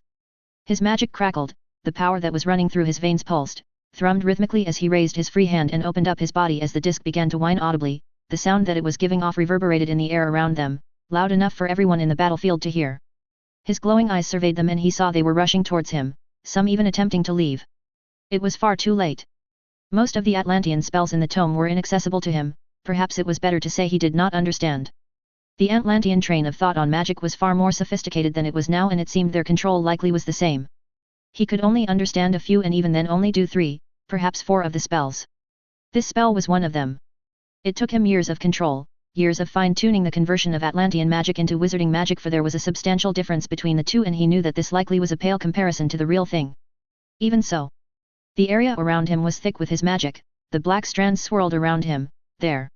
Wishwi Iomenia Yashi Loash Fasha Sindiak Fui. His voice was guttural and high-pitched as he invoked the wrath of the heavens. The glowing silver ethereal disk that had been emitting waves upon waves of energy stopped and time slowed. The beautiful shining gleam of the disk dulled in an instant, and the surface warped and twisted into a void as black as the blackest of nights that made it appear as if a hole in the fabric of reality opened. The blue glow of the tip of his wand grew into a ball, and he slowly, purpose in his movement, brought down his wand towards the battlefield. His lips curled with malevolence, his mismatched eyes shone with the promise of death. Ayashi Yelmanash, Gartush, he intoned into the unsettled whines. His words were whispered, soft, seemingly inconsequential. The pitch-black disk whined a terrible noise. Its harsh and fearsome sound pierced through the night sky before the disk changed once more, its pitch-black surface transformed into almost a window. Thousands of silver rocks spewed from the disk at startling speeds and crashed onto the battlefield with devastating intent. The earth rumbled and shook with each strike that made the rocks the giants had hurled seem like pebbles, such was the sheer destruction the rocks hailed down on the battlefield. Screams and shouts were muffled under the collective sounds of destruction. Men and women tried to shield against the onslaught, but it was not. There were very few shield that could defend against the devastating power of those rocks. The sky almost was blotted out by the sheer number of the rocks that plummeted into the earth. The gusts of debris, dust, and near molten rock only added to the apocalyptic view that was below them. It was minutes later that it ended. The eerie silence that fell was music to his ears, the sound of total victory. The spell was not one that could be done on a whim. It took him the entire course of the battle to prepare for the spell. It was almost ritualistic in the way the spell worked. It was a shame, he mused with a gleam in his eyes. He would not need the muggles if he had been able to create it into a spell that could be used as easily as fiend fire. Moments later, he walked with a few of his men in tow out of the forest and into the destroyed earth that was riddled with craters. Go and see if you can find any survivors, he ordered with a glance at his subordinates. He turned back to the craters. I doubt you'll find many, if any, he mused with cruel satisfaction. Yes, my lord. It was almost half an hour later one of his followers came back. Sir, we found a few survivors. They seemed to have worked together to create a shield that protected them based on the mostly unaffected ground they were on. They seemed to be suffering from acute magical exhaustion, his subordinate informed him. Grindelwald looked impressed. Fascinating. He mused. To survive this was no small feat. How many? 14, sir. Amongst them was Etherington and a few French nobility, his follower said with a wicked smile. Grindelwald chuckled as excitement shone in his eyes. Excellent. His lips curled in satisfaction. I would have liked Sinclair as well, but he will do. He glanced at his follower. Are you aware if he was amongst those we allowed to escape? He was. His follower confirmed. In total we believe no more than 30 escaped through the channel we left open deliberately. Out of 400, Grindelwald said with a gleam in his eyes. The cause was still underway, and finally, after so many setbacks, he had dealt a significant blow to the ICW. He had to press on now. This loss would send them reeling, and if he struck soon and hard, he'd ensure they'd never recover. The survivors would bring the tale of Mannheim to their fellow comrades. Their haunted eyes would strike fear in their hearts when they know exactly what they're up against. Someone who wielded magic beyond their comprehension, who could lay waste to hundreds, thousands of magicals with a single spell. That was worth more than any single battle. Break. Amelie Cantona POV. My, aren't you a pretty one? She heard, a distinct Swiss Germanic accent said in English. She moaned painfully, her eyes still shut. What happened? She thought groggily before she opened her eyes, which made her wince as the intense light of wherever she was stung her eyes. That caused her mind to clear up a little, and she remembered. She gasped awake, now more conscious as she remembered the decimation at the hands, claws of those abominations. They'd torn through them all. Her eyes opened, hoping to forget the memories of torn limbs and disemboweled men. But instead, she was greeted by intrusive beady eyes that seemed to be able to strip her of all her defenses, poorly hidden between thin-framed glasses bored into her soul, eyes filled with controlled madness that filled her with barely repressed terror. No, no, no, no, no. He looked at her with wild amusement, his lips threatened to twitch amidst the dread he must be feeling from her. My girl, am I really so hideous you feel so horrified by me? He said with mock offense. She fumbled for her wand but found it missing, much to her terror, and a snort of amusement could be heard before she lost the ability to move.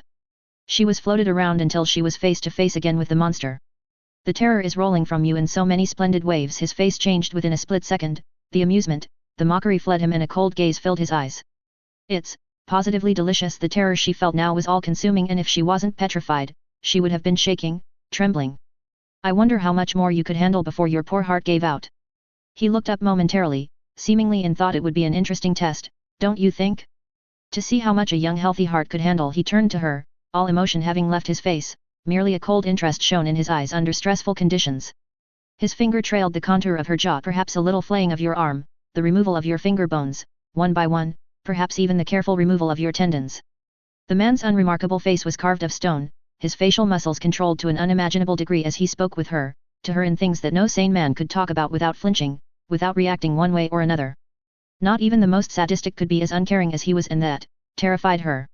It did nothing for him, and yet he would commit those acts. It's for you to sleep, my dear girl. We have a great many days ahead of us. His eyes glinted with cool uncaring interest. You will need your rest. He pointed his wand at her and she wanted to cry out, to beg, but nothing other than her eyes could move. The tip of his wand glowed red, and before she knew it, she lost consciousness, but not before wishing she had died instead at the hands of those monsters. For she knew they were lesser monsters than Dagal. Chapter 57. Hello everyone and welcome back to a new chapter. This chapter has been added a week earlier, mostly because I knew that the previous chapter would not be as liked as the others. A few of you mentioned that the inclusions of characters that you don't care about detract much of the time that should be for the MC, and perhaps that is true. One of the more difficult aspects of writing, especially when I'm trying to pull dozens of threads that might not see a payoff until much later in the story, is to keep the audience engaged, and it is something I'm very mindful of.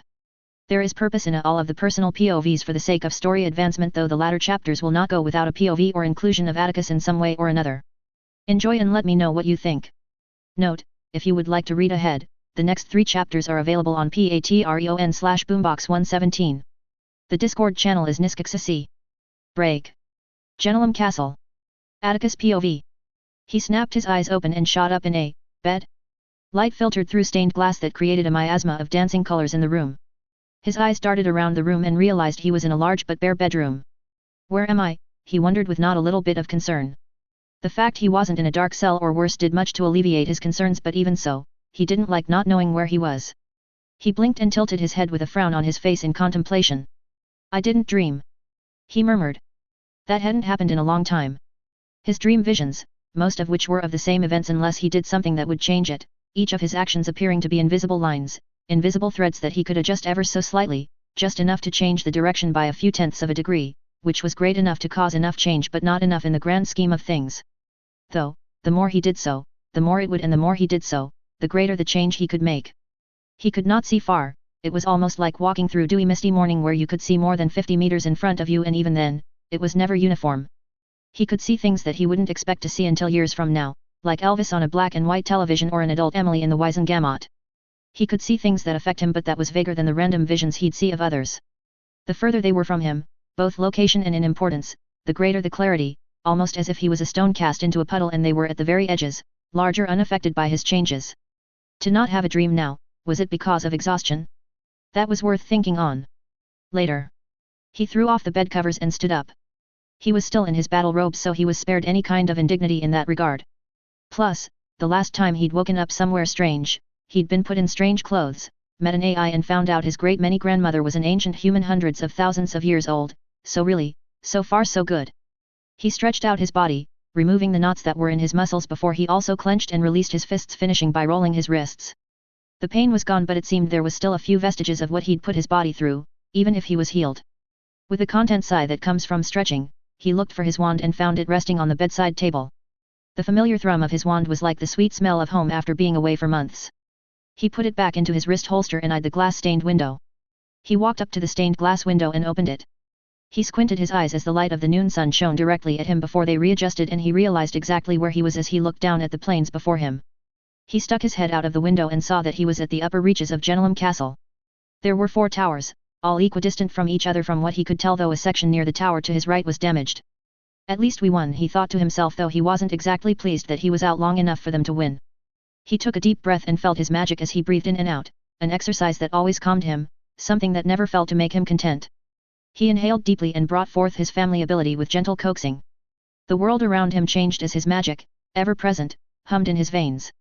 He could, once more, see the currents of magic around him, even if they were but faint outlines, paling in comparison when his hyperpercipience was fully activated. But it was not needed. The familiar sight of kaleidoscopic rivers of magic, of power that touched every living thing, greatly set him at ease, as if he once more was seeing the color in the world after being rendered color-blind, somehow. His magic wasn't back to maximum. The fact that he had to manually bring forth his ability to see magic was a prime example, and he still felt his core was replenishing, but he was no longer helpless. Well, he wouldn't be helpless against most things out there even in a depleted state, but still. He frowned as he thought back on what caused his immobilization. He'd known that there would be a toll on his magic, on his body, but for him to be out at least 10 hours. He hadn't been out when he'd saved his mother almost a year ago. Was it simply because he was channeling nature magic as well as using his hyperpercipience ability to its maximum? That it put such a strain on him that it rendered him unconscious, magically depleted, and his body straining to heal itself? He shook his head. One thing was for sure, he wouldn't be doing that again anytime soon. Not until he understood why it was so taxing. The power he felt was intoxicating, like liquid ambrosia coursing through his veins, as if the world was at his beck and call and would shake at every spoken word, would tear apart at his displeasure. And yet, the toll was too much. He hated the lack of control over himself and the fact he had to rely on others. No. It was necessary to take down the wards on Genelum, but he doubted there ever would be another situation where that much power would be needed. He reached out on his familiar bond, and it took a while, but Phyla's feelings filtered through, much to his relief. She felt tired but, oddly smug. He snorted that turned into a chuckle before that transformed into a full-blown laugh full of mirth. Once he settled down, his face twisted into a fond smile, the lines of around his eyes creasing. Of course she would find a victory in being able to outlast him. That smug feeling she was oozing did tell him that she was more or less fine. He wasn't entirely sure where she was, but he doubted he'd see her until she was back at 100%. She was a prideful creature and would demand no less than perfection. He sent back a feeling of exasperation to her before he got a distinct impression that she was unimpressed by it, though he felt a smidgen of relief filtering through. For all of her haughtiness and queen-like attitude, she did care for him. He wouldn't be surprised if she wasn't too far away where she would be able to help if needed. He pushed those thoughts away and walked towards the door, his wand at the ready. Even if he was certain that he'd only find allies at the other side of the door, it wouldn't do to let his guard down.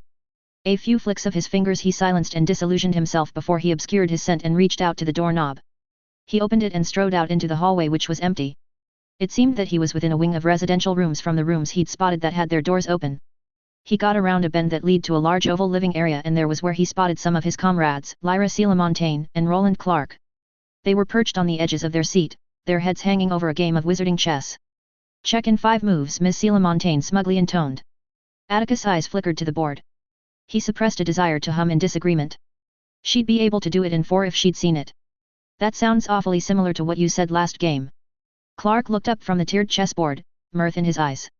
Remind me, what happened in that game? Seelamontagne threw him a nasty glare that to him was oddly a strange mix of sexy and terrifying. Morgana's sake, Emily's warped my preferences, he mused to himself before he winced. Ah. Clark's voice thankfully drew him out of that line of thinking as he shot up from his chair in a panicky state. Wah. He patted himself down erratically before a chocolate frog leapt out of the opening of his robes. Seelamontagne's face morphed into a self-satisfied grin at the sight of Clark's betrayed face. Atticus dispelled the spells on him amidst soft chuckles, and he was greeted with wands pointed at him. Their eyes widened in shock when they realized it was him. They hastily bowed to him from the hips. "My lord." Clark stumbled over his words, though Atticus did not fail to notice the hint of reverence in his voice. The deep bowing was new as well, he thought with a slight frown. "Please." Atticus raised his hand, halting Clark from speaking further. They glanced at each other as they stood back straight again. "We're, sorry for pointing our wands at you, my lord," Seelamontagne said a little awkwardly. "It's just we were caught off guard." Clark's nervousness was rolling off of him. "Don't worry about it," Atticus told them with a wan smile. "If anything, I'm pleased your combat instincts are still active even during your relaxation," Atticus said with a bemused tone before he raised an eyebrow. "Though, obviously not good enough if you haven't taken the necessary precautions to spot a disillusioned enemy." Atticus stopped for a moment, seemingly deep in thought. "It seems you might need a refresher course." His eyes were positively devilish. Both Seelamontagne and Clark blanched at that. Atticus chuckled. "I'm joking." He wasn't, but he wasn't going to mention it now. He turned serious. "How long have I been out?" Both of them straightened out at his tone, their faces turning serious. 3 days, my lord." Atticus' eyes widened marginally. 3 days. Fuck. He looked to the side, a frown on his face. After a moment, he looked back at them, who were looking at him expectantly but with an air of nervousness. I see, Atticus said slowly, breaking the tense silence. It seemed he really underestimated the strain he'd put himself under. If he took that long to recover. His eyes swiveled back to them, a fierce gaze settling on the pair of them. Tell me everything that's happened since, he ordered them, his voice carrying utmost authority. And so they told them. When he'd collapsed, Dayton ordered them to protect him, which from what he could sense from them with legitimacy was something they were proud to do. The teams captured almost 100 prisoners, the rest having been killed in the assault or escaped. Not a bad feat at all, it was excellent. There were, unfortunately, a number of casualties, their total numbers having dwindled to 32, down from the 42 that had joined him in this mission. The hostages they'd come to free were, for the most part, safe and healthy, malnutrition and injuries aside. There were a few casualties, but on the whole, it was a huge success. They'd informed him that he was under guard by the original members of the team that watched him take down the wards. He could tell that things had changed once they had seen him.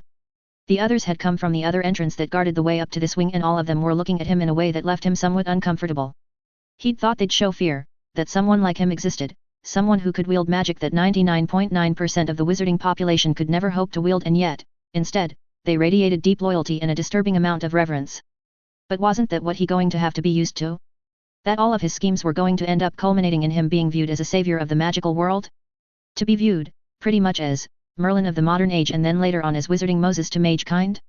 He'd gotten used to the looks of awe and the feelings of jealousy when he'd walked the halls of Hogwarts, but this was different, far too different. Even during their campaigns, even after his fight with Vermeer, there was never this amount of reverence or loyalty. There was respect, there was some loyalty, but nothing compared to this. After a while, he was taken to where Parkinson, Longbottom, Dayton, and the rest were, which was in the courtyard that had been rebuilt to serve as a command center. He was met with several of his comrades who bowed to him or saluted to him like some of the few Muggleborns had done. He didn't need legilimency to know their views of him were changing. As he arrived at the railings that looked over the courtyard, he spied Longbottom and Potter talking whilst he saw Bones speaking with some people he hadn't seen before, likely the former hostages from the way they looked. They seemed to be wearing combat robes. A question to ask. Head swiveled towards him as he descended down the stairs. He spotted a mingling of sorts, a distinctly Asian-looking man speaking with several other ethnic people. He hadn't known that Grindelwald had wizards from other regions of the world prisoner. Longbottom must have seen him because his loud voice bellowed, "Ah! There is the mighty Thor, the one who brought the skies down to smite the pesky dark idiots!" He dramatically exclaimed, his arms aloft. Atticus heard a snort behind his back, and he glanced over his shoulder and saw that it was Celamontane who looked away from his gaze, a smile on her face.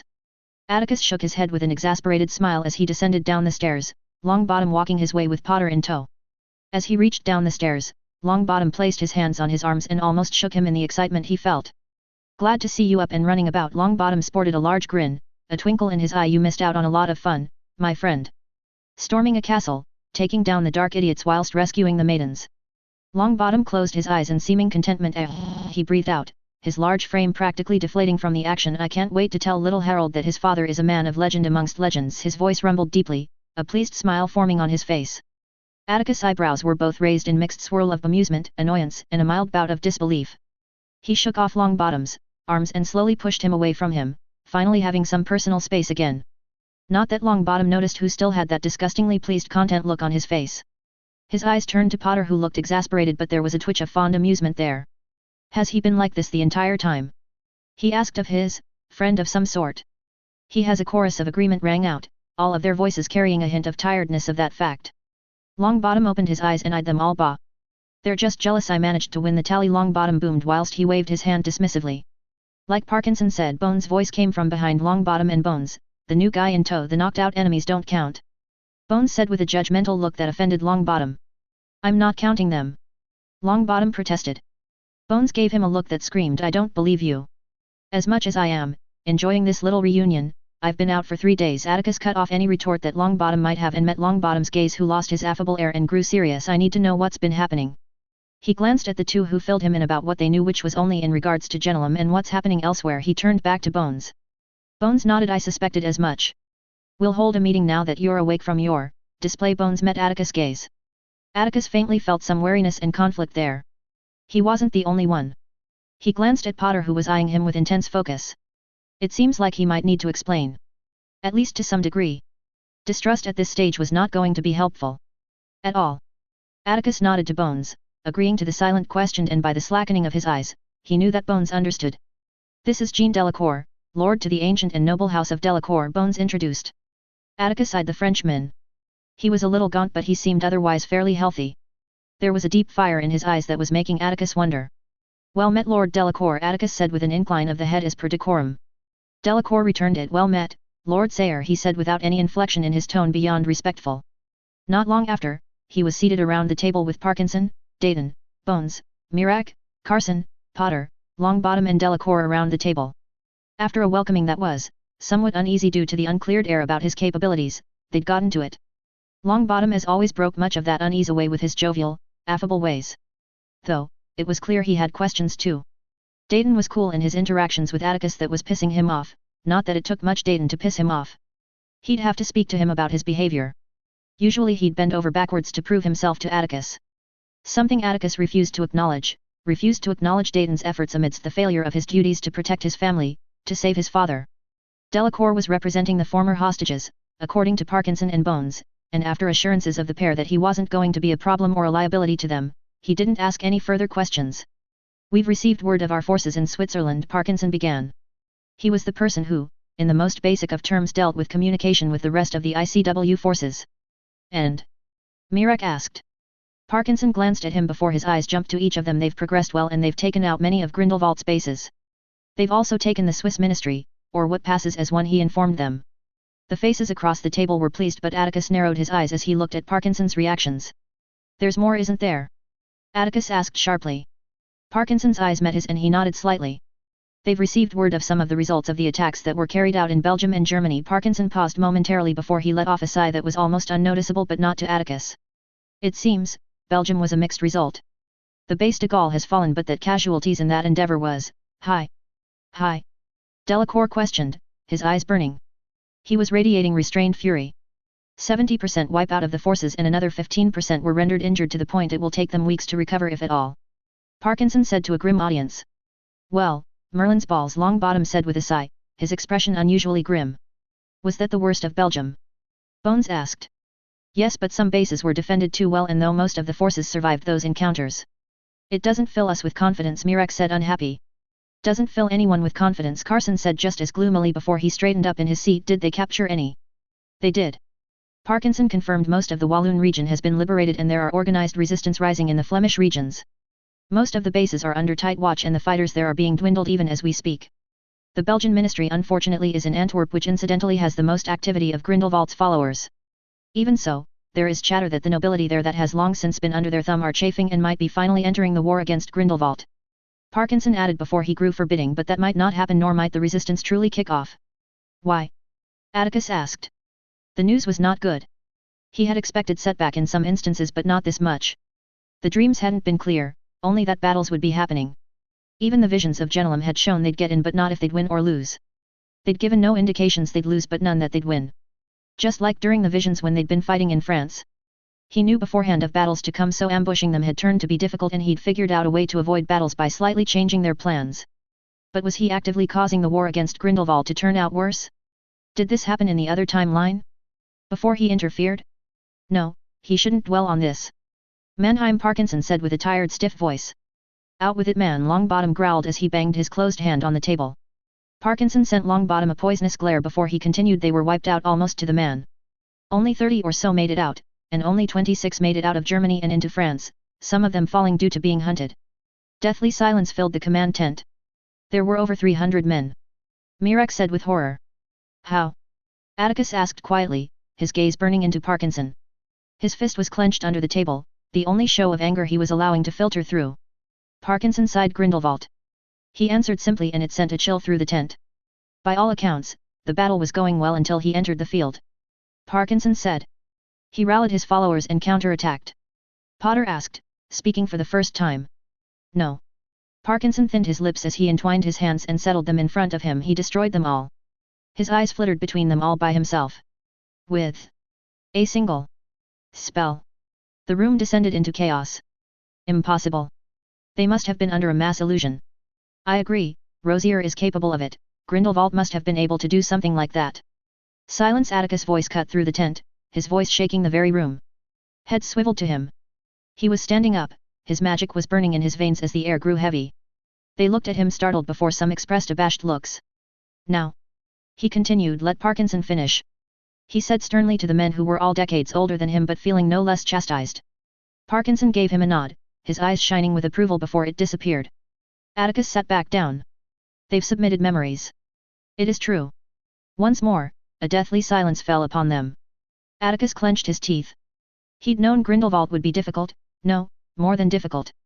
No one knows what the spell is, but it is immensely powerful and it is categorized in a higher band than Fiend Fire for the moment. It is an army-killing spell like no other. Within minutes, hundreds of battle-hardened, a large number of them sorcerer level, were killed almost as if they were nothing.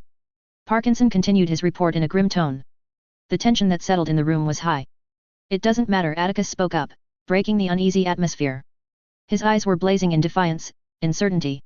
We'd known that we'd be facing a monster, someone who is a giant amongst giants. His eyes met each and every single set of eyes. Does it change anything? He posed to them, leaning forward in his chair.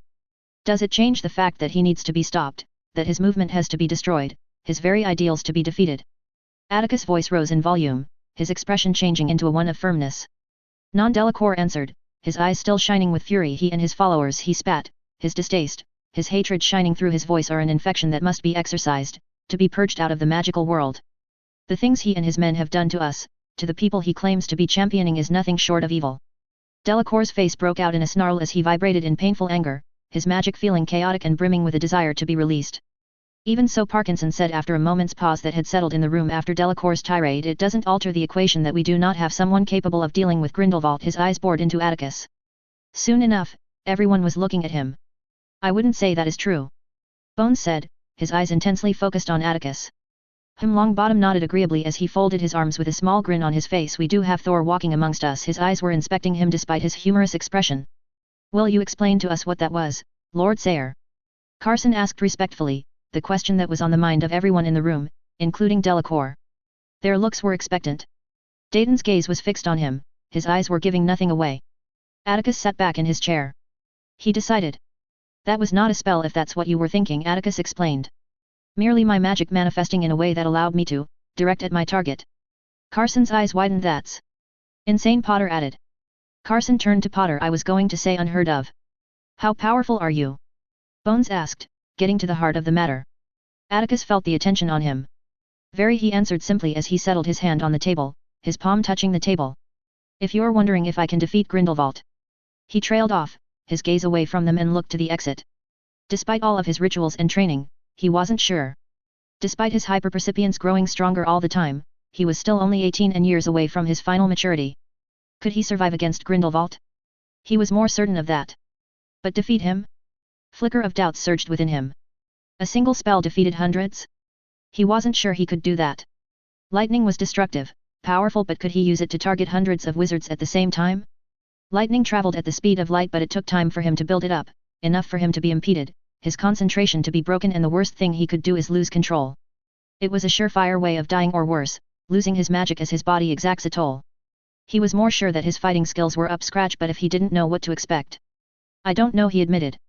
Any visions that seemed like he was facing Grindelwald did not appear complete or even anywhere near decipherable, as if there were far too many things that could be changed. Many of those visions seemed to be destructive on a scale he didn't want to think on. In many ways he was happy about that, as it spoke of a destiny that was unwritten, that was highly changeable. But it also meant that any future knowledge he might have wasn't all that useful. It did mean he'd have to ensure he was creative and channel Sun Tzu. When faced with an enemy that was greater, he'd have to find a way make that greater lesser in a way that would allow him victory with the least amount of loss. The problem was, symbolism was too important in the magical world. He had to win in a way that would leave him undeniably the victor, the man who triumphed. Even being able to add uncertainty to the battle between yourself and Grindelwald is enough, for now, Mirek stated, breaking the grim atmosphere. It makes the possibility of victory seem possible. Longbottom said with a nod before he turned to Atticus. That is important. No doubt there will be a lot of despair and negativity over the loss in Mannheim, and offering hope will be important. Longbottom gaze pierced into Atticus. And you, my friend, Longbottom said with a respectful glint in his gaze, are that hope? I agree with Longbottom, Carson added, his eyes bearing down on Atticus, glints of pride and acknowledgement shining through his eyes. From the moment you asked us to join in this war, I knew you would be doing your house proud, Lord Sayre. Carson inclined his head respectfully whilst he kept his eyes on Atticus. I have known your father for a very long time, a millennia of family allegiances are between our houses. He turned to Mirek, who nodded before returning to Atticus. And I am honored to be fighting alongside one such as yourself, someone who your father and your forebears would be so proud to call you son. Not that he hadn't been proud from the very beginning. Carson's eyes were bright as he spoke with passion. Atticus kept emotions from overwhelming his neutral expression. The loss of his father, a man who had healed the damage he carried from his past life, still was something that hurt him. To hear that he would be proud of him by someone who knew him so well. The resurrection stone hung uncomfortably heavy on his necklace in its enclosed casing. You doubt yourself, Lord Sayre, in this matter, Mirek picked up from Carson, but each time you faced a challenge you have overcome it. You've thrived in the face of adversity. And that gives me confidence and assurance that Grindelwald will be defeated by your hand, my lord, for your shoulders are the only ones capable of carrying the hopes and cries for justice that the wizarding world desires. Mirek stood up, Carson followed, as did Dayton, his expression neutral but a hint of pride was in his eyes. Shortly everyone else did, save for Delacour, who simply watched, his eyes soaking up the scenes before him. You have our faith, Carson added, and eyes rang out, even from Bones and Potter. You are powerful, Lord Sayre, and powerful magicals tend to throw the world out of balance. Bones spoke up, his tone measured, his eyes showed a hint of carefulness. But I do not believe that you are anything other than the man who is fighting for what is right, and what I do believe is that if anyone will defeat the enemy that is Grindelwald, it is the man who wields one of the elements like the mages of old, he said with a small smile. Atticus felt measured respect ooze from Bones. Atticus glanced at Potter, whose eyes were fixed on Atticus. Moments passed as their gaze met before Potter nodded, seemingly having agreed with the words of Bones. Atticus got the impression he passed some test from the pair of them. It is no mistake, we have the first elemental in centuries amongst us. Longbottom boomed before his face turned in a half-grin. Magic tends to balance things out. A lightning elemental to cast away the darkness that threatens to engulf the world, the heavens showering the world with its spires of light, striking down at the menacing darkness, Longbottom said theatrically, his arms aloft. Snorts and chuckles rang in the room. Atticus' lips twitched before he got his emotions under control that threatened to spill despite his occlumency. Their words of confidence in him was something he wanted, even if it made him slightly uncomfortable. To know that those who were of similar enough station to him viewed him so highly, that they had faith in him. He couldn't help but think, though, if they would have faith in him with the machinations he's had, the schemes he's got in place. Remarkably poetic, Longbottom, Parkinson drawled in his typical monotone voice that drew Atticus out of his thoughts, thankfully, and Parkinson's words made several snort, breaking the slight tension that was in the room. Longbottom simply responded by sending a pimple hex at Parkinson, who simply batted it away into the ceiling of the tent with a flick of his wand after he'd drawn it quickly. Parkinson looked unimpressed before he strode forward and took his seat, unconcerned. Amused expressions were sported by most, excluding Longbottom, who looked pinched for a moment before he snorted and also sat down when all the others did. Atticus was glad for whatever that was, to have been changed without his intervention. With what we should do, Atticus intervened as he glanced across the room. We need to meet up with the other forces and proceed from there. The forces are bound to come here. Parkinson interjected. Several of them already have hinted at the possibility of using Genelum Castle as a command base for Central Europe. Are Pruitt and Bulstode included those forces? Potter questioned. Parkinson nodded slightly. They are. He allowed a small smile. They were most effective. Parkinson proceeded to explain their exploits, much to the pleasure of the men around the table. Hear that, Lord Delacour? Longbottom said in a goading, smug tone. It seems that if we want to win, we need good old English commanders taking the reins, he said with a proud grin. Delacour glowered and Atticus interjected before they'd go off topic, again. And who are the ICW commanders in charge? Parkinson named them, and Atticus had met only one of the four named. With the death numerous commanders, including his would-have-been brother-in-law, there was a dearth of experienced commanders. The ICW had been resistant to allow any of them any commands of the forces other than their own, which they could not usurp in any way, but that might well change with the successes they've racked up. Are the wards back up? Atticus questioned. They did take a beating, and he could see the faint outlines of the wards. Most of them are already up, and it won't take too long for them to be at half strength. There were cracks in the wardstone, but it can still be used effectively. Bones contributed. Very well, we can use Genelum as a command center. Speaking of the castle, what is being done about the enemy prisoners? Atticus asked keenly. This was the first time they had so many prisoners. They're a strain on the resources. Mirek scowled slightly. Some of the men who escaped burnt a good amount of the food that was here. Not enough to cause us issues for a couple of weeks still, but given that more of our forces will come, it'll be an issue. That can easily be sorted. Atticus dismissed. We can take some of the Muggle farmers. The Muggle Swiss are not involved in this war, no doubt the food they've made is plentiful. Not to mention they could just give them draft of the living death, or just keep them transfigured for extended periods of time. Have they been interrogated? He posed to them. They have. Longbottom scowled. Most of them are simple grunts who got caught up in the war, but some of them were real pieces of work. Longbottom's eyes shone in anger. Interesting, Atticus mused. I see. Atticus said slowly. Even if they're grunts, they are criminals, Delacour said fiercely. They need to be punished. They're not going to be executed, Delacour, Mirek said tiresomely. Delacour turned sharply at him, a scowl on his face. Why not? He almost shouted, his fists clenched. They are equally culpable for the travesty they have caused. No, they're not, Potter interjected, drawing Delacour's ire. Many of them had no hand in the things that were done to you and your fellows. Potter's expression changed slightly, his eyes showing a sign of sympathy before they hardened. We cannot execute everyone. On the battlefield is another matter, especially if they're casting to kill, but these were captured without a single spell fired from them. To kill them would make us little better than Grindelwald. Potter's final sentence hit Delacour almost like a train from the way he reeled. He clenched his teeth fine. He growled out before he breathed in deeply. What do you want to do with them? We'll separate them, Atticus interjected. The ones that have committed the crimes against you and more will remain permanent prisoners until this war has ended. The others. He trailed off for a moment as his mind whirled. For a moment I will speak with them, he declared. About? Parkinson questioned, interested. Atticus smiled. An option. An opportunity. A way to clear their conscience. He tilted his head. Some of them might not take it, but a few might. And don't worry, precautions will be made to ensure they don't betray us. A few of them glanced at each other before they nodded. Atticus looked to Delacour. How many of the former hostages are willing to join us in the war? He questioned the Frenchmen. There were over 320 of them after all. Just a quarter of them, once they were trained up, would a big boon to them, especially after all the losses they'd suffered. Delacour frowned for a moment and thought. I don't know, he said after a few seconds. I know the ones I have spoken with want to ensure their families are safe. Delacour, for the first time, looked truly tired. Many of them are political hostages, their families having some kind of influence, wealth, or powerful mages, and their imprisonment was to control said families. As we have been cut off from the main world for a long time, some even years, many of them are eager to find their families. Delacour paused for a moment as he eyed Atticus. That is not to say that there won't be many who are willing to join, but you will have to speak with them. There is plenty of. Delacour clenched his teeth, his nostrils slightly flaring anger at Grindelwald and his followers, but once news filters of the defeats to them, much of that might turn into fear instead. If we ensured the safety of their families? Parkinson asked of Delacour. That might work, but many of them would likely just want get away from the conflict. Delacour answered. Getting most of them to wait until reinforcements arrived before they could go already was a difficult task. Only after being threatened to be imprisoned did they understand. Cowards, Longbottom mumbled as he crossed his arms displeased. Atticus thought on it. Very well, I will speak with them once they assembled in the next few days of the option of fighting against Grindelwald.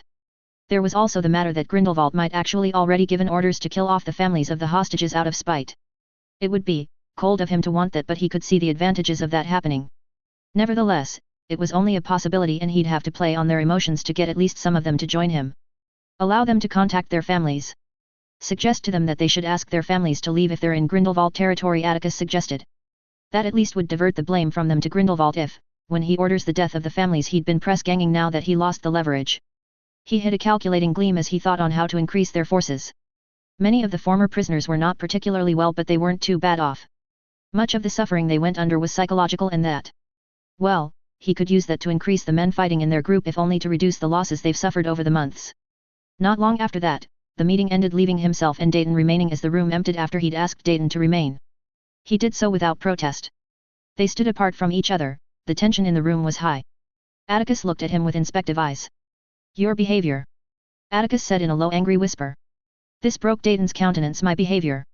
He shouted in almost disbelief, taking Atticus aback. Do you have any idea what state you were in once you finished your show? Dayton continued, anger marring his face. You were like a marionette. Your strings were cut suddenly and fell forward, and I only just managed to catch you, and do you know what I found? Your pulse was so weak that it seemed as if you were dead. Your breathing was almost non-existent. Atticus remained silent. He hadn't heard anything about his condition, so he listened despite the disrespectful tone of Dayton. You were suffering from extreme magical exhaustion, Dayton began, radiant anger creeping in his voice. Not only that, he continued with a fierce gaze, the amount of damage that diagnostic spells were showing were obscene. Dayton strode forward, fury etched on his face. Your carelessness almost got yourself killed. Dayton bore down to Atticus. Dayton. Atticus looked at him with thinned lips, his eyes were as hard as diamonds. You forget yourself. Atticus' words were as cold as the Arctic, the magic in the room built to the point that his magic was manifesting itself. Dayton's eyes flickered for a moment, cycling through anger and chastisement before it settled in tiredness. My lord. Dayton's voice was weak. I understand, Atticus interrupted, and Dayton lifted his head up. I know it wasn't the best idea I've had, but what is done is done. Atticus said curtly before his face softened. You were angry because you thought you lost. Another Sayre. Dayton's eyes showed tortured guilt. I already failed your father, I will not fail you. He said quietly. And yet I almost did. He whispered pained. Dayton. Atticus sighed as he looked at the guilt-ridden man in front of him. He knew that he and Sophia had barely given him time of day when before he was effectively almost an uncle. It wasn't difficult to continue to torture him with the indifference they'd shown him, he was an easy target to blame. You did not fail, father. Atticus said quietly.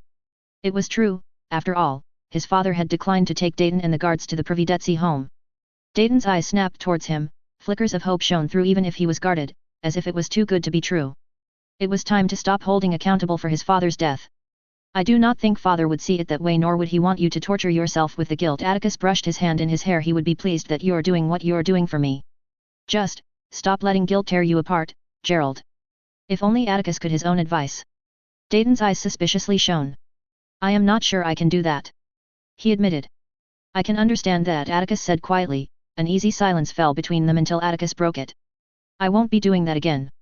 Atticus told Dayton, who looked at Atticus in surprise. Really? Dayton couldn't help but have some disbelief creeping in his voice. Atticus laughed. No, I won't, even without what you have told me. I'm not happy being unconscious for 3 days. He shook his head before he stilled and looked at Dayton. Why hasn't anyone said anything about the state I was in? Dayton's eyes glinted. I got them all to swear an oath of silence after I convinced them that they didn't needed to tell the others of the toll on your body. They'd agreed, and we told the others that you were suffering from extreme magical exhaustion. Atticus looked at Dayton surprised before he smiled and nodded to Dayton. He hated looking weak, and what Dayton did was excellent. Thank you. He nodded. Dayton bowed his head in acceptance before he turned around, but not before stopping at the flaps of the tent. Even if you do not blame me for your father's death, I will not stop to protect you in every way I can, my lord. It is the least I owe your family. I might not be able to stop you from your desire to defeat Grindelwald, but I will be at your back if you'll need me. He said before he left. Atticus took a moment before he shook his head and walked out. Break. Exclusive, failure at Mannheim. Grindelwald kills hundreds with a single spell. By Reinhard Kimmich. On the eve of the 8th of February, a daring series of attacks of the Allied forces was initiated that sought to take advantage of the victories that had been tiresomely fought for. Belgium, Switzerland, and Germany were all sites of coordinated attacks to strike at the Dark Lord's followers. But it is Mannheim, one of the strongholds of the Dark Lord, that this reporter brings to you an unprecedented accounting of the events that has transpired. After a hard-fought battle of hundreds of men pitted against each other, the Allied forces seemed to be winning. But alas, it seemed that Dark Lord Grindelwald was personally there that day, and ladies and gentlemen, the images brought to you today are memories that this reporter managed to obtain. Images of Grindelwald bringing down massive silver rocks that rained down on the men in the field. The shocking images. ICW unconcerned by setback victories in Belgium, Switzerland, and Ukraine used as example. By Jackson Martinez. Supreme Mugwump Hando Mulin had said the setback at Mannheim is unfortunate, but the victories we have obtained in other theaters show all is not over. Even as we speak, loyal men and women are fighting hard to liberate the lands under the yoke of Grindelwald and his followers. The Supreme Mugwump has recently come under fire in what many believe is a series of catastrophic failure. 14th of February 1943. Alexandria, Egypt. ICW headquarters. Sahan Aslan Mugwump Ottoman Sultanate POV. He watched with quiet dignity as the room descended into furious squabbling, each of them either blaming the other for the failures or even in some instances, accusatory shouts that implied collusion. His hands were steepled in front his lip as he watched the proceedings of this meeting of highly ranked and politically powerful representatives of ministries around the world with no small amount of distaste. These were all those who hailed from nations who pledged to fight Grindelwald, and yet here they were bickering. His eyes turned to the Supreme Mugwump, Hando Mulin, who struggled to calm the room, little more than ineffective in his attempts. Finally, the Mugwump from Acusa, Richardson, fired a thunderous spell that overwhelmed the sounds of bickering. The guards raised their wands slightly but had refrained from aiming at the American. The concern of infiltration was real, and amidst the fact that the ICW had been infiltrated numerous times, especially by several individuals caught who had gone through the weaponized form of memory alteration, the environment was highly militant and stressful. If this meeting represents much of the magical world, no wonder we find ourselves in the state we're in, the American said scathingly. Words of insult were spewed from offended mouths before a withering glare from the American and several other Mugwumps who agreed with him. We're not here to play the blame game, Richardson continued as the room settled down. Quite right. Surgeon Ho, the Brazilian Mugwump said, the disaster that was Mannheim has left us bereft of our most experienced commanders, let alone the number of men we lost in that debacle. Many of which were French. Jacqueline interjected angrily. We contributed those people to the assault under the impression that the commanders would be competent. He leaned forward, a mutinous expression on his face. Now France once again is at the mercy of Grindelwald, depleted and in danger of a second invasion. His eyes glinted. Perhaps we should have allied with the British, Lord Sayre, than to follow your lead. His words were poisonous and he could see the anger shining in many eyes, much of truly masking the wariness they felt about the boy. It was a wound that was regularly being salted, the topic of Lord Sayre, he mused. He'd met the young man almost a year ago now in this very city, Alexandria. At the time he'd been obtaining his third mastery, in runes. The young man had an elegance in his rune crafting, an almost supernatural understanding of how things fitted, one that seemed to indicate a greater affinity to runes than most families who had such affinity in their family magic. Perhaps it was a sign that the boy had depths within him that would continue to puzzle even the greatest of thinkers. For all of the boy's talents, who would have thought him to be able to take down the wards of Grindelwald all by himself, by power alone, a feat that is unheard of. Even Grindelwald needed dozens of men to take down the wards of Durmstrang, and here was a boy of 18 years of age able to do it himself on a castle that had wards almost as strong as Durmstrang itself. He is but a boy, one of the mugwumps said derisively. To even suggest that he might be better than the commanders we have. And yet, has he not wrought victory after victory? Another questioned. Small victories, nothing special. Another dismissed. And that is what you have said when you allowed him to join in the war with his own people, independent from the ICW. That he and his knights by proxy were nothing special, and as such, at most, they would divert some of the attention away from the ICW forces. The mugwump for Portugal laughed mockingly. And yet, at least in the Western Front, he's done more than you ever imagined, with a paltry few hundred that has dwindled, yes, but nonetheless has taken far few losses considering the battles they have fought. Not to mention, the mugwump for Greece interjected, hadn't this body wanted him fighting against Grindelwald in the first place? He posed to them, has your pride been damaged so much that you would dismiss granting him command despite his age? Is your disdain for the British ministry, which continues to refuse to join the war, so great that you seek to alienate an ally of this body? His eyes were judgmental as they fell on the belligerent mugwumps. His family has contributed significantly to the ICW prior to his entry in the war anyway, and yet here you are denigrating his and his compatriots' efforts. The mugwump for Greece shook his head in disgust. The room descended into a series of arguments and Aslan could only shake his head in disappointment. Thankfully, after a number of strenuous arguments, the meeting, in the end, was resolved several hours later when the vote had gone through to ask for greater percentage of fighters from the ministries they represented. Macusa would heavily be involved in absorbing ICW forces in their command structures of the forces in the Western Front, except for those that were present in Switzerland. The Eastern Front would be left untouched as the forces there swept the Baltics before they would head into Central Europe before heading into Poland and Belarus. The hope was that the Russians would press from the south whilst they pressed from the north and east. Another decision, one that he had not expected to pass, had been made to allow Atticus Sayre to take command of the ICW troops that already were working with the British in Switzerland. In truth, Aslan thought that it was a mere formality considering the actions of the so-called Knights of Mimpost. There were few things that could make men bond closer than a shared battle against an enemy that wanted you dead. As he descended down the stairs into the open plaza that led to the exits of the ICW headquarters, he spotted Richardson speaking with the Brazilian mugwump and decided to make his way towards him. Both his and Richardson had a rapport of some type, so to speak. The Ottoman Sultanate of Mages worked in concert with the American in the Eastern Front. Their knowledge of the Balkans and Eastern Europe had greatly helped in garnering support from the locals against the followers of Grindelwald. They were effectively the mouthpieces of their governments for this war. Richardson parted with Sergeant and proceeded towards the exits. Richardson! Aslan called out. Richardson turned around with a curious expression that didn't change once he noticed it was him. Mugwump Aslan, Richardson said calmly as Aslan caught up with the American. What can I do for you?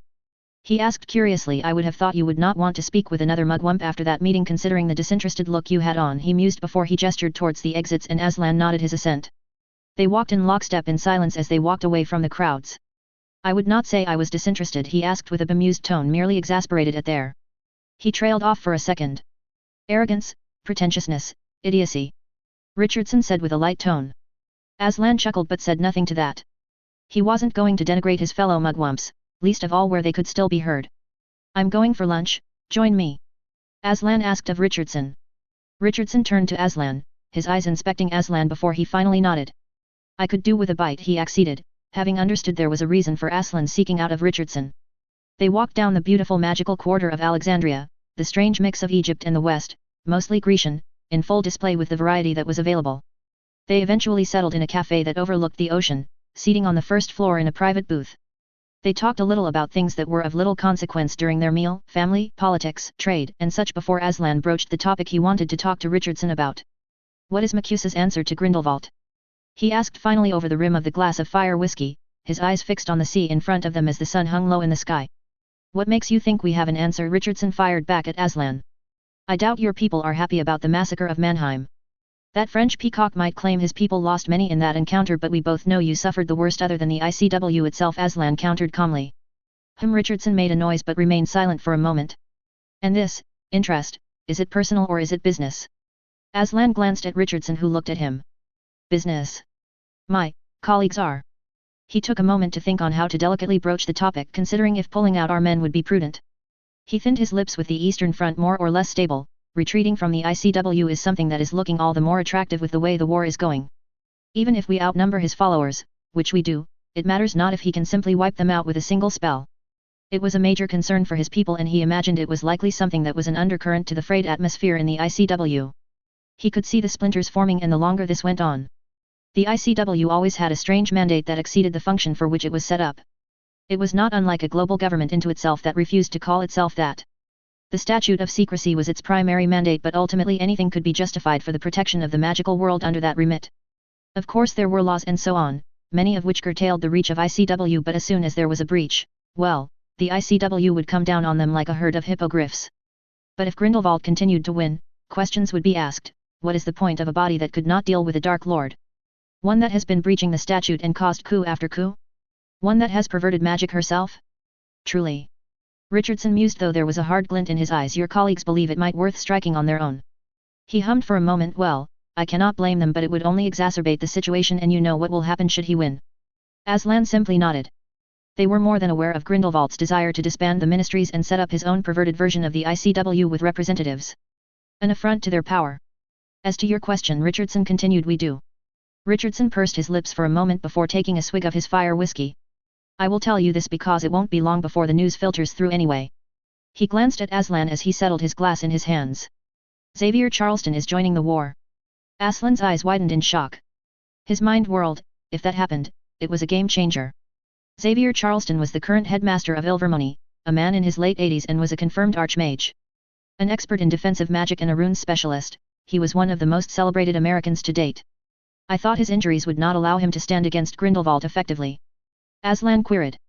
Richardson narrowed his eyes at Aslan. I will save us the time on the question as to how you know that, but the injury, it can be managed. Will be managed, Richardson said curtly. That spell Grindelwald used. Richardson shook his head. Is not something that can be dealt with the skilled sorcerer, and if Grindelwald has more of those. He trailed off, the implication clear. Why the change of heart on his part? Aslan couldn't help but ask. Of course there was the president that might have asked, but even so, he could have joined much sooner. Unless. Charles Etherton, Aslan simply said, but Richardson let nothing pass across his face except for a small glint in his eyes. Of course. Does he hope his grandnephew is alive? Richardson turned away from him. Charles is skilled. If anyone survived, it might be him. The words were delivered in a grim tone, one that reflected the likely fate that would befall on Etherton. I see. Aslan said for a moment. And I hope you know, should anything leak out of this conversation, we will know it was you and nothing will save you. Richardson sent a piercing gaze at Aslan. From the wrath of Macusa or an archmage should anything you spill endanger the life of his grandnephew. Aslan bit down a scowl and nodded. Of course. But I will have to inform my colleagues of Charleston joining. It will be needed to convince them to stay the course. Richardson nodded. That's all right. He knocked down the final finger of his whiskey and stood up. I will see you around, mugwump Aslan. He nodded to the man before he left. He sat there until the sun disappeared into the horizon, deep in thought. Charleston, Sayre, perhaps even Dumbledore. Perhaps in one of them they'll find a champion to defeat Grindelwald. Break. Shinji Hirohito POV. Shinji watched from the back of the crowd, silently, and his eyes fixed on the raised platform in front of them where Lord Sayre stood speaking with a few of the other Englishmen. A quiet rage was within him, a tempest of fury that licked every fibre of his being. His face did not change, his body did not shake, his magic did rouse from the fury he felt burning within him. No. His was a rage of immense control, one that was directed and yet aimless. He'd been captured under false pretenses, under a banner of peace. Grindelwald had sought out the magical noble families of the land of the rising sun, a relationship that the man spent years in cultivating, carefully, learning of their ways and the way they saw the world. The man knew that none of families of the Minamoto clan, the families that ruled magical Japan, an old branch of the Imperial House of Japan, would join in his endeavor of a different world order, one where mages stool above magicals. Even to the magicals of Japan, such line of thinking was anathema, to go against the emperor. His own family, the Hirohito family that descended from a minor branch of the Minamoto clan, would never even entertain such thoughts and would rather commit seppuku than to tarnish their family honor in such a way. But the promises, the ideas he'd brought forth, one where Europe would be under his rule and Asia under the rule of Japan, under the rule of the emperor, the magical families free to return to the fold. That was palatable. The statute had decimated their standings within the empire, and the destruction of the statute would return the ancient bloodlines to the upper echelons of Japanese society. Magic in Japan, even amongst the Muggles, always had a symbiotic relationship, one that was cut in a fit of panic because of the foolish white men hated what is but part of the natural world, all because some foolish text that deemed them evil. They did not have the power nor leverage to fight against the statute, so they'd sat waiting, for centuries, until the statute would fall. It was fruitless. Until now. The emperor had agreed, provisionally, to such a scheme and had given the Seiwa Genjo, the family that were emperor's voice in magical Japan, to negotiate with Grindelwald. The alliance with the Germans had been made with the knowledge that eventually the nation would fall in Grindelwald's hands, as would the rest of Europe. And yet it went all wrong once they understood that Grindelwald was not the man who simply accepted a rule out of his control. He was too gracious, too accepting of the terms that were set. He never intended to follow through in their agreements. It was by accident, though he was suspicious of that they had found out of his schemes and the evil he hid in his charming smiles. By that point, they'd been held captive. It had taken 6 executions out of the 12 men Grindelwald held before the assassination attempts by the Japanese ministry were stopped. One of the executed men had been his elder brother. He breathed out loudly from his nose as he struggled to control his rage. And now he was the last one left alive. He did not know why there were not legions of the Emperor's men waging war against Grindelwald. He did not believe they would forsake the insult to their honor purely because of the hostages, but he suspected the war against China and America likely halted any actions until that was over. Whilst the men of magical Japan would not participate directly, there were many ways to circumvent the statute without drawing attention to themselves. All he knew, however, was that he could not return home, would not return home. Not in disgrace, not until he took vengeance for his brother, not without sating his katana and his wand in the blood of the enemies of his family, of his nation. Not until Grindelwald was dead and burnt and his ashes scattered in the 4 corners of the world, cursed to never be reborn. That was his solemn vow, and his rage would not go until he got what he sought. His eyes returned to the man who now was alone. Murmurs quieted down as people paid attention to the young man. He made for a powerful figure, Hirohito mused, one that would only grow in presence. He was wearing dark green combat robes, one that was distinctly different from the other dark red robes that were likely draconic in origin. His long pitch black hair was held behind his head with a purple silk strand, the same color that matched the boy's eyes for the most part.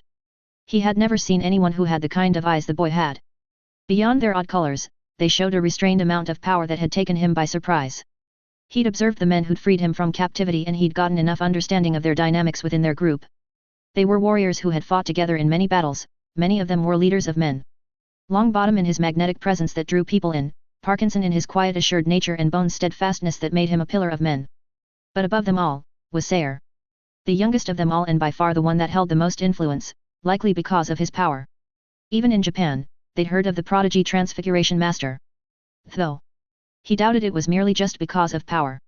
"You may wonder why I have asked you here," the young man said, his voice carrying through the courtyard with ease, his head turning from one end to the other, seemingly looking at each man and woman with his bright purple eyes. "Some of you hope that you might leave, to return to your families, to return to your homes and put behind this miserable experience that you have suffered." His voice was kind and solemn, yet it was unpitying, and his words were too breezy despite the heaviness of the topic, as if it was being carried through the air like a leaf in a summer's wind. The crowd murmured in low agreement. He saw gaunt faces, some more unlucky with visible scars that were on their faces, and he saw faces unblemished but showed far more pain than others. Wounds, injuries, did not have to be physical. "I do not blame you." Sayre's tone turned soft, his voice was mellifluous. His expression changed into one of solemnity. "I do not know what you have been through, the savagery you have suffered at the hands of men who enjoyed inflicting it on you. I cannot know what it feels like to be imprisoned months or years without an end in sight, only a voice if you were lucky at the other side of thick walls."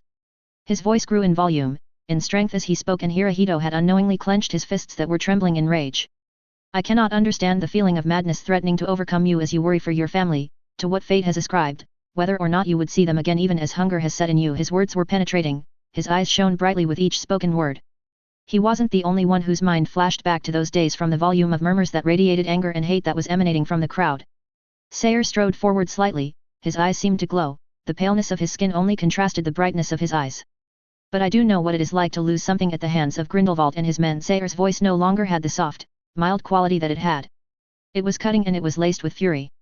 "The consequences of his actions have wrought within me a fire that burns everlasting, ever raging, fueling, driving me to seek justice and to bring him and his men low just as he attempted to bring me and mine low." Sayre's eyes were a tempest of purple fire as he spoke with passion that brought the crowd to life, their lifeless eyes fading with each moment, when the words registered in their minds and their souls agreed with his rage.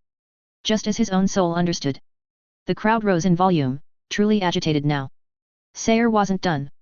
His eyes were a dancing pair of purple fire as his expression changed into one of mild contempt, and yet, where others would keep that fire burn until justice has been achieved, until the enemy has been brought low, you, instead, have conceded the loss of your dignity, your honor, and your pride, and would rather slink away into the good night as if you were little more than terrified children hiding under the beds from your fears. Sayre hissed out, and he was animated, his hands waving in a wide arc amidst an angry mob that were deeply insulted by Sayre. Hirohito narrowed his eyes. How dare you? What do you know? Silence. Sayre's words cracked like a whip hitting against the rear of a bull, the harsh and jarring sound of his voice shook them all. Sayre stood there, his eyes that were wide, were a turbulent miasma of power, wisps of magic surrounding him as the air grew heavy with the young man's magic. Magic manifested itself and surrounded the boy as he was made of it, such was the strength of his magic. The pressure emanating from the young man was unreal, the effect he was having on the crowd was immediate, and they all calmed down, their eyes looking to Sayre with shock and fear. Hirohito watched stone-faced, seemingly unbothered with the display, though shivers had run down his spine at his display of his power. He glanced at the guards, at his men who stood there in silent vigilance, as if this was all but a normal occurrence. For one to have such control at such a young age. He'd only seen one man in Japan that could do anything like this, and that man was considered to be a once-in-a-millennia talent. The pressure receded almost just as soon as it arrived, but the impression left. The boy's control is immense was a thought that dominated Hirohito's mind. The courtyard was as silent as a grave. Waiting for the next words, the next sermon, most of them in cold seething that threatened to turn infernal once more. What do I know? Sayre's voice was a whisper, but it was heard by all, none needed to strain to hear it. Sayre drew himself up, slowly, deliberately, as he took a step back from the edge of the podium, his eyes dulling into gemstones, their shine losing their vibrancy. I lost my father at the hands of his followers, I nearly lost my entire maternal family at the man's hands. Uncles and cousins are dead because they were simply convenient targets of opportunity. His voice turned gravelly, his grief and rage had shown through. I do know of the hate, the anger, and the fear you feel at your captors. Sayre said almost raggedly as he looked at the crowd with eyes that were sizzling in front of him. Some of you might have received word of the fate of your families, news that I can see on many devastated faces. Sayre's voice was remorseful, sympathizing, his face morphing into one of sorrow, though Hirohito did not know if it was genuine or not, and that was something truly impressive to him. His eyes went to the crowd, and he could see the hate etched on many faces, hate that hid the deep pain many of them felt poorly. He could also see the worried faces of those who had not yet heard back, and the relieved faces, some of which had guilt, of those whose families had survived. They were the most eager to return. After all, they had a home to return to, unlike many. But it wasn't those he was targeting. You hoped, you prayed to Mother Magic, did all you could to behave to ensure that you would not be punished, or worse, your family punished, and for many of you all of that went to waste. Sayre's eyes dulled and his words resonated with many in the crowds. Many were trembling with anger and grief as his words sunk into them as if they were the teeth in the maws of wolves. I have seen the defeat that has creeped within your souls, that the hate, the anger you feel cannot compare to the fear you feel, the fear they've induced in you. You hope it will go away, that you will forget as you distance between yourself and the places of your nightmares, but it doesn't, it won't. Sayre's eyes shone brighter. It will gnaw at you, it will sink in you as if were an incurable poison, that hatred, the anger in you will turn inward, rotting you from within if you let your fear conquer you. Sayre's eyes were radiant as galaxies, seemingly able to burn for endless time as he set his gaze to them, observing, dissecting them all. The crowd were dangerously simmering. Hirohito could feel the building rage, the turbulent storm Sayre's words were invoking in them, for it was happening to himself. The boy's stance changed, the ferocity with which he stood fluidity changing into one of false laxness. You will always wonder, what if? He whispered to them, his voice was caressing as he glided forward, the robes flowing like water as he neared them. The atmosphere morphed, the simmering rage that was in the air turned to anticipatory as hundreds of eyes fixed on the man that was barely a man but yet stood as imposing as the tallest of mountains, unshakable. He leaned forward, almost if he were about to impart a great secret, his eyes holding a shard of hidden knowledge. What if I had stood to repay those who had taken from me of which they had no right to? He whispered into the air, his words were light but the meaning of them jarring.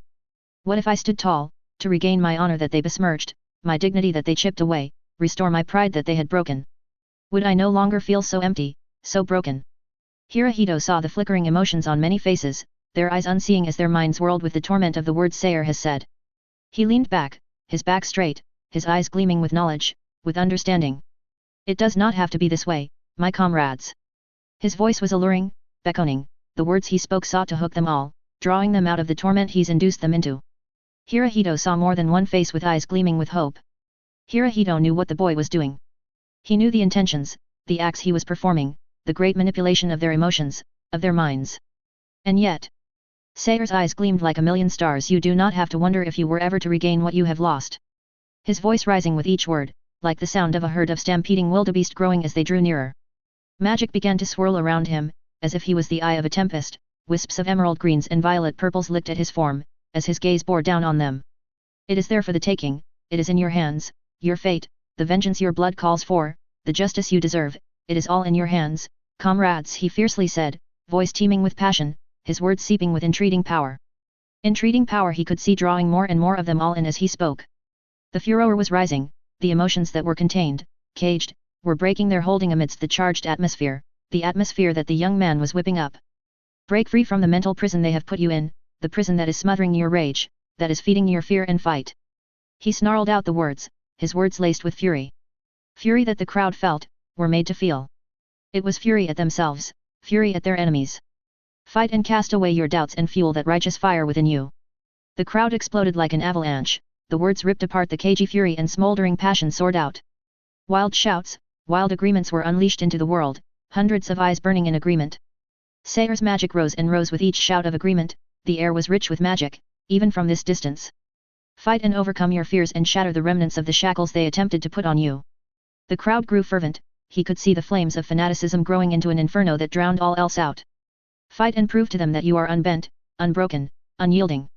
The crowd were a cacophony of uncontrollable furor, as if the pent-up hatred they'd held has finally been allowed an outlet. He could now feel the magic of the crowd, all so incited, all so lost in their delirious rapture that their magic has charged the very air even more than Sayre's did. Join us, comrades, free men and women, join in our war against a man that cares for nothing, holds nothing sacred, a man who would destroy countless of families for a sliver of power and knows nothing of what it is to fight for something greater than oneself. We fight for justice, we fight for honor, we fight for Mother Magic, my comrades, my friends, and we will prevail. Will you join us? Yes, hundreds of voices thundered out. Sayre's eyes alight with triumph, the infinitesimal hints of the curl of the lips. When Grindelwald and his misbegotten followers are imprisoned just as you were imprisoned, when they are dead and buried just like their countless victims, you will remember this day, the day you've started to retake what you have lost. The crowd roared in approval. Hirohito suppressed the part of him that wanted to join in, to join the call to arms, for that was what this is. The men and women around him, even those who only moments ago had faces filled with pain and grief, were now sporting expressions of righteous anger, of belief. There were some who knew what this was, of course, the practiced politicians, the ones who had likely seen something like this before, likely Grindelwald, who looked on apprehensively and had more than a little bit of fear in their eyes. He now understood why the young man had all of his men gravitate to him. His personal power paled to the power of his words, the alluring charisma he wielded, that he could bring to bear. Luminous purple eyes stood there with his arms aloft, his glowing orbs of power casting its long gaze down at the crowd. A crowd that were in exultation, in raucous furor, ready to follow him to the depths of hell, undismayed of any danger. And, from the look of his eyes, the triumph that shone so clearly, it seems that Sayre knew it too. Break. 14th of February 1943. Grindelwald POV. Thousands of torches lined the columns of walls, the flames flickered, danced, as if to cast away the encroaching shadows. Trays floated around, the glasses they carried held nourishing and vital succor as they passed by the clusters of crowds that were assembled here today. Their eyes were not on him, no, they did not need eyes to watch his every move. Why would they when they could hear every heartbeat? Predators such as they did not need to see where their interest was, whether they be prey or rival. Amusement filled him. What a surprise I have for them. A tray floated past him and he lazily looked at the content. Curious, isn't it? He heard whispered in his ear, the voice sickeningly saccharine, the hot breath touching his earlobe. He tilted his head, his eyes remained half-lidded but didn't answer. He heard a feminine chuckle and she moved with beautiful grace into his voice. Her skin was porcelain pale, the black hair flowed like rivers of obsidian into the greater body of a black dress that hugged her figure. Her skin was without blemish, her womanly figure was toned whilst it kept its femininity. His eyes returned to hers but he took the moment to take her face in. Her face was taut and had a slight angular shape, perfectly symmetrical whilst her nose was small but sharp, just as her cheekbones were. In truth, there rarely was a more beautiful woman than the one standing before him. Of course, whether or not she quantified as a woman was up for debate as blood-red eyes stared at him with a single emotion leaking from them. Her eyes went to the glass and with a deft, deceptively delicate hand, picked it up. Her eyes, briefly, returned to his before she took a sip, her eyes closing in contentment before her lips left the rim of the glass sporting the imprint of her lips. Her lips were now sangria red that contrasted with her pale skin to startling degree. Her eyes shone in malevolent excitement, her pupils were dilated. How much of life is centered on blood, she continued before trailing a thumb along her lips in a sensual, slow fashion. His eyes sparkled in amusement. Life. He mused curiously, willing to play. His head turned slightly, his eyes surveying the crowd that present on this day, on Valentine's Day. The place was crawling with vampires, all of them part of this coven he decided to approach. He was not alone, after all, he was no fool to enter alone in a vampire's coven, no matter how powerful he might be. Oh, he could raise the place down, but the chance of failure of calling the entire coven was rather high, especially given who the leader was, but it was best to remove temptation where it might be. He was here tonight with half a dozen of his men, whilst the vampires were perhaps quarter strength, as agreed. He watched as the creatures that posed living beings faded in and out of conversations, moving fluidly from one conversation to another, as if they were something alive. He saw as female vampires spoke with his people, as they tried to lure them into giving up their blood, the only way that would not cause a war to descend in this very castle. Not that it would work, he thought with amusement. What makes you think life centers on blood? He posed to her, his eyes though half-lidded, keenly studied her.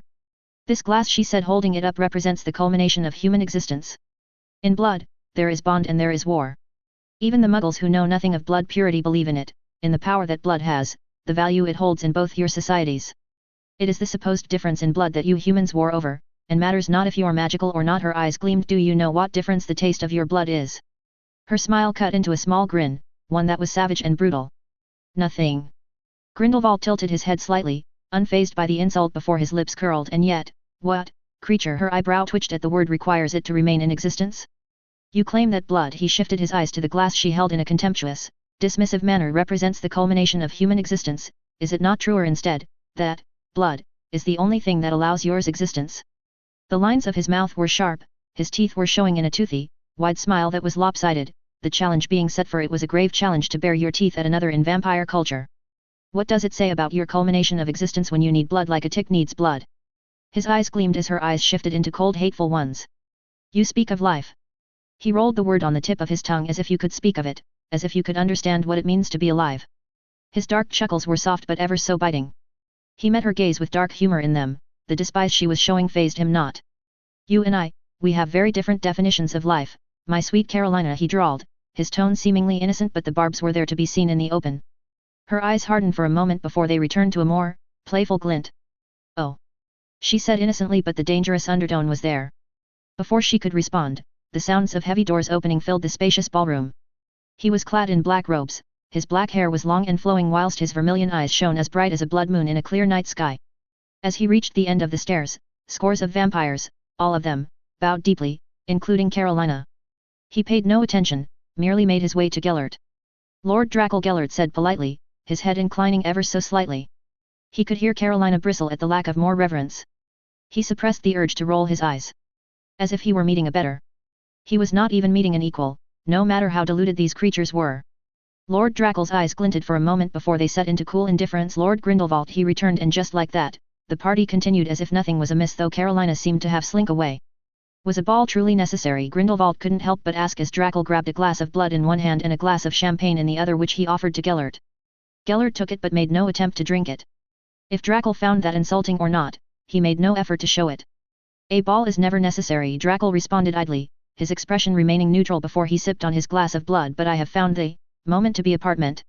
Drakel glanced at Grindelwald. After all, it is not often I am being courted on Valentine's Day. Drakel's lips twisted in mocking fashion, his eyes alight with satisfaction. Gellert narrowed his but made no comment to the assuaging nature of this visit. Drakel was not wrong after all. He was being courted, in a fashion as much as it galled him to admit that, though the subtle implications did not escape Gellert. Your people do have excellent discipline, Drakel commented, changing the subject. Gellert's lips twisted in a facsimile of a smile. They are mine. He simply responded, the words enough to explain everything. Drakel glanced at him for a moment before he smiled a cold smile and dipped his head. If there was one person who understood ownership, it was the oldest vampire in Europe, likely the world. Do enjoy yourself, Lord Grindelwald, we do have the rest of the night to talk. His mocking eyes trailed over Gellert. Gellert only returned a mocking smile before Drakel departed. It was not long before the ball, thankfully, ended and he was seated away from Drakel from the opposite end of the table, 3 of his followers on either side, with an equal number on Drakel's. You want us to join your petty war? Drakel began, bluntly as he leaned back in his chair. Gellert sat back in his chair, his long spidery fingers entwined in his lap, gazing at the vampires. Yes. He answered simply after a delay. And why should we, after I refused you years ago? Drackle posed uninterested to Grindelwald. Perhaps because the situation has changed, Gellert returned to Drackle, their eyes meeting. Before, you preferred to play it safe, to operate in the shadows. Gellert extended his arms. You now have the opportunity to operate in the open. The ICW is weak, weaker than it's ever been. The shadows suit us fine, safety never mattered to us. Drackle responded dismissively. The terms of your offer of countless of muggles to give to us is of little value given that we can simply take what we need, what we want. Besides, Drackle's eyes glinted like jade gemstones. This offer reeks of a desperate man. Drackle's words dripped out of his words, his teeth showing slightly. Gellert ignored that. Who said it would be the same offer? He drawled, his words carrying smug certainty. Drackle narrowed his. So you've come to offer something else? Gellert leaned forward, his eyes dancing with anticipated victory. Yes, his answer was short, his lips curling ever so slightly. And what is this offer? Carolina interjected, annoyed, contempt clear on her face. Gellert's eyes remained fixed on Drackle, ignoring the beautiful creature. Because I can now give you what you've always craved for. Carolina made to speak, but Drackle raised his hand and her jaw snapped shut, much to Gellert's amusement, and he made sure to let her see it, before his eyes returned to Drackle's eyes. Your soul. The room stilled, a suffocating presence grew in the room. Gellert lazily batted away the stifling power of Drackle and stared him down. The others were not so lucky, as they struggled to deal with the bloodlust that was rendering them immobile. Do not offer so freely what you cannot give. Gellert laughed. Who says that I will offer it freely? His smirk was dark, his eyes flashed. Vampires only had but a tenuous grip on their souls, a result of nature fighting back against the abomination the creatures were in the face of magic, of life. It made most of their emotions, most of their existence a pale imitation of what it was when they had been truly alive. Drackle's long life has allowed him to simulate his expressions, much like a child mimicking their parents, unknowing of the meanings. To offer them their souls, well, there was little any of them would do to get it, if only to achieve what they have the faintest of memories of when they had been human. Grindelwald's lips curled and he turned his eyes to his nearest companion. My dear, if you would. He glanced at his follower and she made way to remove the pendant that hung around her neck. Drackle watched her with sharp eyes, no doubt grasping every minuscule detail. The pendant fell over, and Gellert could feel the shock from the 7 vampires in front of him. How Carolina gasped in mesmerized shock. A blur rushed forward and Gellert, almost just as quick, stood to his feet, his followers following him, and the other vampires did the same. The tension in the room rose dramatically, though Drackle paid no attention, his eyes fixed on Gellert's companion. Drackle extended hand, slowly, and caressed his companion's cheek before it traveled to her neck. Magnificent! Drackle uttered, his entire being oozed greed. He was standing for some moments simply staring at his companion. Drackle's head swiveled towards Grindelwald, who stood satisfied, observing the situation. I managed to find a way to reconnect the tenuous links between your souls and your bodies. Gellert smiled, and it wasn't a nice one. It radiated darkness as his eyes glinted. It wasn't easy. Gellert began to determine where the issues lied. That was true. It had taken the combined minds of himself and Dagall to figure out the curse of vampirism. And it had taken them years to determine if it could be warped. Only in the last year or so had Dagall been able to figure out a way to stabilize the curse in a way that was useful. A direct result from his more exuberant experiments. He'd made numerous nightmarish creations, all of which were useless beyond a certain degree. For all that he wanted weapons, he did not want out-of-control creatures that could infect a great many people. He did need coherent, sentient people in his empire after all. But it was achieved. Gellert waved imperiously at his followers, who all took off his pendants. These men and women volunteered for the cause, and they achieved a stable form of vampirism that removes the dissociate nature of vampirism. Of course, they didn't exactly volunteered, but these vampires didn't need to know that. How do we know that this isn't a fraud, a scheme by a desp? Choking, gurgling sounds replaced the irritating voice that exited Carolina's mouth as 3 of his vampires grappled at her, her throat ripped out by one of them. Blood dripped on the stone floor. The sound of the dripping blood could be heard clearly apart from the sounds of her struggles. She snarled a wet snarl and threw off her assaulters. Stop! She stilled mid-action as Drackle's words seized her as if she were a puppet tied to the strings. The gnarly wound on her throat began to heal. Strands of muscle formed before moments later skin grew before they met other skin tissue and knit themselves back before leaving an unblemished neck. Drackle stared her down and she changed her expression into one of neutrality just before she bowed her head. Drackle stared at her for a moment before he returned his gaze at Gellert. Satisfied? Gellert asked with humorous eyes. Drackle's eyes hardened. If this is false. Drackle's words hung in the air, the threat and the implication clear. The truth was, any vampire that underwent this process would see their life shortened dramatically. He wasn't entirely sure what the impact would be on centuries-old vampires, but he expected that it would be drastically different to what they'd expect. Of course, he wouldn't tell them that, and he wouldn't let them find out until the war was over. At that point he'd rid his lands from vampires completely. There was no need for such uncontrollable elements to remain in his world. The terms of the offer is that I will grant you this in exchange of services rendered complete. Gellert's smile was predatory and Drackle snarled, his vampires hissed. Gellert's eyes gleamed darkly. I am the only one who can do this, my research has been destroyed, there is nothing you can do to extract it from anyone or anything. Gellert paused for a moment as they stared at each other. Gellert could see Drackle sizing up the challenge before him, whether or not Gellert spoke true, and whether to throw caution into the wind and attempt to take it now. After moments passed, Drackle's countenance changed as the glint in his eyes vanished, though not completely. So. Gellert drew out, savoring the coldness that radiated from Drackle. Do you agree? Not long after, he arrived back at his base and soon enough he was descending down the dimly lighted stairs towards the dungeons. He passed several of his men before he finally arrived at the thick metal gates. He glanced at the guard who bowed before opening the gates with a clanging. The sight that greeted him was pitiful. The man was huddled over into a corner, his head bowed between his legs that were bare. He was wearing tattered tartan prison clothes much like the Muggles made the Jews wear. He approached slowly, savoring the sight of his enemy so low. He bent down, his eyes surveying the broken form of his opposite. My. Grindelwald drawled with sadistic glee creeping in his voice. Who knew, the mighty American hero would only take a few days to break. The words dragged as Grindelwald spoke softly, yet they held jagged edges, intent on bleeding him further. A smirk began to split the seams of his mouth as his words received no response, no indication that there was someone present in that pretty little head of his. Perhaps this will bring you out of your dazed state. Grindelwald gleamed in dark anticipation as his hand went into his robes and he brought out a mirror, a fascinating creation. Truly, the boy was a creative one. It was nothing terribly special, merely an application of certain magics that he had not considered, though he doubted he ever would have, even if he saw the merits of. Sophia Sayre. Charles? Finally. I've been so wore. She stopped. Why is the room dark? She said in a huff. And why aren't you talking? Do you know what they're saying? They're saying you died. I knew you didn't, you promised you'd get back to me. Gellert remained silent as he listened with cruel anticipation. Charles? She called out concerned. This isn't funny, she said in a frustrated tone, one that was bordering anger. No, my darling, Gellert drawled as he flexed his magic and the flame of the single torch roared alive, illuminating the dark, damp cell. Her gasp of horror almost melted his heart. He smiled at her, her face full of horror painted a beautiful mosaic. Hello Lady Sophia Sayre, he bowed theatrically. It is a pleasure to meet you. The mirror fell from her hands. No. He chuckled softly. Yes. Sophia, if I were you, I'd pick up that mirror. After all, you do not want to miss seeing your intended, do you? He angled the mirror to the broken man in corner of the cell. Who's that? She whispered brokenly despite knowing who it is. Gellert dipped his hand under the mane of hair and caressed the man's face. Sophia, Sophia, Sophia. Gellert spoke with tender softness in his voice. The contrast of the horror that was etched on her face was stark. Do you not recognize who this is? Gellert's hand traveled to the man's crown before he, with slow deliberation, grabbed a fistful of his hair until with a swift move, Gellert jerked his head back. Charles, no.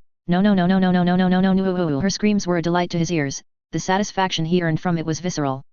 He turned his eyes to the mirror, the cries she was letting out was halting, they were broken, and he delighted in seeing the devastation of the woman at the other side of the mirror. Yes, he mocked, laughing with delight before his eyes shone with malice before he turned to the man in front of him. His eyes were lifeless, dull, and blank. His face was left pristine, on purpose, but the gloss of life was distinctly missing. The hinges of his jaw went unworked, his mouth was ajar, the only thing his body controlled was the breathing. There was little presence of the man that he was, the courageous, the certain, the crusader. This is your intended, my dear Sophia, the intended who thought he could play at war and believe he could come out on top, believing his righteousness would see him prevail. Grindelwald began his furious tirade, each of his words hitting her like a blow. Monster. She managed to get out and he laughed. Oh. How? He laughed. Oh yes, Sophia, his eyes sparked a dark fire in them. He called me that too when he begged for you, when he cried for his dear Sophia, the emerald jewel of his heart. Gellert's laugh reverberated in the chamber cells, the echoes of his laughter were haunting, malicious, filled with dark satisfaction at the sound of the cries of someone in agony. Gellert's laughter simmered, they ebbed into nothing as he turned the mirror completely to himself, his eyes shining with malevolent promise. And it is what fate will befall your darling little brother. His voice was low yet filled with restrained hatred. The boy and his ilk were costing him far too much, having to deal with vampires just so he could have enough time to deal with Xavier Charleston. They did not have enough time to mold vampires into little weapons, not in numbers that mattered. De Gaulle was needed elsewhere. Dubevsky was talented, powerful, but he was not certain he could fell Sayre, not when Vermeer fell to the boy. Rosier was too valuable out east in stemming the tide of the eastern ICW forces, and so he would need to slow down the boy's advance. The boy was powerful, the memories he'd gotten from the followers that escaped proved that, and unless he dealt with him himself, which he would in time, if the vampires could not, he needed to unbalance the boy. It was fortunate that Charles Etherton fell into his lap, the intended of Sophia Sayre and the grandnephew of Xavier. I will break him, I will destroy everything that he is, and even then, I will not grant him death. Black wisps of magic surrounded him, his mismatching eyes glowed in the dim light of the cell, and he looked every bit the devil in that moment. No, he will be a cautionary tale, a tale that lasts the ends of time itself. Gellert brought the mirror close to him, the woman at the other end of the mirror having been terror-struck. And you, darling Sophia, he drawled her name with violent delight, his eyes gleaming with unbridled malice. You will have a fate not too dissimilar. The mirror shattered in his hands, the shattered pieces falling to the floor. Black wisps of magic continued to surround him. The mirror was of no use to him, it would not let him find where she was hidden, unfortunately. Neither did Etherton know where she was. Annoyingly, Sayre was astute in charming the mirror in preventing anything being leaked. Oh well, he said dramatically before he started chuckling to himself. This should grab the boy's attention, and it should send him into a rage that would have him seek out a battle with him rather than systematically dissembling his territory whilst he was busy in Belgium, where Xavier Charleston had landed.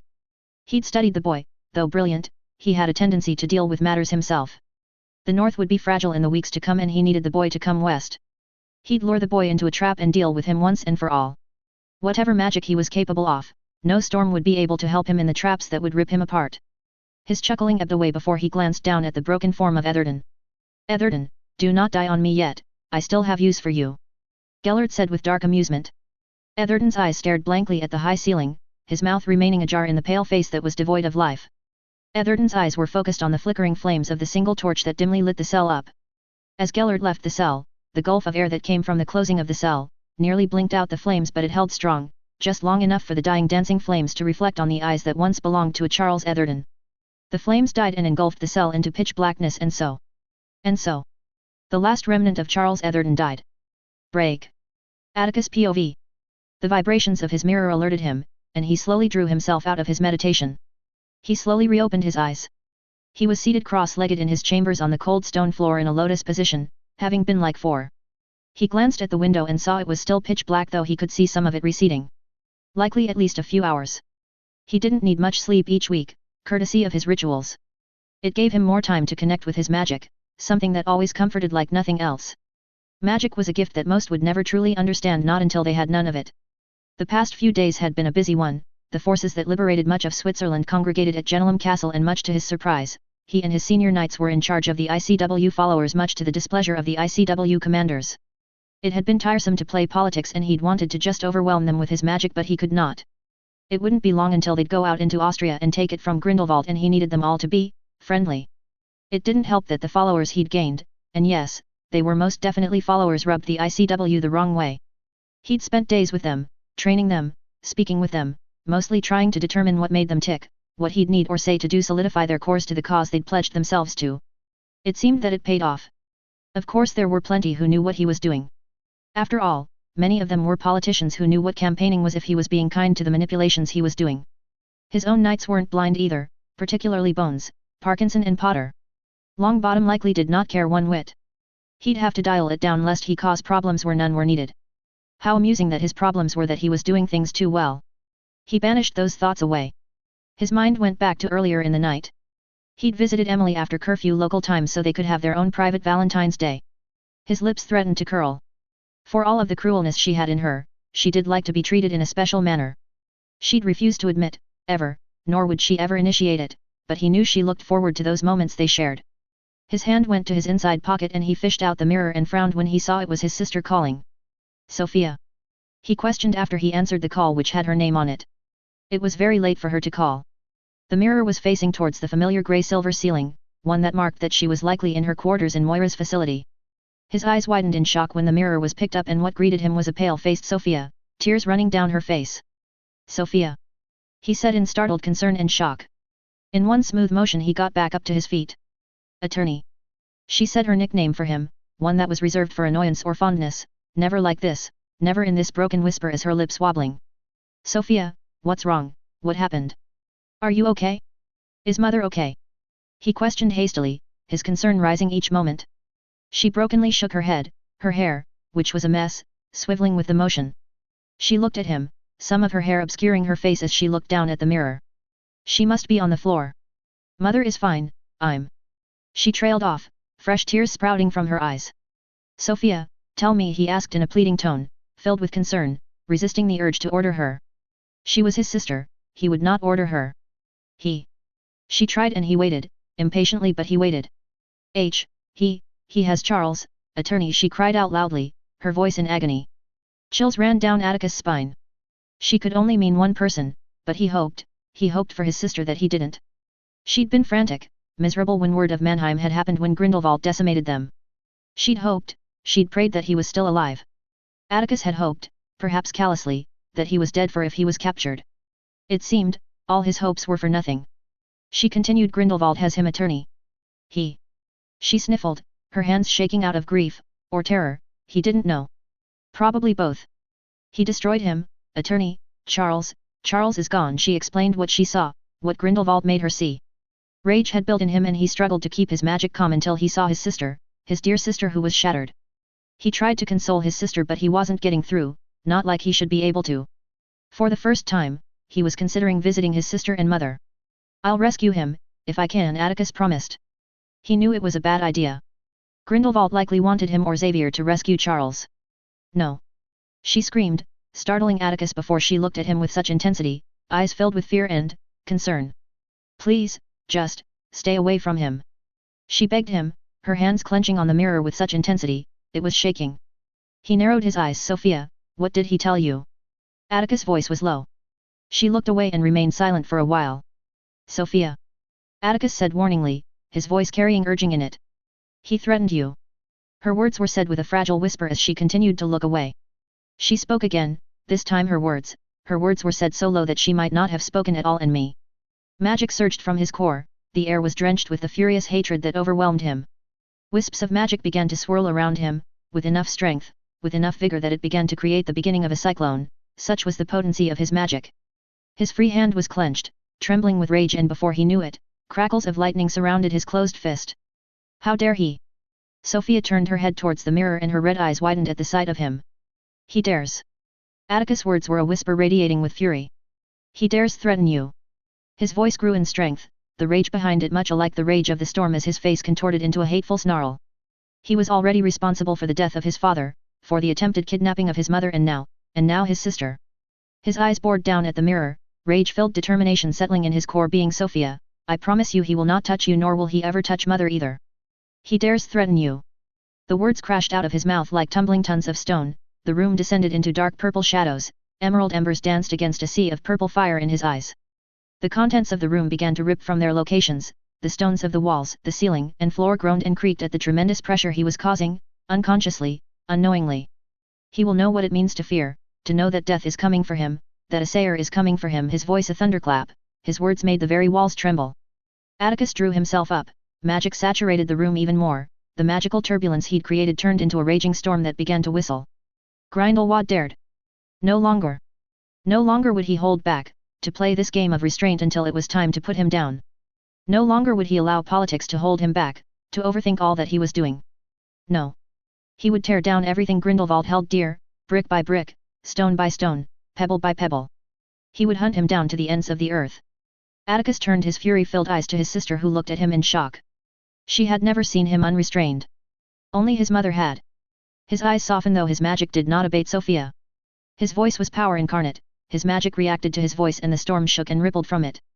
Do not leave. Promise me. Each word was said with a cacophony of voices merged. I promise, she got out. Hours later, his rage had not abated, even if the storm he conjured up quieted down. Grindelwald. Atticus snarled, his face morphing more like a ferocious wolf. I promise you, you will die. Atticus spoke out to an empty room, his eyes gazing out the window towards the rising sun. No more.